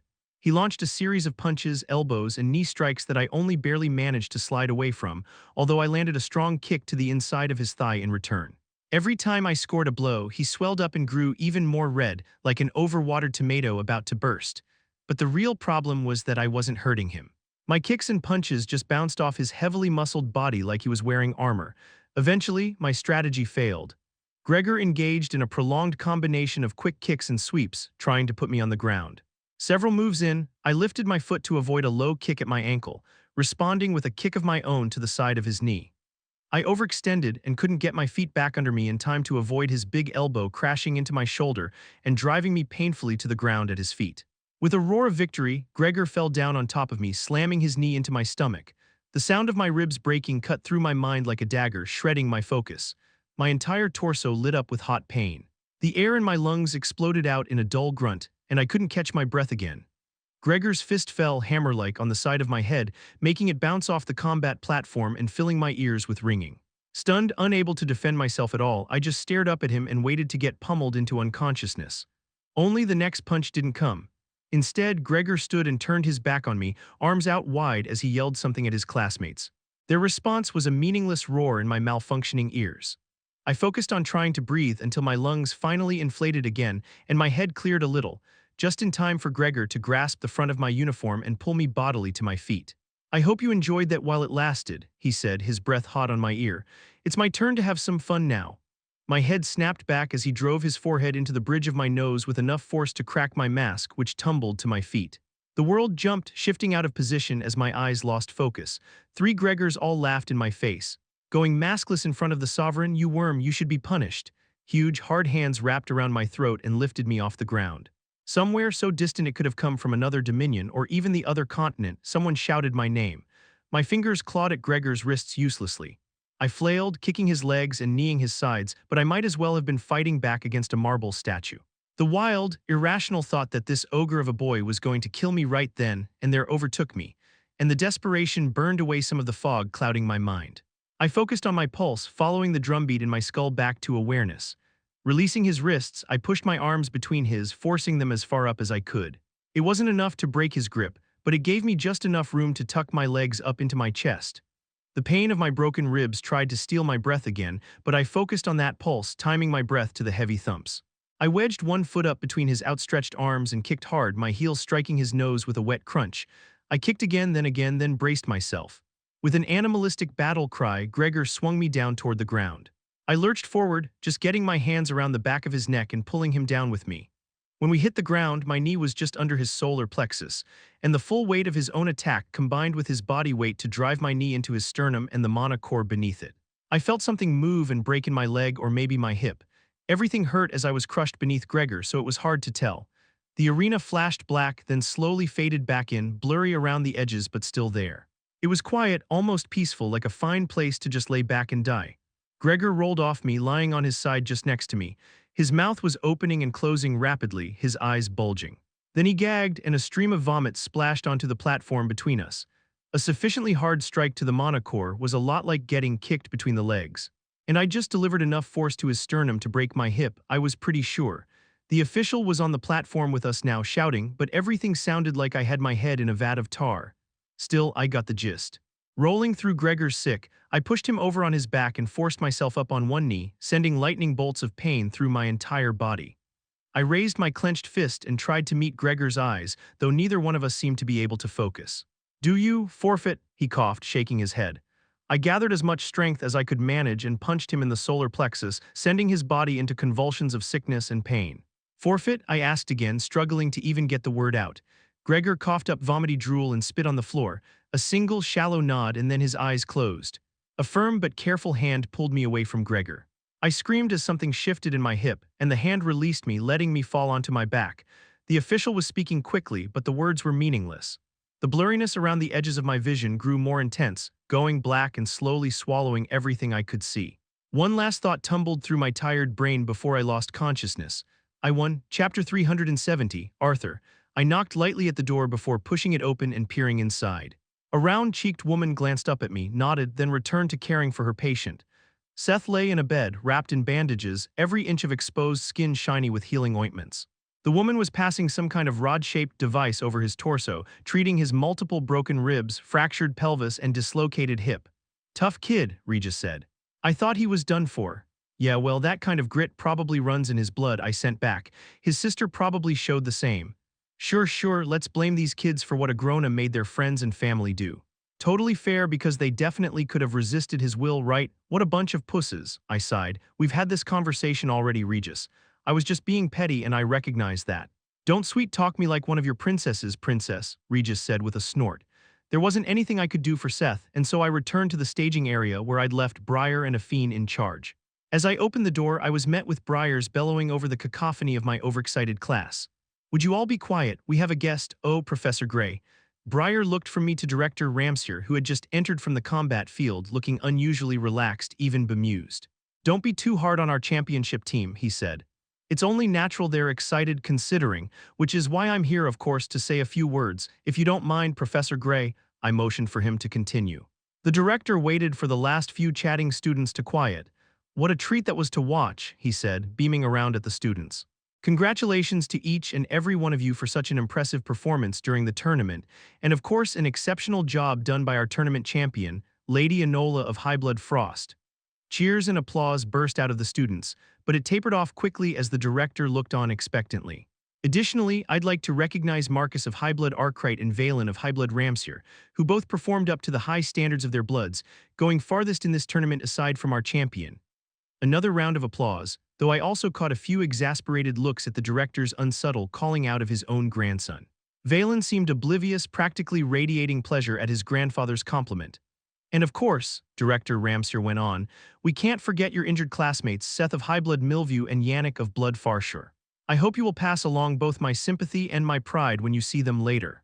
Shortly after Seth's barely won victory against the club-fisted kid from Bloodrock Academy, Yannick's leg was broken by a careless opponent, but they were the only major injuries. Central Academy became a standout in the tournament after that, putting up a better win percentage than any other academy present. The students had grown more wild and boisterous with each passing round, and had rushed out onto the combat field in a frenzy when Enola ultimately won the championship. I found myself in a strange position, unable to ignore my part in their success. It was my training that brought them to this point after all, and knowing that instilled me with pride but also guilt. And so, instead of giving these kids the positive reinforcement they needed, I had stepped back, steering my thoughts toward my plan for the Victoriad, eventually excusing myself entirely, using Seth's injury as an excuse to get a few minutes alone in the relative quiet of the underworks while my mixed emotions cooled. Now, Director Ramsir said, clapping his hands together, with today's events wrapping up, I'm sure you are all eager for a moment to rest your bodies and relax your minds, and so I'll leave you in the capable hands of Professor Gray and his assistants. Again, well done everyone, well done. The director made a point to shake my hand as he left, the students buzzing with tired conversation in the background. To you, Professor Gray, I must also extend my congratulations. Melee enhancement tactics has never exactly been our school's priority, I'm afraid, but look at what you've accomplished with them. His normally severe expression gave way to a wide grin, and to think I nearly had you replaced. Shaking his head, he made his way out of the staging area and I clearly heard him mutter, oh, I can't wait to rub this in the other directors' noses at supper this evening. Briar and Affine were watching me, waiting. I gave them a nod. Listen up, Briar shouted. We're headed to our rooms, no dallying, no straying. You all look like you've had 16 shades of shit kicked out of you already, but don't think for a second that I won't kick 16 more out of anyone who feels like screwing around. Biting back a smirk, I followed behind, only half keeping an eye on the group. Everyone should have your room numbers already, Affine said when we reached the hall where we'd been provided rooms. If you forgot your number, then I guess you'll have to sleep in the hallway. I know most of you are eager to sneak out of your rooms and hang out with friends, I added. All I have to say is, just don't get caught. There were a few appreciative chuckles at this, and even Affine cracked a smile, but Briar only rolled her eyes and shot me an exasperated look. The line then broke apart as students began hunting for their rooms. With my professorially duties absolved, I entered into the quiet confines of my little chamber and closed the door behind me. Regis immediately hopped out of my body and sniffed around. Not exactly a castle, is it? Meditations provided for visiting students and professors were sufficient, if somewhat Spartan. We were given rooms in the Colosseum itself, and had been invited to stay for the rest of the event, which consisted of another day of wargames and duels between high-ranking ascenders. It wasn't until the third and final day of the Victoriad that the retainers and scythes would accept challenges for their positions. If Nico was going to take my bait, it would be on the third day. Until then. Reaching into my extra-dimensional storage rune, I conjured out the last keystone I had received. It had been a long and mentally taxing day, and what I really needed was to meditate and focus my mind. Sitting cross-legged on the bed with the keystone between my knees, I closed my eyes but didn't imbue the relic with ether. Instead, I waited. My brief training session with Enola and the keystone had shown me that what I really needed to make progress with the relic's insight was help. A couple of minutes passed before the knock at my door came. Come in. The door opened and Kara entered, looking frazzled around the edges. She'd spent the last couple rounds of the student tournament with her blood in their private box at Corbett's request. Sorry, she muttered. Lenora trapped me in a very uncomfortable conversation with a young Vritra-blooded man who has been fostered out to some high-blood in Says-Clar. Ah, I said, adjusting my position and gesturing to my room's single chair sitting at the foot of the bed. Is there a potential betrothal in your future, Lady Kara? No, Professor Gray, but that won't stop Lenora from trying. Kara fell into the chair with a huff, then gave me a more serious look. So what did you want to discuss? Finally planning on telling me what this mysterious plan is? No, I admitted, giving her an apologetic smile. Actually, I need your help with something. She leaned back in her chair and crossed her arms, giving me a suspicious look. Oh really? Her focus moved to the keystone. Something to do with that thing, I assume. I spent a couple minutes explaining what I wanted her to do, after which she adjusted her chair and got a little more comfortable. So just. Exactly, I answered. She closed her eyes. Warmth radiated from her body, and although I couldn't sense her mana, I could still feel the physical effects it caused. A faint movement in the air dislodged a lock of her hair, which fell in front of her face. Her lips pressed into a thin line as she focused. Her eyes flicked around beneath her closed lids, which were lightly painted a smoky gray color for the Victoriad. Thank you, Kara, I said, closing my own eyes and pushing Etha into the keystone, letting my consciousness follow. As before, beyond the wall of purple energy, I found only the empty black nothing of the keystone realm. The darkness was alive in the presence of Kara's mana, shifting and moving. Drifting through the dark, I watched the rhythmic dance happening inside the inky blackness carefully, taking note of every aspect I could think of. For some time, 15 minutes, assuming Kara followed my instructions, but the time seemed to last much longer inside the relic. The movement took on vertical striations that jumped and writhed like flames on a log. Then the movements shifted, gaining a jagged, cutting edge. Their movements erratic and difficult to quantify, like the many disparate shapes, each still a part of the whole, were waging a sudden and violent war on each other. This didn't last as long before the shape of the motion changed again. Now subtle streams, both flowing and radiating outward like a river of lava and the intense heat it gave off. At each step, I practiced forming Etha in a variety of ways, attempting to cause some kind of reaction in the colorless motion of the keystone realm.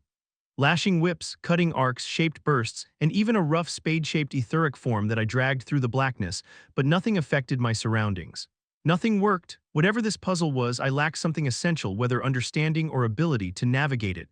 Cold sweat dampened my forehead at a sudden, chilling realization, and I backed out of the keystone, my eyes snapping open. Kara was sitting in the chair, currently channeling mana throughout her body to enhance her physical abilities. Her eyes were open, and she'd been staring at me. She jumped slightly and cut off channeling her mana. I wasn't expecting. Here, I said, handing over the keystone. She hesitated, looking at it as though it might explode. I unfolded from my sitting position and moved to the end of the bed. Taking her hand in my own, I set the keystone in her palm, then wrapped both my hands around hers, cupping the keystone in the middle. I'm going to channel Etha into the keystone, I explained.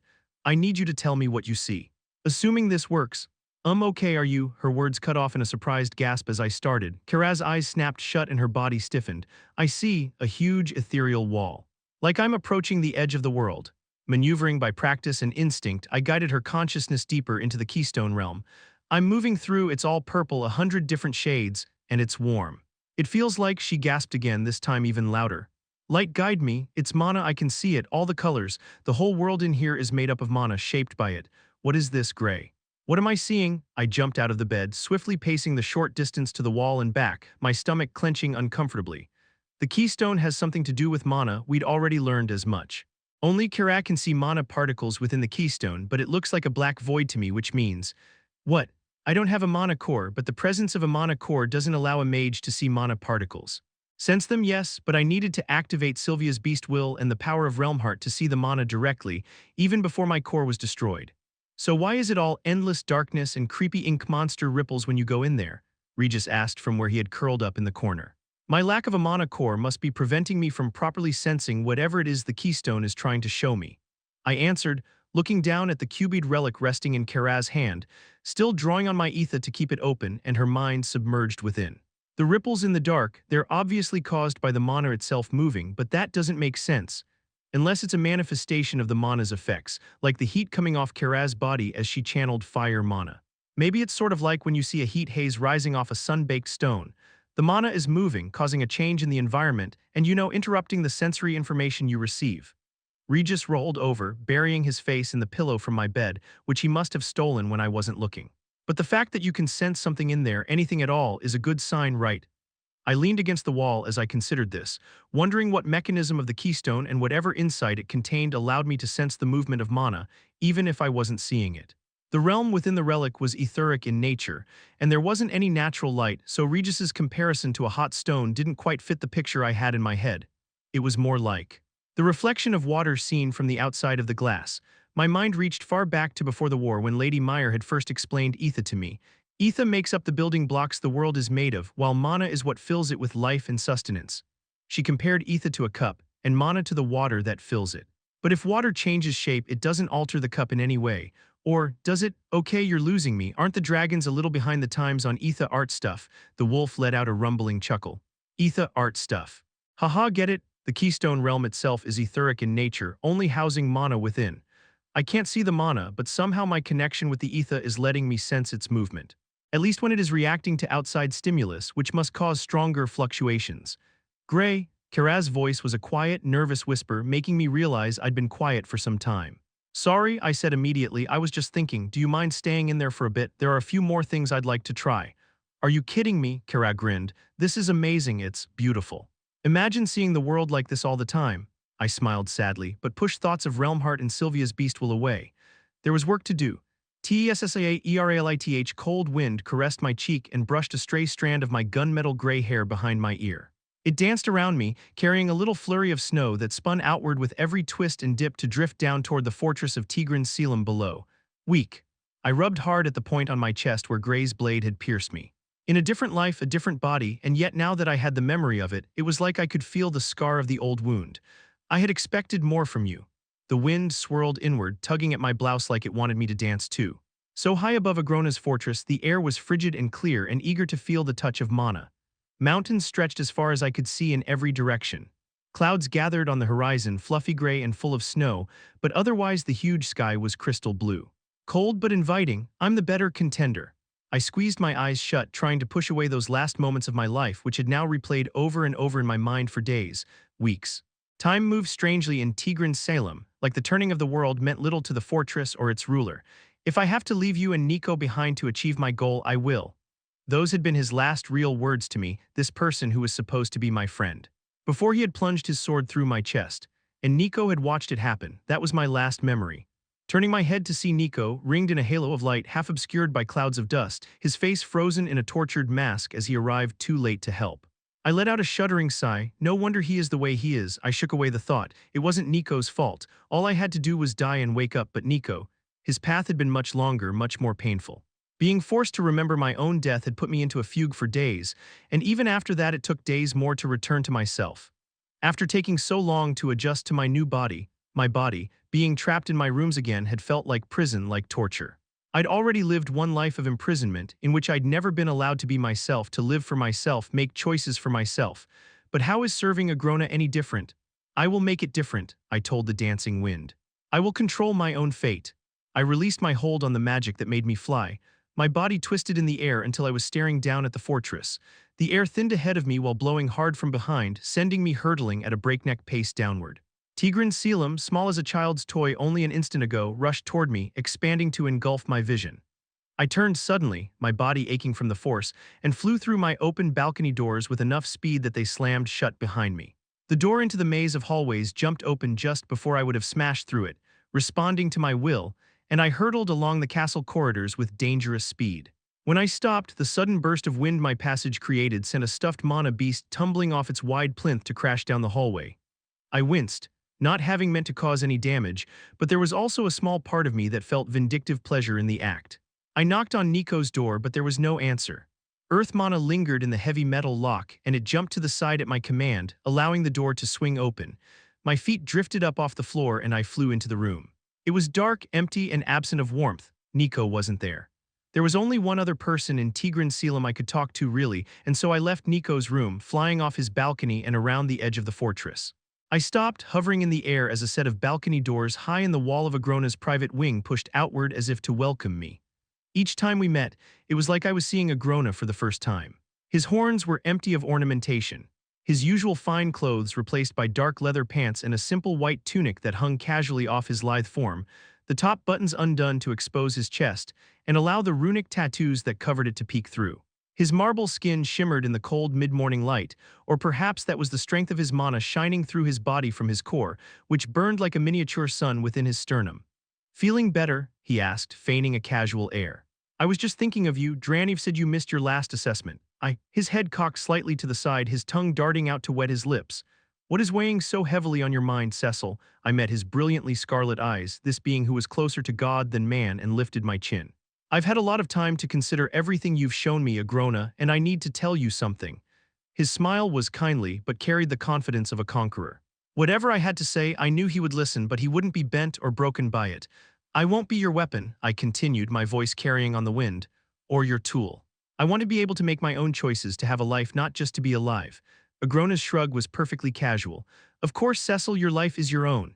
He gave me a charming, warm-hearted, understanding smile that made it difficult to remember what I wanted to say. I would ask you inside to discuss this further, but honestly, I love the drama of you flying there, face like carved ice, ready to make demands. He's lying, of course.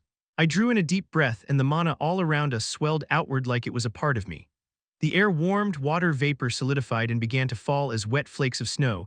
Even the stones of Tigran Selim groaned. Tell me the truth. Agrona stepped farther out onto the balcony. His eyes closed and he sniffed at the wind, filling his lungs with it.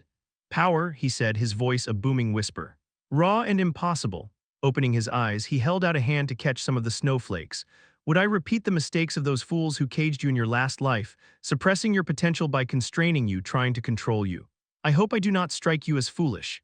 But you did something similar to Nico, I pointed out, holding in the tremor that would have racked my body at Agrona's casual mention of the many years of imprisonment and torture in the guise of training I went through in my last life. He isn't the legacy, Agrona said easily. Although, what he endured for you just for the chance to stand by you again. Nico was weak and powerless as he watched Gray take your life, unable to do anything at all. He was willing to endure any pain to bring you back and keep you safe, no matter the cost to himself. Agrona inspected me closely. But Nico is not what you're here to talk about, is he? I'm not lying when I say your choices are your own, but there is something you need to know. He paused when a bird flew right past me to settle on the balcony rail. It tapped its beak on the metal, issuing a hollow clang, and ruffled its shiny black and red feathers. Agrona held out his hand, which was suddenly full of seeds. The creature hopped from the rail into his palm and began to eat, fanning its four wings. It's beautiful, I said, momentarily distracted. You won't find them anywhere else in Alacria, Agrona mused, watching the bird peck at the seeds. They come from Ephiatis, native only to the precipitous cliff sides of Mount Geoluz. I had some brought here long ago when. Agrona's features grew intense as he trailed off. Suddenly his fingers closed like a cage around the bird. It gave a frightened squawk and began to flap around in his hand and peck futilely at his fingers. They are out of place here, just like you, he said, his intense gaze on the bird. You are in danger, Cecil, and you will be until the war is won and the Indrath clan is thrown from their mountain. Why? I asked, unable to take my eyes from the bird, a strong sense of foreboding making my stomach lurch. Unlike the Vritra, who pride ourselves on exploring the unknown, the rest of the Usra clans are terrified of it, if they were ever to get their hands on you. His eyes drifted away from the bird to meet my own, and I felt myself drawn into them, like staring down the caldera of an active volcano. I could feel him riffling around in my mind like he was flipping the pages of a book. But instead of feeling like a violation, there was a warmth and comfort to it, like having him in there with me meant I wasn't alone. But you aren't alone, Cecilia, his hand closed. The bird gave a muffled shriek which was immediately replaced by the crunching of small, hollow bones. When Agrona's hand opened again, the beautiful creature was little more than bent feathers and broken wings. With a flick of his wrist, the little corpse tumbled over the edge of the balcony and down to the sharp stones far below. But I am not going to war with the other Usra for your sake, Agrona said, his voice heavy with intent. They are not just a danger to you, but to all lessers, and the people of both Alacria and Dicathen deserve an existence without fear of their tyranny. I may rule the lessers, guide their evolution, but I have no interest in building them up only to break them and start over again as Kezes has done. He held out his hand toward me, palm up, as if expecting me to take it. If you fight with me in the war to come, you can protect yourself and the people of 2 continents from the danger that the Usra pose. After all, they've already shown the depth of their disregard for lesser lives in Elenwar when they committed genocide just for the chance to stop you growing into your full power. At the mention of Elenwar, an emerald haze leaked from my core, filling my vision and making me wobble in the air. Agrona tensed, but I regained control immediately and pushed the sensation down deep, back into my core where the alien presence of the Elderwood Guardian remained. Its power still shuddered from me. Agrona was tracing my body with his eyes, inspecting every inch of me. The beast will riles at the mention of the attack, he noted. Most interesting, should you ever gain control over it, adding its formidable power to your own freeform control over mana will be a boon but not strictly necessary for you to attain your full potential. I rubbed my sternum over my mana core, uncomfortable. But I understand that this world will never be your home, Agrona continued, like he was pulling thoughts straight from my head. And so I promise you this, when we defeat the Usras and topple the Indrath clan, I will use the knowledge I have gained from the Relictums to give you back your old life, your old world, but as they should have been. My breath caught in my chest. Imagine it, Cecil. Picture exactly what that life would be like, whatever you want. Now, what would you do to claim it? it's a trick or a trap or but already his treatment of me was changing. His tone was respectful, even cautious. The way he looked up at me, I could see it in his eyes like he saw me as a partner, not a tool, and that was exactly what I'd come here to demand. There was both a confidence and a question in that gaze, and I knew with utter certainty that he could do what he said. But what would I do in this life for a chance to return to the life I should have had? Anything Agrona, chapter 371, Seth Milviw. Standing at the bottom of a long stretch of stairs leading up into the stadium seats, I nearly turned around and gave up. I was so tired. But then, having your bones and musculature stitched back together by magic wasn't exactly what I'd call restful. I'd stayed in bed for the entire second day of the Victoriad, which sucked. While everyone else was cheering on the wargames or spending their allowance at the market, I was curled up under about 4 blankets, shaking and sweating as my body worked overtime to heal. Still, the doctor had been optimistic, as she explained that a fractured pelvis was relatively easy to fuse, and how I'd have been looking at a much longer, more painful recovery if my hip had been broken and not just dislocated. And most of the class stopped by in groups to see me, with Mela coming back several times throughout the day to check in and drop off cakes and candies to make me feel better. I thought of that fluttery moment where she'd asked me to stay with her every time she walked in the door, and through the pain-induced haze I realized something. I liked her. Liked her, I'd never had a crush before. I'd never been close enough to a girl to have a crush before. Seth, I flinched, feeling my face grow hot as I peeked at her out of the corner of my eye. Mela was holding my arm while helping me walk, and I'd just frozen for about 30 seconds. Sorry, we could sit lower if— No, it's okay, I assured her, starting up the stairs. I'll be fine. A hot poker jammed into my side with each step as we ascended about halfway up the stadium to where Brian, Pascal, Yannick, Lyndon, and Deacon were seated. Most of our other classmates were in private viewing boxes with their bloods as everyone prepared for the main event, the real reason for the Victoriad, the challenges. Hail Seth, the undefeated slayer of giants, Lyndon cheered as we shuffled in to sit next to the others. We are both honored and humbled by your presence, Pascal added, a genuine smile creasing the burned side of his face. I laughed, then winced. Yannick leaned back and stuck his heavily wrapped leg in the air. I feel your pain, man. At least you still won your fight. With an appreciative smile at my friends, I scooted past a few other people. The stands were almost entirely full now and slid onto the bench next to Lyndon. So have they announced the challenges yet? No, Yannick said, pouting down at the empty combat field which had been cleared of all the smaller fighting platforms. Then he brightened. But the rumor back home is that Sanu the Stone Eater is challenging to replace Billal as Scythe vs Vritra's retainer. Pascal grunted. Sanu may be a legendary ascender, but everyone knows Scythe vs Vritra prefers a certain type of retainer. That's true, I said, nodding along with what they were saying. Have you read The Forging of Scythes by Tenebris? Oh, I have, Deacon said brightly, getting a laugh out of everyone else. He looked affronted, pressing his hand to his chest as he said, Well, excuse me for being well-read, you barbarians. In the newest version, Tenebris mentions that Scythe vs Vritra prefers to train up her retainers personally, I continued, adjusting myself on the hard bench to try and get comfortable. Her last retainer, Billal, was a wartime appointment, but he'd been her ward since he was a kid. Right, Deacon said, him and his siblings, Billal, Bivrin, and Bivri, right. The dead three, Mela echoed, looking confused. I winced as I turned toward her. The sun gleamed off her auburn hair, which framed her face and accentuated the slight roundness of her cheeks. She was. Clearing my throat, I said, 3 little kids, 8 or 9 years old, who were found alone in their home. The building had been completely destroyed by some kind of explosion, and everyone else inside was killed. But somehow the triplets survived. Whoa, Brian said, I've never heard that story. Lyndon leaned forward, chiming in for the first time. I wonder if— But he was immediately interrupted by a series of magical gong noises echoing throughout the stadium. It was like someone had created a sound barrier as the audience suddenly went completely silent.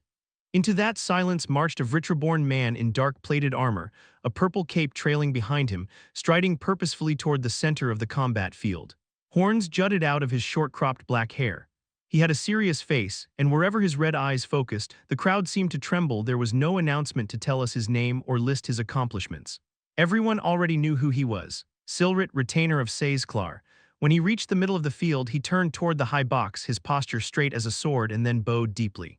I could just make out Scythe Saris Vritra move to the front of the balcony, and I was glad I was already sitting down. The sight of her hair glowing like liquid pearl in the sunlight, her battle robes shining like black diamonds, made my knees tremble. She stepped back into the shadows of the high box just before a second figure appeared, marching towards Silrit. Although completely focused on the woman, I found it really hard, almost painful, to look at her. My gaze kept wanting to slip off like turn shoes on an icy path. Her figure was indistinct, sort of ethereal, shadow made real. Plain black robes hung from her thin frame, but they seemed to drift and move, collapsing back into nothing around her ankles, like they stopped being robes and just became darkness. She seemed to float over the ground, carried on a wind of black mist. No horns sprouted from her head, but her short white hair, which practically glowed in contrast with her midnight black skin and robes, was styled up into straight, sharp spikes. Mauer the Black Rose of Vitril, stopping beside Silrit, Mauer also bowed to the high box. Another woman stepped out onto the balcony, raising her hand toward her retainer. She was a lot like Scythe Saris Vritra, and at the same time almost her opposite. The woman's silvery gray skin wasn't painted, and she wore no ornamentation in her bright white hair. Unlike Saris's delicate horns, this woman had two pairs of thick black horns that curved away from her scalp, dark and heavy. She wasn't wearing a dress or battle robes, but was clad in armor made of white scales. Larger, slightly darker plates at her shoulders, neck, and hips had an organic look to them, almost like bone, while smaller, arrow-shaped scales meshed together over the rest of her body. Scythe Melsri Vritra. She stepped back and retainer Mauer straightened. The ringing of gongs made the entire audience jump. Yannick cursed as Lyndon slipped out of his seat. I let out a groan of pain, having flinched so hard it felt like I'd cracked a rib again. A deep voice spoke, coming from the air all around us. No challengers have stepped forward to face Silrit of Saesklar. Would any prospects now offer challenge? As one, the entire audience, several tens of thousands of people, all focused on the combat field, waiting breathlessly. But no one stepped forward. Silrit goes unchallenged, the voice boomed. Bowing again to the high box, retainer Silrit marched stiffly from the field. No challengers have stepped forward to face Mauer of Vitril. Would any prospects now offer challenge? Again, the call for challengers went unanswered. Mauer goes unchallenged, the voice boomed.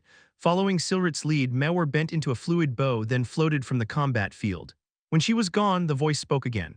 Scythe Cadel Vritra of Central Dominion has elected to refuse any and all challengers to retainer Lyra of Highblood Drade, who remains in the land of Dicathen, helping to settle our new sister continent and bring peace to its citizens.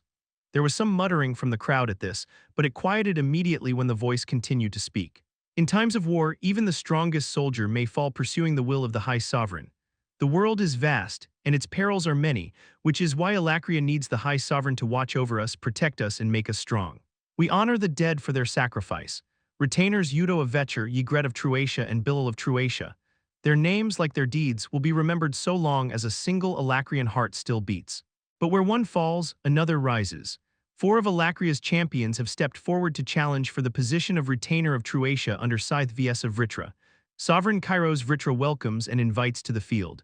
Saniu the Stone Eater, ha told you, Yannick whispered, grinning ear to ear. Adon of Named Blood Rusik, Kajaizo of Highblood Gweth, and Bivri of the Dead 3. As their names were spoken, the 4 challengers appeared from one of the many entrances and marched toward the center of the field to the spot that Silrit and Mauer had only just vacated. They stood side by side in a line, Bivri standing well away from the others, her face an ugly mask of disdain, and bowed as one to the high box. Would any other prospects offer challenge? The voice said. A moment passed. No one moved. The voice boomed again, deeper and more grandiose. Then bow before Sovereign Kairos of Vetcher and let the challenges commence. A suffocating presence washed over the Colosseum. It felt as though someone had flipped the world upside down, and I was standing under the weight of the entire continent, waiting for it to fall and crush me to nothing. The shadow of a large being appeared at the edge of the high box balcony. All around me, people were already looking down, staring at their feet or their laps.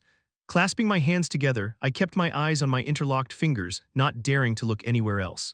From the top of my vision, I could just see the 4 challengers, each face down in the dirt, prostrate before the Sovereign. When he spoke, the Sovereign's voice boomed with blood-stained thunder and white-hot power, scorching my ears and stealing my breath. Prove yourselves, challengers, show the depth of your mettle and the range of your desire. Bring pride to your bloods and your sovereigns. Let no weakness creep in upon you, but claim every eager ounce of strength from your bodies.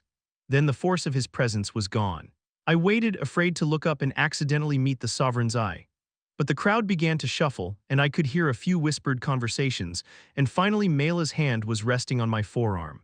Seth, you can, I glanced up, meeting her eyes. That was, but I trailed off, unsure how to describe what I just felt. I know. The projected voice of the unseen announcer came again, this time grating on my frayed nerves, making it feel like someone was standing right behind me, shouting into my ear. Challengers Kajaizo and Adon, please remain on the field. All others, return to your staging area. Saniu and Bivri left in opposite directions, the former striding proudly, the latter slinking along in a way that reminded me of the creatures in horror stories my mother read to me as a child. The two men remaining on the field bowed again to the high box, then to each other.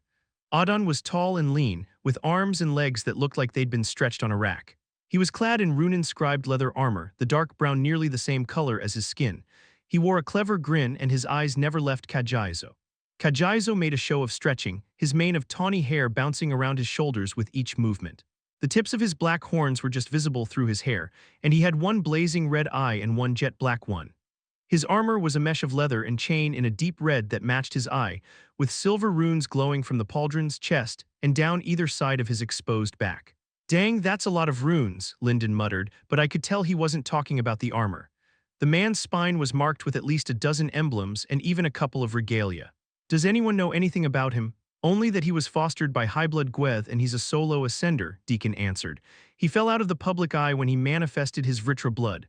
Pascal grunted and scratched at his scarred cheek.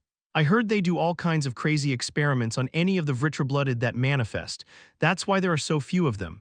"Don't be stupid," Brian said, earning a glare from Pascal. "There are so few of them because it's super rare for even someone with even a lot of Vritra blood to be able to use their Asuran mana arts. For the few that do, the High Sovereign takes them all to Tigran Salem and has them trained to fight the other Asuras." Lyndon laughed. "Man, even total badasses can't fight Asuras. Scythes maybe, but only after they've been strengthened with elixirs and stuff. I bet the High Sovereign has some secret weapon against the other Asura. That's why he's never been afraid of them. I mean, think about it. They decided to blow up half the other continent instead of attacking us here. Why would they do that if they weren't afraid of Alacria?" Pascal rolled his eyes. "Lyndon, bud, you've been watching too many broadcasts." The conversation was interrupted by the ringing of gongs announcing the start of the fight, except the combatants didn't move. Kajaizo and Adon were standing 30 feet apart, weapons summoned to their hands.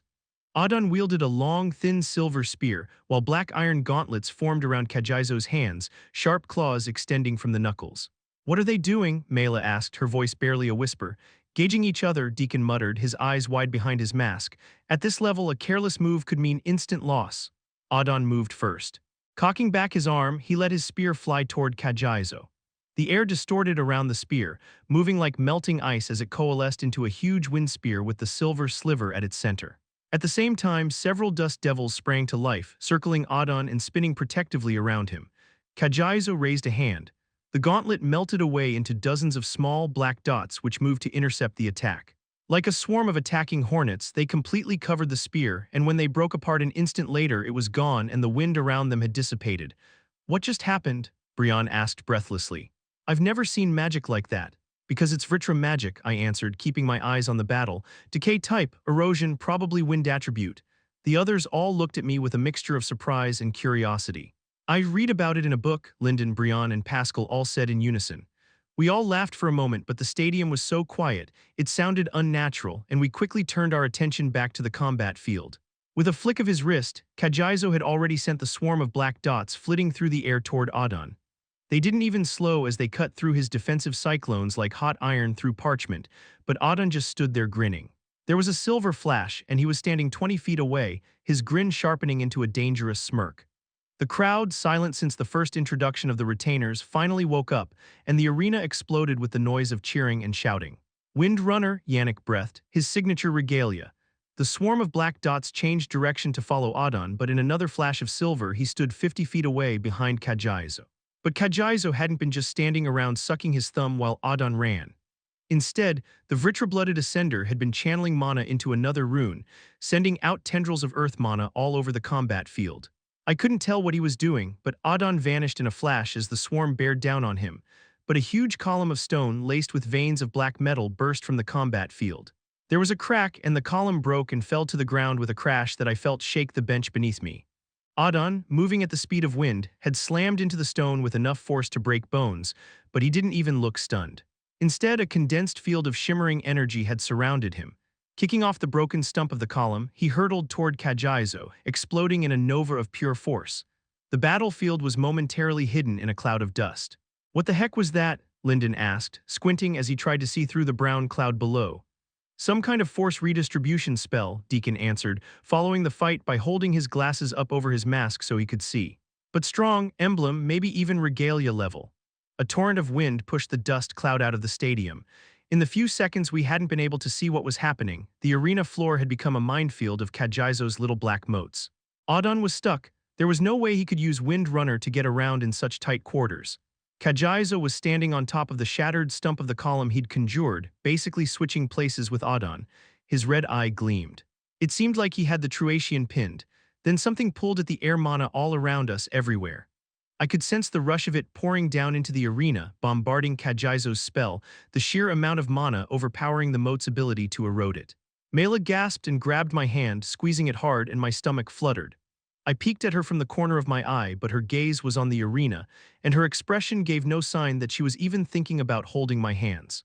Lyndon elbowed me from the other side, his brows bouncing up and down as he gave me a thumbs up. Embarrassed, I thought about pulling my hand away, but I realized that I didn't want to. It felt nice. Really weird, but comforting too. When I managed to focus back on the fight, the battlefield was clear of the black motes. The overwhelming rush of mana had exhausted them, burning them out, and a slowly revolving cyclone was beginning to spin around Audon. Kajaizo held out his bare hand, and the clawed gauntlet reformed around it. The two eyed each other for a long moment, both warriors wary and confident in a way I found difficult to understand. Then Audon grinned and pushed outward with the gathering storm, and that was just the beginning. The noise of the crowd ebbed and flowed as the fight stretched on, 5 minutes 10-20. My friends and I laughed, gasped, and shouted at one another as the pace of the fight continued to build, awed by every new spell cast or rune activated, jeering when one of the fighters got the upper hand, only to have the tables turned a moment later by some unexpected reversal by their opponent. I'd never seen anything like it, and I'd never had more fun. Mela didn't let go of my hand until the final moments. Kajaizo's defensive capabilities, his power to erode his opponent's mana and turn away even the most deadly attacks, outmatched Audon's mana pool. Once Audon could no longer use Wind Runner to flit around the arena, it was over. Kajaizo closed the distance, smashing through Audon's defensive wind barriers with those heavy gauntlets and crushing him to the ground. With his claws to Audon's throat, Kajaizo looked to the high box for direction. The crowd, which had grown quiet again, sucked in a collective, hissing breath, and Mela turned away, pressing her face to my shoulder. A gong sounded. Kajaizo dismissed his gauntlets, and Audon rolled over and pushed himself up onto his knees. Sand clung to his sweat-soaked skin, and even from the stands I could see that he was shaking. The crowd burst like a dam, flooding the arena with ecstatic cheers. Even Yannick jumped up, hopping on one leg while supporting himself on Brian's shoulder, shouting along with everyone else. Kajaizo, Kajaizo. Kajaizo, I felt a moment's disappointment when Mela let go of my hand as she jumped up and down, her face flushed, her hair bouncing in a way I found kind of hypnotic. That was crazy, she yelled over the cacophonous cheers. I leaned closer to speak without shouting. I know they're really on another level. Well fought, the unseen announcer's voice said, cutting through the audience's excitement and silencing everyone in the arena. Well fought to the prospects, Kajaizo of Highblood Gweth and Audon of Named Blood Rusik. Victory goes to Kajaizo. The two combatants bowed again to the high box where the Sovereign and Scythes were veiled beneath thick shadows, then left the combat field, Kajaizo striding confidently away, Audon slinking after him, his eyes downcast. Assassinated, the Stone Eater, and Bivri of the Dead Three, return to the field and prepare yourselves. Assassinated entered the arena first. He was tall with bulging muscles. He wore a chest plate that left his abs and the ridge of his rune spine exposed, along with steel plates covering most of his lower body. A kind of iron crown ringed his shaved head. After Assassinated reached the center, a green mist began to boil out of the ground, forming into a woman with thin, sharp limbs and a grotesque, twisted stance, like her bones were put together in the wrong shape. As if to accentuate the grossness of her figure, the black robes she wore were sheer and cut in places to reveal her ribs and spine, which stuck out of gray, sickly skin. She snarled at Assassinated, revealing teeth filed down to points. Both combatants bowed to the high box, then faced each other. Vomit-colored green mist was floating around Bivri's inhuman body. The sound of gongs announced the beginning of the fight. Wait, what's he doing? Mela asked, standing and shielding her eyes from the sun with one hand. He's surrendering, I muttered, taken aback. Assassinated had gone down on one knee, his head lowered to stare at the ground under Bivri's clawed feet. Her lips pulled back like an animal's, baring her sharp teeth. The mists fluttered in an agitated sort of way before being drawn back into her body. She turned to the high box, straightening as best as her twisted frame allowed. Assassinated, the Stone Eater yields, the voice said, its tone perfectly flat. If the announcer was surprised, they hit it pretty well. Victory goes to Bivri. There was some grumbling from the audience and no cheering for Bivri as there had been for Kajaizo, but the adults around us kept their complaints and conversation quiet, and I knew why. Below, Bivri cast a challenging stare around at the audience, almost like she was daring anyone to voice their displeasure at the result loud enough for her to hear. After a few seconds, she stalked out of the arena to a smattering of half-hearted applause. Unfreaking believable, Yannick said grumpily. And I was so excited to see Saniu fight, that was stupid. Is Kajizo just going to roll over and show Bivry his belly too? Deacon snorted. We'll have to wait a bit to find out. He'll get a break to rest and recuperate, so we'll see the battles to replace Dragoth's retainer next. Brian clapped Yannick on the back. Everyone knows Scythe Dragoth Vritra is the most popular scythe. I'm sure there will be a oof. Brian grabbed his stomach as Yannick elbowed him and everyone else laughed. But before anything else could be said, the announcer began speaking again. 12 more of Alacria's champions have challenged for the position of Retainer of Vetcher under Scythe Dragoth Vritra. Sovereign Kairos Vritra welcomes and invites to the field. The announcer began listing off the challengers, all powerful ascenders or war heroes. As each name was spoken, the prospect stepped onto the combat field and joined the growing line facing the high box. As the last of the challengers stopped, the line bowed in unison. Challengers Echerin and Lancel, please remain on. The voice paused. I glanced at Lyndon, then at Mela. She looked as confused as I felt. Something was wrong. Hey, what's that? Pascal asked, pointing into the air. Do you feel it? A black speck in the sky was quickly growing in size.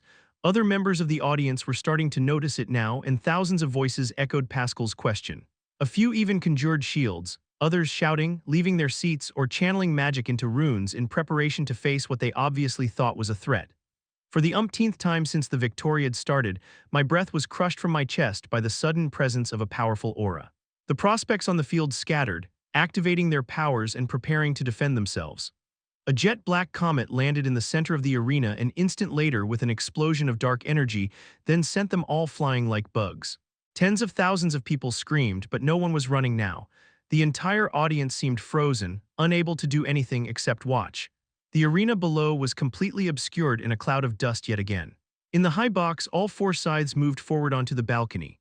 Although they made no move to cast defensive magic, the sight of them, all together at once like that, made my head swim, and I worried for a second I might pass out. Mela's hand on my arm brought me back to myself. I put my own hand over hers and squeezed. A nova of black flames cleared the dust, revealing a slender man, a boy really not so much older than most of us, with short black hair and sharp features, almost unassuming except for the untamed, hate-filled rage in his eyes. He stepped up out of the crater he had made in the arena floor, his dark eyes sweeping the Colosseum around him. Spikes of black iron thrust up from the ground with every step, and dark flames wreathed his body. The sight of that black decay magic, so much stronger than Kajizo's, filled me with dread. Scythe Vs of Vritra spoke first, her voice carrying effortlessly through the dead silent stands. Nico, explain yourself. What in the High Sovereign's name do you think? Gray, the newcomer Scythe Nico Vritra of the Central Dominion, I realized with a tremor, screamed, his voice cracking. I know you're here, I accept your challenge, you bastard. So face me. Mela's eyes went wide as dinner plates, her lips trembling. Did H.E. Gray? Lyndon choked out. Like, Professor Gray. My mind raced as every wild theory about the professor's weird meeting with Scythe Saris Vritra tumbled through it, scattered like leaves on the wind. I'd thought my classmates were completely nuts, the way they'd come up with more and more unlikely explanations for what we'd seen. But this, who was Professor Gray, really? Scythe Dragoth Vritra smirked down at the other scythe. You're out of line, little Nico. This isn't how we… His head suddenly snapped to one of the many entrances into the combat field, his smirk turning down into an angry frown. Someone was walking toward Scythe Nico. A man in a fur-lined white cloak and Central Academy uniform. Wheat blonde hair tousled by the scythe's raging aura, golden eyes shining from behind his mask. He walked with such confidence and purpose, his mere presence a shield against the hateful aura radiating like a sickness from Scythe Nico.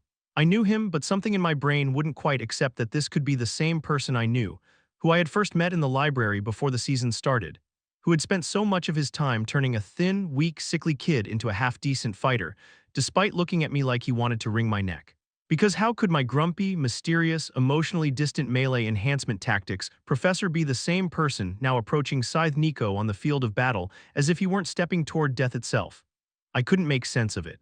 But it was him. Even the other scythes didn't intervene further as Professor Gray and Scythe Nico came to stand nearly toe-to-toe. Nico, Professor Gray said with a smile that didn't quite reach his eyes. You look like garbage, old friend. Chapter 372, Arthur. Nico took a half-step toward me, jaw tensed and a vein pulsing visibly at his temple. Black spikes thrust up out of the ground at his slightest movement, his skin tinged with faint wisps of soulfire flames.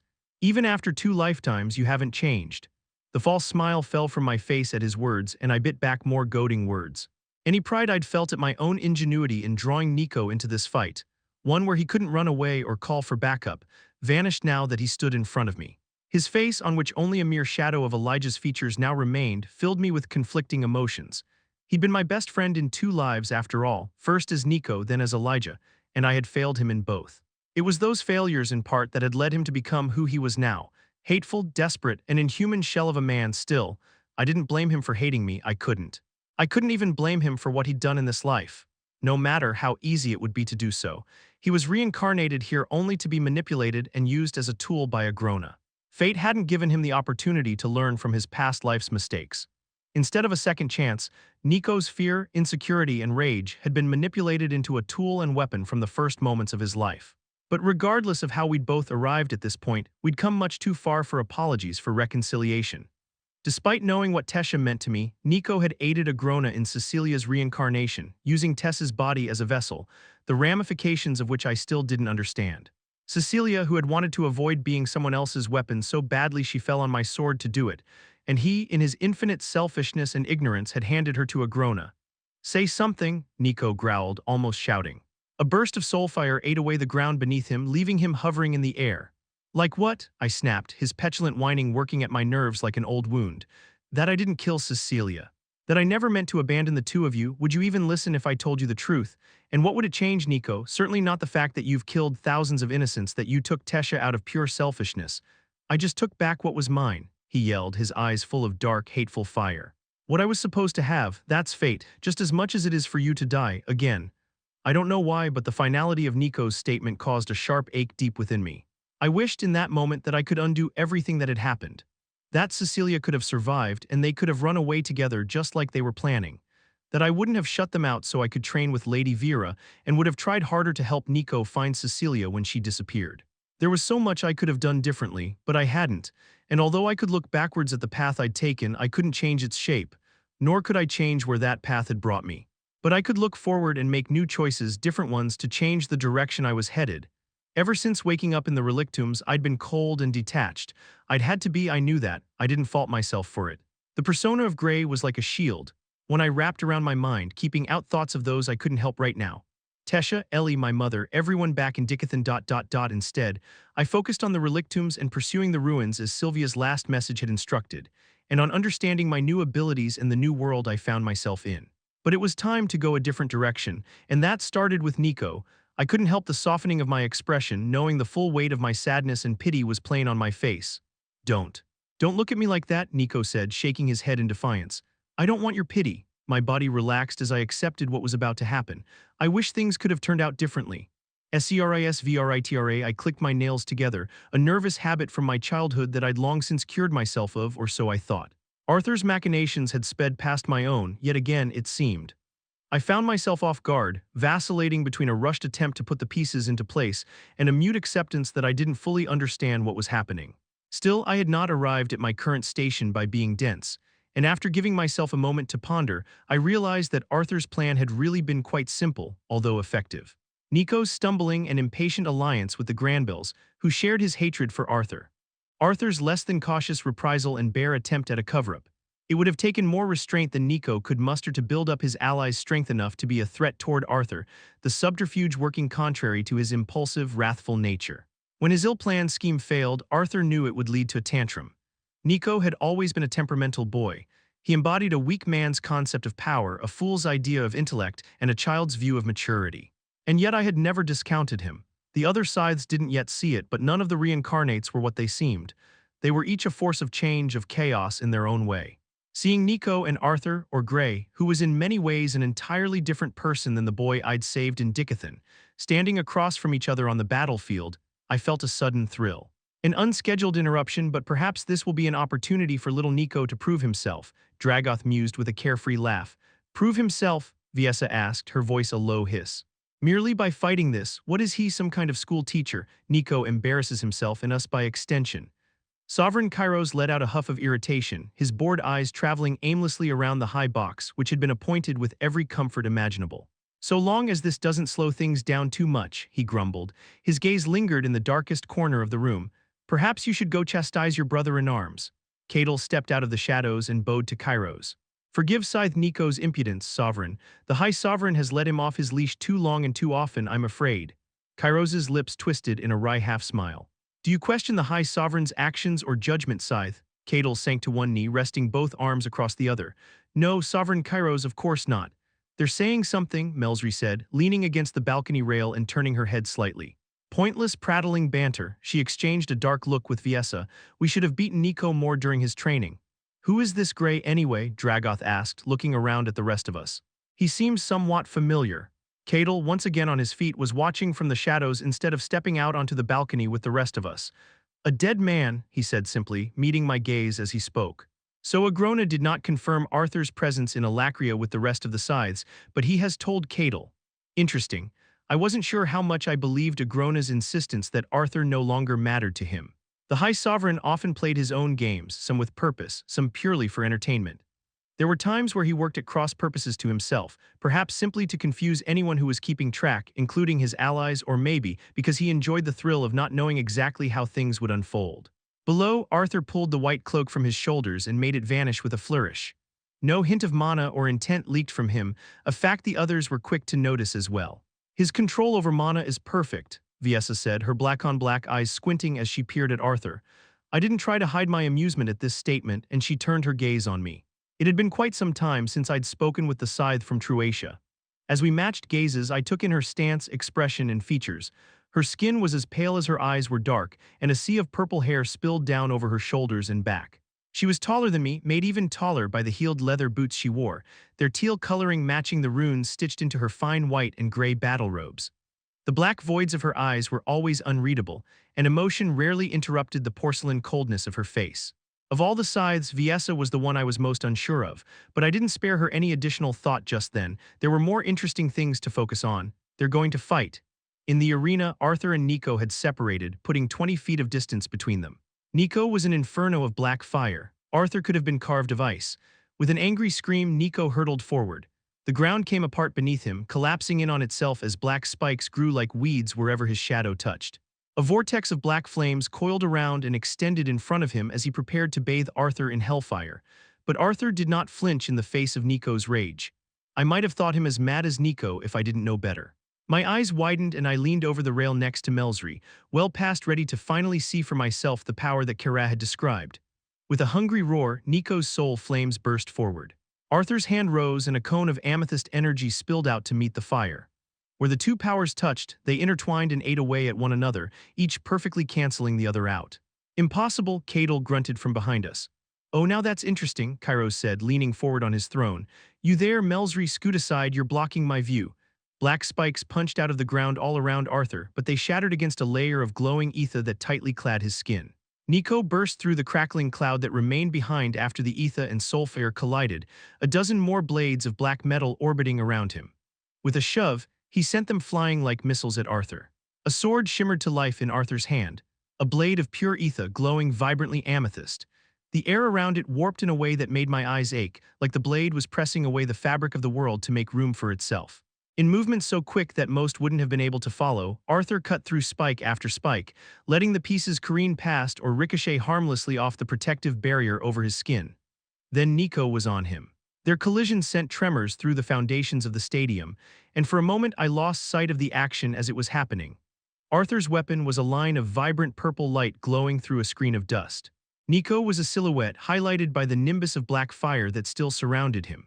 The line of purple light intersected the dark silhouette. Then, Nico was hurtling past Arthur, tumbling through the air like a tossed ragdoll. Nico's body struck the arena floor with a crash, digging a deep furrow half the length of the Colosseum behind Arthur. Wait, what happened? Dragoth asked, his deep voice thick with confusion. Viessa let out a slow breath. Nico's core, she was right. Already the mana was abandoning Nico. I could sense it flooding from his ruined core and dispersing into the atmosphere around him. Oh, Dragoth grunted. I guess I was wrong about him proving himself. Shut up, you oaf, Melsry said, leaping off the railing and striking the ground below with enough force to crack it. Finally, Arthur turned. His golden eyes followed the line of Nico's crashing descent to where the broken scythe lay in a tangle. They fixed on Melsry, but when she stopped to kneel next to Nico's prone form, they traced a line up to the high box. Time, which had been crawling slowly by, suddenly caught up with itself. I heard the gasps and frightened screams of the crowd, the shouted questions of the guards and event officials seeking direction, the tumbling of stones and broken timber as tunnels beneath the combat field collapsed. I took in Melsry's worry, Vies's frustration, Dragoth's curiosity, Catel's cold detachment. I was already considering the ways in which I could get Arthur out of this, but I stopped myself. This had been a part of his plan. He would already have prepared his own method of escape if escape was even necessary. What were my fellow scythes going to do after all? Nico challenged Arthur or accepted his challenge based on his own words. And it had been Nico who interrupted the Victoriad. Arthur had done nothing wrong, but had still sent a message, loud and abundantly clear indeed. I hoped even that Arthur would simply walk away, ending the confrontation there before it escalated. Instead, he strode purposefully toward the high box, walking right past Melsry as she inspected Nico's wound. I apologize for the delay this duel has caused in today's events, but I'm afraid a further interruption is necessary, he shouted, making sure his voice carried not just up to the high box but throughout all of the Colosseum. This duel was an unsanctioned challenge, Viesa answered coolly, her voice effortlessly projecting across the stadium. Whatever the reason for your assault on our fellow scythe, know that defeating him has earned you nothing from Sovereign Kairos or the High Sovereign and gives you no right to claim Scythe Nico's position or to ask us for anything at all. Arthur met Viesa's black eyes unflinchingly. The sharp line of his jaw was relaxed, his lips firm and straight, his stance attentive but composed. He looked for all the world like he was the one in charge here. I respect the rules you've put in place, Arthur continued, shifting so his hands were clasped behind his back, his legs in a wider, more aggressive stance. Nevertheless, it was your own scythe that instigated and forced me to make this challenge out of order. Dragoth's form expanded, growing by a foot then two. With both hands on the rail, he looked down on Arthur, his reserved curiosity clear in the set of his jaw and subtle cocking of his brow. Fine then, what is it you want? Maybe if you beg for it, we will be— No, Arthur said, his voice cutting across Dragoth's pomp like the crack of a whip. Dragoth, always more relaxed than the other scythes, only chuckled at this offense, a crime punishable by death in any other circumstance. When Arthur continued, he met my eyes for a bare instant, then shifted his gaze past me to Catel, speaking with a calm surety that belied the extraordinary nature of his request. I only ask for what I've earned. To challenge Scythe Catel of Central Dominion. Viesa's lips twitched in what I thought almost might have been a frown. Beside her, Dragoth waved dismissively toward the battlefield. We don't have to entertain challenges from school teachers. Below, Melsry was holding a vial of elixir, her hand frozen halfway to Nico's mouth, her eyes wide and mouth partially agape. Just 5 minutes before, I would have assumed any conflict between Arthur and Catel would be a one-sided victory. If Arthur would have confided his full plan to me, to not only draw Nico into a fight where no one would intervene on his behalf, but also to challenge Catel before the entire Victoriad, I would have either dissuaded or discarded him from the tournament if necessary. Which of course is why he didn't. Now any recourse I may have used to remove him or help him escape was gone. With my gaze lingering on Melsry and Nico, I realized I could no longer be confident of Arthur's abilities. Though Nico was no Catel, he was still a scythe, but he had let himself be baited into an unknown situation, fallen right into Arthur's trap. Catel would not be as foolish. I met Catel's eye. His frown turned down into a deep scowl, my eyebrows rose, his furrowed. No, he said finally, loud enough for only those of us in the high box to hear. Scythes cannot start entertaining every challenge that comes along. To do so would demean us and give a platform to every self-important fool who just defeated one of us with a single blow, I cut in. Yeah, Dragoth said with a throaty chuckle. Don't tell me that Catel, the slayer of dragons, is afraid of a school teacher. The people must be shown that we are not as weak as Nico has made us appear, Viesa added. Catel's eyes flashed. This challenge is beneath me. He is not, Sovereign Kairos shifted. It was a small movement, but it silenced the building argument. We all turned to face him. Kairos was as tall and broad as Dragoth, though he was softer around the middle. Thick horns grew from the sides of his head, curving up and then forward, ending in sharp points.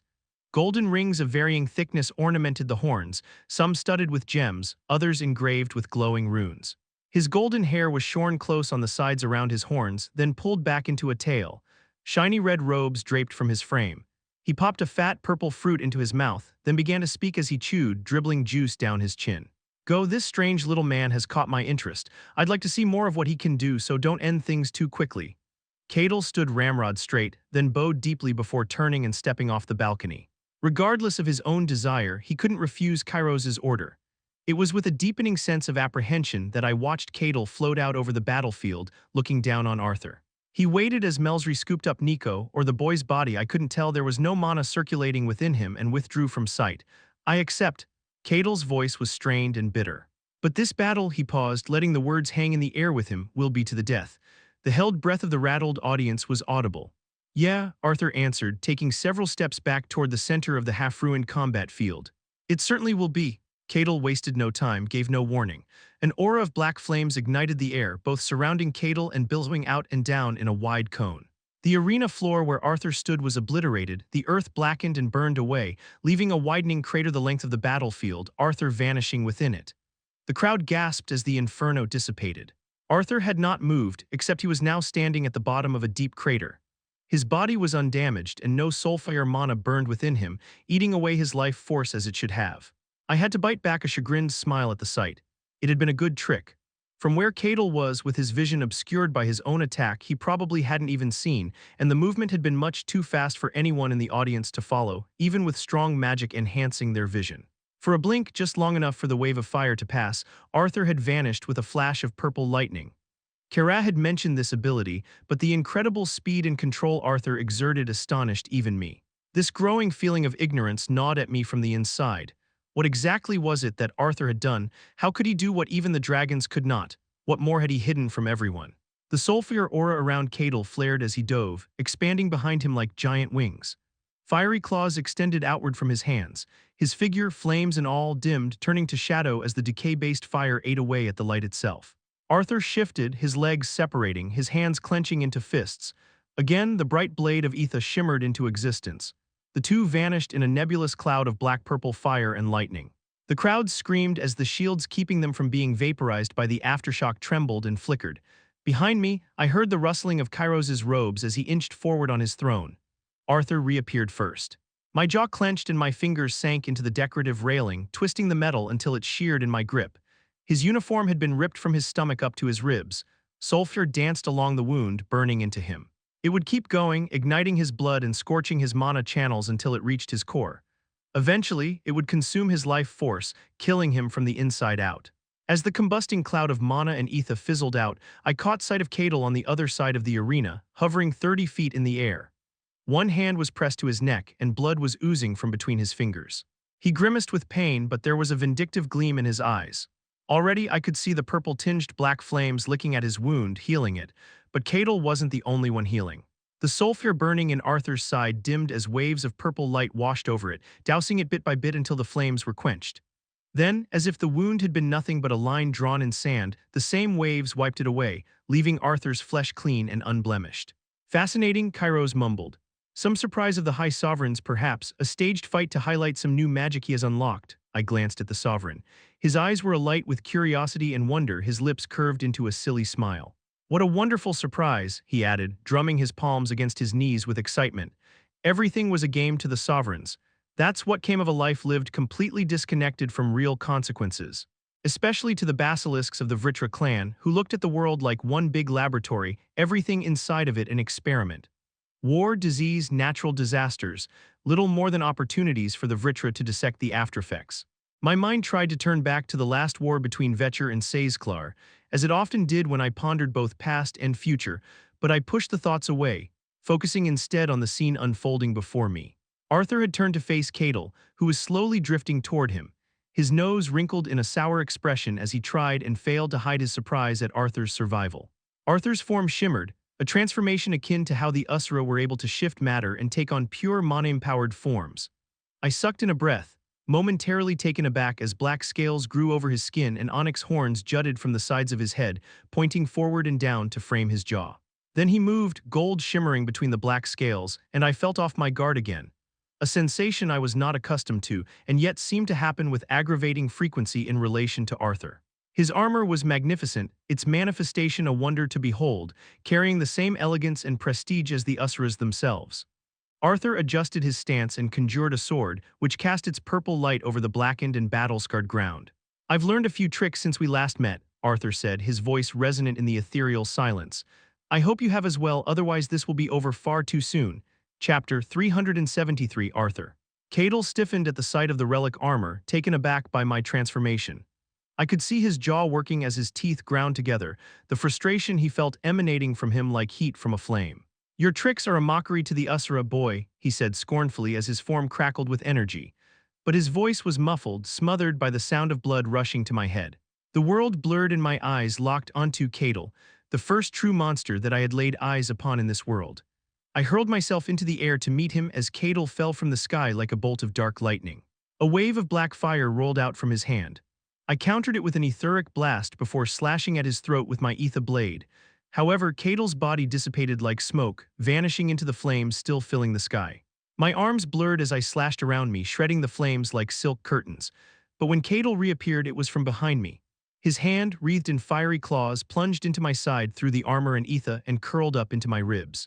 Ignoring the pain, I reversed the ether blade and stabbed back and down, barely missing his chest as he flew away from me.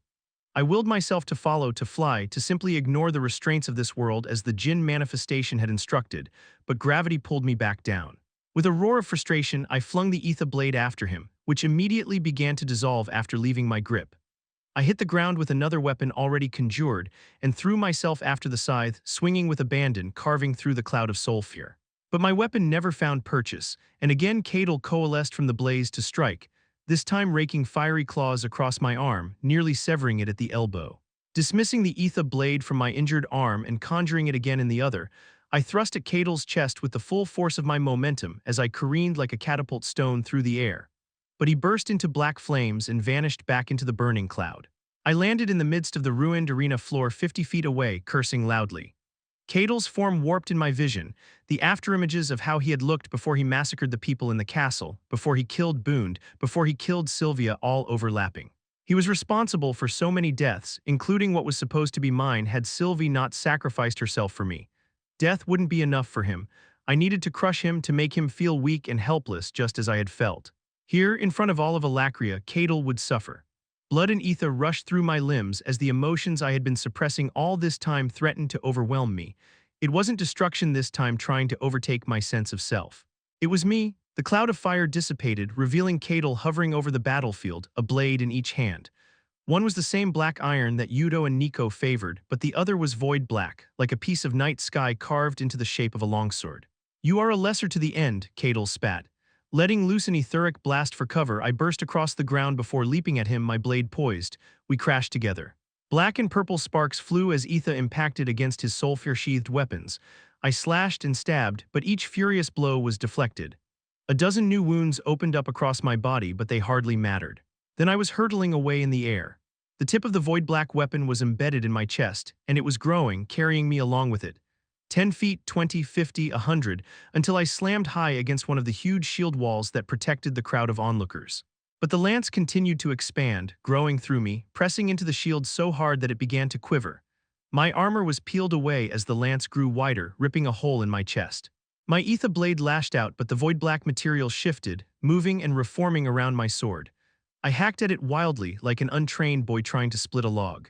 My head began to pound, my pulse racing, each beat of my heart sending blood pumping out around the edges of the lance. Then an icy coldness was pouring from my core, washing over the hot rage, dousing it in a focused kind of detachment.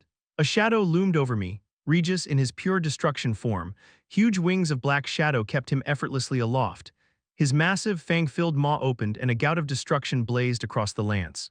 The violet flames raced in both directions, devouring the lance. I felt, for an instant, the hunger of those flames dancing in my open chest cavity, licking the inside of my wound, reaching downward toward my core. Then I was falling. I hit the ground on my back, collapsing in a heap. Regis floated above me protectively, and I could see his clash with Cato, holding off another attack with a blast of destruction. After patronizing Nico. "Look at you," his voice was an inferno in my head. "Get a hold of yourself." I spit up a mouthful of blood as the hole in my chest slowly grew back together, bones fusing, organs reseating themselves. Finally, I was able to take a deep, heady breath. And through each breath after, I realized, through these last reckless exchanges, I had channeled too much of my ether into my attacks, ignoring my wounds and neglecting my armor. Despite where I was and how the situation was unfolding, I laid in the ash and rubble for a moment more and let the rage that had overtaken me fizzle into frustration and embarrassment. What had been the point of growing stronger, learning ether arts, obtaining relics, if all I was going to do was hack blindly in rage? "Yeah, I'm good now," I sent Regis with a sobering sigh. Clear-headed but still incapacitated, I continued to draw in ether from the atmosphere while studying the battle above. Purple flames erupted from Regis's jaws as a barrage of void-black missiles swarmed like a flock of corrupted ravens, spinning and darting around the purple flames, but not fast enough. Destruction leapt from one to the next, burning Cato's decay attribute magic to nothing, then chasing Cato up into the sky, forcing him to retreat. Patches of purple flame burned in the arena and over the shields, but they were quickly doused by my companion. I'd faced both soulfire and the black metal before, but the changeable, gusting black magic was a different attribute, likely wind, which meant Cadel could control at least 3 different elements. And he could combine them, like his ability to fuse soulfire and wind to meld into the atmosphere. His power was more versatile than mine, but mana didn't offer strong protection against Etha. All it would take was a single decisive blow to defeat Cadel, just as I had Nico. The sky above grew dark. Cadel flew at the center of a hurricane of blustering, decay-infused wind, which coalesced like an impenetrable cloud.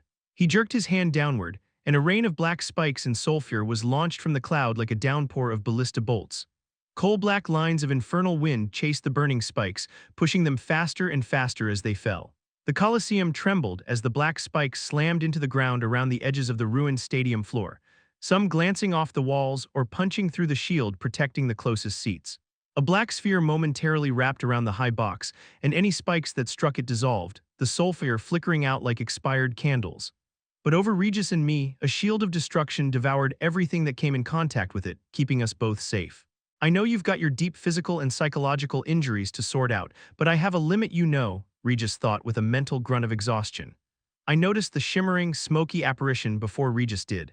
Cadel solidified from the gloom still cast by the clouds overhead, swinging down with a burning black blade. Activating God's Step, I appeared just before him, catching the attack with an etheric sword. I was just waiting for you to tap out, I answered, straining under the force of Cadel's blow. The shadow wolf dissolved, becoming immaterial and drifting into my body. Since you're back to making crappy jokes, I assume you've got it from here. Despite his banter, I could sense the fatigue setting into my companion. He was near the end of his strength. Black metal spikes burst out of the ground between us. My sword swept cleanly through them, but it gave Cadel time to step back and bring up his own sword. Your new bond is a rather crude excuse of a beast. I think the word you're looking for is majestic, I quipped, hurtling forward and unleashing a flurry of cuts and jabs, pressing him further back. He tried to fly up into the air, but God's Step allowed me to cut him off, pushing him back toward the ground where we were on more even footing. Cadel may have been more versatile, but I was the better swordsman. Driving the Etha blade into his ribs, I tried to slash sideways and cut him in half, but his hands closed around my arm, holding me there. Our eyes locked, and I took in the snide, cruel expression that seemed permanently affixed to his pale gray face. His chin jutted out proudly between the serrated horns that curled around below his ears. But the air of absolute confidence he usually exuded was long gone. He was worried, and he was afraid. I noticed the shadow almost too late. God stepping away just as a spike several times the size of my body would have struck me, I watched from above as instead it crashed into the arena floor, dragging Cadel down into a huge crater. Cracks snaked out from the crater, running beneath the stands and making the entire Colosseum shift and tremble. Somewhere, metal sheared and wood snapped, and 2 sections of the stadium seating began to separate. The forgotten audience screamed as the shield protecting them flickered and vanished, only to be replaced by dozens of smaller shields as the mages leaped into action. The underworks collapsed, opening fissures in the Colosseum walls and causing large portions of the seating to sag. A few people had the wits to run for the exits, but most were still frozen where they sat or stood. I noticed Seth, Mela, and some of my other students hunkering together beneath a clear panel of mana being cast by an older mage, their mouths agape, awe etched on their distant faces. Something shifted in the shadows as I caught myself along the edge of one of the hundreds of black spikes sticking up from the floor. A creature, more shadow than man, crawled out into the light and stretched long, thin limbs tipped with jagged claws. The shadows around Cadel twisted and bit at the air like flames. Enough! His voice grated like teeth shearing through bone. There are no dragons around to save you this time, boy. Cadel's shadow-clad arms spread wide and black fire began to boil out of him. His corrupted magic spilled like burning tar into what was left of the arena and splashed against the shields protecting the staging areas, the light of which crackled inconsistently as the shields reached the end of their capabilities. I felt an icy claw clutch at my insides as I remembered the last desperate moments of my battle against Nico and Cadel, racing away from the same hellfire conflagration with Tesha, desperately exhausting the last of my strength. Only this time, Cadel wasn't holding back. Regis emerged beside me, fiery hackles raised but only barely able to hold his normal form. My brows furrowed as I glanced down at my companion. Regis. You shouldn't, relax, princess. I'm no martyr, I'm your weapon, remember. Flashes of instructions blazed in my mind like a branding iron, showing me glimpses of Regis in a dark forest clearing. This is. How did my vision darkened as Cadel's shadowy form barreled toward us? It's not perfected, but it'll probably still work, just do it. As the flood of hellfire was almost on us, Regis closed his eyes, his lupin body growing shadowy and see-through as it became incorporeal. I raised the etheric blade in my hand, but rather than attacking, I reeled back and I plunged the etheric blade into my companion. His body flared before enveloping my sword until the etheric blade grew larger and was sheathed in dark violet flames. It doesn't matter how many more tricks you pull out, Lesser. Cadel roared as his shadowy, demonic form neared. My grip tightened around the destruction-clad sword, and a shared sense of a cold, emotionless void wiped my senses clear of anything other than Cadel. His long, taut limbs of flickering obsidian, his jagged horns that had grown twice in size, and the aura of sulfur wrapped around him like wings. I took it all in. Cadel unleashed his arsenal of spells with abandon, a volley of blood iron, a maelstrom of void wind, a barrage of sulfur, but it was useless. The dark violet sword in my hand arced in jagged flames as my body blurred. Concise, wasteless movements carried behind the small openings carved out by my new sword. Arcs of violet tore through every spell spat out by the scythe, and his gleaming red eyes widened in fear more each time. Ignoring the icy grip around my core, I let God's step carry me right in front of Cadel's distorted visage. I raised my sword over my head, destruction blooming in a blaze of violet. His ghoulish black arms crossed in front of him, wreathed in sulfur black metal spikes materializing like shields. The blade came down, passing through the black spikes as if they were nothing but mist. I struck him with the full force of my strengthened body, flooding every muscle with ether. He was crushed to the ground, and a shockwave rippled outward from us, toppling the 30-foot-tall spike that jutted up just behind Cadel.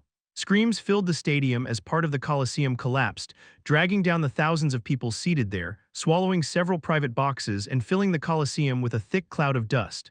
Cadel struggled to regain his feet. His arms were flickering with sulfur and destruction. He flailed desperately like he could shake the purple flames away. His body flickered in and out of incorporeality, but the destruction clung to him, his own outpouring of mana the only thing keeping him from being consumed. The scythe's face was pale as he shivered, and the shadows clinging to him melted away as he returned to his normal form. His scarlet eyes were full of fear, his usual snide face a mask of desperation. Turning away, he stared up at the high box, perhaps hoping the other scythes or even the sovereign would appear to save him. As I looked down on him, I felt only the cold acceptance of justice finally fulfilled. This is for Sylvia. The violet flames flickering jerkily around the ether blade grew even more agitated as I thrust forward. It plunged through his chest and burst out of his back. Destruction leapt across him, devouring Cadel from the chest outward. There was no blood, no gore of internal organs spilling out, just the cleansing flames of destruction wiping him away as if he had never existed. No, I thought, not quite like that. The stain of Cadel's existence would always be on this world, visible by the holes he had left in it. Sorry it took so long, I said, watching in my mind's eye as Sylvia's draconic eyes shined with tears as a portal drew me in, her last words echoing in my mind. Thank you, my child. My guilt for what I couldn't do then lessened, but I knew it would never leave me entirely. I pulled the sword from Cadel's chest and swept it over his head, shearing off both horns. Regis, sensing my intention, withheld destruction, leaving them whole. Then he was gone, nothing but the severed horns remaining.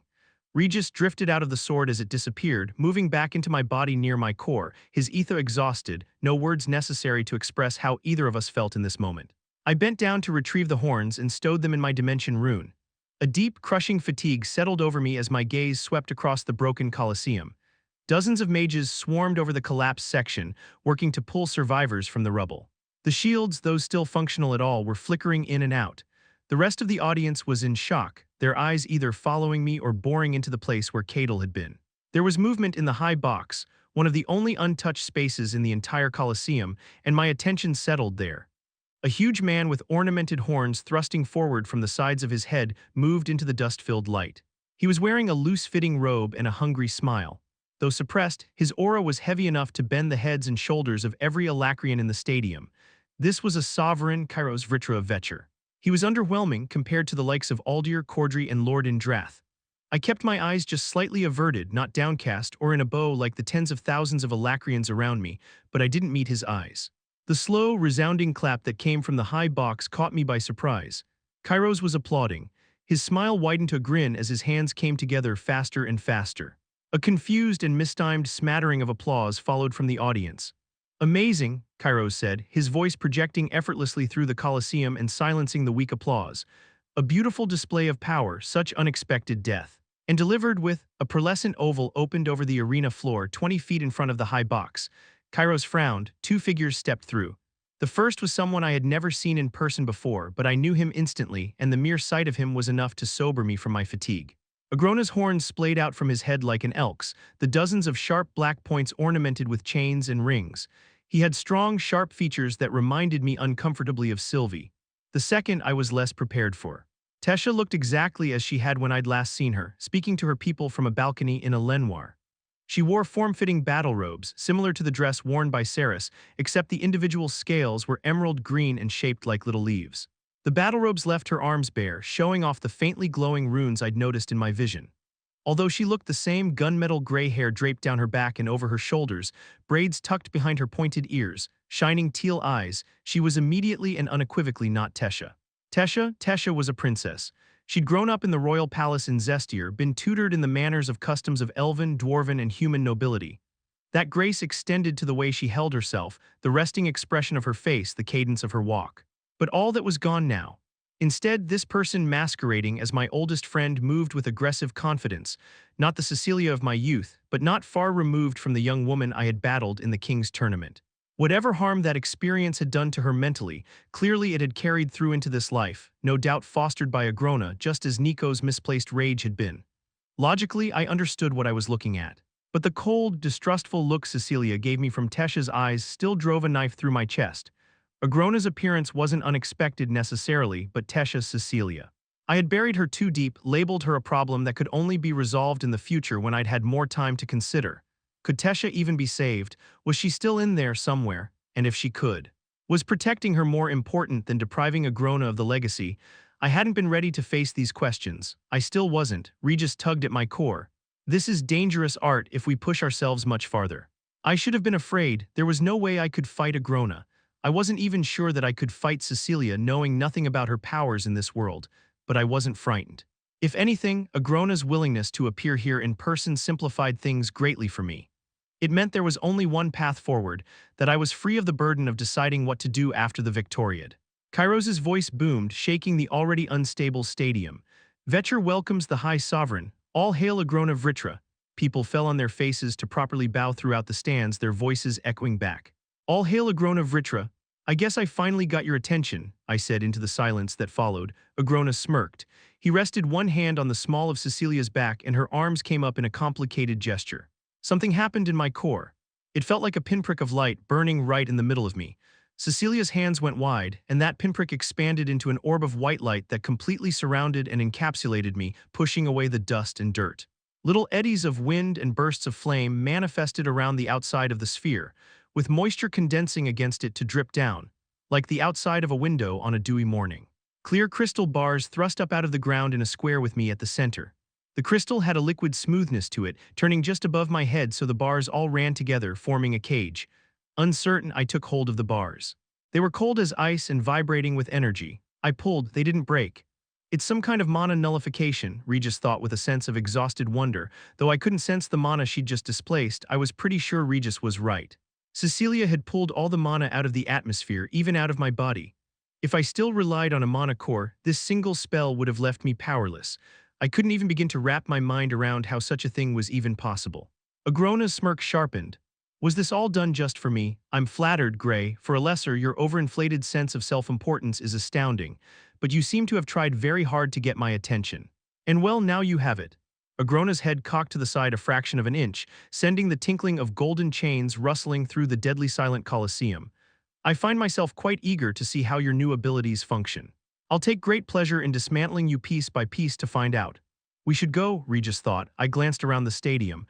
First, my gaze landed on Mela, Seth, Deacon, and the others. Though still bowing, Seth was staring at me, his eyes wide with confusion and fear. I wished suddenly that I had been kinder to him. He had a warrior's heart and didn't deserve the hand life had dealt him. I found Valen and Enola, their blood's private boxes close to one another. Though kneeling to their high sovereign, both students were practically pressed against the transparent shields protecting them, staring down at me just like Seth.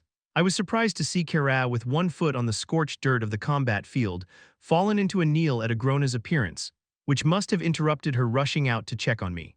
She too risked lifting her head just enough to watch me.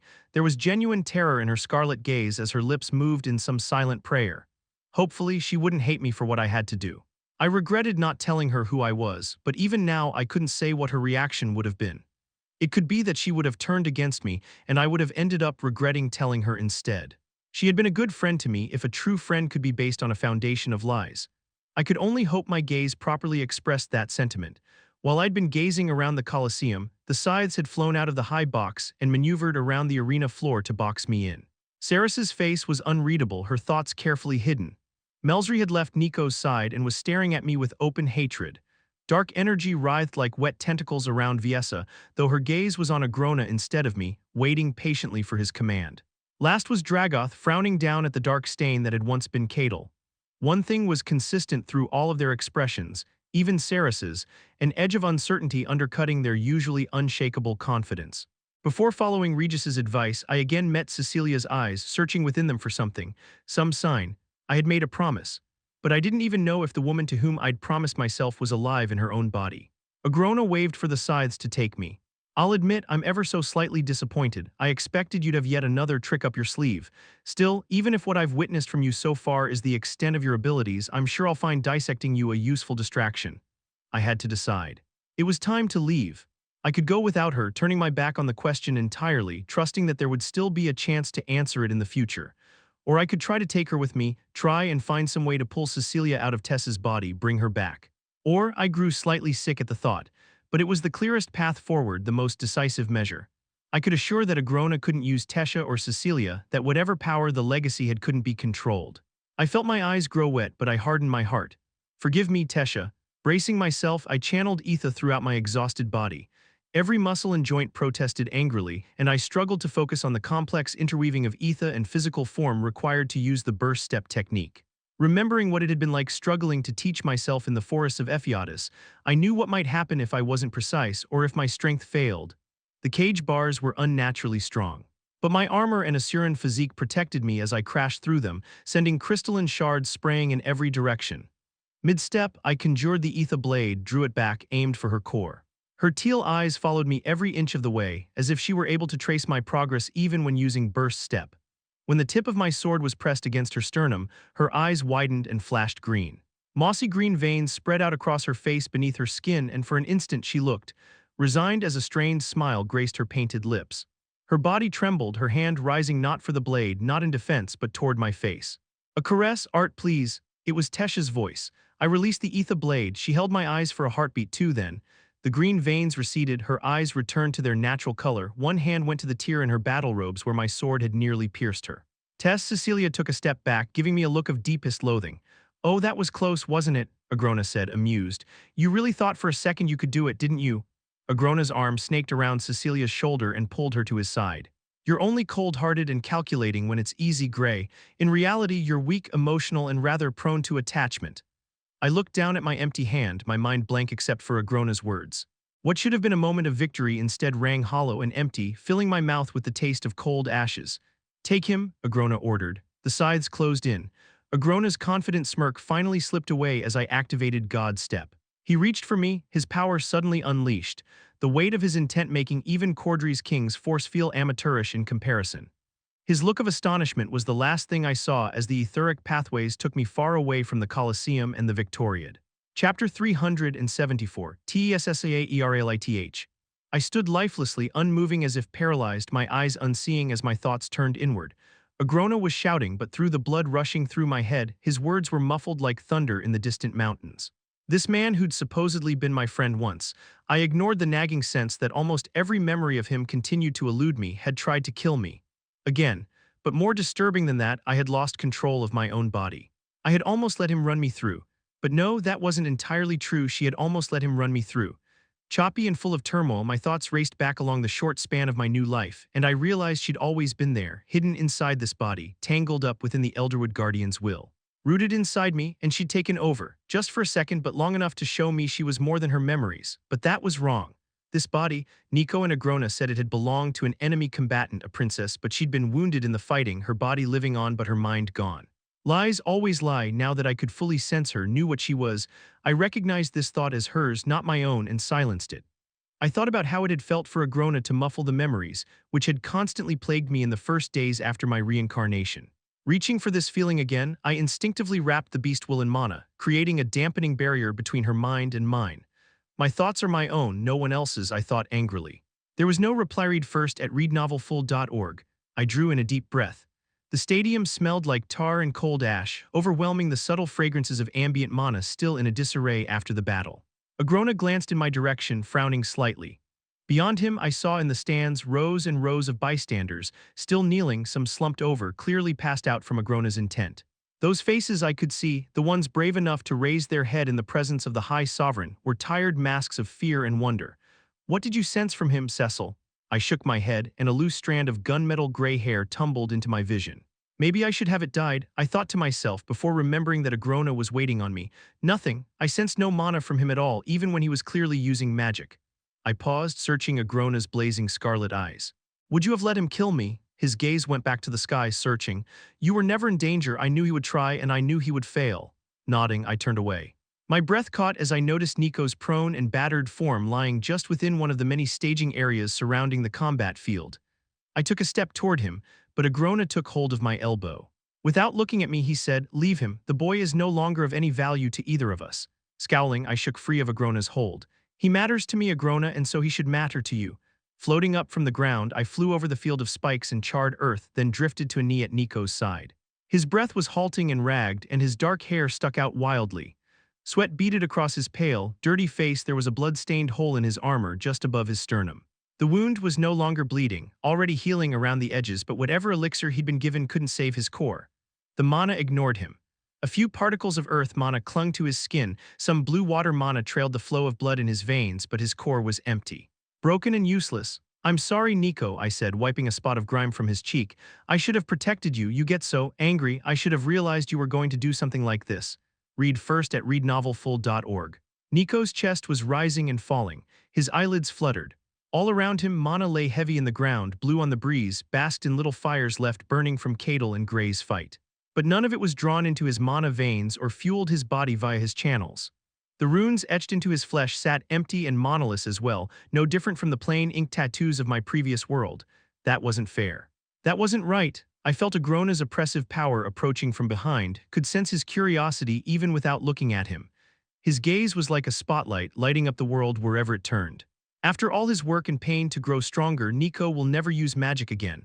Agrona didn't sound sad, made no attempt to affect emotion at all, merely commenting on the fact. His words rang hollow in my ears. A wound that didn't even kill the body shouldn't be able to steal a mage's magic. To give someone this gift only to snatch it away from them, it was a fate worse than death. Agrona was speaking again, but I couldn't process his words through the spiraling of my thoughts. My vision tunneled on the motes of mana lingering around Nico. There was something here, some potential, something only I could do. My body began to move as if in a trance, drawn by some deeper instinct.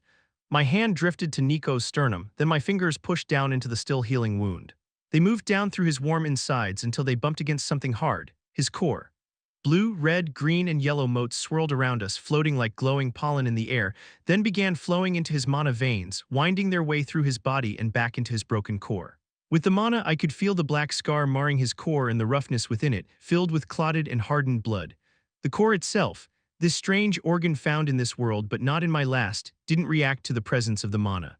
It was as if the core were dead, despite Nico's other organs continuing to function. Normally, a failed organ would cause a cascade of other failures, eventually resulting in death. But humans were capable of surviving without a mana core. I had been reincarnated into a body with a fully formed, beautifully silver core, and so had never needed to form my own. The reincarnation process itself, or perhaps my status as the legacy, had near-instantly purified the body's silver core to white. But the lingering mana surrounding Nico's core felt like a blueprint for what it used to be. For what it could still be. Read first at readnovelfull.org. Using the mana like steel wool, I scoured the dried blood from the inside while burning away the residue with careful ignition of fire attribute mana. Nico let out a low moan and twitched but remained unconscious, which I was glad for. This process wasn't quick. My ability to master new techniques, however, was, and within a couple of minutes I had cleansed the inside of the core. The core itself was harder. Like one that had just been newly formed, the hard walls of the organ were contaminated with blood. Taking hold just of the water mana, I pulled them through the core walls. Each individual particle leached out some of the trapped blood, and the more I repeated the process, the cleaner and clearer Nico's core grew. This was a slower process, and so I stopped when his core was still a murky yellow color. For now, I just needed to know it would work. But the presence of the cleaned core and mana alone did not seem to spark anything within him. He rested uneasily, his brows pinched and mouth curved downward in an uncomfortable frown. Alacrians, unlike the humans in Dicathen, were born with their mana cores in place, one of the many mutations caused by Agrona's experimentation and crossbreeding. The Bestowals did the work of activating the natural core, harnessing mana for the mage so they could tap into the rune's powers. In Dicathen, however, I knew that young mages meditated to collect and purify mana until they awakened, using the mana itself to manifest the core. Reaching outward, I called to the mana filling the stadium, drawing it to me in swirling streams. I again siphoned it through Nico's mana veins into his core, and then out again through his channels and into his runes until his body was glowing with it, his dark features alight from the inside.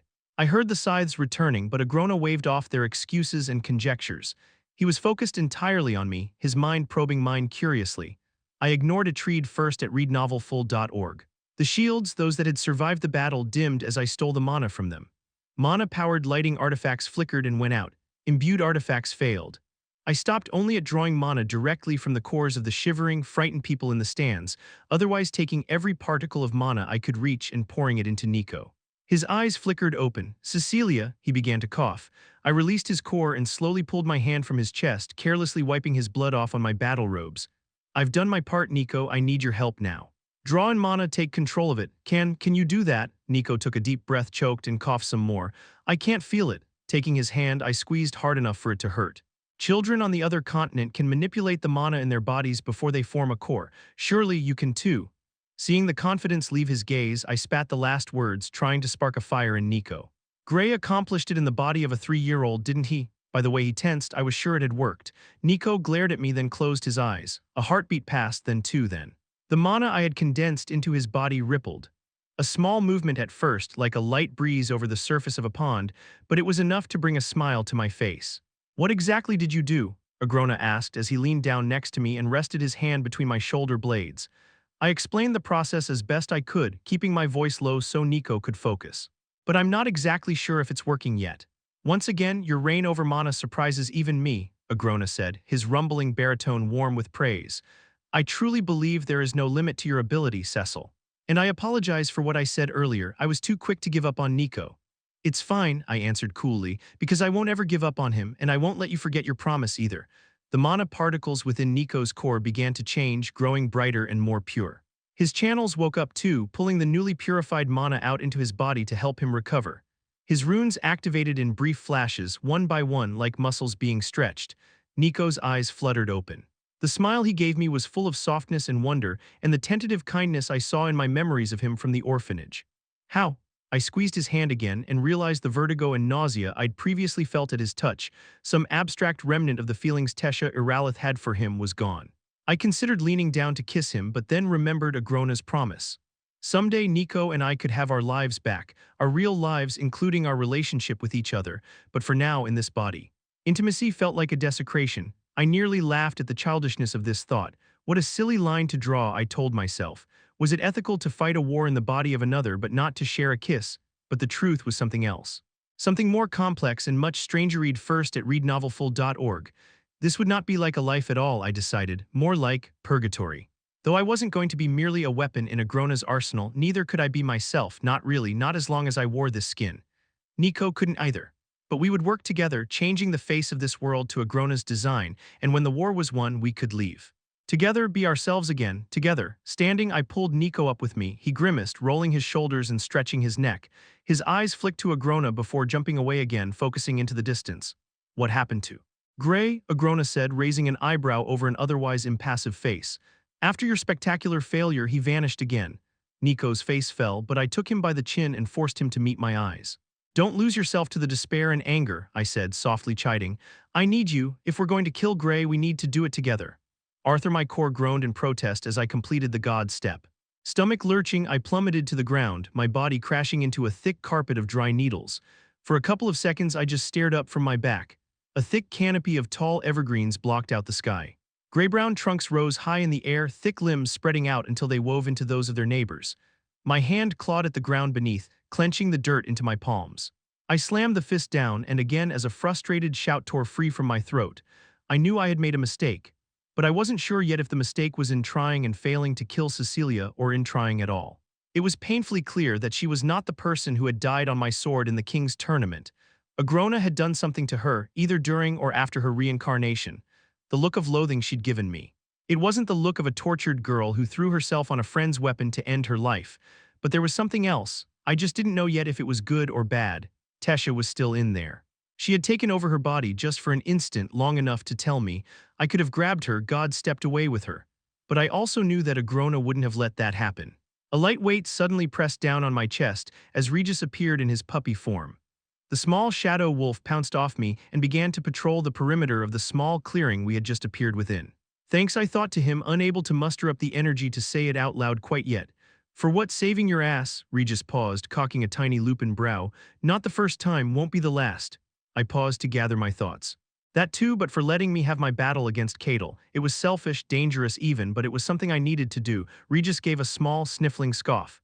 You're telling me, so that power you used, I've said it before. My strength hasn't kept up with yours, Regis thought matter-of-factly. I trained, sure, but I also spent a lot of time thinking, meditating. A vision of Regis sitting on a rock, eyes closed, paws resting on his knees, bathed in cool mountain sunshine made my lips twitch.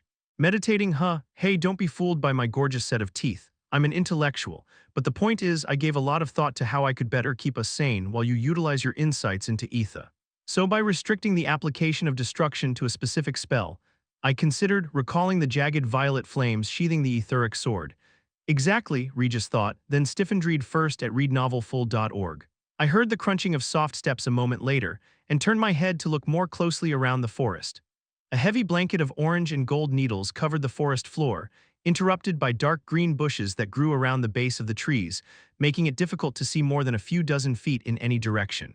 Just behind me, a weathered arch interrupted the natural landscape. It was carved of white marble, but the detailed engravings had long been worn away, and the stone had been stained yellow. Crawling vines crept up the sides, gripping it as if they would pull it down and drag it back into the ground where it belonged. A wizened old man, portly around the middle but with broad shoulders that hadn't yet lost all their definition, stepped around one of the huge trees, his bushy brows raised. I thought you said this was a quiet operation, boy. Crashing out of the sky and shouting like a madman isn't exactly that, is it? I pushed myself to my feet and gave him a tired nod. All the more reason for me to get moving. Alaric stuck his thumbs into his belt and looked me over. Well, considering the hints you gave me, I expected you to look a lot worse if you ended up here.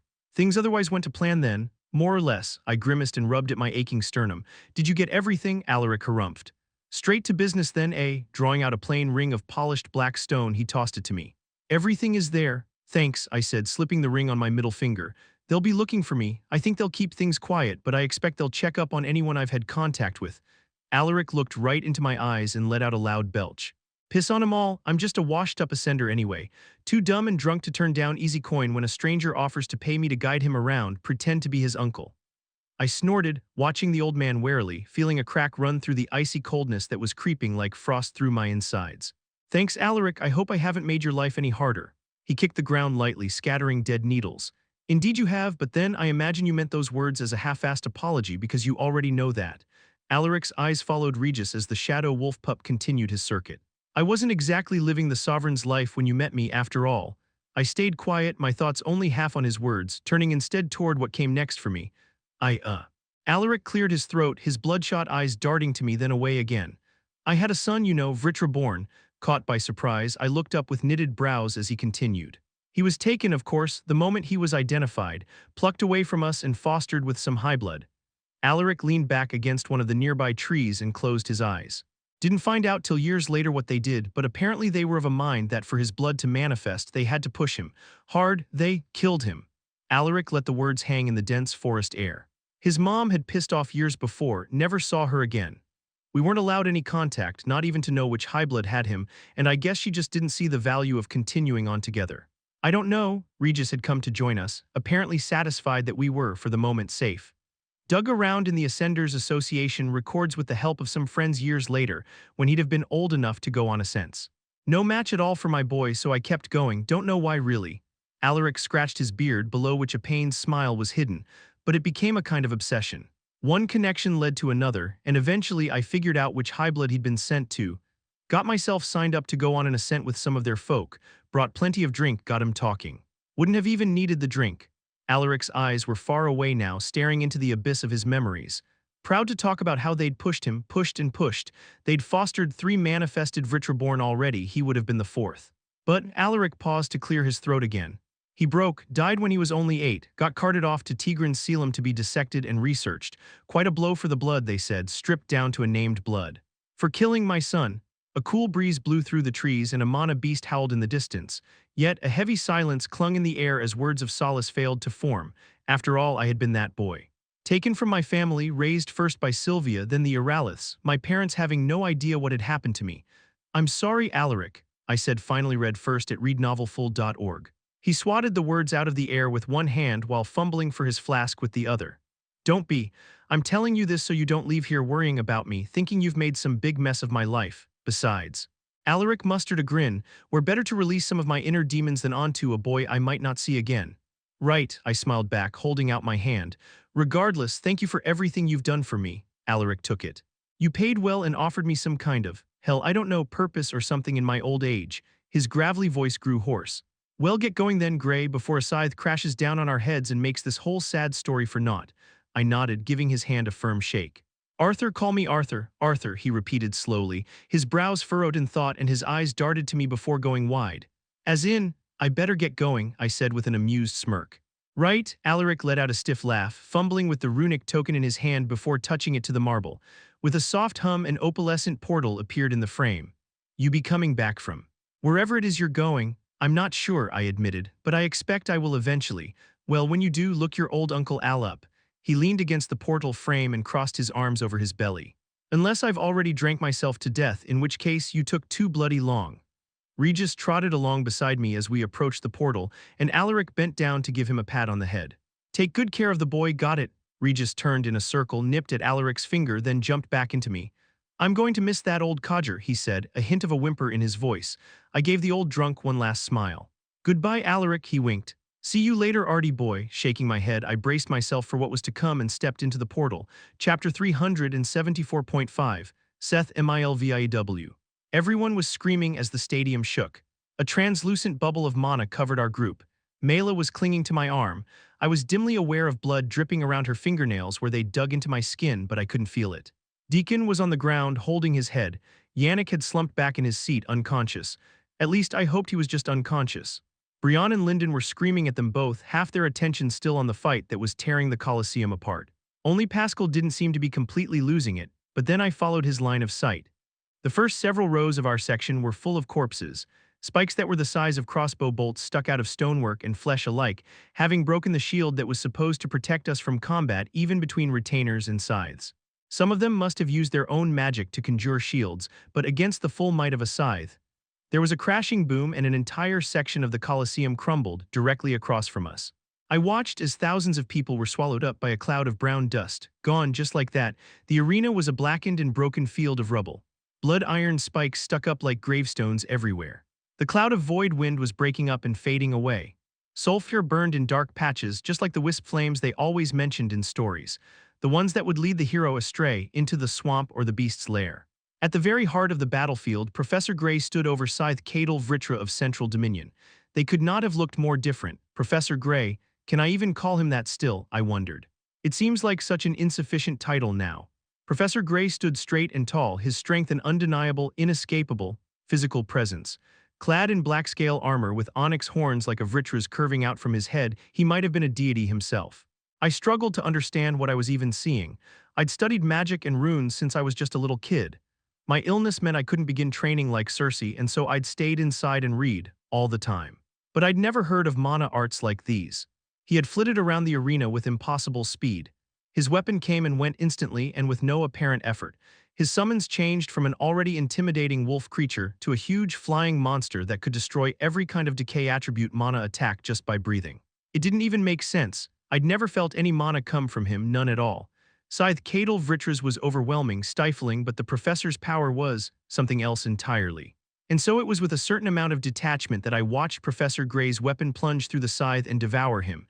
It felt inevitable. The way the weird purple fire curled across the scythe's skin, unmaking him, made me feel deeply uncomfortable. As if I were watching the rules that bound my world together unravel before my eyes. But what? Mela stammered. No freaking way, Lyndon said, forgetting the unresponsive Yannick as our collective attention was pulled to the sight of Scythe Cadle Vritra burning to ash. What even was that? Pascal muttered, his head shaking like he couldn't believe what he was seeing. I've never seen magic like that. The way he just stabbed his summons. Mela's voice was full of horror. I think he absorbed it into his weapon, I pointed out, remembering how the wolf had dissolved and the blade had come alive with violet flames. Some kind of crazy combo attack. It was all pretty hard to make sense of honestly. Professor Gray had defeated a scythe. But no, that wasn't quite right. I had nearly forgotten about Scythe Nico already, my mind and memory both sluggish from trying to process everything that had just happened. The professor had just defeated 2 scythes, and he killed one. He must be freaking covered in regalias, Lyndon said. That's why he doesn't show them off like most mages. Pascal's eyes went wide. Dude, maybe that's why everyone in the class ended up with such strong runes at the last bestowal. Doubt suddenly smothered my wonder, and with it came dread. This wasn't right. It was way outside the bounds of what usually happened at the Victoriad. A challenge alone was rare, but to have killed a scythe, maybe even 2, this could be a declaration of war. I swiftly became uncomfortably aware of just how little we knew about Professor Gray. If Pascal's guess was accurate, what would this mean for all of his students? Was the professor some kind of enemy of the Vritra? We'd all benefited from his training, maybe even somehow from his mere presence. Did that make us accomplices somehow? I leaned my head against Mela's, her eyes rolled up to look at me askance. I'm scared, Seth. What's going on? I don't know, I answered, my chest tightening. But I am too. SCRISVRITRA, the wave of relief I had felt at Sovereign Kairos' joyful acceptance of Cadle's death collapsed into disappointment as the portal appeared below us, cutting off the Sovereign's words. Immediately, I set to work planning how I might get Arthur out of this situation alive. I was now more certain than ever that this human boy was the key to everything, and I absolutely could not allow him to fall into Agrona's hands. It was quite frustrating, really. If he would have simply done as I requested, dueling and defeating Silrit, then declining the position of retainer, it would have made things much simpler. I still could have used his victory to put him on a pedestal, holding him up as a leader among the lessers, but without drawing Agrona's attention. At least not yet. This victory, though, it was much too large and too soon. Agrona had banished all thought of the boy, focusing entirely on the legacy instead, no longer concerned with the anchors that brought her here. That was useful. It couldn't last forever, of course, but if I'd only had a few more months to work with. If I didn't get him away, somehow, then Agrona would strip him down to his base components to figure out how Arthur's etheric powers functioned. I'd seen enough of the dungeons and laboratories beneath Tigran's Selim to know exactly what fate awaited him. More frightening perhaps than losing Arthur was the prospect of Agrona somehow divining a way to control Etha from Arthur's dissected corpse. Given the situation at hand, even giving myself away would be worth it. I'd prepared thoroughly enough that my plans could be put into motion from hiding if necessary, despite not being ideal. Arthur, or rather Gray, would be a household name in Alacria within days.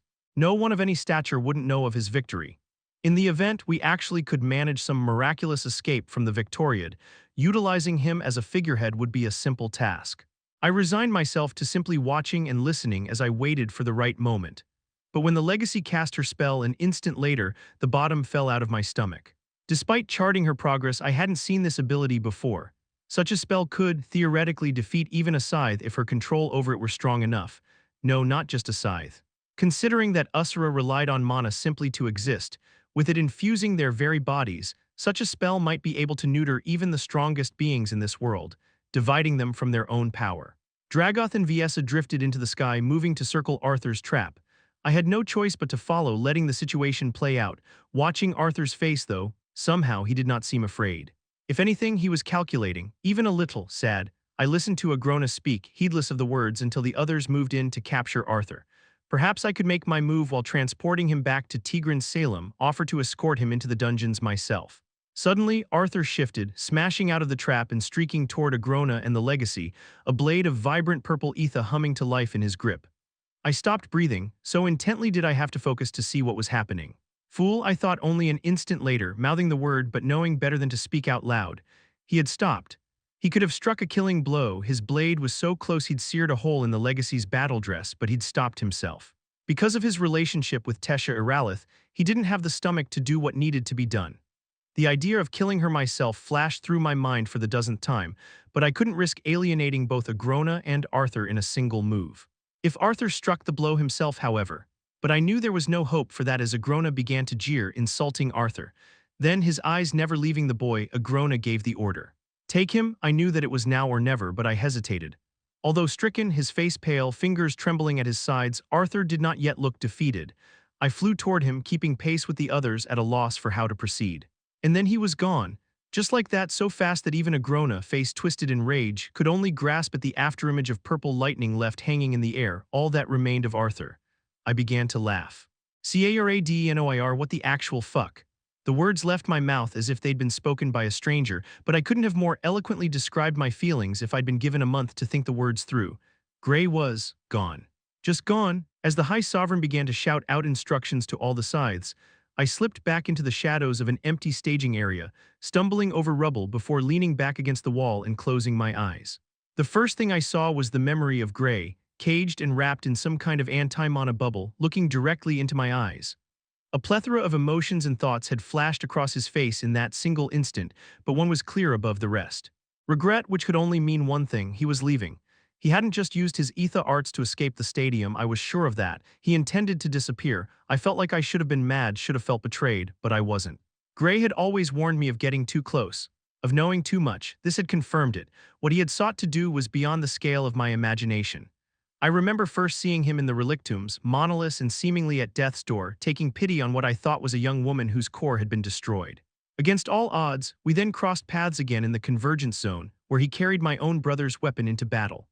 This alone was too much to write off as mere coincidence, and yet I then later learned of a mysterious connection between him and my own lifelong mentor, Scythe Saris. So while whatever force had brought us together, ether or fate, or the will of some divinity beyond the Usuras, I knew the next steps were up to me. Whether or not Gray intended to involve me further in his adventures, I had to choose what to do from here. Whatever that is, I muttered aloud, pressing myself into the wall, which was trembling subtly. Separately and simultaneously to these considerations, Gray's fight with Cadel was rapidly replaying in my mind. Despite having fought side by side with him, Gray's powers seemed as much an enigma to me now as they ever had. It was well known in Alacria that Scythe Cadel was not just a scythe. He was Agrona's private enforcer, dealing with issues that required the High Sovereign's personal attention. According to Scythe Saris, he had only been named a scythe when Agrona began ramping up for the war with Dicathen nearly 15 years ago, but even before that had been more powerful and dangerous than the other scythes. And yet, Gray had defeated him in single combat, killing him where every important person on the continent would get to see. My throat grew constricted as questions tumbled haphazardly through my mind. There was so much more to this than a single, stunning defeat.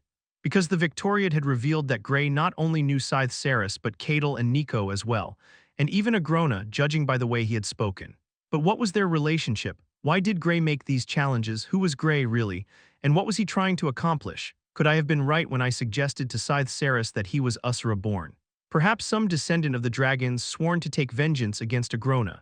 If I hadn't adventured at his side within the relictums, I would almost believe him to be a full-blooded Usura. It would at least explain his control over Etha. Or I felt a thrill as I considered this. Could he be one of the ancient mages, a djinn, surviving within the relictums and hidden among us since the dragons exterminated them?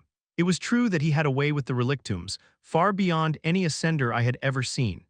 To my knowledge, no ascender in history had ever discovered one of these ancient ruins before, much less spoken to a djinn remnant. And he did have these spontaneously manifested runes, god runes, one of which even allowed him to revive relics from that ancient culture. My cheeks grew warm. Even thinking these things made me feel like a silly little girl. But the truth was, I couldn't think of a simpler, more reasonable explanation for how Gray would be at the heart of all this power. To have drawn the attention of the High Sovereign himself, who rarely if ever left the confines of Tigran Selim, high in the Basilisk Fang Mountains. I realized with sudden and absolute certainty that Gray could be one of the most powerful beings in the world. If not yet, eventually. I knew with equal certainty that I would not be content to return to my old life, knowing he was out there somewhere. My coddled noble life, my efforts to live up to my brother's legacy as an ascender, even the reality of my being a hidden Reborn whose blood has manifested, it all seemed entirely unimportant in the face of whatever breakthroughs Gray had made and would continue to make. That was real power, the kind that could reshape the face of our world. A small smile came to my lips as I remembered a conversation with Severin a very long time ago. We were play fighting in the gardens with wooden swords, each one carved with the symbol for Etha, of course, and the duel grew heated until I accidentally rapped his knuckles with my weapon hard enough to make him yelp in pain. In my embarrassment, I'd teased him about yielding to the power of my ether magic, but instead of being mad, he'd simply sat down in the grass and thoughtfully flexed his bruised hand. One day, I'm going to be an ascender, sis. I'm going to go into the relictums and learn all about this stuff for real.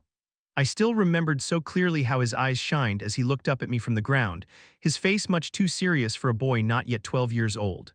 Then nobody will have to fight at all, not anymore. We could make the world whatever we want it to be. I had laughed at him. Can you make it rain toffee for us then? Lenora told the cooks not to make any more after I snuck some last time, but Severin hadn't even cracked a smile. The first thing I would do is make it so no one ever takes you away from our family. I'd create a world where you were safe from the Vritra clan. The torrent of conflicting thoughts and emotions overwhelmed me, and I realized that there were tears streaming down my cheeks. Outside the safety of the empty staging area, I could hear the noise of thousands of footsteps hurrying from the arena, of people shouting, the bones of the Colosseum shifting, magic humming. So much life being lived, pain and fear, and all wrapped up into one, no one fully understanding what they'd just seen. I considered Gray's students, likely awestruck and terrified, lacking any context to help them make sense of what they'd just witnessed. My adoptive parents were out there somewhere as well, likely scrambling to arrange a tempest warp back to the Central Dominion in order to avoid being caught up in any fallout, already establishing their story for when Gray's connections to Highblood Denoir came clear. Perhaps the right thing to do would have been to go help. Dozens of mages still swarmed over the collapsed section of the Colosseum, searching for survivors in the rubble. The officials would need all the help they could get to manage the churning herds rushing toward the tempest warp platforms. But when I finally pushed myself away from the wall and wiped my tears, there was only one thing I could think to do. I needed to know what came next. And to do so, I needed my mentor. I couldn't help but feel it was quite past time for me to get some real answers. Chapter 375. Eleanor. I rocked side to side as Boo's broad back swayed with each slow step. His breath was heavy and even, almost sleepy after gorging himself on glitterfish. We were taking our time, moving slowly as we returned from Boo's favorite fishing spot and headed toward the square outside town hall. I could already hear the low rumble of many voices combining. It sounded like dozens, maybe even 100 or more. It was weird. Growing up in Xyrus, a day at the market meant crossing paths with hundreds, even thousands of people. I never thought twice about the noise of a crowd back then. All those people just kind of blended into the background there, but not important. Now the idea of so many people, each one having suffered such horrible loss, surviving the nightmare of these last several months, made me feel uncomfortable. Constricted, even as this feeling took root in me though, a golden light issued from my core, infusing me with confidence and bravery. Smiling, I patted Boo's neck. Thanks. I can always count on you, can't I, Boo? The crowd's volume inched higher and higher as I approached the gathered refugees, almost all elves. Several sent wary looks in my direction as I rode by, and I was surprised by how uncomfortable and agitated the crowd seemed. I wasn't completely sure what was happening, only that Albold had sent me a message to be here. My mother was waiting for me in the mouth of an alley that led toward one of the community gardens, outside of the dense pack of elves filling the square. Staying mounted atop Boo, I reached down and gave her hand a gentle squeeze. "What's going on? I thought maybe you would tell me," she said, her eyes darting nervously around the crowd. Following her line of sight, I realized why. More of the elves were looking at me now. Some stared openly, while others shot me poorly hidden glances as they talked quietly to their friends and family. And while some seemed just curious or even, I hoped, friendly, others were much less so.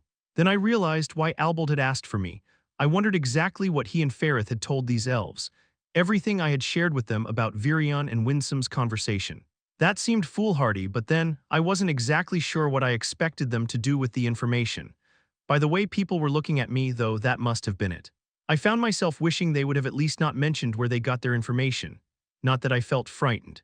Sitting on Boo's back, with my mother's hand wrapped comfortingly around my calf, I had the same warm feeling I did as a little kid when Art would fall asleep next to me while putting me to bed. Like I was protected. But I couldn't help but feel like all this unhappiness and frustration I saw around me was my fault. It had been a couple weeks since I told Albold and Ferrith about Virion and Winsome's lies. Rhynia had warned me to stay out of it, but I still thought they deserved to know. I knew a bit too well what it felt like to be lied to have things hidden from me to protect me.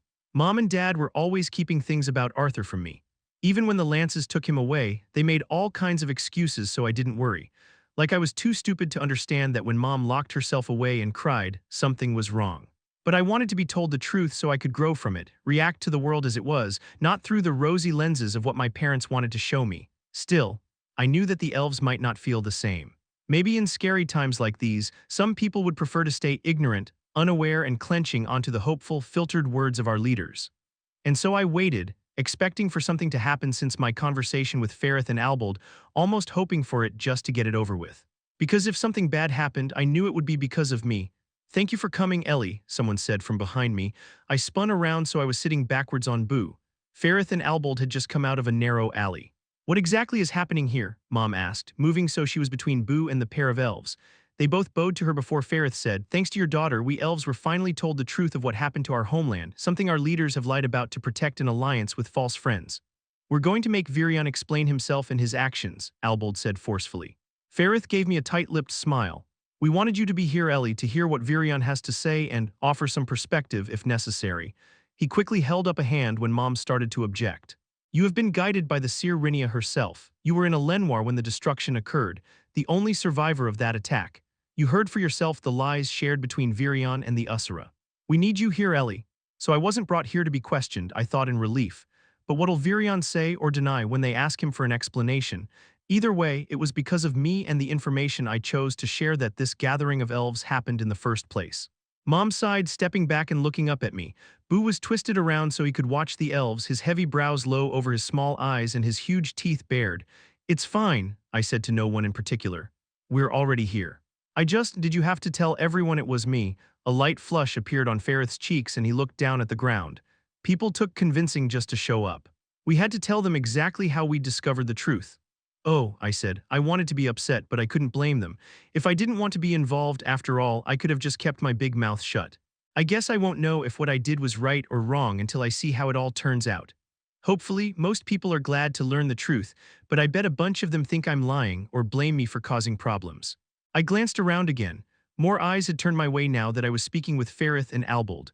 An old elf with a cane, one of the council, I thought was making her way toward us, but behind her, I caught sight of a genuinely friendly face.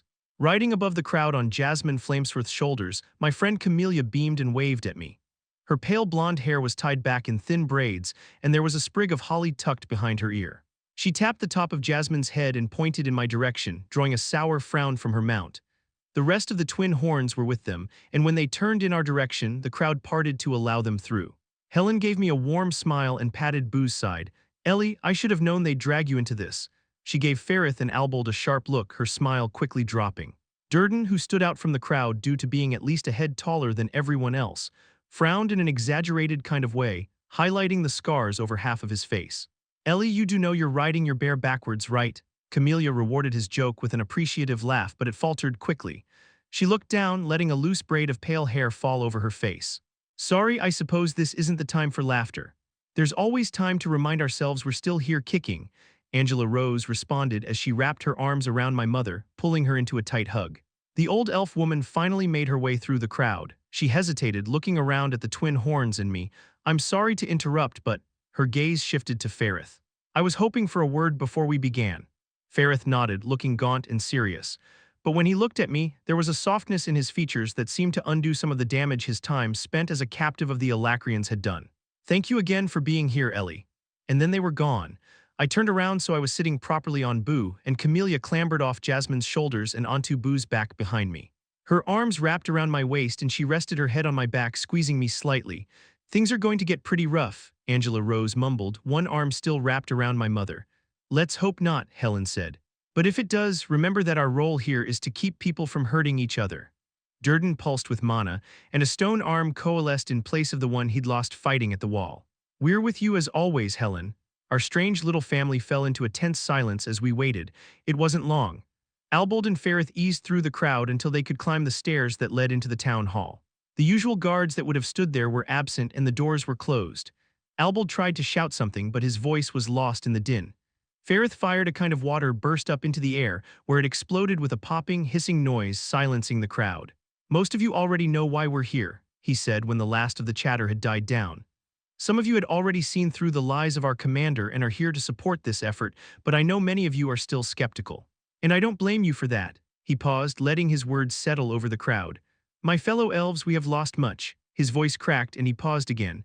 "No one can heal the hole that has been torn in our hearts and souls at the destruction of our home, the careless genocide of our people. But I fareth Ifsar I am telling you now that you deserve to understand why this was done to us. Fareth's voice rose as he spoke, becoming a shout that filled the cavern. We have been lied to, treated like children. Asked to align ourselves with our destroyers, betrayed by our own leaders. This was met with supporting cheers from several elves, but most remained quiet. A few were obviously hostile to Fareth's message, glaring fiercely up at him. Beside me, I could see Helen clocking everyone who seemed like a potential threat, regardless of which side of the argument they were on. Proof, a gray-haired elven man yelled, cutting over the cheers. He had a brand burned into the side of his neck, still shiny and scabbed. How dare you accuse Virion Iralith, a man who has fought for us all his life, of betraying us without proof? There were a few cries of support, but more boos as Fareth's supporters tried to shout the man down. Are we supposed to take the word of a human girl over our own commander? Another elf shouted, a woman this time, her bright green eyes so full of bitterness and disdain that I felt bile rise up in the back of my throat. The crowd fell into bickering, shouting across each other so their words were lost. All I could see was the division that was being caused, the fracturing of our fragile resistance, and how my words had brought us here. I hope you're not taking their words personally, Elle, a worried voice said as Emily Watskin appeared out of the crowd. Curly hair framed Emily's soot-stained face, and there was a crack around the edge of one of her lenses. Slipping off Boo, I gave her a big hug. What happened to you? She rubbed her cheek, further smudging the soot clinging to her skin. An explosion at the lab, one of Gideon's new projects, but never mind that. What did I miss? I sighed, leaning back against Boo. Nothing but a bunch of shouting and dirty looks so far. Everyone else said their hellos, although the twin horns were mostly focused on the still seething crowd. I crawled back up on Boo, leaning into Camellia, who rested her chin on my shoulder. No one really blames you for anything, you know, she said in a whisper. They're just scared. Aren't we all? I grumbled, then blew out an unnecessarily loud sigh. Mom squeezed my leg and gave me an apologetic smile. Being caught in the middle of world-altering events is apparently the curse of my children. I took my mom's hand and laughed a little. We're just lucky, I guess. In front of the town hall, Albold had turned away from the crowd and was now hammering on the doors. Virion, your people need to hear your voice. Address these accusations or be named a... The doors flung open, nearly knocking Albold over backwards. The Lance, Baron Wykes, now personal guard to Commander Virion and member of the council, stood framed in the doorway, his gleaming armor alive with crackling lightning. His eyes blazed as little lightning bolts jumped from him to the walls and floor, burning scorch marks into the stonework. Clear off, he ordered, his voice thrumming with the kind of power I'd rarely witnessed up close. Even 50 feet away, I felt the static discharge tingling across my skin, and tiny arcs of electricity jumped between the fine hairs on my forearms. The commander won't be dragged from his home by an unruly mob. If you want to talk, make an appointment. Fareth and Albold were quick to recover. Our own commander, once king of Elenoir, sends his attack dog to run us off. What is your plan, Lance? Will you? Enough, Baron, enough. A rugged voice sounded from inside the town hall. The crowd, nearly driven into a frenzy by the Lance's threats, went still and silent as a field of standing stones. I will speak to my people. The Lance glared fiercely around before stepping out into the open and moving to the side. Virion came up behind him. Although the old elf stood tall, each step firm and confident, I felt immediately like something was off. He was dressed in forest green battle robes embroidered with golden leaves and vines, his hair pulled back into a tail, making him look regal and powerful. But that alone wasn't enough to hide the deep tiredness that hung about him like a black cloud. He didn't immediately speak, but let his sharp old eyes track across the gathered refugees. Wherever they fell, the elves looked down. A few even wept, their soft snuffling the only sound. My brothers and sisters, he began, his voice both firm and soft somehow. Still the practiced tone of command, but also the grandfatherly projection of understanding. You have asked for me, so here I am. I didn't know what to make of Virion's expression when his eyes scanned the crowd. It pains me to see us like this, the last dregs of our civilization, hidden underneath the earth instead of flourishing in the forests of our birth.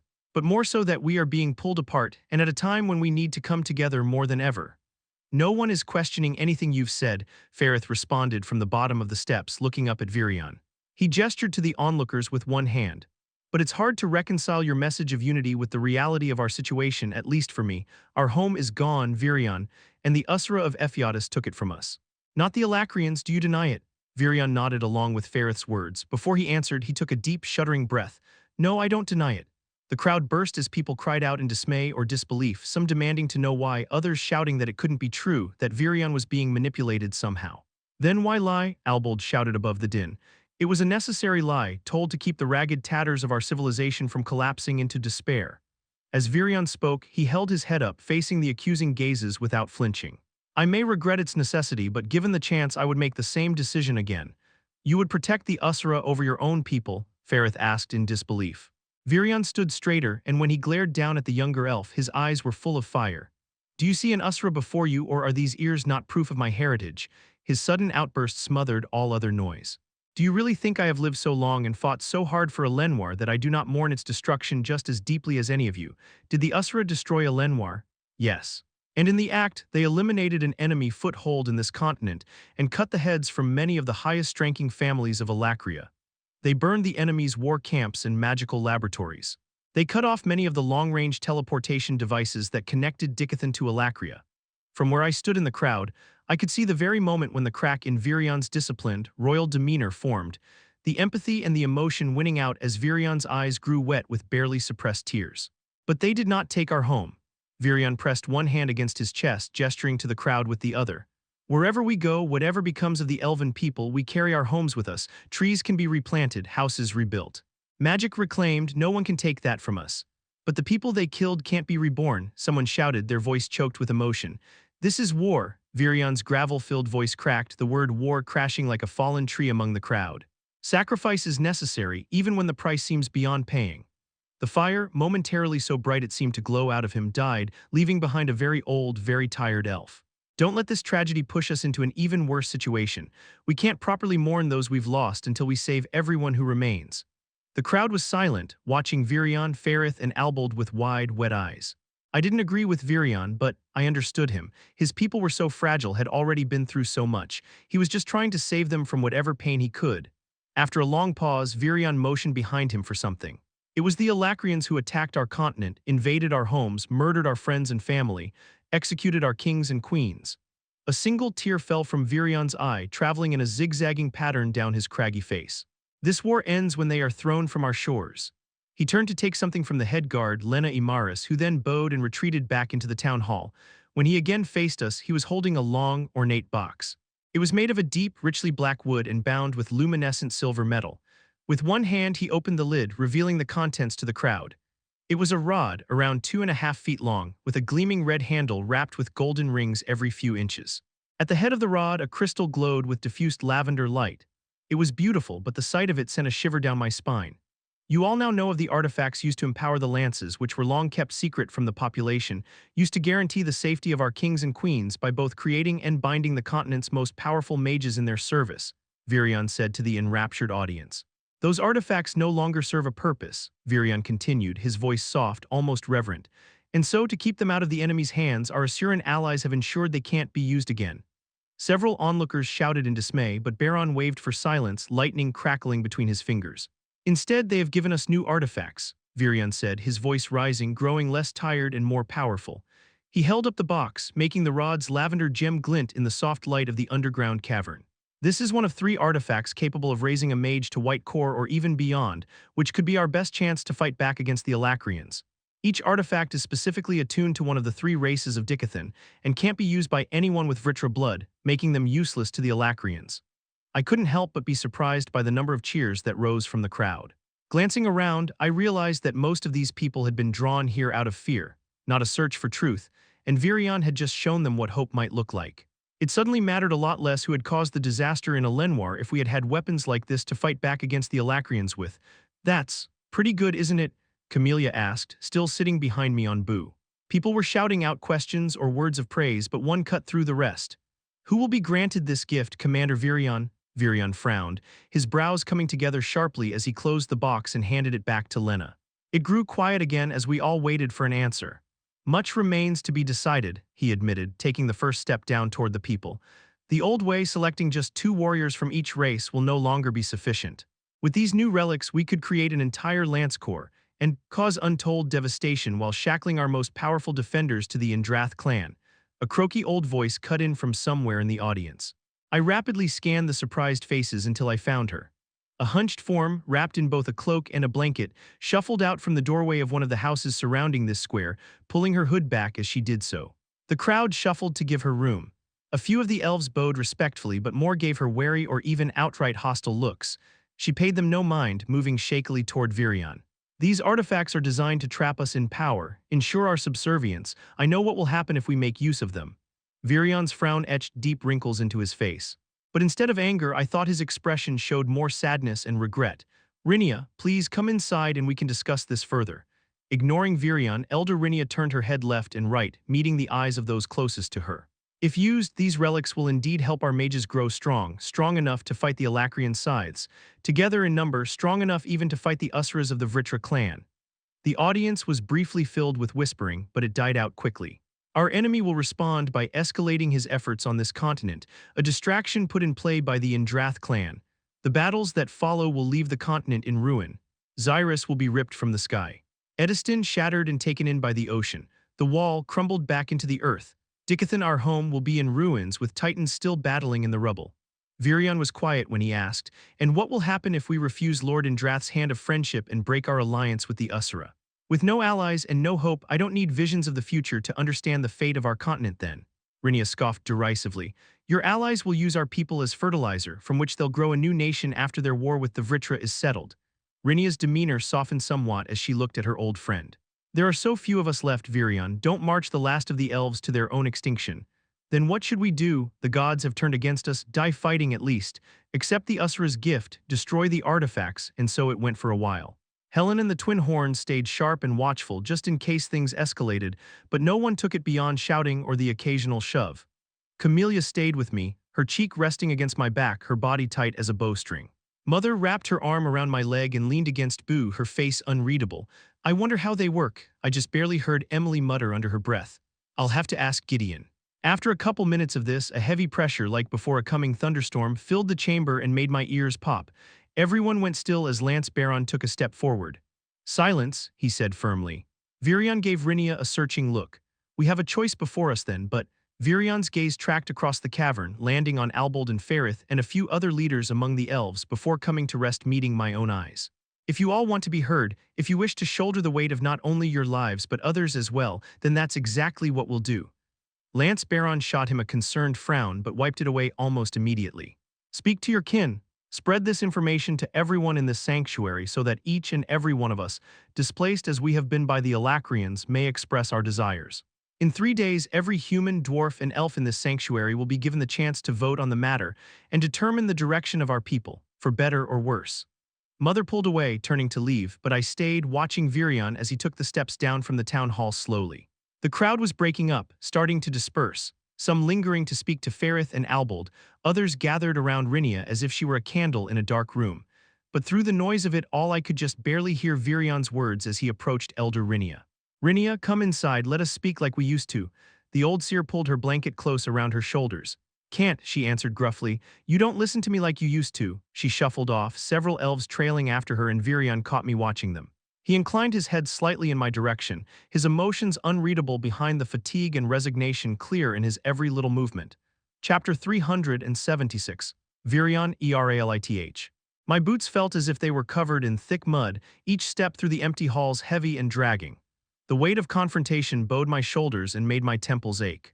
The impromptu rally, or rather my response to it, was already chasing in circles through my mind as I reconsidered each word and phrase, fearing that I hadn't articulated my thoughts well enough.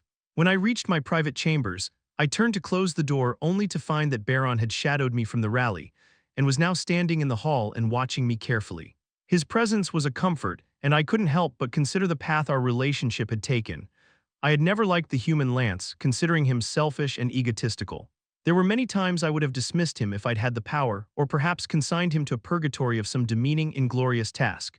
At some point, however, in our long days within the ancient mage's hidden sanctuary, it had occurred to me that these traits were perhaps not intrinsic to Baron himself, but were fostered by both his family and the Gladers.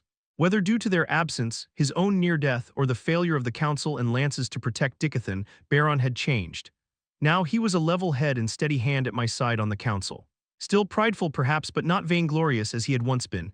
Commander, I started, realizing I had just been gazing at him like an old dotard for several seconds. Baron. Have I expressed my appreciation to you for your assistance these last long months? He eyed me uncertain. Sir, things like a simple thank you are so often let slip in dire times, I mused. As I likely haven't said it enough, thank you for your service to Dicathen. He swept aside the blonde hair that fell down across his bright green eyes, features of the Wykes family. Such things don't need to be said between men like us, Commander, I scoffed. Perhaps once I would have thought the same, but I'm too old and tired for masculine pride. Baron's lips twitched, but he didn't reply. Now leave an old elf to rest. The lance hesitated, grimacing, then blurted out, "Are you sure about this, Commander?" I could only offer the young human an uncertain shrug. We haven't had a king or queen who didn't try to throw their people to the mana beasts for their own gain. Not in this war. Maybe the time of rulers is past. The people need to choose for themselves how they're going to die. Baron's face fell as he bowed, turned sharply on his heel, and marched away. As I watched his broad back recede, I considered just how separate, even lonely, our positions had left us. Baron had gone to what remained of his family soon after regaining his strength, hoping to help them flee Xyrus for the sanctuary. With his level of power, it would have been an easy matter, but he hadn't been prepared for what he found in Xyrus. It wasn't the Alacrians, who had quickly arrived in force after taking control of the teleportation gates at the Flying Castle, that stymied his efforts, but his own family members. The Wykes were a powerful and renowned house. They could have rallied the other houses and organized a defense of the city. Instead, they were one of the first to swear service to Agrona, likely in some short-sighted effort to ingratiate themselves with the invaders. Baron went to help his family escape, but instead found them actively working alongside the Alacrians to suppress whatever small pockets of resistance had survived so long. It had nearly broken him again to return empty-handed. I had to wonder if the old Baron, the person he was before our defeat at the hands of the Scythe, would have come back at all. I shuddered to think what would have happened to us if he'd followed his family instead of me. Once he had turned a corner and left my sight, I eased the door closed and moved to my desk, taking a seat. With my elbows rested on the stone desktop, I let my face sink into my hands. Learning that the Usura, our allies, had destroyed a Lenoir was a blow to our morale. I knew when I accepted Winsome's proposal that it was a risk, but I agreed with him that the truth could have broken our spirit entirely. And I stood by that assessment, though I couldn't help but second-guess my decision, now that the truth had been revealed through gossip and whispered conversation. Through my splayed fingers, I looked at the 3 long boxes resting on my desk. Gingerly, I reached out and flicked the latch on the first box, then opened the lid. The rod's lavender gem flashed in the light, and I ran my fingers along the richly red leather of the handle. There was a crackle of energy, and the hairs on my arm stood on end. These artifacts had given me hope, and I'd expected my people, both my people the elves and all those under my care within the sanctuary, to share this feeling. Winsome's timing couldn't have been better. With the artifacts in hand, I had the tools necessary to dampen the shock and despair we all felt, show them a future where we had the strength to be victorious. Perhaps it was short-sighted of me that I hadn't foreseen Rinia's involvement, but then I wasn't the seer. Chuckling darkly, I pressed my palms hard into my eyes to relieve the pressure building there. I was already wondering whether my offer to allow a vote on the artifact's use had been an act of wisdom or weakness. This was a question I had asked myself many times before, and it was almost comforting to think that I would never know the answer. Judging the correctness of my actions would be left to future generations, if there were any future generations. If what Rinia had said was true, if she'd foreseen catastrophe and destruction across the continent, perhaps there wouldn't be. But then, what was the alternative? It seemed the choice was that we either grew strong enough to destroy ourselves in the fighting or be destroyed because we were too weak to fight back at all. And that, I suppose, is exactly why I called for the vote. Should these people not be allowed to choose their own end? I had grown too old, commanded too long, sent too many to their deaths to bear the weight of this decision on my own. Taking a key from my belt, I unlocked the single drawer in the desk and slid it open with the rough grinding of stone on stone.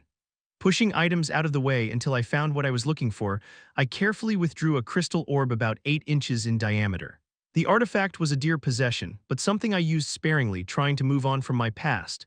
But I found myself growing more and more dependent on it, using it to escape to a better time in my life. The orb swirled with misty light, which seemed to grow agitated as I set it on the desk, holding it with one hand to ensure it didn't roll off and shatter. "Lania," I whispered, staring deep into the swirling light. At the sound of my voice, it began to coalesce into a bright image, a face molded of liquid light. It was the single most beautiful face I had ever laid eyes on, one I hadn't seen in person in many, many years. My wife smiled out at me from within the memory orb. "The king of the elves shouldn't look so glum. What weight is it that drags the corners of your lovely lips down so?" The voice in the orb was hers, but there was a subtle echo to it, like it had been resounding through the years and was reaching me from far away and a long time ago. My own voice, though many decades younger, sounded from the orb in response. "I'm sorry, the war... It's gone on too long, far too long.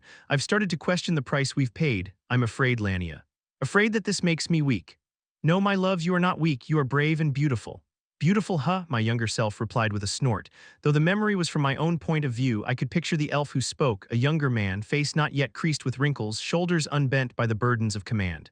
A tear trailed along the path of the laugh lines she'd given me. That's not exactly the kind of compliment kings hope to hear. But it's true now and always.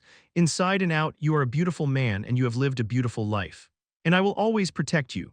Another snort issued from my past self, but I remembered the way my face had softened as I gazed lovingly at her. Don't you mean I'll always protect you? No, my love. Her hand rose up to caress my cheek, and I could practically feel the softness of her fingertips against my skin. The image faded back to a swirl of misty light.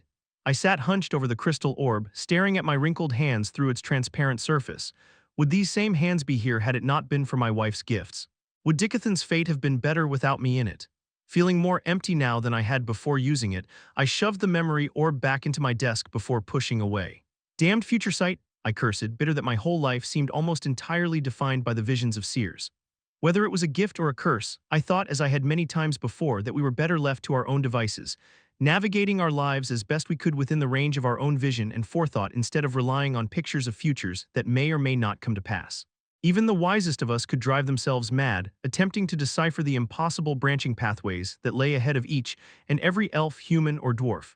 But I had seen firsthand how heavy such foresight weighed on those who possessed it. The responsibility of knowledge is, in many ways, even heavier than that of command. No matter how many times I begged my wife to stop looking forward, to stop trying to protect me at the expense of her own life, she could not. If something had happened to me when she was in a position to prevent it, it would have broken her. But had she ever considered what my life without her would be like? Rinia had always understood my bitterness towards her gift. When the war between humans and elves finally ended, she did not offer to use her abilities to help me lead. After what happened in the flying castle, though it was difficult to forgive her for not sharing what she'd foreseen sooner. You old hypocrite, I mumbled to myself, standing and beginning to pace around the small square room. Regret prickled in my chest. Seeing Rinia, who looked even older and more worn than I felt, drove home how much of herself she had sacrificed over the last months. She was following my wife's, her sister's, path, but I wouldn't thank her for that. Still, I had to believe that she had done so with purpose and had chosen to step back into the light for a purpose as well. I would be a fool to discount everything she'd said. I moved to the window and leaned against the sill with a shaky sigh. Below, a family of elves was working in the mushroom garden next to town hall. 3 little elves ran and skipped through the garden, pointing out mushrooms to their father. At each one he would stoop to see if the mushroom was ready, then either pick it or explain to the children why it wasn't ready. I wondered what he had done before coming to this sanctuary. Had he been a soldier or a woodsman? Perhaps he'd been a cook. I was curious what he thought about the artifacts, and even more so about whether or not he wanted to be responsible for the decision that would be made in 3 days' time. Because, regardless of his own desires, this man would be expected to lend his voice to the decision.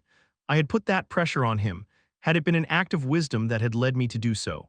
I was afraid that deep within me, I had made that decision because I was just tired. I didn't want to shoulder this burden alone, not when the future of my entire race was in the balance. Not when we stood alone between the great powers of the Vritra and Indrath clans. WNDSOM far below, the sanctuary village swarmed with lessers. A few hundred, by my estimation, all crammed together at the center of the underground town. If I closed my eyes and pushed mana to my ears, I could hear their muddled banter, like a field of mooing aurochs. It was with some disappointment that I had learned of Virion's recusal in the matter of the artifacts he'd been so eager to take ownership of. From an outside perspective, it seemed like he folded the moment his people discovered the reality of Lenoir's destruction by the World Eater technique. The lie was never meant to last forever, but simply to buy time for the next stage of Lord Indrath's plan to commence. A hopeless Dicathen was of no use to my lord. I had even offered Virion several suggestions about which of his people here should be the first to be anointed by the new artifacts. He could have began this process at any point over the last 3 days, and mages like the Gladers, Earthborns, or even Lance Baronwykes would already be parading in front of these people as beacons of hope. In a way, this made the immediate collapse of his judgment almost personal. All our long conversations, all my advice and guidance were abandoned in an instant. It had been Aldyr's decision to cast Virion as commander of Dicathen's joint forces back when the war began in earnest. Aldyr saw him as a man worthy of time and training, but this failure was a stark reminder that all lessers had limits, and it appeared Virion was reaching his. Short-lived and even shorter in foresight, lessers had no concept of time's true passage or what was at stake beyond their own lives. So much time wasted, I thought, irritation clinging to me like road dust after a long journey. As envoy to Dicathen, too much of my life had been spent tending to the continent, assuring that the lesser civilization didn't implode before it was fully established. Though I hadn't voiced the thought to my master, I was eager for this war to finally end so that I might seek a higher role in the court. Of course, depending on what Virion and his people decided, my service to them could be over sooner than I'd imagined. My body melted into inky blackness, reforming into the shape of a black cat, and I leapt off the ledge I'd been watching from, springing from stone to stone until I reached the path leading toward town. Perhaps I should have dealt with the seer years ago, I mused, frustrated by Rhynia Darkassen's intervention. She alone among the lessers understood Lord Indrath's purpose clearly, although she was blinded by the sacrifice asked of Dicathen as opposed to seeing the good they would do by fulfilling their given role. I reached the outskirts of the congregation before the meeting began. The garbled susurrus of the crowd congealed into individual voices as I grew closer. Each voice expressed an opinion, each opinion contrary to every other, creating an incomprehensible, directionless quagmire. How decisions could be made in such a way was beyond me. As the lessers became more densely packed, I slipped between their legs and hopped up on a small ledge protruding from the side of a molded stone building. I immediately regretted my seat of choice when the child below attempted to make a grab for my tail. There was no time to relocate before I sensed a shift in the crowd. Across the square, the doors of the town hall opened and Virion appeared, carrying one of the rod-shaped artifacts Lord Indrath had gifted him. The human lance walked just behind him, holding a second, its gem blue and handle silver, while a blonde dwarf grasped the third, which was forged in gold and set with a red gem as if it were a venomous serpent. The crowd's noise quieted in waves as they realized a few at a time that their commander was now present. He simply watched the milling people, which filled the square and all the nearby alleys, some even leaning out of windows or gathering on the low rooftops. When the entire cavern was silent, he began to speak. Dicathians, thank you for being here today. The matter in front of us is one of dire importance for every soul within this refuge, and it is essential that every voice be heard as we determine how to move forward as a collective. Virion paused, allowing a smattering of conversation to peter out. I hold in my hand an artifact capable of advancing a mage to or even beyond the white core. This power is being given to us so that we may finally be on even footing with our enemies. There was some cheering and shouted questions at this. I found the lack of discipline and respect appalling, but Virion only waited for the noise to subside before continuing. These artifacts have been crafted by the Usras of Ephiatis and gifted to us by Lord Indrath. But as I'm sure you are all aware by now, it is true that Lord Indrath also issued the order for the Usra known as General Aldir to attack the Alacrians in Elenwar, resulting in the Elven homeland's destruction. "Murderers!" shouted a pot-bellied human. "We won't accept help from those devils," an elf woman screeched. She was missing an eye, the ghastly hole where it had once been uncovered for all to see. "You're just as bad as them." "Traitor, beyond white core fools," hollered a deep voice I couldn't locate. "We could take back our homes, your pride be damned." From a rooftop, a young human male cracked his warhammer against the stone. "Why vote? Commander, just let those of us who want to grow strong use the artifacts." A dozen voices rang out in a confused muddle of support and condemnation, and the crowd seemed ready to collapse into violence. Before it could progress further, however, the sound of a thunderclap shook the cave. The child that had been accosting me whirled toward its parent, wailing in surprise and fear. I examined the lance. Baron Wykes could have been a firm hand to direct the Dicathians under different circumstances, but he was too closely aligned with Virion. There were still the rest of the lances, of course. Vere Ori in particular would have been a potent figurehead. She had shown herself to be entirely loyal to Dicathen, however, and was unlikely to side with us over Virion and the Lesser Council. "There is ample time to discuss how we will respond to the Usuras, or indeed what the people wish to do with me," Virion went on, his voice ringing through the cavern. "But today we are here for a specific purpose, one of dire import that will change the face of this resistance. The choice is this: do we accept the gift of power, which we have been warned could lead us down a path of destruction, or will we refuse, spurning the Indrath clan and perhaps setting the meager remnants of our nation against the Usra themselves?" Although I would have liked to close my eyes and ears to the circus that followed, I had no choice but to listen intently as one by one people began to speak their mind. Some spoke of survival, others of right and wrong. Many tearfully mourned for the loss of their forest home, while others preached pragmatism. For all their words, it didn't seem to me as if anything was accomplished. Still, I took note of what was said as I gazed around at them all, attentive to both their words and actions. Arthur Leywin watched with her mother and guardian bear from a porch to my left, but I didn't let my gaze linger in case the perceptive young human noticed my eyes and connected this form with my normal appearance. The inventor Gideon was present as well, his arms crossed, a sour look pinching his face. It wasn't often that the Usra took note of Dicathen's artificers, but Gideon had an unusual mind. It would have been most unfortunate if the Vritra clan had gotten their claws on him. There were few enough other lessers in the sanctuary that had been of any real note. An hour or more passed as they went back and forth like children playing boulder toss. More than long enough for me to consider the irony of feeling the minutes of my life ticking uselessly away, despite being older than even the most ancient of the elves. Just as I decided they must have forgotten the reason for this conversation, Virion called for silence. We will now vote. Friends, I would ask that anyone who is in favor of using these artifacts raise their hand. Hands all through the village raised, but there were too many people to be sure if it was more or less than half. Next to Virion, a mage raised her hands and sent out a pulse of wind attribute mana that spread through the crowd like a ripple in a pond, pulling at my fur as it sped past.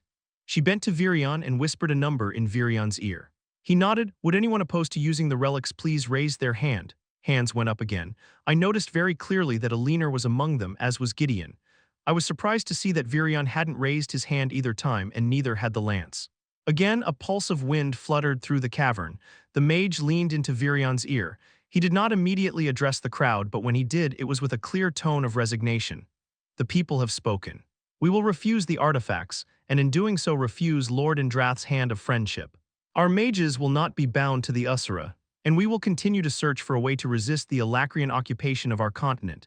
But those of us who want to should, wisdom prevails, demand a recount, made enemies of the deities, should stand trial as a traitor, I couldn't help but sigh. My small shoulders rising and falling in disappointment as the lessers boiled over, the crowd immediately turning to screaming and shoving now that the niceties had failed. Guards and some of the stronger mages waded in, breaking apart quarreling groups and shouting for people to disperse and return to their homes. Wives clung to their husbands, parents enfolded shaking children into their arms, friends shared uncertain looks. So foolish, I thought, hopping down from my perch and weaving through the stomping feet. For so long they'd regarded us Usura as deities. They should have been more grateful for what we'd done, held us in higher regard. Or, barring that, they should have remembered to be afraid. Perhaps history is destined to repeat itself after all, I considered, already mentally preparing my report for Lord Indrath. Chapter 377, ALDIR. The familiar shape of Dicathen's flying castle slowly came into view through the dark clouds looming high over the beast glades. The castle seemed cold and dead, no longer the vibrant hub of Dicathen's council. One of the large bays that allowed flight in and out had been smashed open. I banked in that direction, passing through the thin layer of mana that contained the castle's atmosphere before coming to a stop just outside of the castle itself. The door had been crushed inward, and the floor beyond was littered with corpses. Landing among them, I kicked the body of an armored man over to reveal the cut-away portion of his cuirass. Runes marked the skin along his spine, which was slightly bluish and clad in a layer of frost. The castle was quiet. No noise of battle echoed through the halls, no shouted orders or death yells. Distantly, I could detect only 3 mana signatures within the structure. Everyone else, it seemed, was dead, just as well. There would be fewer distractions for what was to come. A line of corpses guarded the hallway I took as I followed the mana signatures. Their bodies had been crushed into the floor as if by an enormous weight. In the stairwell leading up to the next floor, several more Alacrians were draped over the steps, their own weapons embedded in each other's bodies, their faces frozen in masks of utter terror. It was much the same as I continued moving through the castle toward the 3 mana signatures, my own carefully suppressed. Instead of investigating corpse after corpse, however, I was considering my purpose here. Despite having an entire day to think as I flew over the beast glades searching, I was no closer to a decision. Would I act as a soldier, doing as my lord had commanded me? To do anything else would place the entire Thyestes clan in danger, but then I knew that Indrath had sent me for exactly that reason. A test. Of loyalty, not of skill. It would be another member of my clan who received that trial. My steps grew soft as I approached my quarry. Their voices drifted out of the council chambers, still breathy with the exhilaration of battle. Could, but I'm not sure it is worth holding. I still say we should destroy the portal controls and just leave. Perhaps, but that could not be undone, Aya. We may do more harm to Dicathen's future than to the Alacrian forces. Micah has always liked it here. Why don't the lances set up shop in the castle? If the scythe returns, we will just kick his ass. I stepped into the doorway, examining the women. Aside from looking battle-worn and rugged from their time in hiding, they did not appear injured. Vere Ori's white hair had been cut short, cropped in a military style, only highlighting her severity. She was leaning against the far wall of the chamber, her eyes downcast. Micah Earthborn seemed entirely unchanged since her time in my service, grinning like a child even while covered in the blood of her enemies. Her needlessly large hammer rested beside her. The elf Aya, on the other hand, seemed like a ghost of her past self. Her eyes were dark and sunken, her skin pale, and every muscle in her body seemed to be held taut. Her gaze lingered on a body slumped in a chair in the corner. From the look of the man, he had been tortured severely before his death. "That won't be necessary," I said before any of them noticed me. The three lances jumped up, weapons in hand and magic swirling around them. Color drained from their faces, and their spells writhed and nearly slipped away as panic broke their focus. Despite being Dicathen's most powerful warriors, they were no match for me and they knew it. "General Aldir," Vere said, the tip of her ice sword trembling only slightly as it pointed at my chest. "What are you doing here? The scythe Cadle won't be returning," I said, standing straight, one hand raised non-threateningly in front of me. "What?" Micah asked, frowning in confusion, her hammer lowering slightly. I gave her a slight nod. "He was killed in a duel with an unknown Alacrian." Micah and Vere exchanged a glance, but Aya's eyes never left me. "How do you know this?" Vere asked. "In fact, how did you know we were here?" I kept my eye on Aya as I answered. "Alacria is momentarily distracted, a fact which certainly aided in your assault on this fortress. Our spies are still attempting to sort out truth from exaggeration, but that is not why I am here." Aya's eyes fell to the ground. Her voice was cold as frostbite when she spoke. "Was it you?" Both Vere and Micah turned in her direction, but before they could intercede, Aya looked up to meet my eye and took a step forward, a gust of wind whipping her dark hair around her face. "Did you destroy my home?" "I felt it, your power." Opening my other two eyes, I held her gaze with the full force of my attention. "I did, Aya Greffin, and now I've been sent her to kill you and your sisters-in-arms as well." Vere stepped toward the elven lance, but Aya was already moving. Her hands raised toward me, fingers spread wide, and visible tendrils of wind coalesced around her, knocking the others back. Her mouth opened, unleashing a banshee screech of frustration and fury, a wind lance firing from each tendril. I didn't move as dozens upon dozens of semi-transparent spears of condensed wind attribute mana crashed into and around me. The stone wall splintered, cracked, and crashed down, spraying debris across the room. The floor beneath my feet gave way, a foot of solid stone shattering and falling into the space below, but I continued to hover in place. Eventually, the barrage brought down the ceiling and stones tumbled past me like rain. When I determined that the lances were in danger as the room's stability quickly degraded, I decided to move. Utilizing the Thyestes clan's technique Mirage Walk, I empowered my body with mana and moved in a single near-instant burst to Aya's side. My hand wrapped around one of her wrists, and I pushed outward with my mana in a rippling wave that slammed into every cell in her body all at once. Aya stiffened as the mana feedback overwhelmed her senses, her eyes rolling back in her head. She went limp and began to fall, but I caught her and eased her to the ground. A stone hammer crashed into my shoulder with enough force to shatter it, the impact shaking the dilapidated floor beneath our feet. I met Micah's gaze. She gave me a sheepish smile. Then the gravity in the room swelled several times over and the floor gave way. Furniture and stone all crashed into the void below, along with Aya's unconscious body, falling much faster and harder due to the gravity field. The two lances and I, on the other hand, remained flying. I shook my head slightly. "We've been through this before, Micah Earthborn. Have you forgotten that lesson already? Micah isn't going down without a fight, 3 eyes." She shouted, sweat beading her brow as she attempted to amplify the force of gravity even further. The 3 walls still standing began to shake. "You're going to collapse this entire section of the castle," I pointed out, keeping my voice steady. "This would damage several important substructures while doing nothing to me." "You sure, Usura?" Micah shouted. "Micah thinks dropping the entire castle on you might do something." Though trembling, her flight unsteady, the human lance was able to shift position so she was next to Micah. "If he was going to kill us, we'd already be dead," she had to shout to be heard over the groaning of the castle. "Let's hear what he has to say." Micah stared at her fellow lance for a long moment before releasing her spell. A few more stones fell down into the room below, clattering amongst the rubble, then all was quiet. Suddenly her eyes went wide and began hurriedly scanning the dusty space below. "Aya, she'll live," I noted as the dwarf plunged downward in search of her friend. Vere was inspecting me carefully, her own face a cool mask of impassivity. "Why are you here if not to do as you've been commanded?" "I always had the sense that your loyalty was to your master, not us lessers." I considered my words as Micah reappeared, Aya draped across her arms. "If my life were represented by a tapestry, yours would be but a single thread," I said. "And while your world may change suddenly, and often like a Hades serpent shedding its skin, mine remains as static as that same tapestry. Ephiodus is like a place trapped in time, unchanging, unevolving." I paused, unsure of the words or even of my intent. I was a soldier and had never been good at this. But then, I'd never had reason to doubt the path my lord took us on. Lord Indrath had sent me to kill these lances as a test of my loyalty, knowing how the use of the World Eater technique had strained it. Meanwhile, across Dicathen, a boy of my clan would face a much different kind of trial. If I failed and he succeeded, there was no doubt the World Eater technique would be passed on to him instead. Knowing this should have solidified my purpose or made it easier to follow through with this task, and yet I found myself unwilling to submit to these games. It was a kind of stubbornness I had not seen in myself before. No matter how many stories of our history I explored, though, I hadn't been able to convince myself that Lord Indrath's way was the right one. Micah scoffed, shooting Vary a disbelieving look. Micah thinks the Usura intends to bore us to death. Vary hissed for the dwarf to be silent, then nodded for me to continue. Instead of bringing you death, I have brought opportunity, I said finally, still hovering in the air over the collapsed floor. Your commander Virion and Lance Baron live, guarding over hundreds of refugees. Vary's eyes narrowed, but before she could speak, Aya's eyes fluttered open, her body stiffening. What did you just say? Crossing my arms over my chest, I bowed at the waist. Hundreds of your kin are there, evacuated from a Lenoir only shortly before. Before you destroyed it, she choked out, pushing free of Micah's arms and flying unsteadily until she was just in front of me. Where are they? I will tell you, I answered, straightening, but I must also tell you something else. Virion has upset Lord Indrath, stinging his pride. All those in the sanctuary are in danger. They need their lances. Then we will, I held up a hand to forestall Vary's comment, but know that in sending you there I may still be killing you. Cold wind cut through the room, buffeting the rising dust. Will we have a chance to save those people if we go?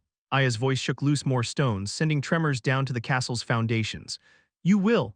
The elf waited impatiently as I explained how to reach the hidden sanctuary, then turned her back on me, flying down through the collapsed floor and out a doorway with a gust of wind. Micah only glanced at me before taking off after her companion, leaving Vary and I alone in the ruined conference chamber.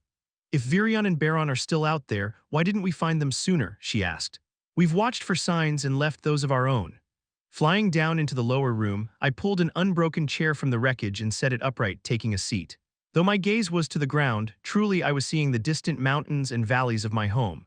The lances were kept separate on purpose to build desperation among your people. Lord Indrath thought perhaps he could use you, but recent events have changed his mind. Vary only nodded. Farewell, General Aldir. I closed my eye and rested my chin on my knuckles.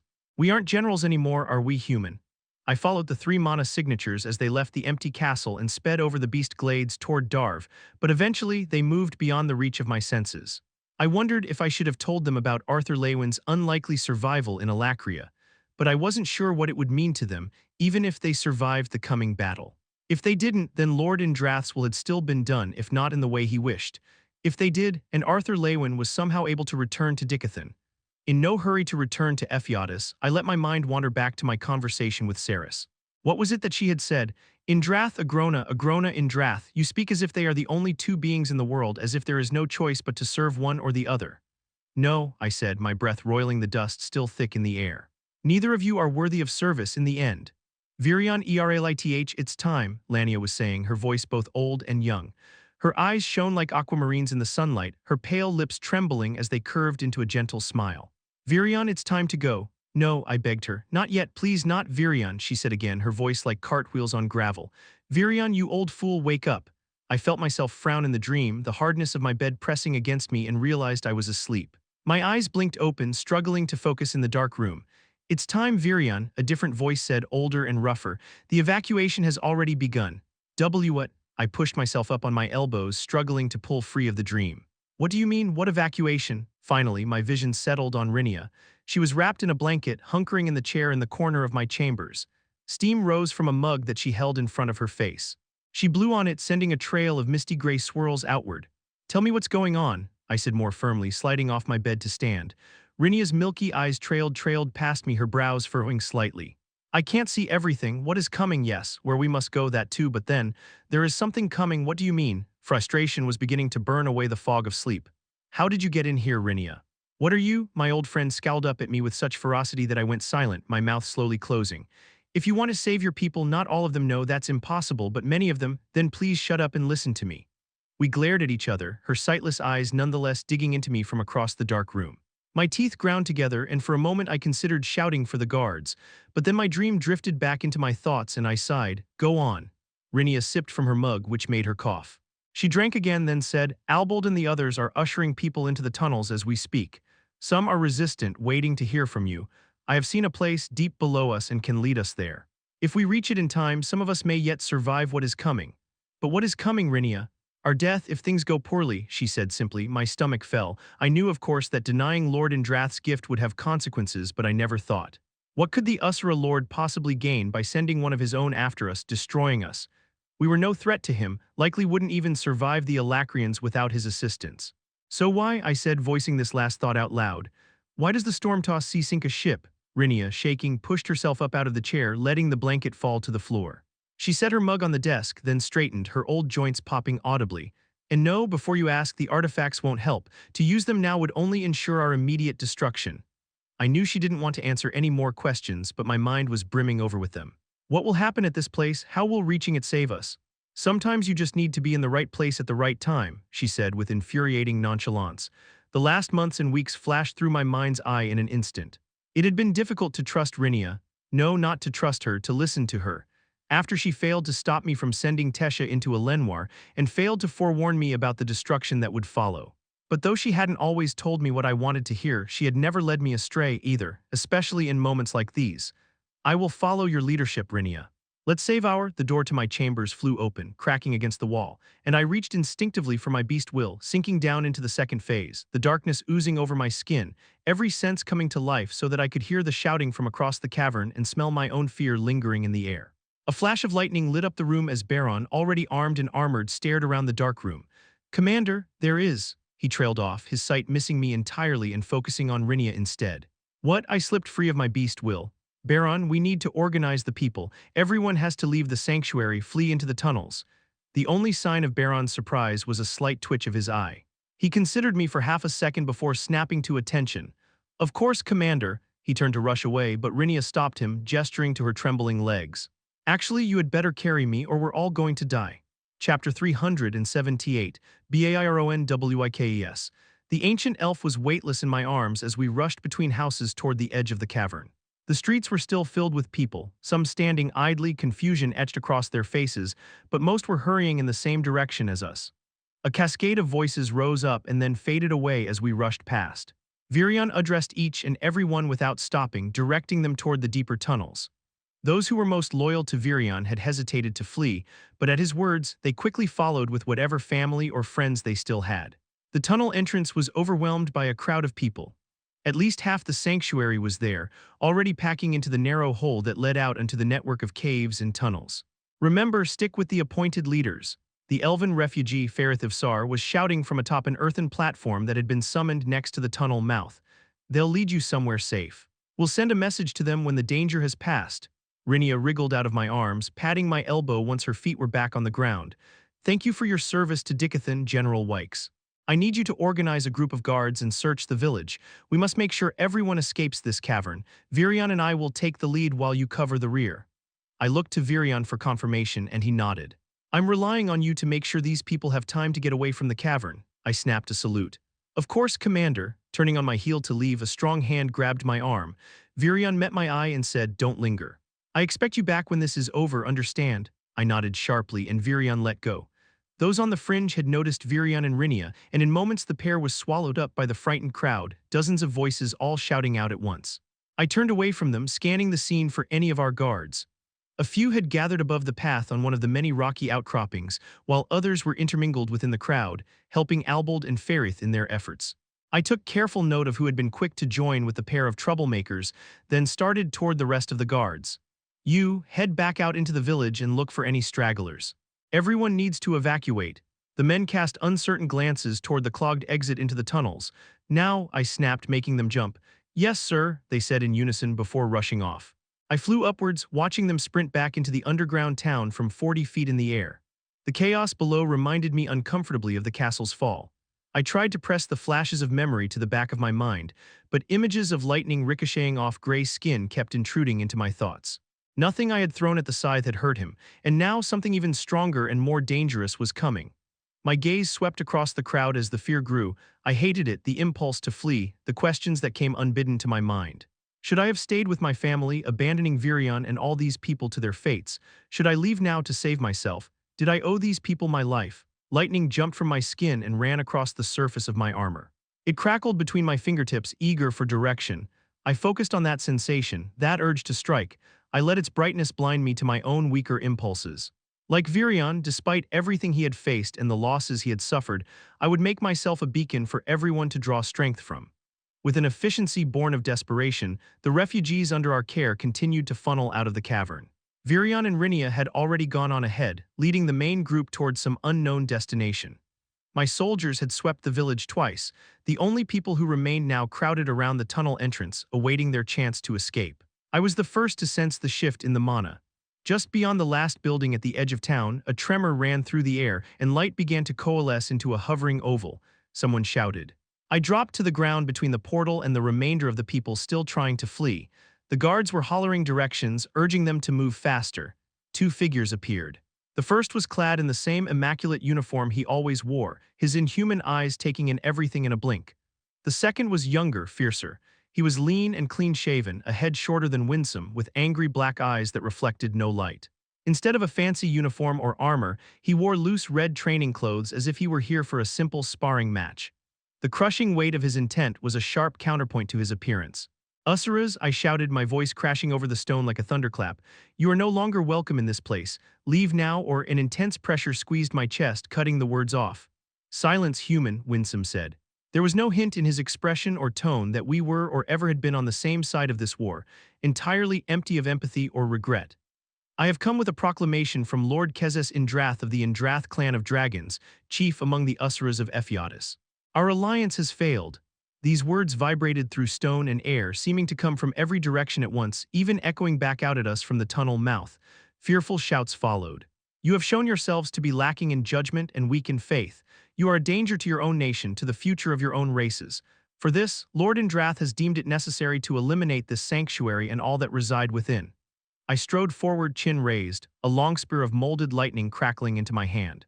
Your lord has no authority here. Go back to your home and leave us to ours. We'll win this war without you. The younger Usura scowled, his nose wrinkling as if he'd just stepped in something foul. It was Winsome who spoke, however.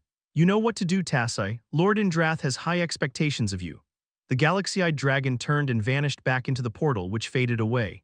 Behind me, the last few refugees were shoving and pushing to get into the tunnel, the mouth of which was clogged with scrambling, screaming, frightened people. The guards encircled them, their weapons turned toward the young Usura. Gathering my power, I thrust forward with my spear, which extended outward in an arc of lightning, but the Usura Tassai flashed to the side several feet, and the bolt blasted a crater in the stone floor. The world seemed to slow as electricity coursed along my nerves, heightening my reflexes and perception, something I had learned from the Leywin boy before his death. Thin tendrils of lightning arced out from me like extensions of my nervous system, allowing me to sense attacks from any direction and before they even reached me. The noise of the explosion was still resounding off the walls, dull and muffled to my sped-up senses, when Tassai moved. Even under the effects of Thundercap impulse, I could barely follow along. He took a single step, and the ground seemed to pull me toward him. I only just managed to dodge sideways to avoid his scything hand, the tendrils of electricity helping to disperse and redirect the force of his attack, but even as he flashed past, I could see his black eyes tracking me. The Usura's momentum changed mid-strike, his form blurring and leaping inhumanly, too fast for me to react. Suddenly, I was hurtling toward the closest building. My breath left me as I crashed into and through it. Dust and debris blinded me, and I heard the groan of stone shifting, then felt the weight of an entire building crash down on top of me. Even through the dense rubble, though, I could hear the death screams of the guards. Thunder exploded outward from me, and the weight pinning and blinding me was blown away. I wrapped myself in a cloak of lightning and flew with all speed toward the tunnel entrance. Stones from the rubble pile I'd just blasted were raining down all throughout the cavern. The mutilated corpses of my soldiers littered the ground, their blood staining the gray stones red. It looked like an army had charged over them, butchering them where they stood. Tassai stood over the prone form of Lena Imaris, head of Virion's guards since we first escaped to the sanctuary. She turned in my direction, coughing up blood, her eyes wide and disbelieving. Then his foot came down, crushing out the last of her life. Though he could move faster than the eye could follow, Tassai took his time as he began walking toward the huddled mass of people just inside the tunnel mouth, each step leaving behind a bloody footprint. Lightning crackled between my fingers, condensing into a vibrant blue-white orb, then arced through the air. It flew several feet over the Usura's head, hovering in the air between him and the people, then flashed. A bolt of lightning crashed into the wall above the tunnel, and a section of the wall collapsed, heavy stones tumbling down over the tunnel mouth, muffling the screams from within. At the same time, the orb began to spin, shedding sparks that coalesced into long javelins of lightning and launched themselves at the Usura. As he batted each javelin aside, they embedded into the ground all around him. Lightning jumped from the end of each javelin, sticking up all around him like pylons, and formed chains and manacles that wrapped around Tassai's wrists and ankles. My entire body radiated mana as I flew across the cavern and crashed into him. There was an explosion of bright white-blue energy, followed by a thunderclap that shook the cavern, resounding off walls and buildings to build into a deafening shockwave. My head spun as I pulled back, readying a lightning spear and again charging my nervous system with electricity, my eyes dilating as they jumped around in search of my opponent, who should have been right in front of me but wasn't. Too late, I heard the near-silent swish of his clothes cutting air. Even with my enhanced reflexes, I couldn't get my arms up in time, and his blow took me in the chest as he appeared right in front of me, sending me tumbling across the ground. I thrust downward with my spear, impaling it into the stone, which cracked and screeched in protest as I jerked to a sudden halt, my muscles screaming in complaint. A dull, throbbing ache deep inside me immediately pushed this lesser pain out of my mind. Looking down, I realized the front of my armor was caved in and pressing painfully on my sternum. Soft steps drew my attention back to Tassai, who was watching me curiously as he approached. I thought Lord Indrath said this was supposed to be a test of my strength. I snorted and pulled my spear free from the stone. Indrath should have waited until you were out of your swaddling clothes before sending you here, boy. Tassai's black eyes narrowed, then his body blurred around the edges and he repeated the single-step maneuver. My spear swung around to intercept him, but he shifted his momentum, taking a near-instant step to the side and around the spear before closing the rest of the way. The point of his elbow came down on my shoulder to the sound of metal shearing and bones breaking. My vision darkened, then I was looking up at him from the ground, my entire body numb, all of my spells fizzling out as I lost focus. He held out a hand, there was a rush of mana, and then he was holding a long, blood-red spear. The spear lifted over his head, but instead of thrusting down into me, it kept raising up into the air, taking Tassai with it. I blinked. Tassai was below me, falling toward the cavern's ceiling, and I was plummeting after him. The world seemed to have turned upside down. I caught a flash of Tassai's face as he scanned the cavern thoughtfully before something hit me hard from the side, jarring the broken bones in my shoulder. The sounds of spells, shattering ice, rushing wind, crashing stones exploded from nowhere and everywhere at once. I blinked, trying to see what had hit me. A pixie-ish face looked at me and winked, then we were swerving violently to avoid something, a streak of red, and somewhere stone collapsed on stone. Micah, I said, my thoughts sluggish with pain and exertion. Always the show-off, aren't you, fighting an Usra one-on-one without waiting for the rest of us. Micah hummed as we touched down, the impact again jarring my whole body. She set me on my feet, her gaze turning back to the Tassai. How long since the population fled? Not long enough, I ground out, shifting my arm as I attempted to assess how bad the injury was. We have to hold him here. She studied me for a moment, the air exploding with frozen missiles in the distance behind her. Well then, you better pull yourself together quick. She flashed me a jaunty grin, then flew off to support Aya and Vere, who I could see flitting like flies around Tassai, their spells cutting colorful lines through the air. I turned my attention inward, trying to get some sense of what was wrong with me. The Usra had only struck me twice and hadn't even used any spells, but the entire area around my core was tender, swollen, and bruised. My clavicle was broken at least, perhaps more bones, and there was a grating ache that went up my neck and into the base of my skull that suggested my neck was fractured as well. I stood and pushed mana into the injured sections of my body, supporting the broken and fractured bones. Without an emitter, there was nothing I could do to speed the healing. I would simply have to fight on as I was. The air above the village had become pure chaos. Even from where I stood, I could feel the chill of Vere's spells as she froze the very air, causing heavy flakes of snow to fall down on the ancient buildings. Ice formed over Tassai's arms and legs, and though it shattered when he launched himself at Vere, it slowed him just enough that she was able to avoid the attack, conjuring a wall of opaque ice between them and hurtling away at full speed. As soon as he slowed down, the ice began forming again, clinging heavily to him. His dark eyes seemed to lose focus for a moment, staring into the distance instead of scanning the sky for the other lances. A shiver ran down my spine at his passive, slightly curious expression. His mouth was a straight, dark slash across his face, one brow slightly raised in consideration. It wasn't the look of a man fighting a life-and-death battle, but closer to that of a young mana beast testing its limits as it played with its prey. Despite his lack of focus, Tassai easily batted aside a series of spells before fixing his attention once again on the battle. Wherever he looked, however, pillars of ice appeared to interrupt his line of sight, and a strong headwind blew in his face to distract him no matter which direction he turned. Several cyclones carrying chunks of ice and jagged stones were whirling in between all the ice, constantly attempting to pull the Usra in and pummel him. As I watched, still focused on preparing my body, one of the cyclones swept over him. Instead of trapping him, however, it seemed to shatter against his defenses, the wind attribute mana dissipating and the cyclone fading, its contents raining to the cavern floor far below. In the same instant, though, he bucked backwards. Only a foot or two, but enough to prevent him from launching another attack. Then gravity shifted again, and he dropped a foot toward the floor, and again a few inches toward the ceiling, keeping him off balance. Gritting my teeth, I took off into the air, already gathering mana in my hand. Tassai stopped attempting to resist the maelstrom of spells hitting him, his chest rising as he took a deep breath. One hand slowly came up, the fingers curling together. The mana all around him shivered, then he twisted his wrist sharply. There was a booming crack, and I felt the mana break.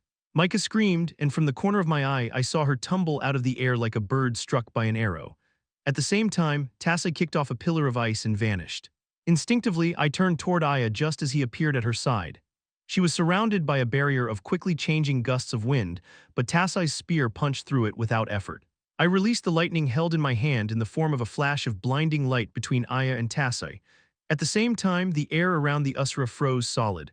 For a moment, I couldn't see what had happened. Then the block of ice shattered, and I watched as Aya slid from the end of the red spear and fell. With a roar, Micah appeared like a catapult stone to crash against the Usra.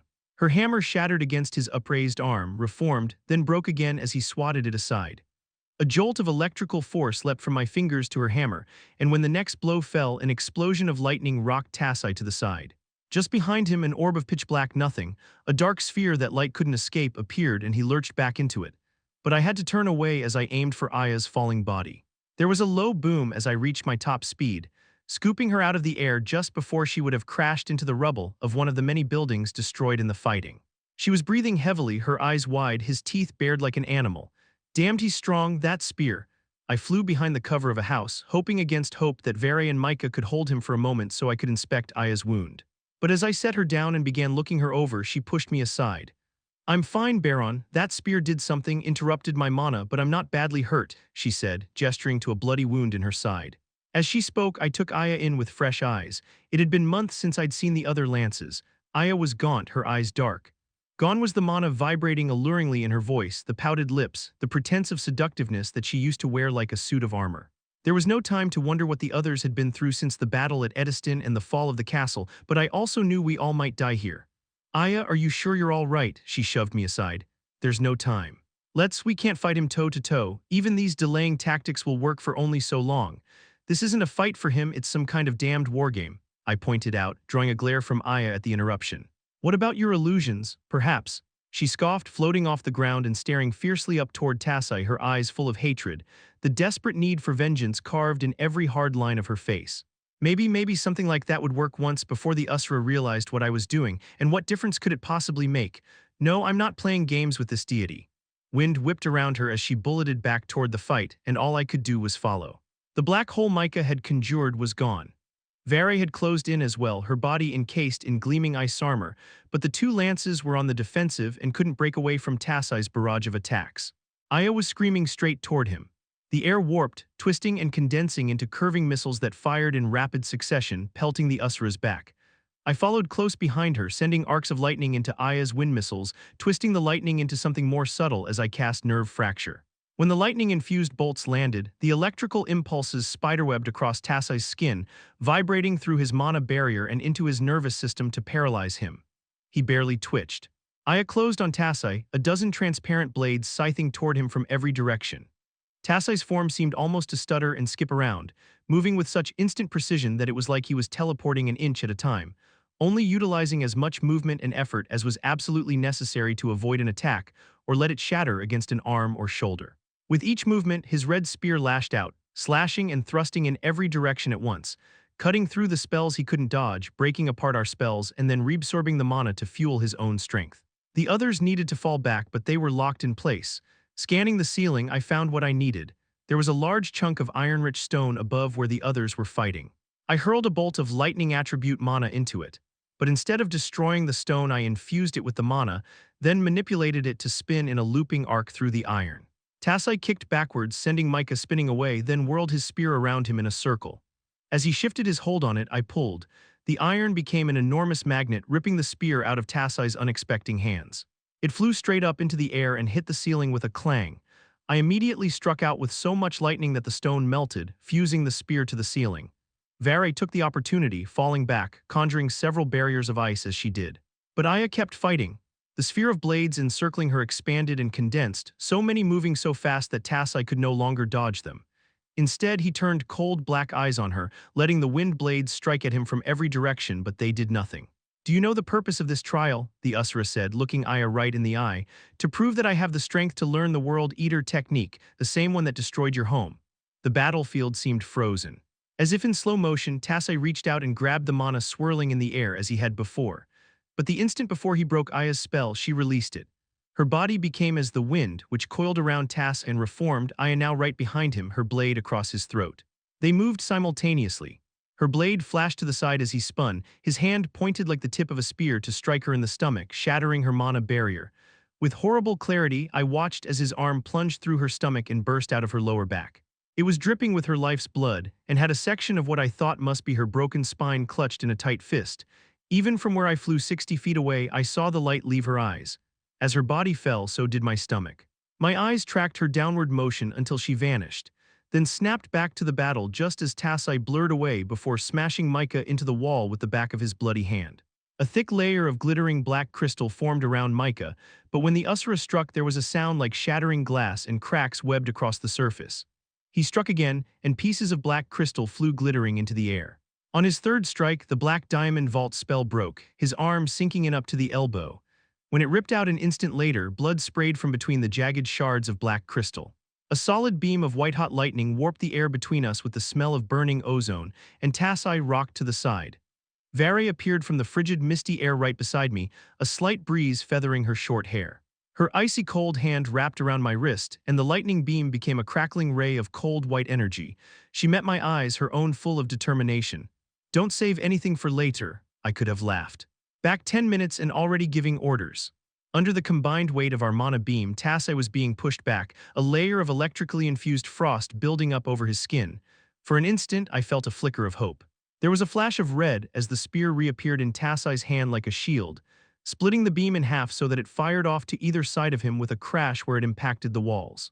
An avalanche of stone collapsed onto the buildings below, crushing them and burying half the village in the rubble. I pushed and pushed, concentrating everything I had into that singular attack, Vare's grip getting tighter and colder on my arm as she did the same. Tassai's spear swept through the mana beam, carving it in two. I lurched sideways as the cavern exploded.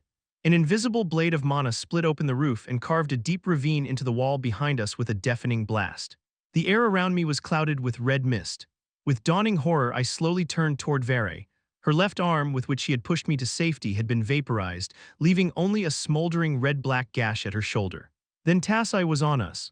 A shield-shaped panel of blue-white lightning appeared in front of me with the crack of thunder, but Tassai's red spear cut effortlessly through it, striking me across the chest. Blood gushed through the rent in my armor, and everything went black for a second before reality lurched back in. I was falling. Above, Vare had grabbed onto the red spear with an arm of semi-transparent ice. Tassai spun the spear, shattering the arm, the long blade slashing through Vare. My vision dimmed and my eyes lost focus. I blinked, then she was falling. Vare's head drifted in one direction, the rest of her body in the other. I tried to stand, but my entire body howled in pain. Looking down, I saw that I had been cut from shoulder to hip, through both armor and mana. It was difficult to tell if I was already dead and my mind just hadn't realized it yet, or if the blood spilling out between the jagged edges of my armor would be what finished me off. But I was the only one left. I drew in a trembling breath as my eyes shifted to where each of my companions had fallen. My chest tightened, an intense pressure built up behind my eyes. Growling low in my throat, I rolled onto my side and forced my way onto my feet, only vaguely acknowledging that my guts didn't immediately spill out. Tassai was already moving toward the collapsed tunnel to begin his hunt. "Usura," I shouted, my voice hoarse, my vision blurry with welling tears. He stopped and glanced back at me, his black eyes heavy-lidded and disinterested. A single drop of bright blood was smeared over the side of his neck where Aya had cut him, even though the wound itself had already healed. My fists clenched, the stone beneath me quaking, a raging blaze of fury roaring to life inside me. The tears dried as my spirit hardened. I was prepared for death, but knowing that the lances, the greatest mages of Dicathen, had all died to draw only a single drop of blood from this Usura was unbearable. I knew that ensuring the others escaped was the true goal of this battle, but that didn't mean I had abandoned my pride. I was a Wykes, even if the rest of my family had proven unworthy of the name. Thunderlord's Wrath, I uttered. The spell took all my focus, every ounce of my anger and mana. My blood turned to lightning in my veins. White light began to spill out of the wound across my torso, burning from my eyes and inside my skin. Deviant mana infused every particle of my body. The Usura shifted his spear into a defensive position, his matte black eyes burrowing into me. My battle cry was a thunderclap as I screamed out my rage. A trail of lightning followed when I flew up into the air, aiming myself like a weapon at Tasai. I moved like the lightning I channeled, jagged and unpredictable, and I was on him in an instant. The lightning bursting out of me stabbed at him from every direction, 1,000 jolting, burning daggers plunging into every square inch of him. His spear pierced my side, but lightning ran up the shaft and into his hand. When he ripped the weapon free, a thunderbolt struck him in the chest. I smiled, lightning-infused blood between my teeth. Burn, little deity. Shockwaves began to burst out of the long gash on my torso, each one slamming into the Usura, scouring away his defenses. I wrapped a hand around the back of his neck to ensure he couldn't flee, and when his spear pierced me again, it only let more of my power flow through. A cool breeze caressed my cheek and I closed my eyes. I was ready. I had held out as long as I could. This was a death I could be proud of. Just before I erupted, a small, familiar voice whispered in my ear, "You've done enough, Baron, it isn't your time." My eyes bolted open and I searched wildly for the voice, unsure how it could be real, afraid it was my own dying mind playing tricks on me. As I lost concentration, the light spilling out of me dimmed. Tasai's spear came up, breaking my hold on him, then down again on my already shattered shoulder. I barely noticed when I cratered into the ground. Tasai brushed soot from his red uniform. Even the fabric he wore was unscathed, I noticed with detached bitterness. I fought to get my elbows underneath me to push myself back up, set on finishing my spell, doing whatever damage I could to the Usura, but the voice came again, breathy and very real in my ear. "Don't move, no matter what you see, don't move." Tasai landed beside me. He did not grin at his victory or offer me any meaningless platitudes about our battle. There was a thoughtful frown on his face as he raised the red spear one last time.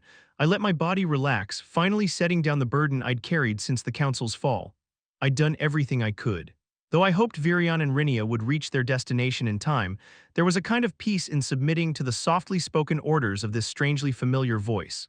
The spear fell, plunging into my chest and through my core. As darkness overtook me and I let my eyes close for the last time, a fleeting thought settled into the cold drowsiness. I expected death to hurt more. Chapter 379, Elder Rhynia.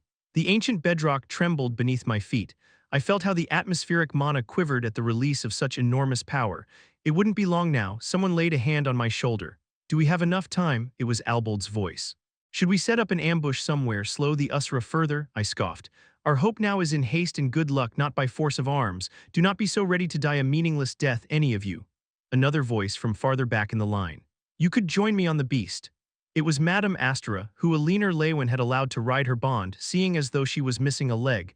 It was a kind offer coming from someone who hated my guts. "I know the way by foot and feel, not by bear, I'll walk." I squeezed Virion's arm as he guided me along. "We need to go faster." I felt his concerned look despite not being able to see it, but he did as I asked, and I pushed my old body to keep up. This was the point where paths of potential diverged, and my ability to influence a specific potential future was limited. Our group was 60, perhaps 70 people. Some council members, the adventurers known as the Twin Horns, the artificer Gideon and his assistant, and those among the refugees who had shown the most faith in me. They would need it.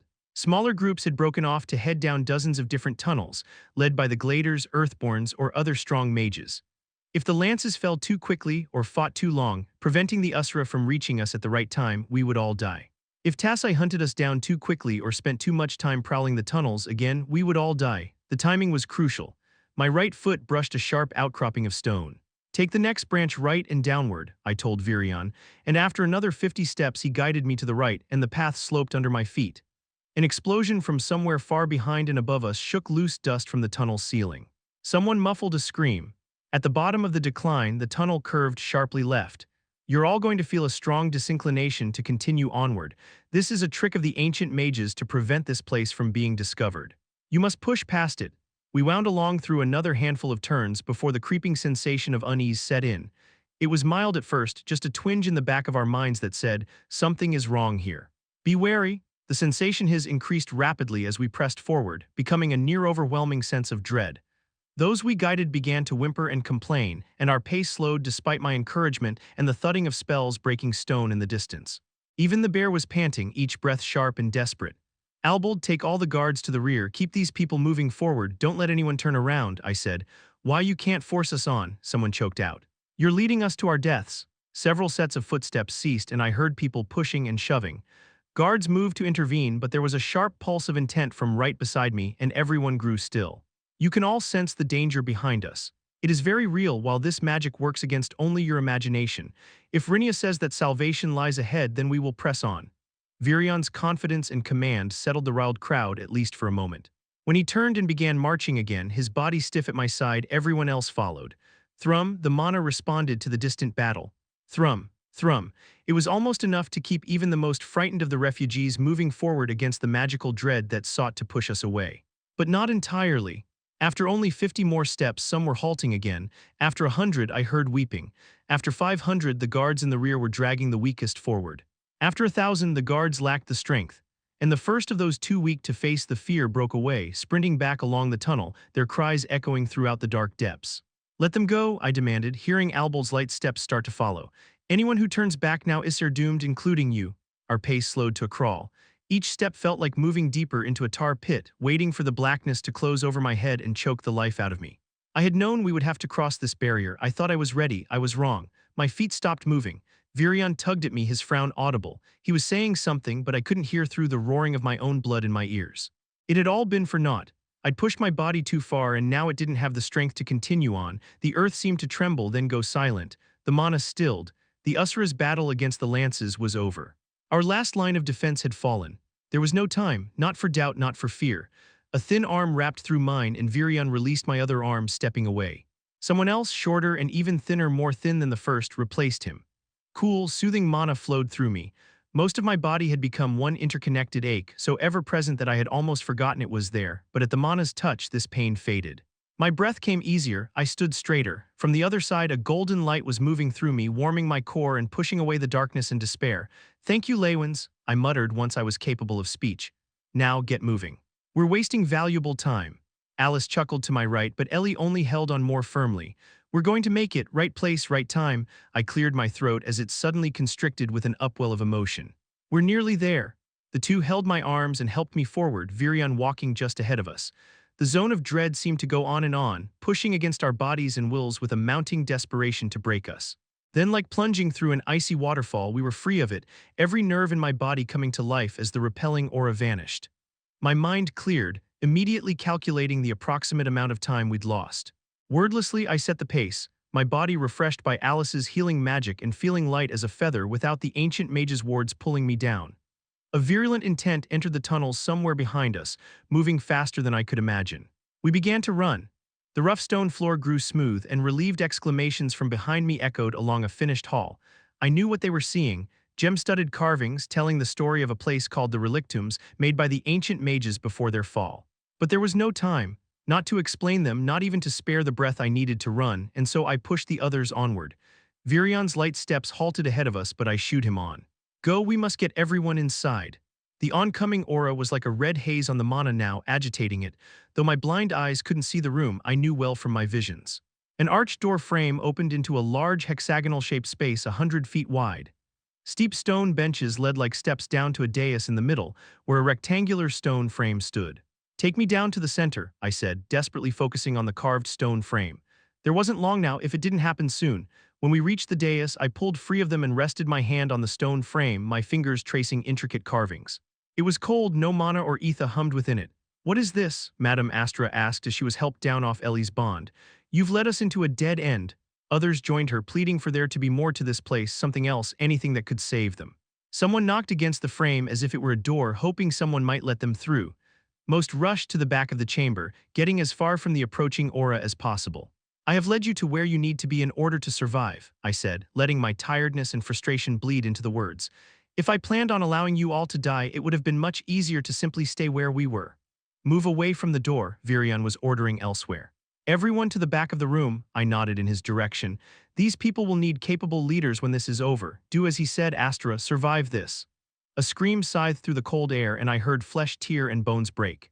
A figure so rich with mana that the outline of him glowed in my senses stepped into the archway above. His killing intent was like a murderous fist around my heart, squeezing the life from me.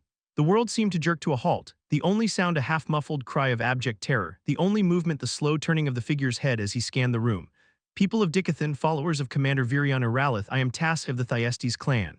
His voice was lilting and arrogant, the words echoing out of him and through the chamber stained with his disgust for us.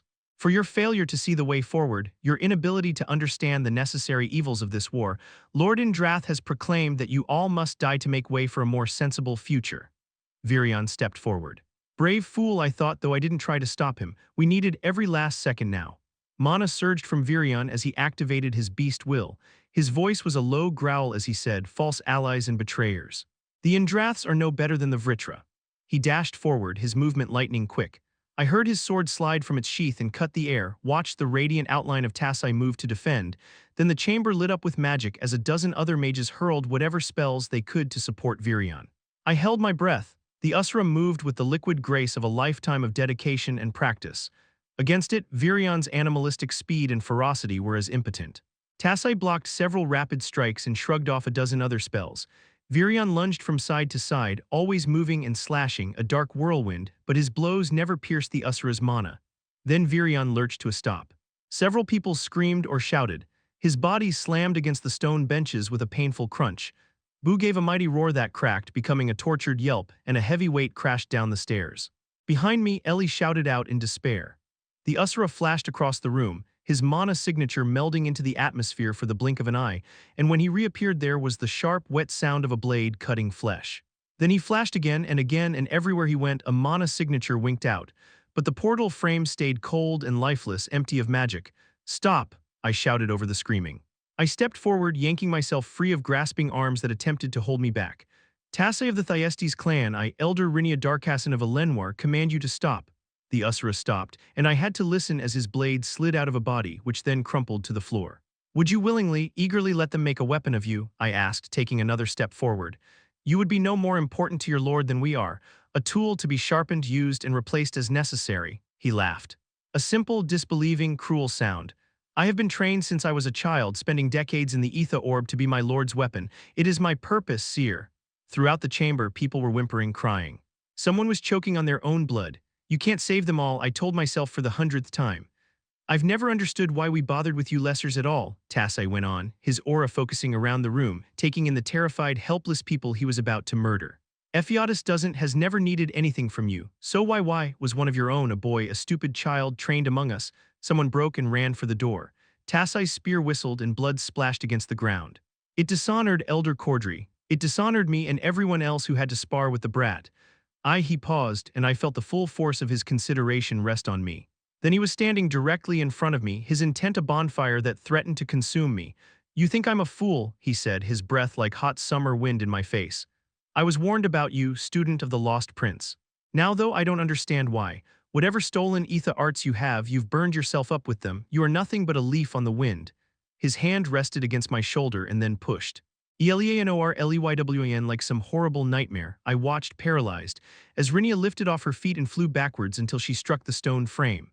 Back in Zyra City, I'd once seen a boy throw a sack over a rat and then stomp on it. It sounded just like this. Her body slumped to the ground motionless. I was screaming.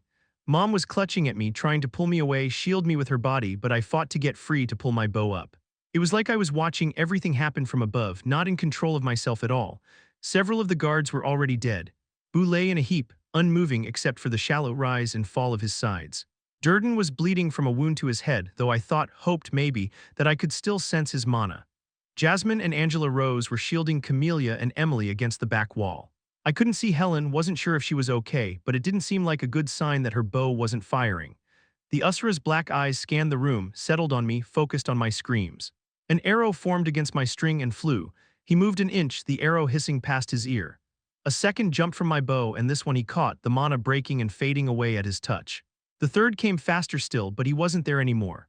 A flash of red, and my bow fell to pieces in my hand, the arrow on its string fizzling to nothing. I heard my mother's screams over my own as the red spear lifted like a manticore's tail. I wasn't afraid, not really. I'd always known I was going to die fighting, like Dad, like Arthur. I wanted to be strong and brave, just like them. But in this world, the strong and brave people always died fighting. The Usra hesitated. Mom grabbed me, pulling me tight, the destroyed pieces of my bow pinned painfully between us.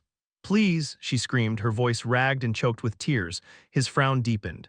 You must be Arthur's sister. His pure black eyes flicked to Mom.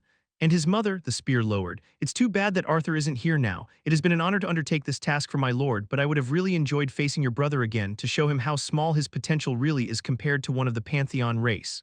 Slowly, the Usra grabbed Mom's arm, pulling her away. No, let me go, don't touch her, Ellie. My mother's pleading screams fell on deaf ears as the tip of the red spear rose, slipping into my side beneath my ribs. My knees began to shake as I felt it pushing up through my body, as easy as cutting birthday cake. Birthday cake, I wondered, watching my pale face reflected in the Usra's eyes. That's a funny thing to think about when dying. But it made a silly kind of sense, too. I thought about the last birthday party I'd had before the war a lot. When we were all together, even brother, when the world wasn't ending. I made sure not to scream. I decided in the midst of my delusional, swirling thoughts that I wouldn't die screaming. The spear slid out of me just as easily as it had gone in. My shaking legs failed and I collapsed to the ground. Mom was on top of me, tears streaming off her face, splashing all over me. My back was warm and wet, but I could feel a coldness inside, spreading slowly outward. Mom's hands were flashing with a pale light. It's okay, baby, it's okay, I'm right here. I've got you and I'm going to take away the pain, sweetheart Ellie, I'm going to take care of you. Above her, Tassai's spear was poised to strike at the back of her neck, but all her focus was just for me. No, run, Mom. Get away, I wanted to shout, but couldn't seem to get any air into my lungs. Tassai hesitated again. His gaze shifted to where the stone frame stood in the center of the dais, and I realized there was light coming from it. I had to struggle just to turn my head, but inside what had been a blank stone rectangle, now there was a brilliantly glowing purple portal, swirling with ethereal patterns. Beneath my mother's frantic chanting and the sobs of those waiting their turn to die, a gentle, rhythmic humming was issuing from the portal. The liquid purple curtain rippled as if a breeze had blown through it, and two silhouettes appeared. The features were hidden, but there was something about the shape and stance that was so familiar, almost like. A smile crept across my face as my eyes drifted shut. I felt safe for the first time in a very, very long time. Elder Rania, the sound of sobbing came from nearby, working their way through the ringing and buzzing in my aching skull. It was a familiar noise. Alice, I sensed for Ellie, she was near but fading. The Usra was standing over them, but his focus was elsewhere. I followed it to the etheric glow of a portal visible even without my sight, but it was a pale thing in comparison to the figure standing within it. My heart thrummed. What I sensed was beyond the scope of my understanding, but I knew it wasn't my mind failing me. My body was broken, my life slipping away. This was the moment I had foreseen, where all the threads ended, but I could never make sense of how we might be saved, only the when and where. But now I knew why. Arthur. He'd been absent from my visions of the future since his disappearance, his future never very clear to me even as a child. I hadn't fully believed him to be dead, but couldn't scry him or find any future in which he reappeared. Even though I had seen this moment, it had been like watching it through the bottom of a thick glass bottle, unclear, colored by my own lack of knowledge and understanding. Now I could see him just as clearly as I could Tassai, a radiant nimbus of amethyst light, the warmth of him spilling through the chamber like the noontime summer sun. Regis, help my sister. A wisp of purple light, a living spark of ether, dove into Ellie's fading mana signature and life bloomed within her. Tassai stepped back, shifting the burning brand that was his weapon into a defensive position. Who? Arthur Leywin. His confusion and uncertainty was palpable, laced within his tone, woven into his stance. Arthur's aura grew darker, hints of deep, bloody red in the purple. A beam of pure ether in the shape of a sword rippled into existence, warping the fabric of reality. Lightning-like tendrils of ether swallowed Arthur, and space seemed to bend to his will as he reappeared just behind Tassai. Purple light clashed against red as Tassai spun the spear behind him, catching the attack. I'm glad you're here, Tassai snarled, his voice grating against my ears. You shouldn't be, Arthur replied, his voice a cold white flame of anger. The ether sword winked out of existence, then back in the same breath, now thrust up and under the spear. Mana and ether screeched against one another and the sword slashed across the Usra's ribs. With a growl of pain, Tassai stepped back, again disappearing and reappearing, using what could only be the Thyestes clan's Mirage Walk technique. I sensed ether swelling within Arthur, and he burst toward his foe, the ether sword carving an amethyst arc through the air. Tassai's spear again came up to deflect. The clash sent out a shockwave that rolled me over, nearly toppling me off the dais. My body screamed at me that I was dying, as if I didn't already know. Arthur paused, glanced around. Alice had been thrown backwards off her feet. Ellie had been sent tumbling. Screams filled the chamber as many others had been knocked flat by the collision of these two titans. Tassai whirled his spear around in a wide arc, and I felt a wave of cutting mana fly overhead. Some of the screams stopped, cut suddenly short, and several mana signatures were extinguished. Arthur was back on him in an instant, his purple blade moving faster than should have been possible in the hand of a human, but Tassai matched him strike for strike. And with each clash, the chamber quaked. They will bring the roof down on us if Arthur doesn't do something. I tried to shout, but my lungs could no longer make more than a muted whisper. Instead, I reached for the last dregs of my power. It wasn't much. Mana flared within me, and I tried to reform it, shape it into a message, a vision, and send it directly into Arthur's mind, but there wasn't enough of me left. For the first time, the possibility of failure, despite everything I had done to reach this point, seemed horribly real. So often the world had asked more of me than I could afford to give, and yet I gave it anyway, and now, at the end of it all, I lacked the strength to see my visions through. A section of the chamber roof fell. The etheric wisp I had sensed earlier emerged from Ellie's prone form, throwing itself under the stones to shield a huddled group of survivors. The two combatants' forms became a muddle of color and power, white light fusing with purple, ether clashing against mana, their weapons humming against one another. Several times I sensed Arthur take wounds and felt rifts of mana left behind where the spear struck, but he seemed tireless and inexorable as he pressed the Usura. Tassai's spear suddenly smote the ground. The earth shook and the dais cracked. More stones tumbled free from the ceiling, and the chamber was filled with the rush of mana forming into spells to deflect or destroy debris. Arthur's weapons vanished and he grabbed Tassai's spear. The two strained as they wrestled for control of the weapon. Tassai lashed out with knees and elbows, mana surging into his strikes, each one creating another shockwave. Arthur looked in my direction. I had to make him understand. Again, I gathered up all my remaining mana and formed the message. The room was full of ether, spilling out of the open portal like a ruptured dam. I reached for it, pleading, begging it to help me. I felt Arthur's mind connect with mine. Arthur, use the portal, take Tassai away from here. I stared with wide and urgent eyes, unsure if he could really hear and understand me. Usuras can't go into the relictums. I felt the granite-hard coldness of his mind through our tentative connection. This wasn't the boy I had known. He had sacrificed so much to return to us, leaving something of himself behind wherever he had been. Just trust me. Ether flared around Arthur and he spun the spear up over his head, turning so that he and Tassai were back to back, each holding the spear aloft. The two struggled, neither one able to gain leverage over the other. Then Arthur blinked away in a flash of etheric lightning, reappearing in the same spot only facing the other direction. Tassai stumbled forward from the force of his own strength.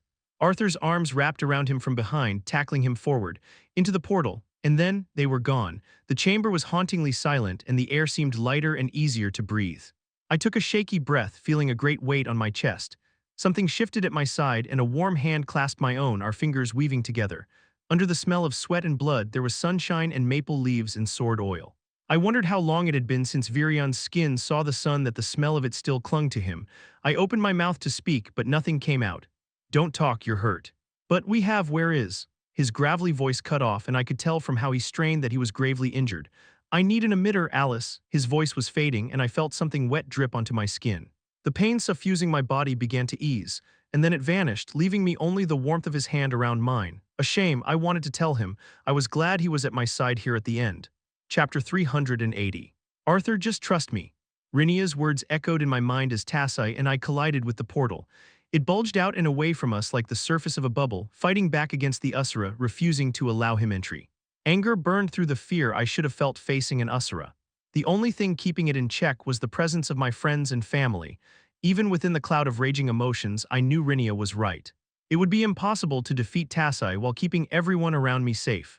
The portal's surface warped to wrap around us, rippling dangerously. I could sense the ether struggling to maintain its form as we pressed against it, simultaneously attempting to accept me and reject Tassai. It's going to break. I hesitated, my mind racing for another solution. Regis, we the world fractured. Purple shards of portal stuff sprayed across an empty nothing limitless expanse of etheric twilight, refracting the everywhere from nowhere light like shattered mirrors. A hungry, omnipresent something devoured each shining shard, disintegrating them back into pure ether, then into nothing at all. There was a sharp pang of something missing, like I'd lost a limb, though I couldn't make sense of it. I was drifting, afloat, or maybe falling, but where and in what I wasn't sure.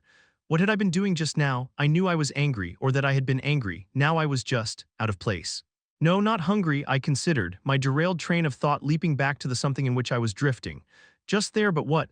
I squinted, peering through the hazy amethyst light at a ghostly shadow below me. Drifting in the twilight purple sea was a rolling landscape of dunes, their shape discernible, familiar. Instinctively, my head tilted forward as I tried to fly toward the dunes, but there was no sense of movement, and the familiar but not landscape didn't come any closer. Where are we? A strained voice said from somewhere above and behind me. Turning without thinking, my body started to spin, bringing the figure of a bald young man into my vision.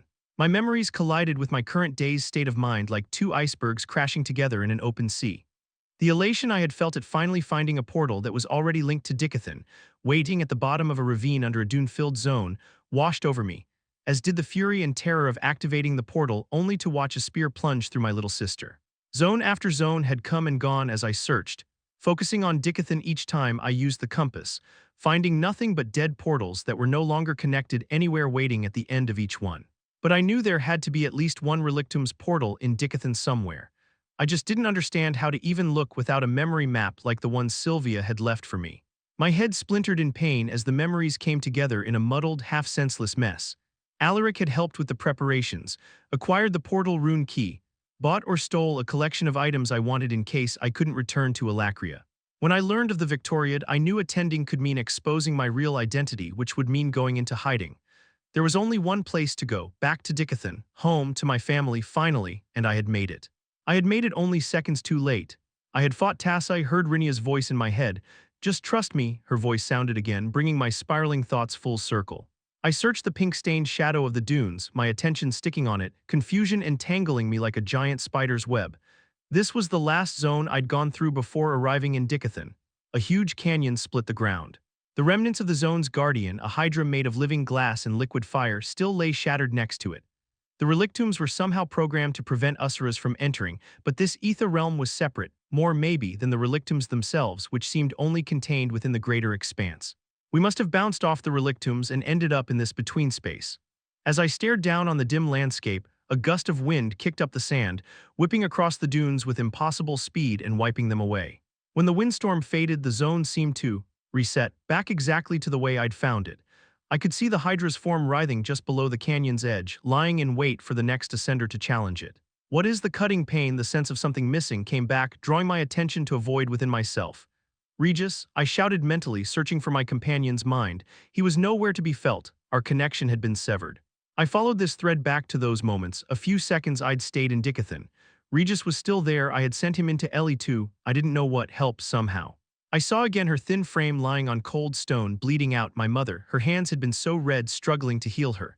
I'd needed to hold back my anger. Losing control risked killing everyone there, including Ellie and Mom. All the rage I'd felt in that moment rushed back into me as the shock wore off.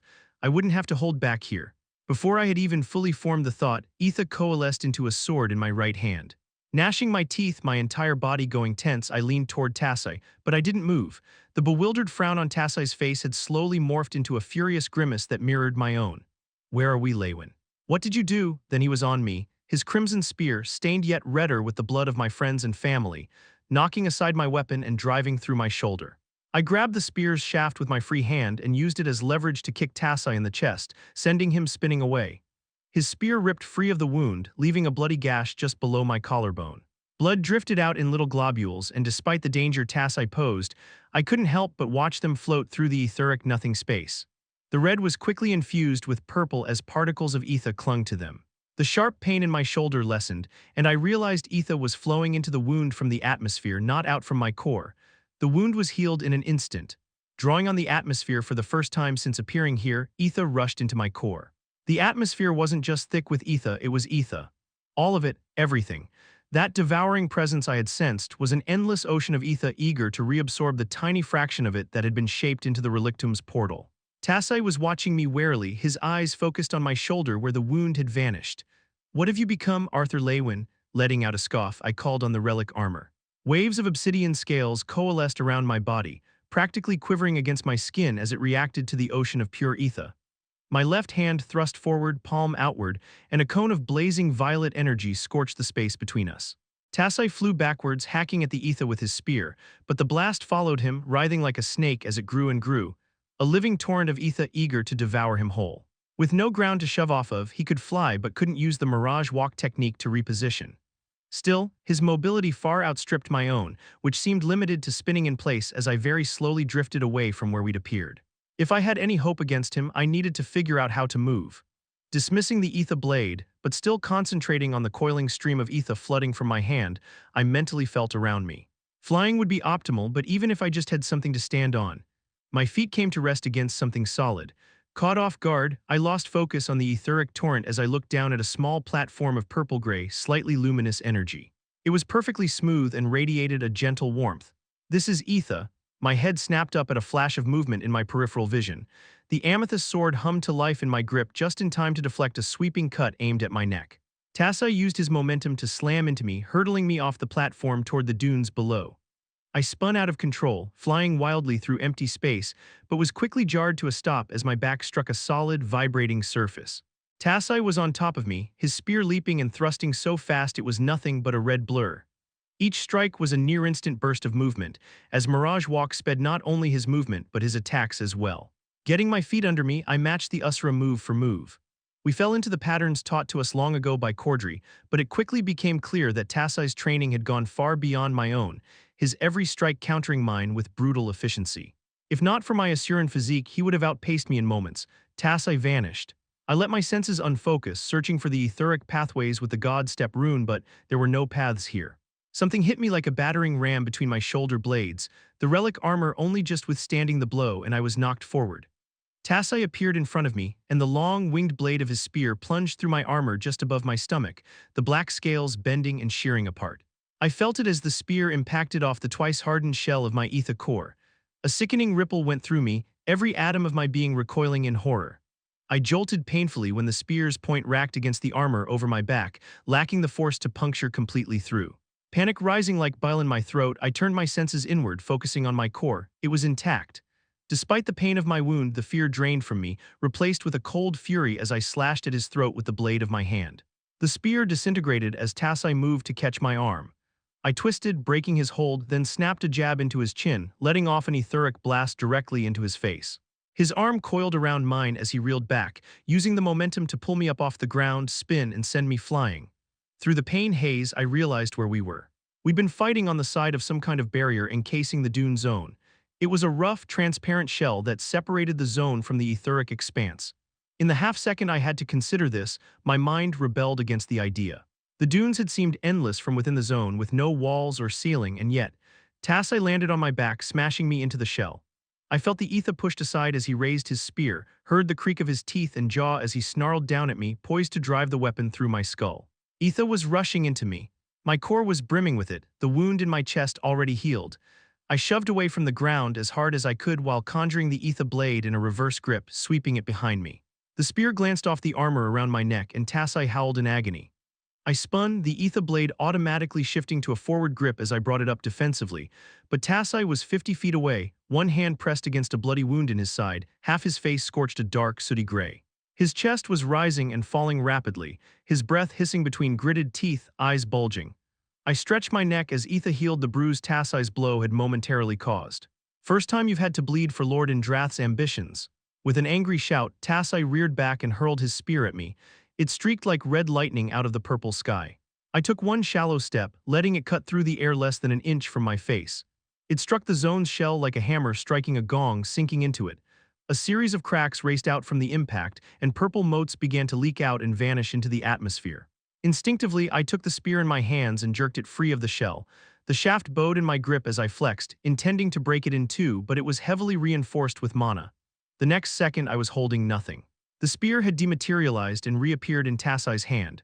A thick stream of ether particles was now leaking out of the hole it had left in the shell at my feet. Spear in hand, Tassai flew farther away, only coming to a stop when there was 100 feet or more between us.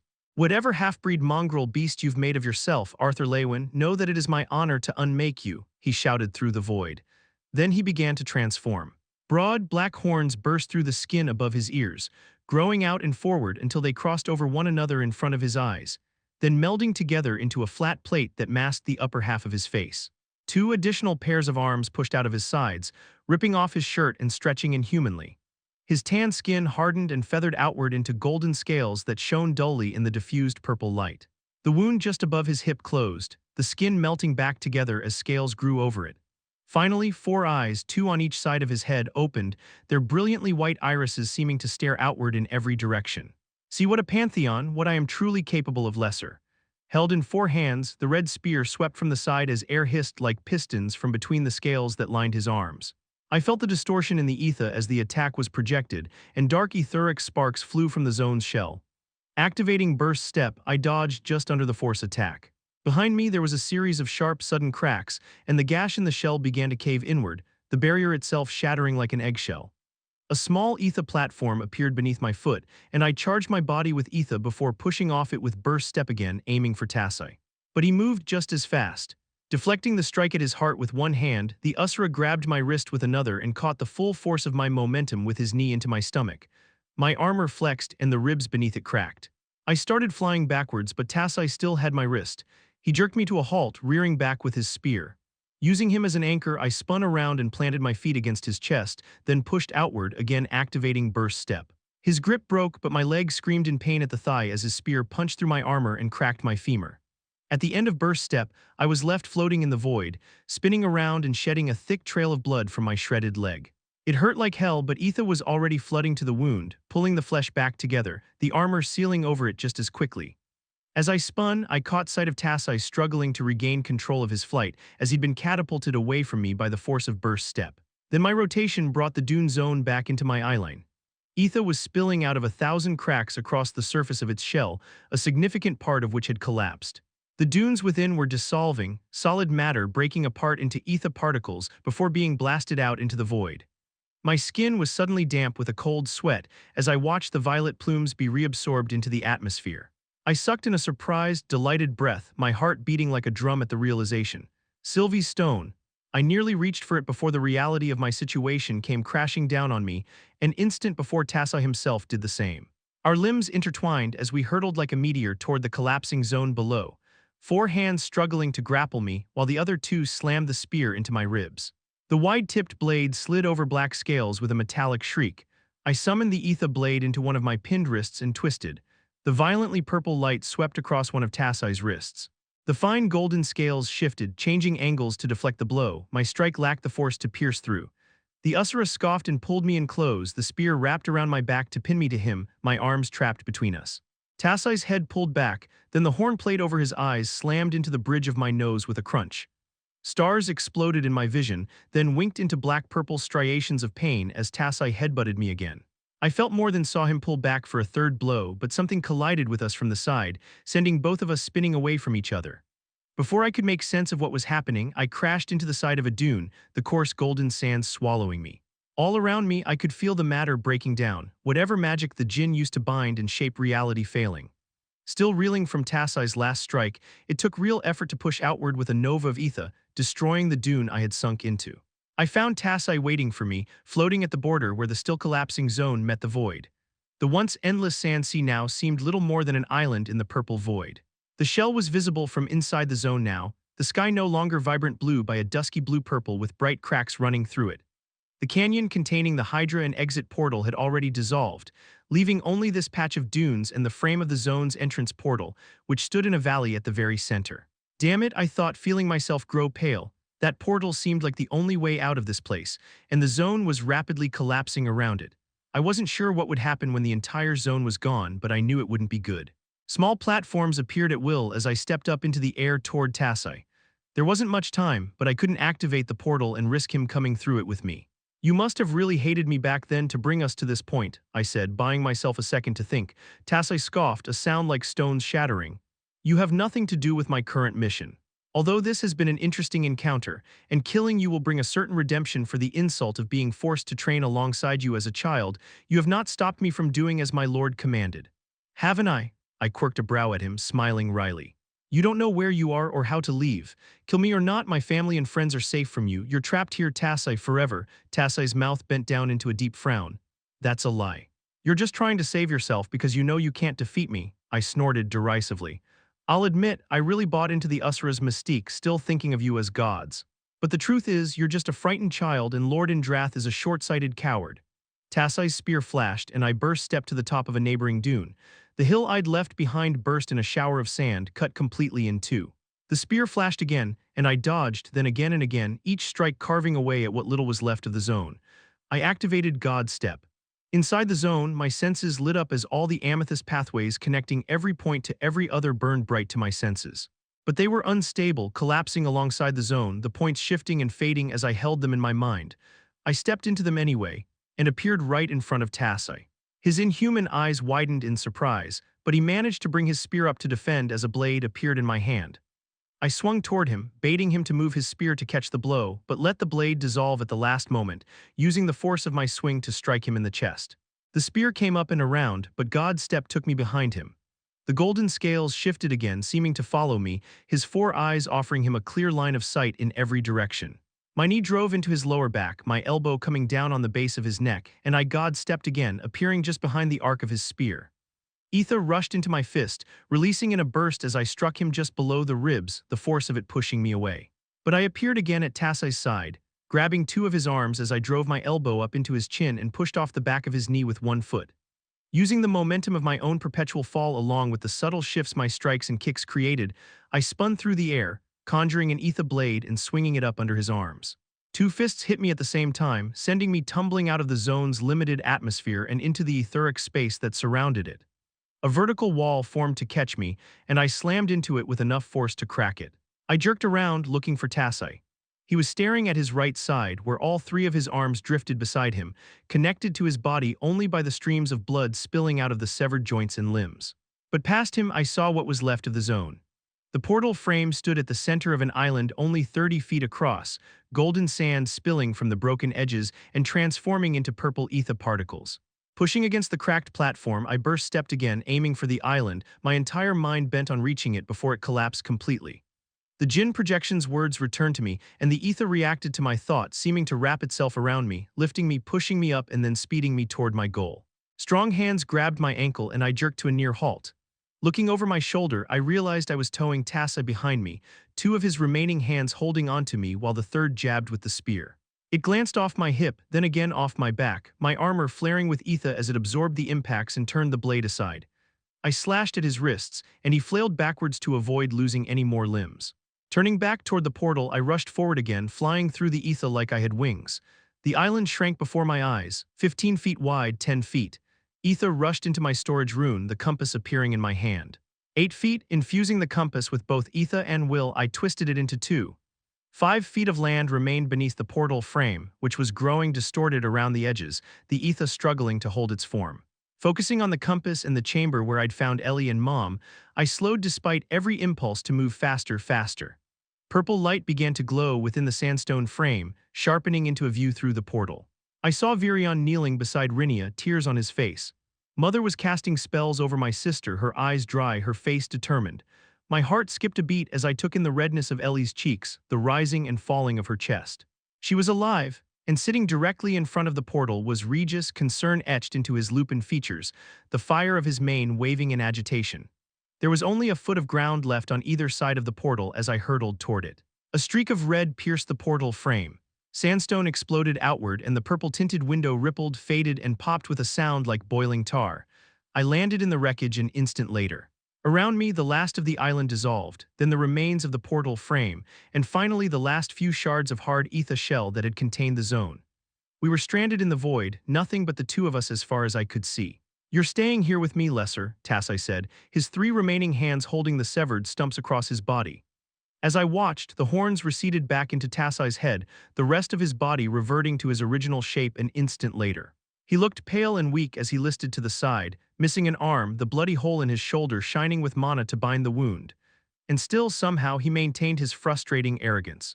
His lip curled up into a sneer, his eyes searching, digging into my own. "Shall we be 2 immortals battling for eternity in this outer realm?" I shook my head, willing the ether to move me up to his level so I could look him in the eye.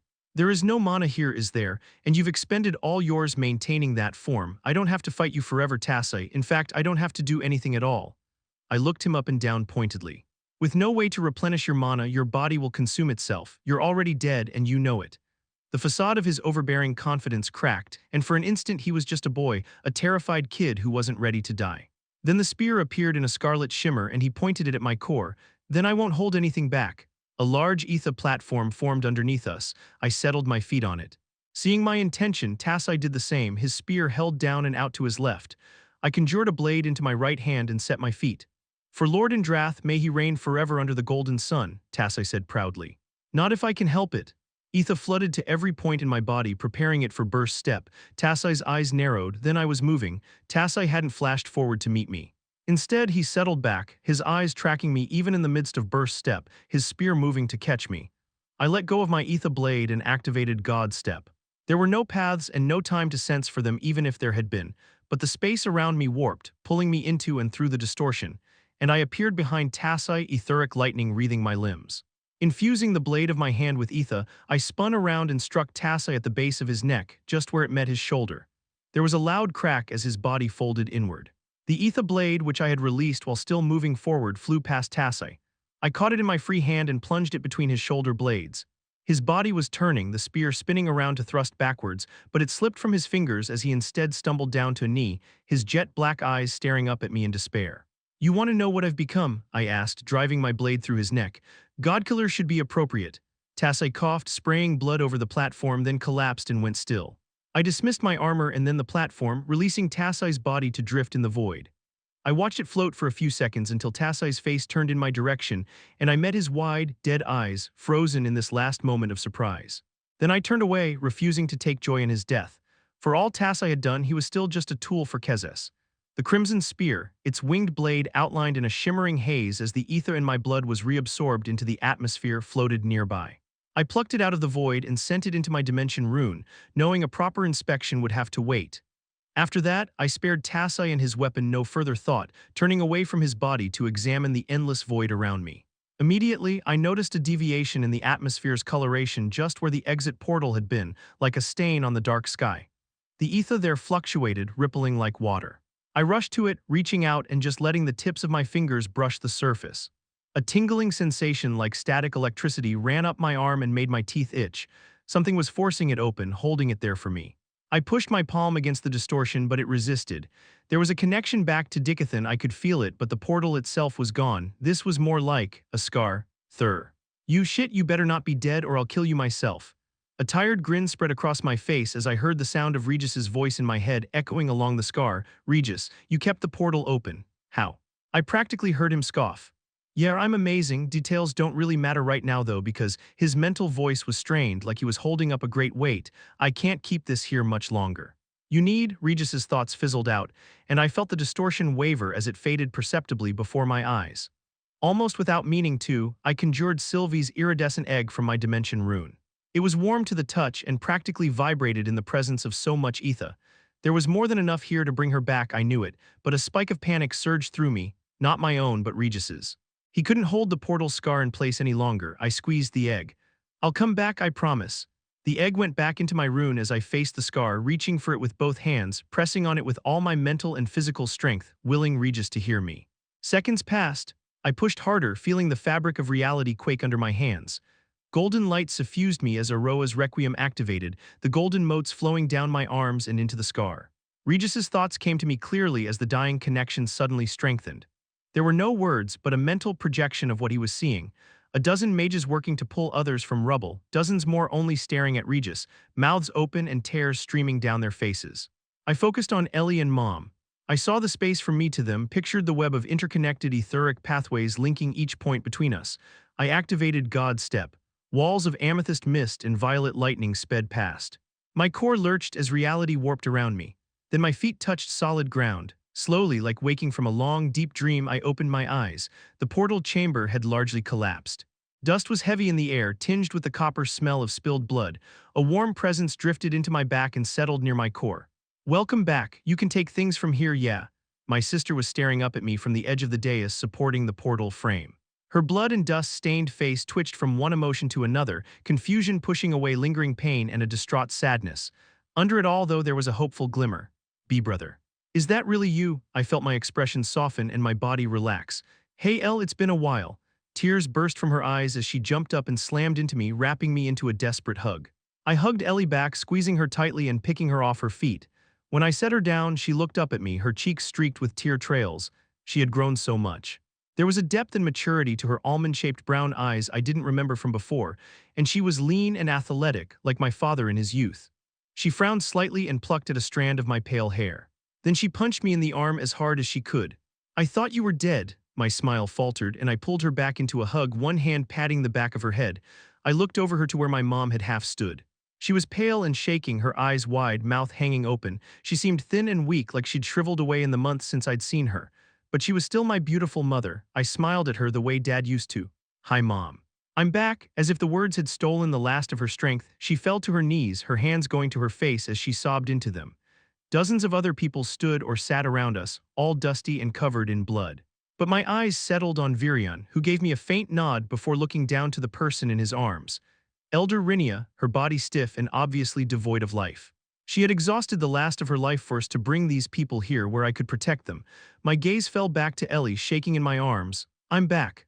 Chapter 381 Epilogue. A dry cough racked my body, and I jerked awake to pain. A thick cloud of dust obscured everything but the blood-stained stone floor I had expected to be my funeral bed. My last thought before falling unconscious floated back into my mind. This was how I expected death to feel. Every part of me screamed in anguish, the pain of each wound crowding against the rest, one overriding another in my mind until it felt as if my entire body had been cut to pieces by the Usura. Despite a strong desire to never move again, I turned my head, jostling my broken bones and creating a fresh chorus of agonies. I couldn't see anything through the heavy blanket of dust. But neither could I sense the Usura's unbearable presence. Taking a deep, steadying breath, I rolled onto my side and heaved, pushing myself up to my feet. Rocks and debris clattered off me, and the gash in my chest pulled painfully, partially sealed by dust clotting in the wound. My legs wobbled, the tattered scraps of my armor clanging together like empty tin cans. I tried to push mana out into my body to give myself strength, but was met only with a dull, squeezing pain from my core, which was all but empty. The backlash made my stomach turn and bile rise in the back of my throat. Flashes of the battle started coming back to me through the waves of nausea and pain, and my breath seized in my lungs. Vere, Micah, Aya. They were all. I spun around as stone clattered from the wall or ceiling somewhere in the distance. My senses were dulled, my thoughts crawling along like slugs in my skull, and there was a low roar in my ears like I was underwater. Only my sense of smell seemed to be functioning properly. The cavern stank of brimstone and scorched soil. Dim, murky light cut through the obscuring cloud, a few quick flashes, and I sensed mana moving. My mouth opened of its own accord, but I stopped myself from shouting. I didn't know who or what was out there. It could be the Usura or survivors returned from the tunnels, or Alacrians, alerted by the disturbance our battle had no doubt caused in the desert above. And I was in no fit shape to defend myself if they turned out to be hostile. The image of blood gushing out of shattered black crystals overlaid the last memories of my own death, and I felt a brief glimmer of hope, but just as quickly tamped it down. I shouldn't have survived that battle, and I couldn't find it in myself to harbor even the smallest hope that any of the others had as well. I'd seen what Tassai did to Aya and Vere, and despite the voice that had sounded in my head in those last moments of consciousness, I knew that not even a lance could survive those wounds. Still, I couldn't simply ignore the presence of another here, and began limping in the direction of the light, moving as quietly as my battered body and ruined armor would allow. The cavern floor was in ruins. The rubble of lightning-blasted and cold-shattered rock made footing treacherous, and I had to navigate around several deep gouges scored in the earth by Tassai's strikes. A partially intact wall from one of the many demolished buildings had been flung several dozen feet and was now resting at an angle against a huge boulder dislodged from the ceiling. Carefully, I crept up the side of this wall, then from the boulder to a higher shelf of rock that curved around toward where I'd seen the light. The dust thinned as I moved toward the far edge of the cavern, and I squinted through it for any sign of who or what had used mana. It was difficult to believe what I saw. Micah, the words clawed reluctantly out of my throat, the effort of speaking setting fire to my many other wounds. The dwarven lance glanced up at me from where she kneeled beside a second figure. The right side of her face was stained with tear streaks through caked-on dirt. Dozens of long, straight slash marks crisscrossed over the left side of her face, and a black, bloody hole was all that remained of her left eye. Her entire left side was soaked red-brown with dried blood and some kind of wet mud that she had compacted over her ribs. There was blood dripping from her palms where she dug her fingernails into them, and her normally playful gaze met mine with a hollow emptiness that made me question if she was truly alive or just some dark aspect of my own subconscious. When she turned her unsteady gaze back on the second figure, my eyes reluctantly followed. Aya's face was pale, her dark eyes staring sightlessly up to the cavern ceiling high above. Her stomach was a gory ruin where Tassai had dealt her fatal blow. I had to stop and clear my throat, then went on. I thought I heard her just before the end. She said, but I had to stop again, unable to speak around the lump in my throat. Micah's shoulders sagged, but she didn't reply. Sliding awkwardly, painfully down the ledge, I moved to Aya's other side and gingerly sat. Once, it would have been impossible to imagine myself on the verge of tears over the death of another soldier, especially another one of the Lances. It was with little guilt that I remembered my callousness after Lance Aaliyah's unexpected death. She deserved better, and so did Aya. There was no shame in shedding tears for a friend taken far too early. The 6 Lances had become only 2, and I glanced at Micah. There wasn't much left even of us. That too was something to mourn. We should have been Dicathen's greatest defenders, but yet this is what had become of us. The noise of a boot scuffing against hard stone made me jump up. My legs immediately gave way, and I stumbled painfully to one knee, grunting through gritted teeth. Micah wobbled as she stood but kept her feet and even managed to conjure a small stone hammer as her remaining eye glared into the darkness. "Announce yourself," she snapped, her voice raw. A lopsided silhouette limped toward us, veiled behind the dust, one hand pressed against the side of its neck. It looked like a ghost. The ghost of, very coalesced before our very eyes, as if she just stepped back out from the land of the dead. Her left arm was missing, cut away at the shoulder, the wound frosted over. A patch of crimson ice also clung to her neck beneath her hand, but blood was running freely from several cracks. Her eyes were dull, jumping between Micah and me in a bleary, unfocused way. She hurried toward us, her right leg dragging slightly with each step, but when she reached the edge of the rocky shelf, she missed her footing and sprawled down the side face first with a muted groan. Micah rushed stiffly to her, rolling her over and dragging her up into Micah's lap. The ice around her neck had shattered and melted away, revealing a grisly cut that opened her neck almost to the throat. Blood poured out like a fountain, drenching Micah. "Shit!" Micah scrambled to scoop up a fistful of loose dirt. She focused on it, closing her eyes, her face scrunching up with effort, and I watched it soften and boil into a thick muck which she hurriedly spread all over the wound. When this was done, there was another flash of mana and the clay-like soil hardened, stopping the bleeding. I settled back, staring at Vere. I had seen her die, seen Tassai strike her head from her shoulders. "An illusion," I muttered, turning to Aya's body. Her wound was certainly no illusion, though. She said the illusions wouldn't fool an Usura more than once, and used the last moments of her life to save us, layering illusions of our deaths over our real bodies. I was stunned by her final show of strength, and her words suddenly made sense. "You've done enough, Baron. It isn't your time." She was using the last of her strength, sacrificing herself to save the rest of us, even stopping me from burning myself out with Thunderlord's wrath. "Don't move, no matter what you see, don't move." I had been lying on the ground at Tassai's feet, his spear poised above me. I probed at a deep wound in my right shoulder, then my fingers trailed across to my sternum. Though aching and bruised, there was no wound there. My core was intact. A disbelieving snort burst out of me, which drew a tired, vaguely irritated look from Micah. "What?" Vere's eyelids dragged slowly open at the sound of Micah's voice. They meandered sluggishly past me until they came to rest on Aya. Her lips parted, her throat bobbing as she attempted to speak, but nothing came out. She only sighed and sank even deeper into Micah's blood-stained lap. Micah petted Vere's hair, but her gaze was drawn back to Aya's body. I felt the mana rush from her core. I thought she'd died instantly, but a choked sob cut Micah off and she gnashed her teeth in frustration. Vere shifted and tried again to speak. She emptied her core on purpose. Her voice was thin and weak, scraping out of her. To make the illusion more realistic. She needed the Usra to believe what he saw and felt, I added, regarding each of our wounds, considering how close to the edge of our power we'd been pushed. Our mana signatures must have faded to almost nothing in those final moments. It was the only way he wouldn't see through it. But was it enough? Micah asked, her voice scraping and raw. For the people down in the tunnels. Those lives are out of our hands now, I answered. We lacked the strength even to walk, much less to chase after the Usra. Aya's life, though, we can remember and mourn our friend. While we wait for whatever end to come. Micah broke into cracked, half-choked sobs. Vere forced trembling lids to stay open, letting fresh tears flow down her cheeks but never looking away from our fallen teammate. Turning, I reached shaking fingers out to Aya and gently closed her eyes. "I'm sorry," I said, my voice a hoarse rasp. Normally, Vere would have been the one to handle things like this, but I knew what I wanted to say. "And thank you, Lance Aya Greffin of Elenoir. Your long battle is at an end, but those who you leave behind won't stop fighting until it is our time to join you. Rest now."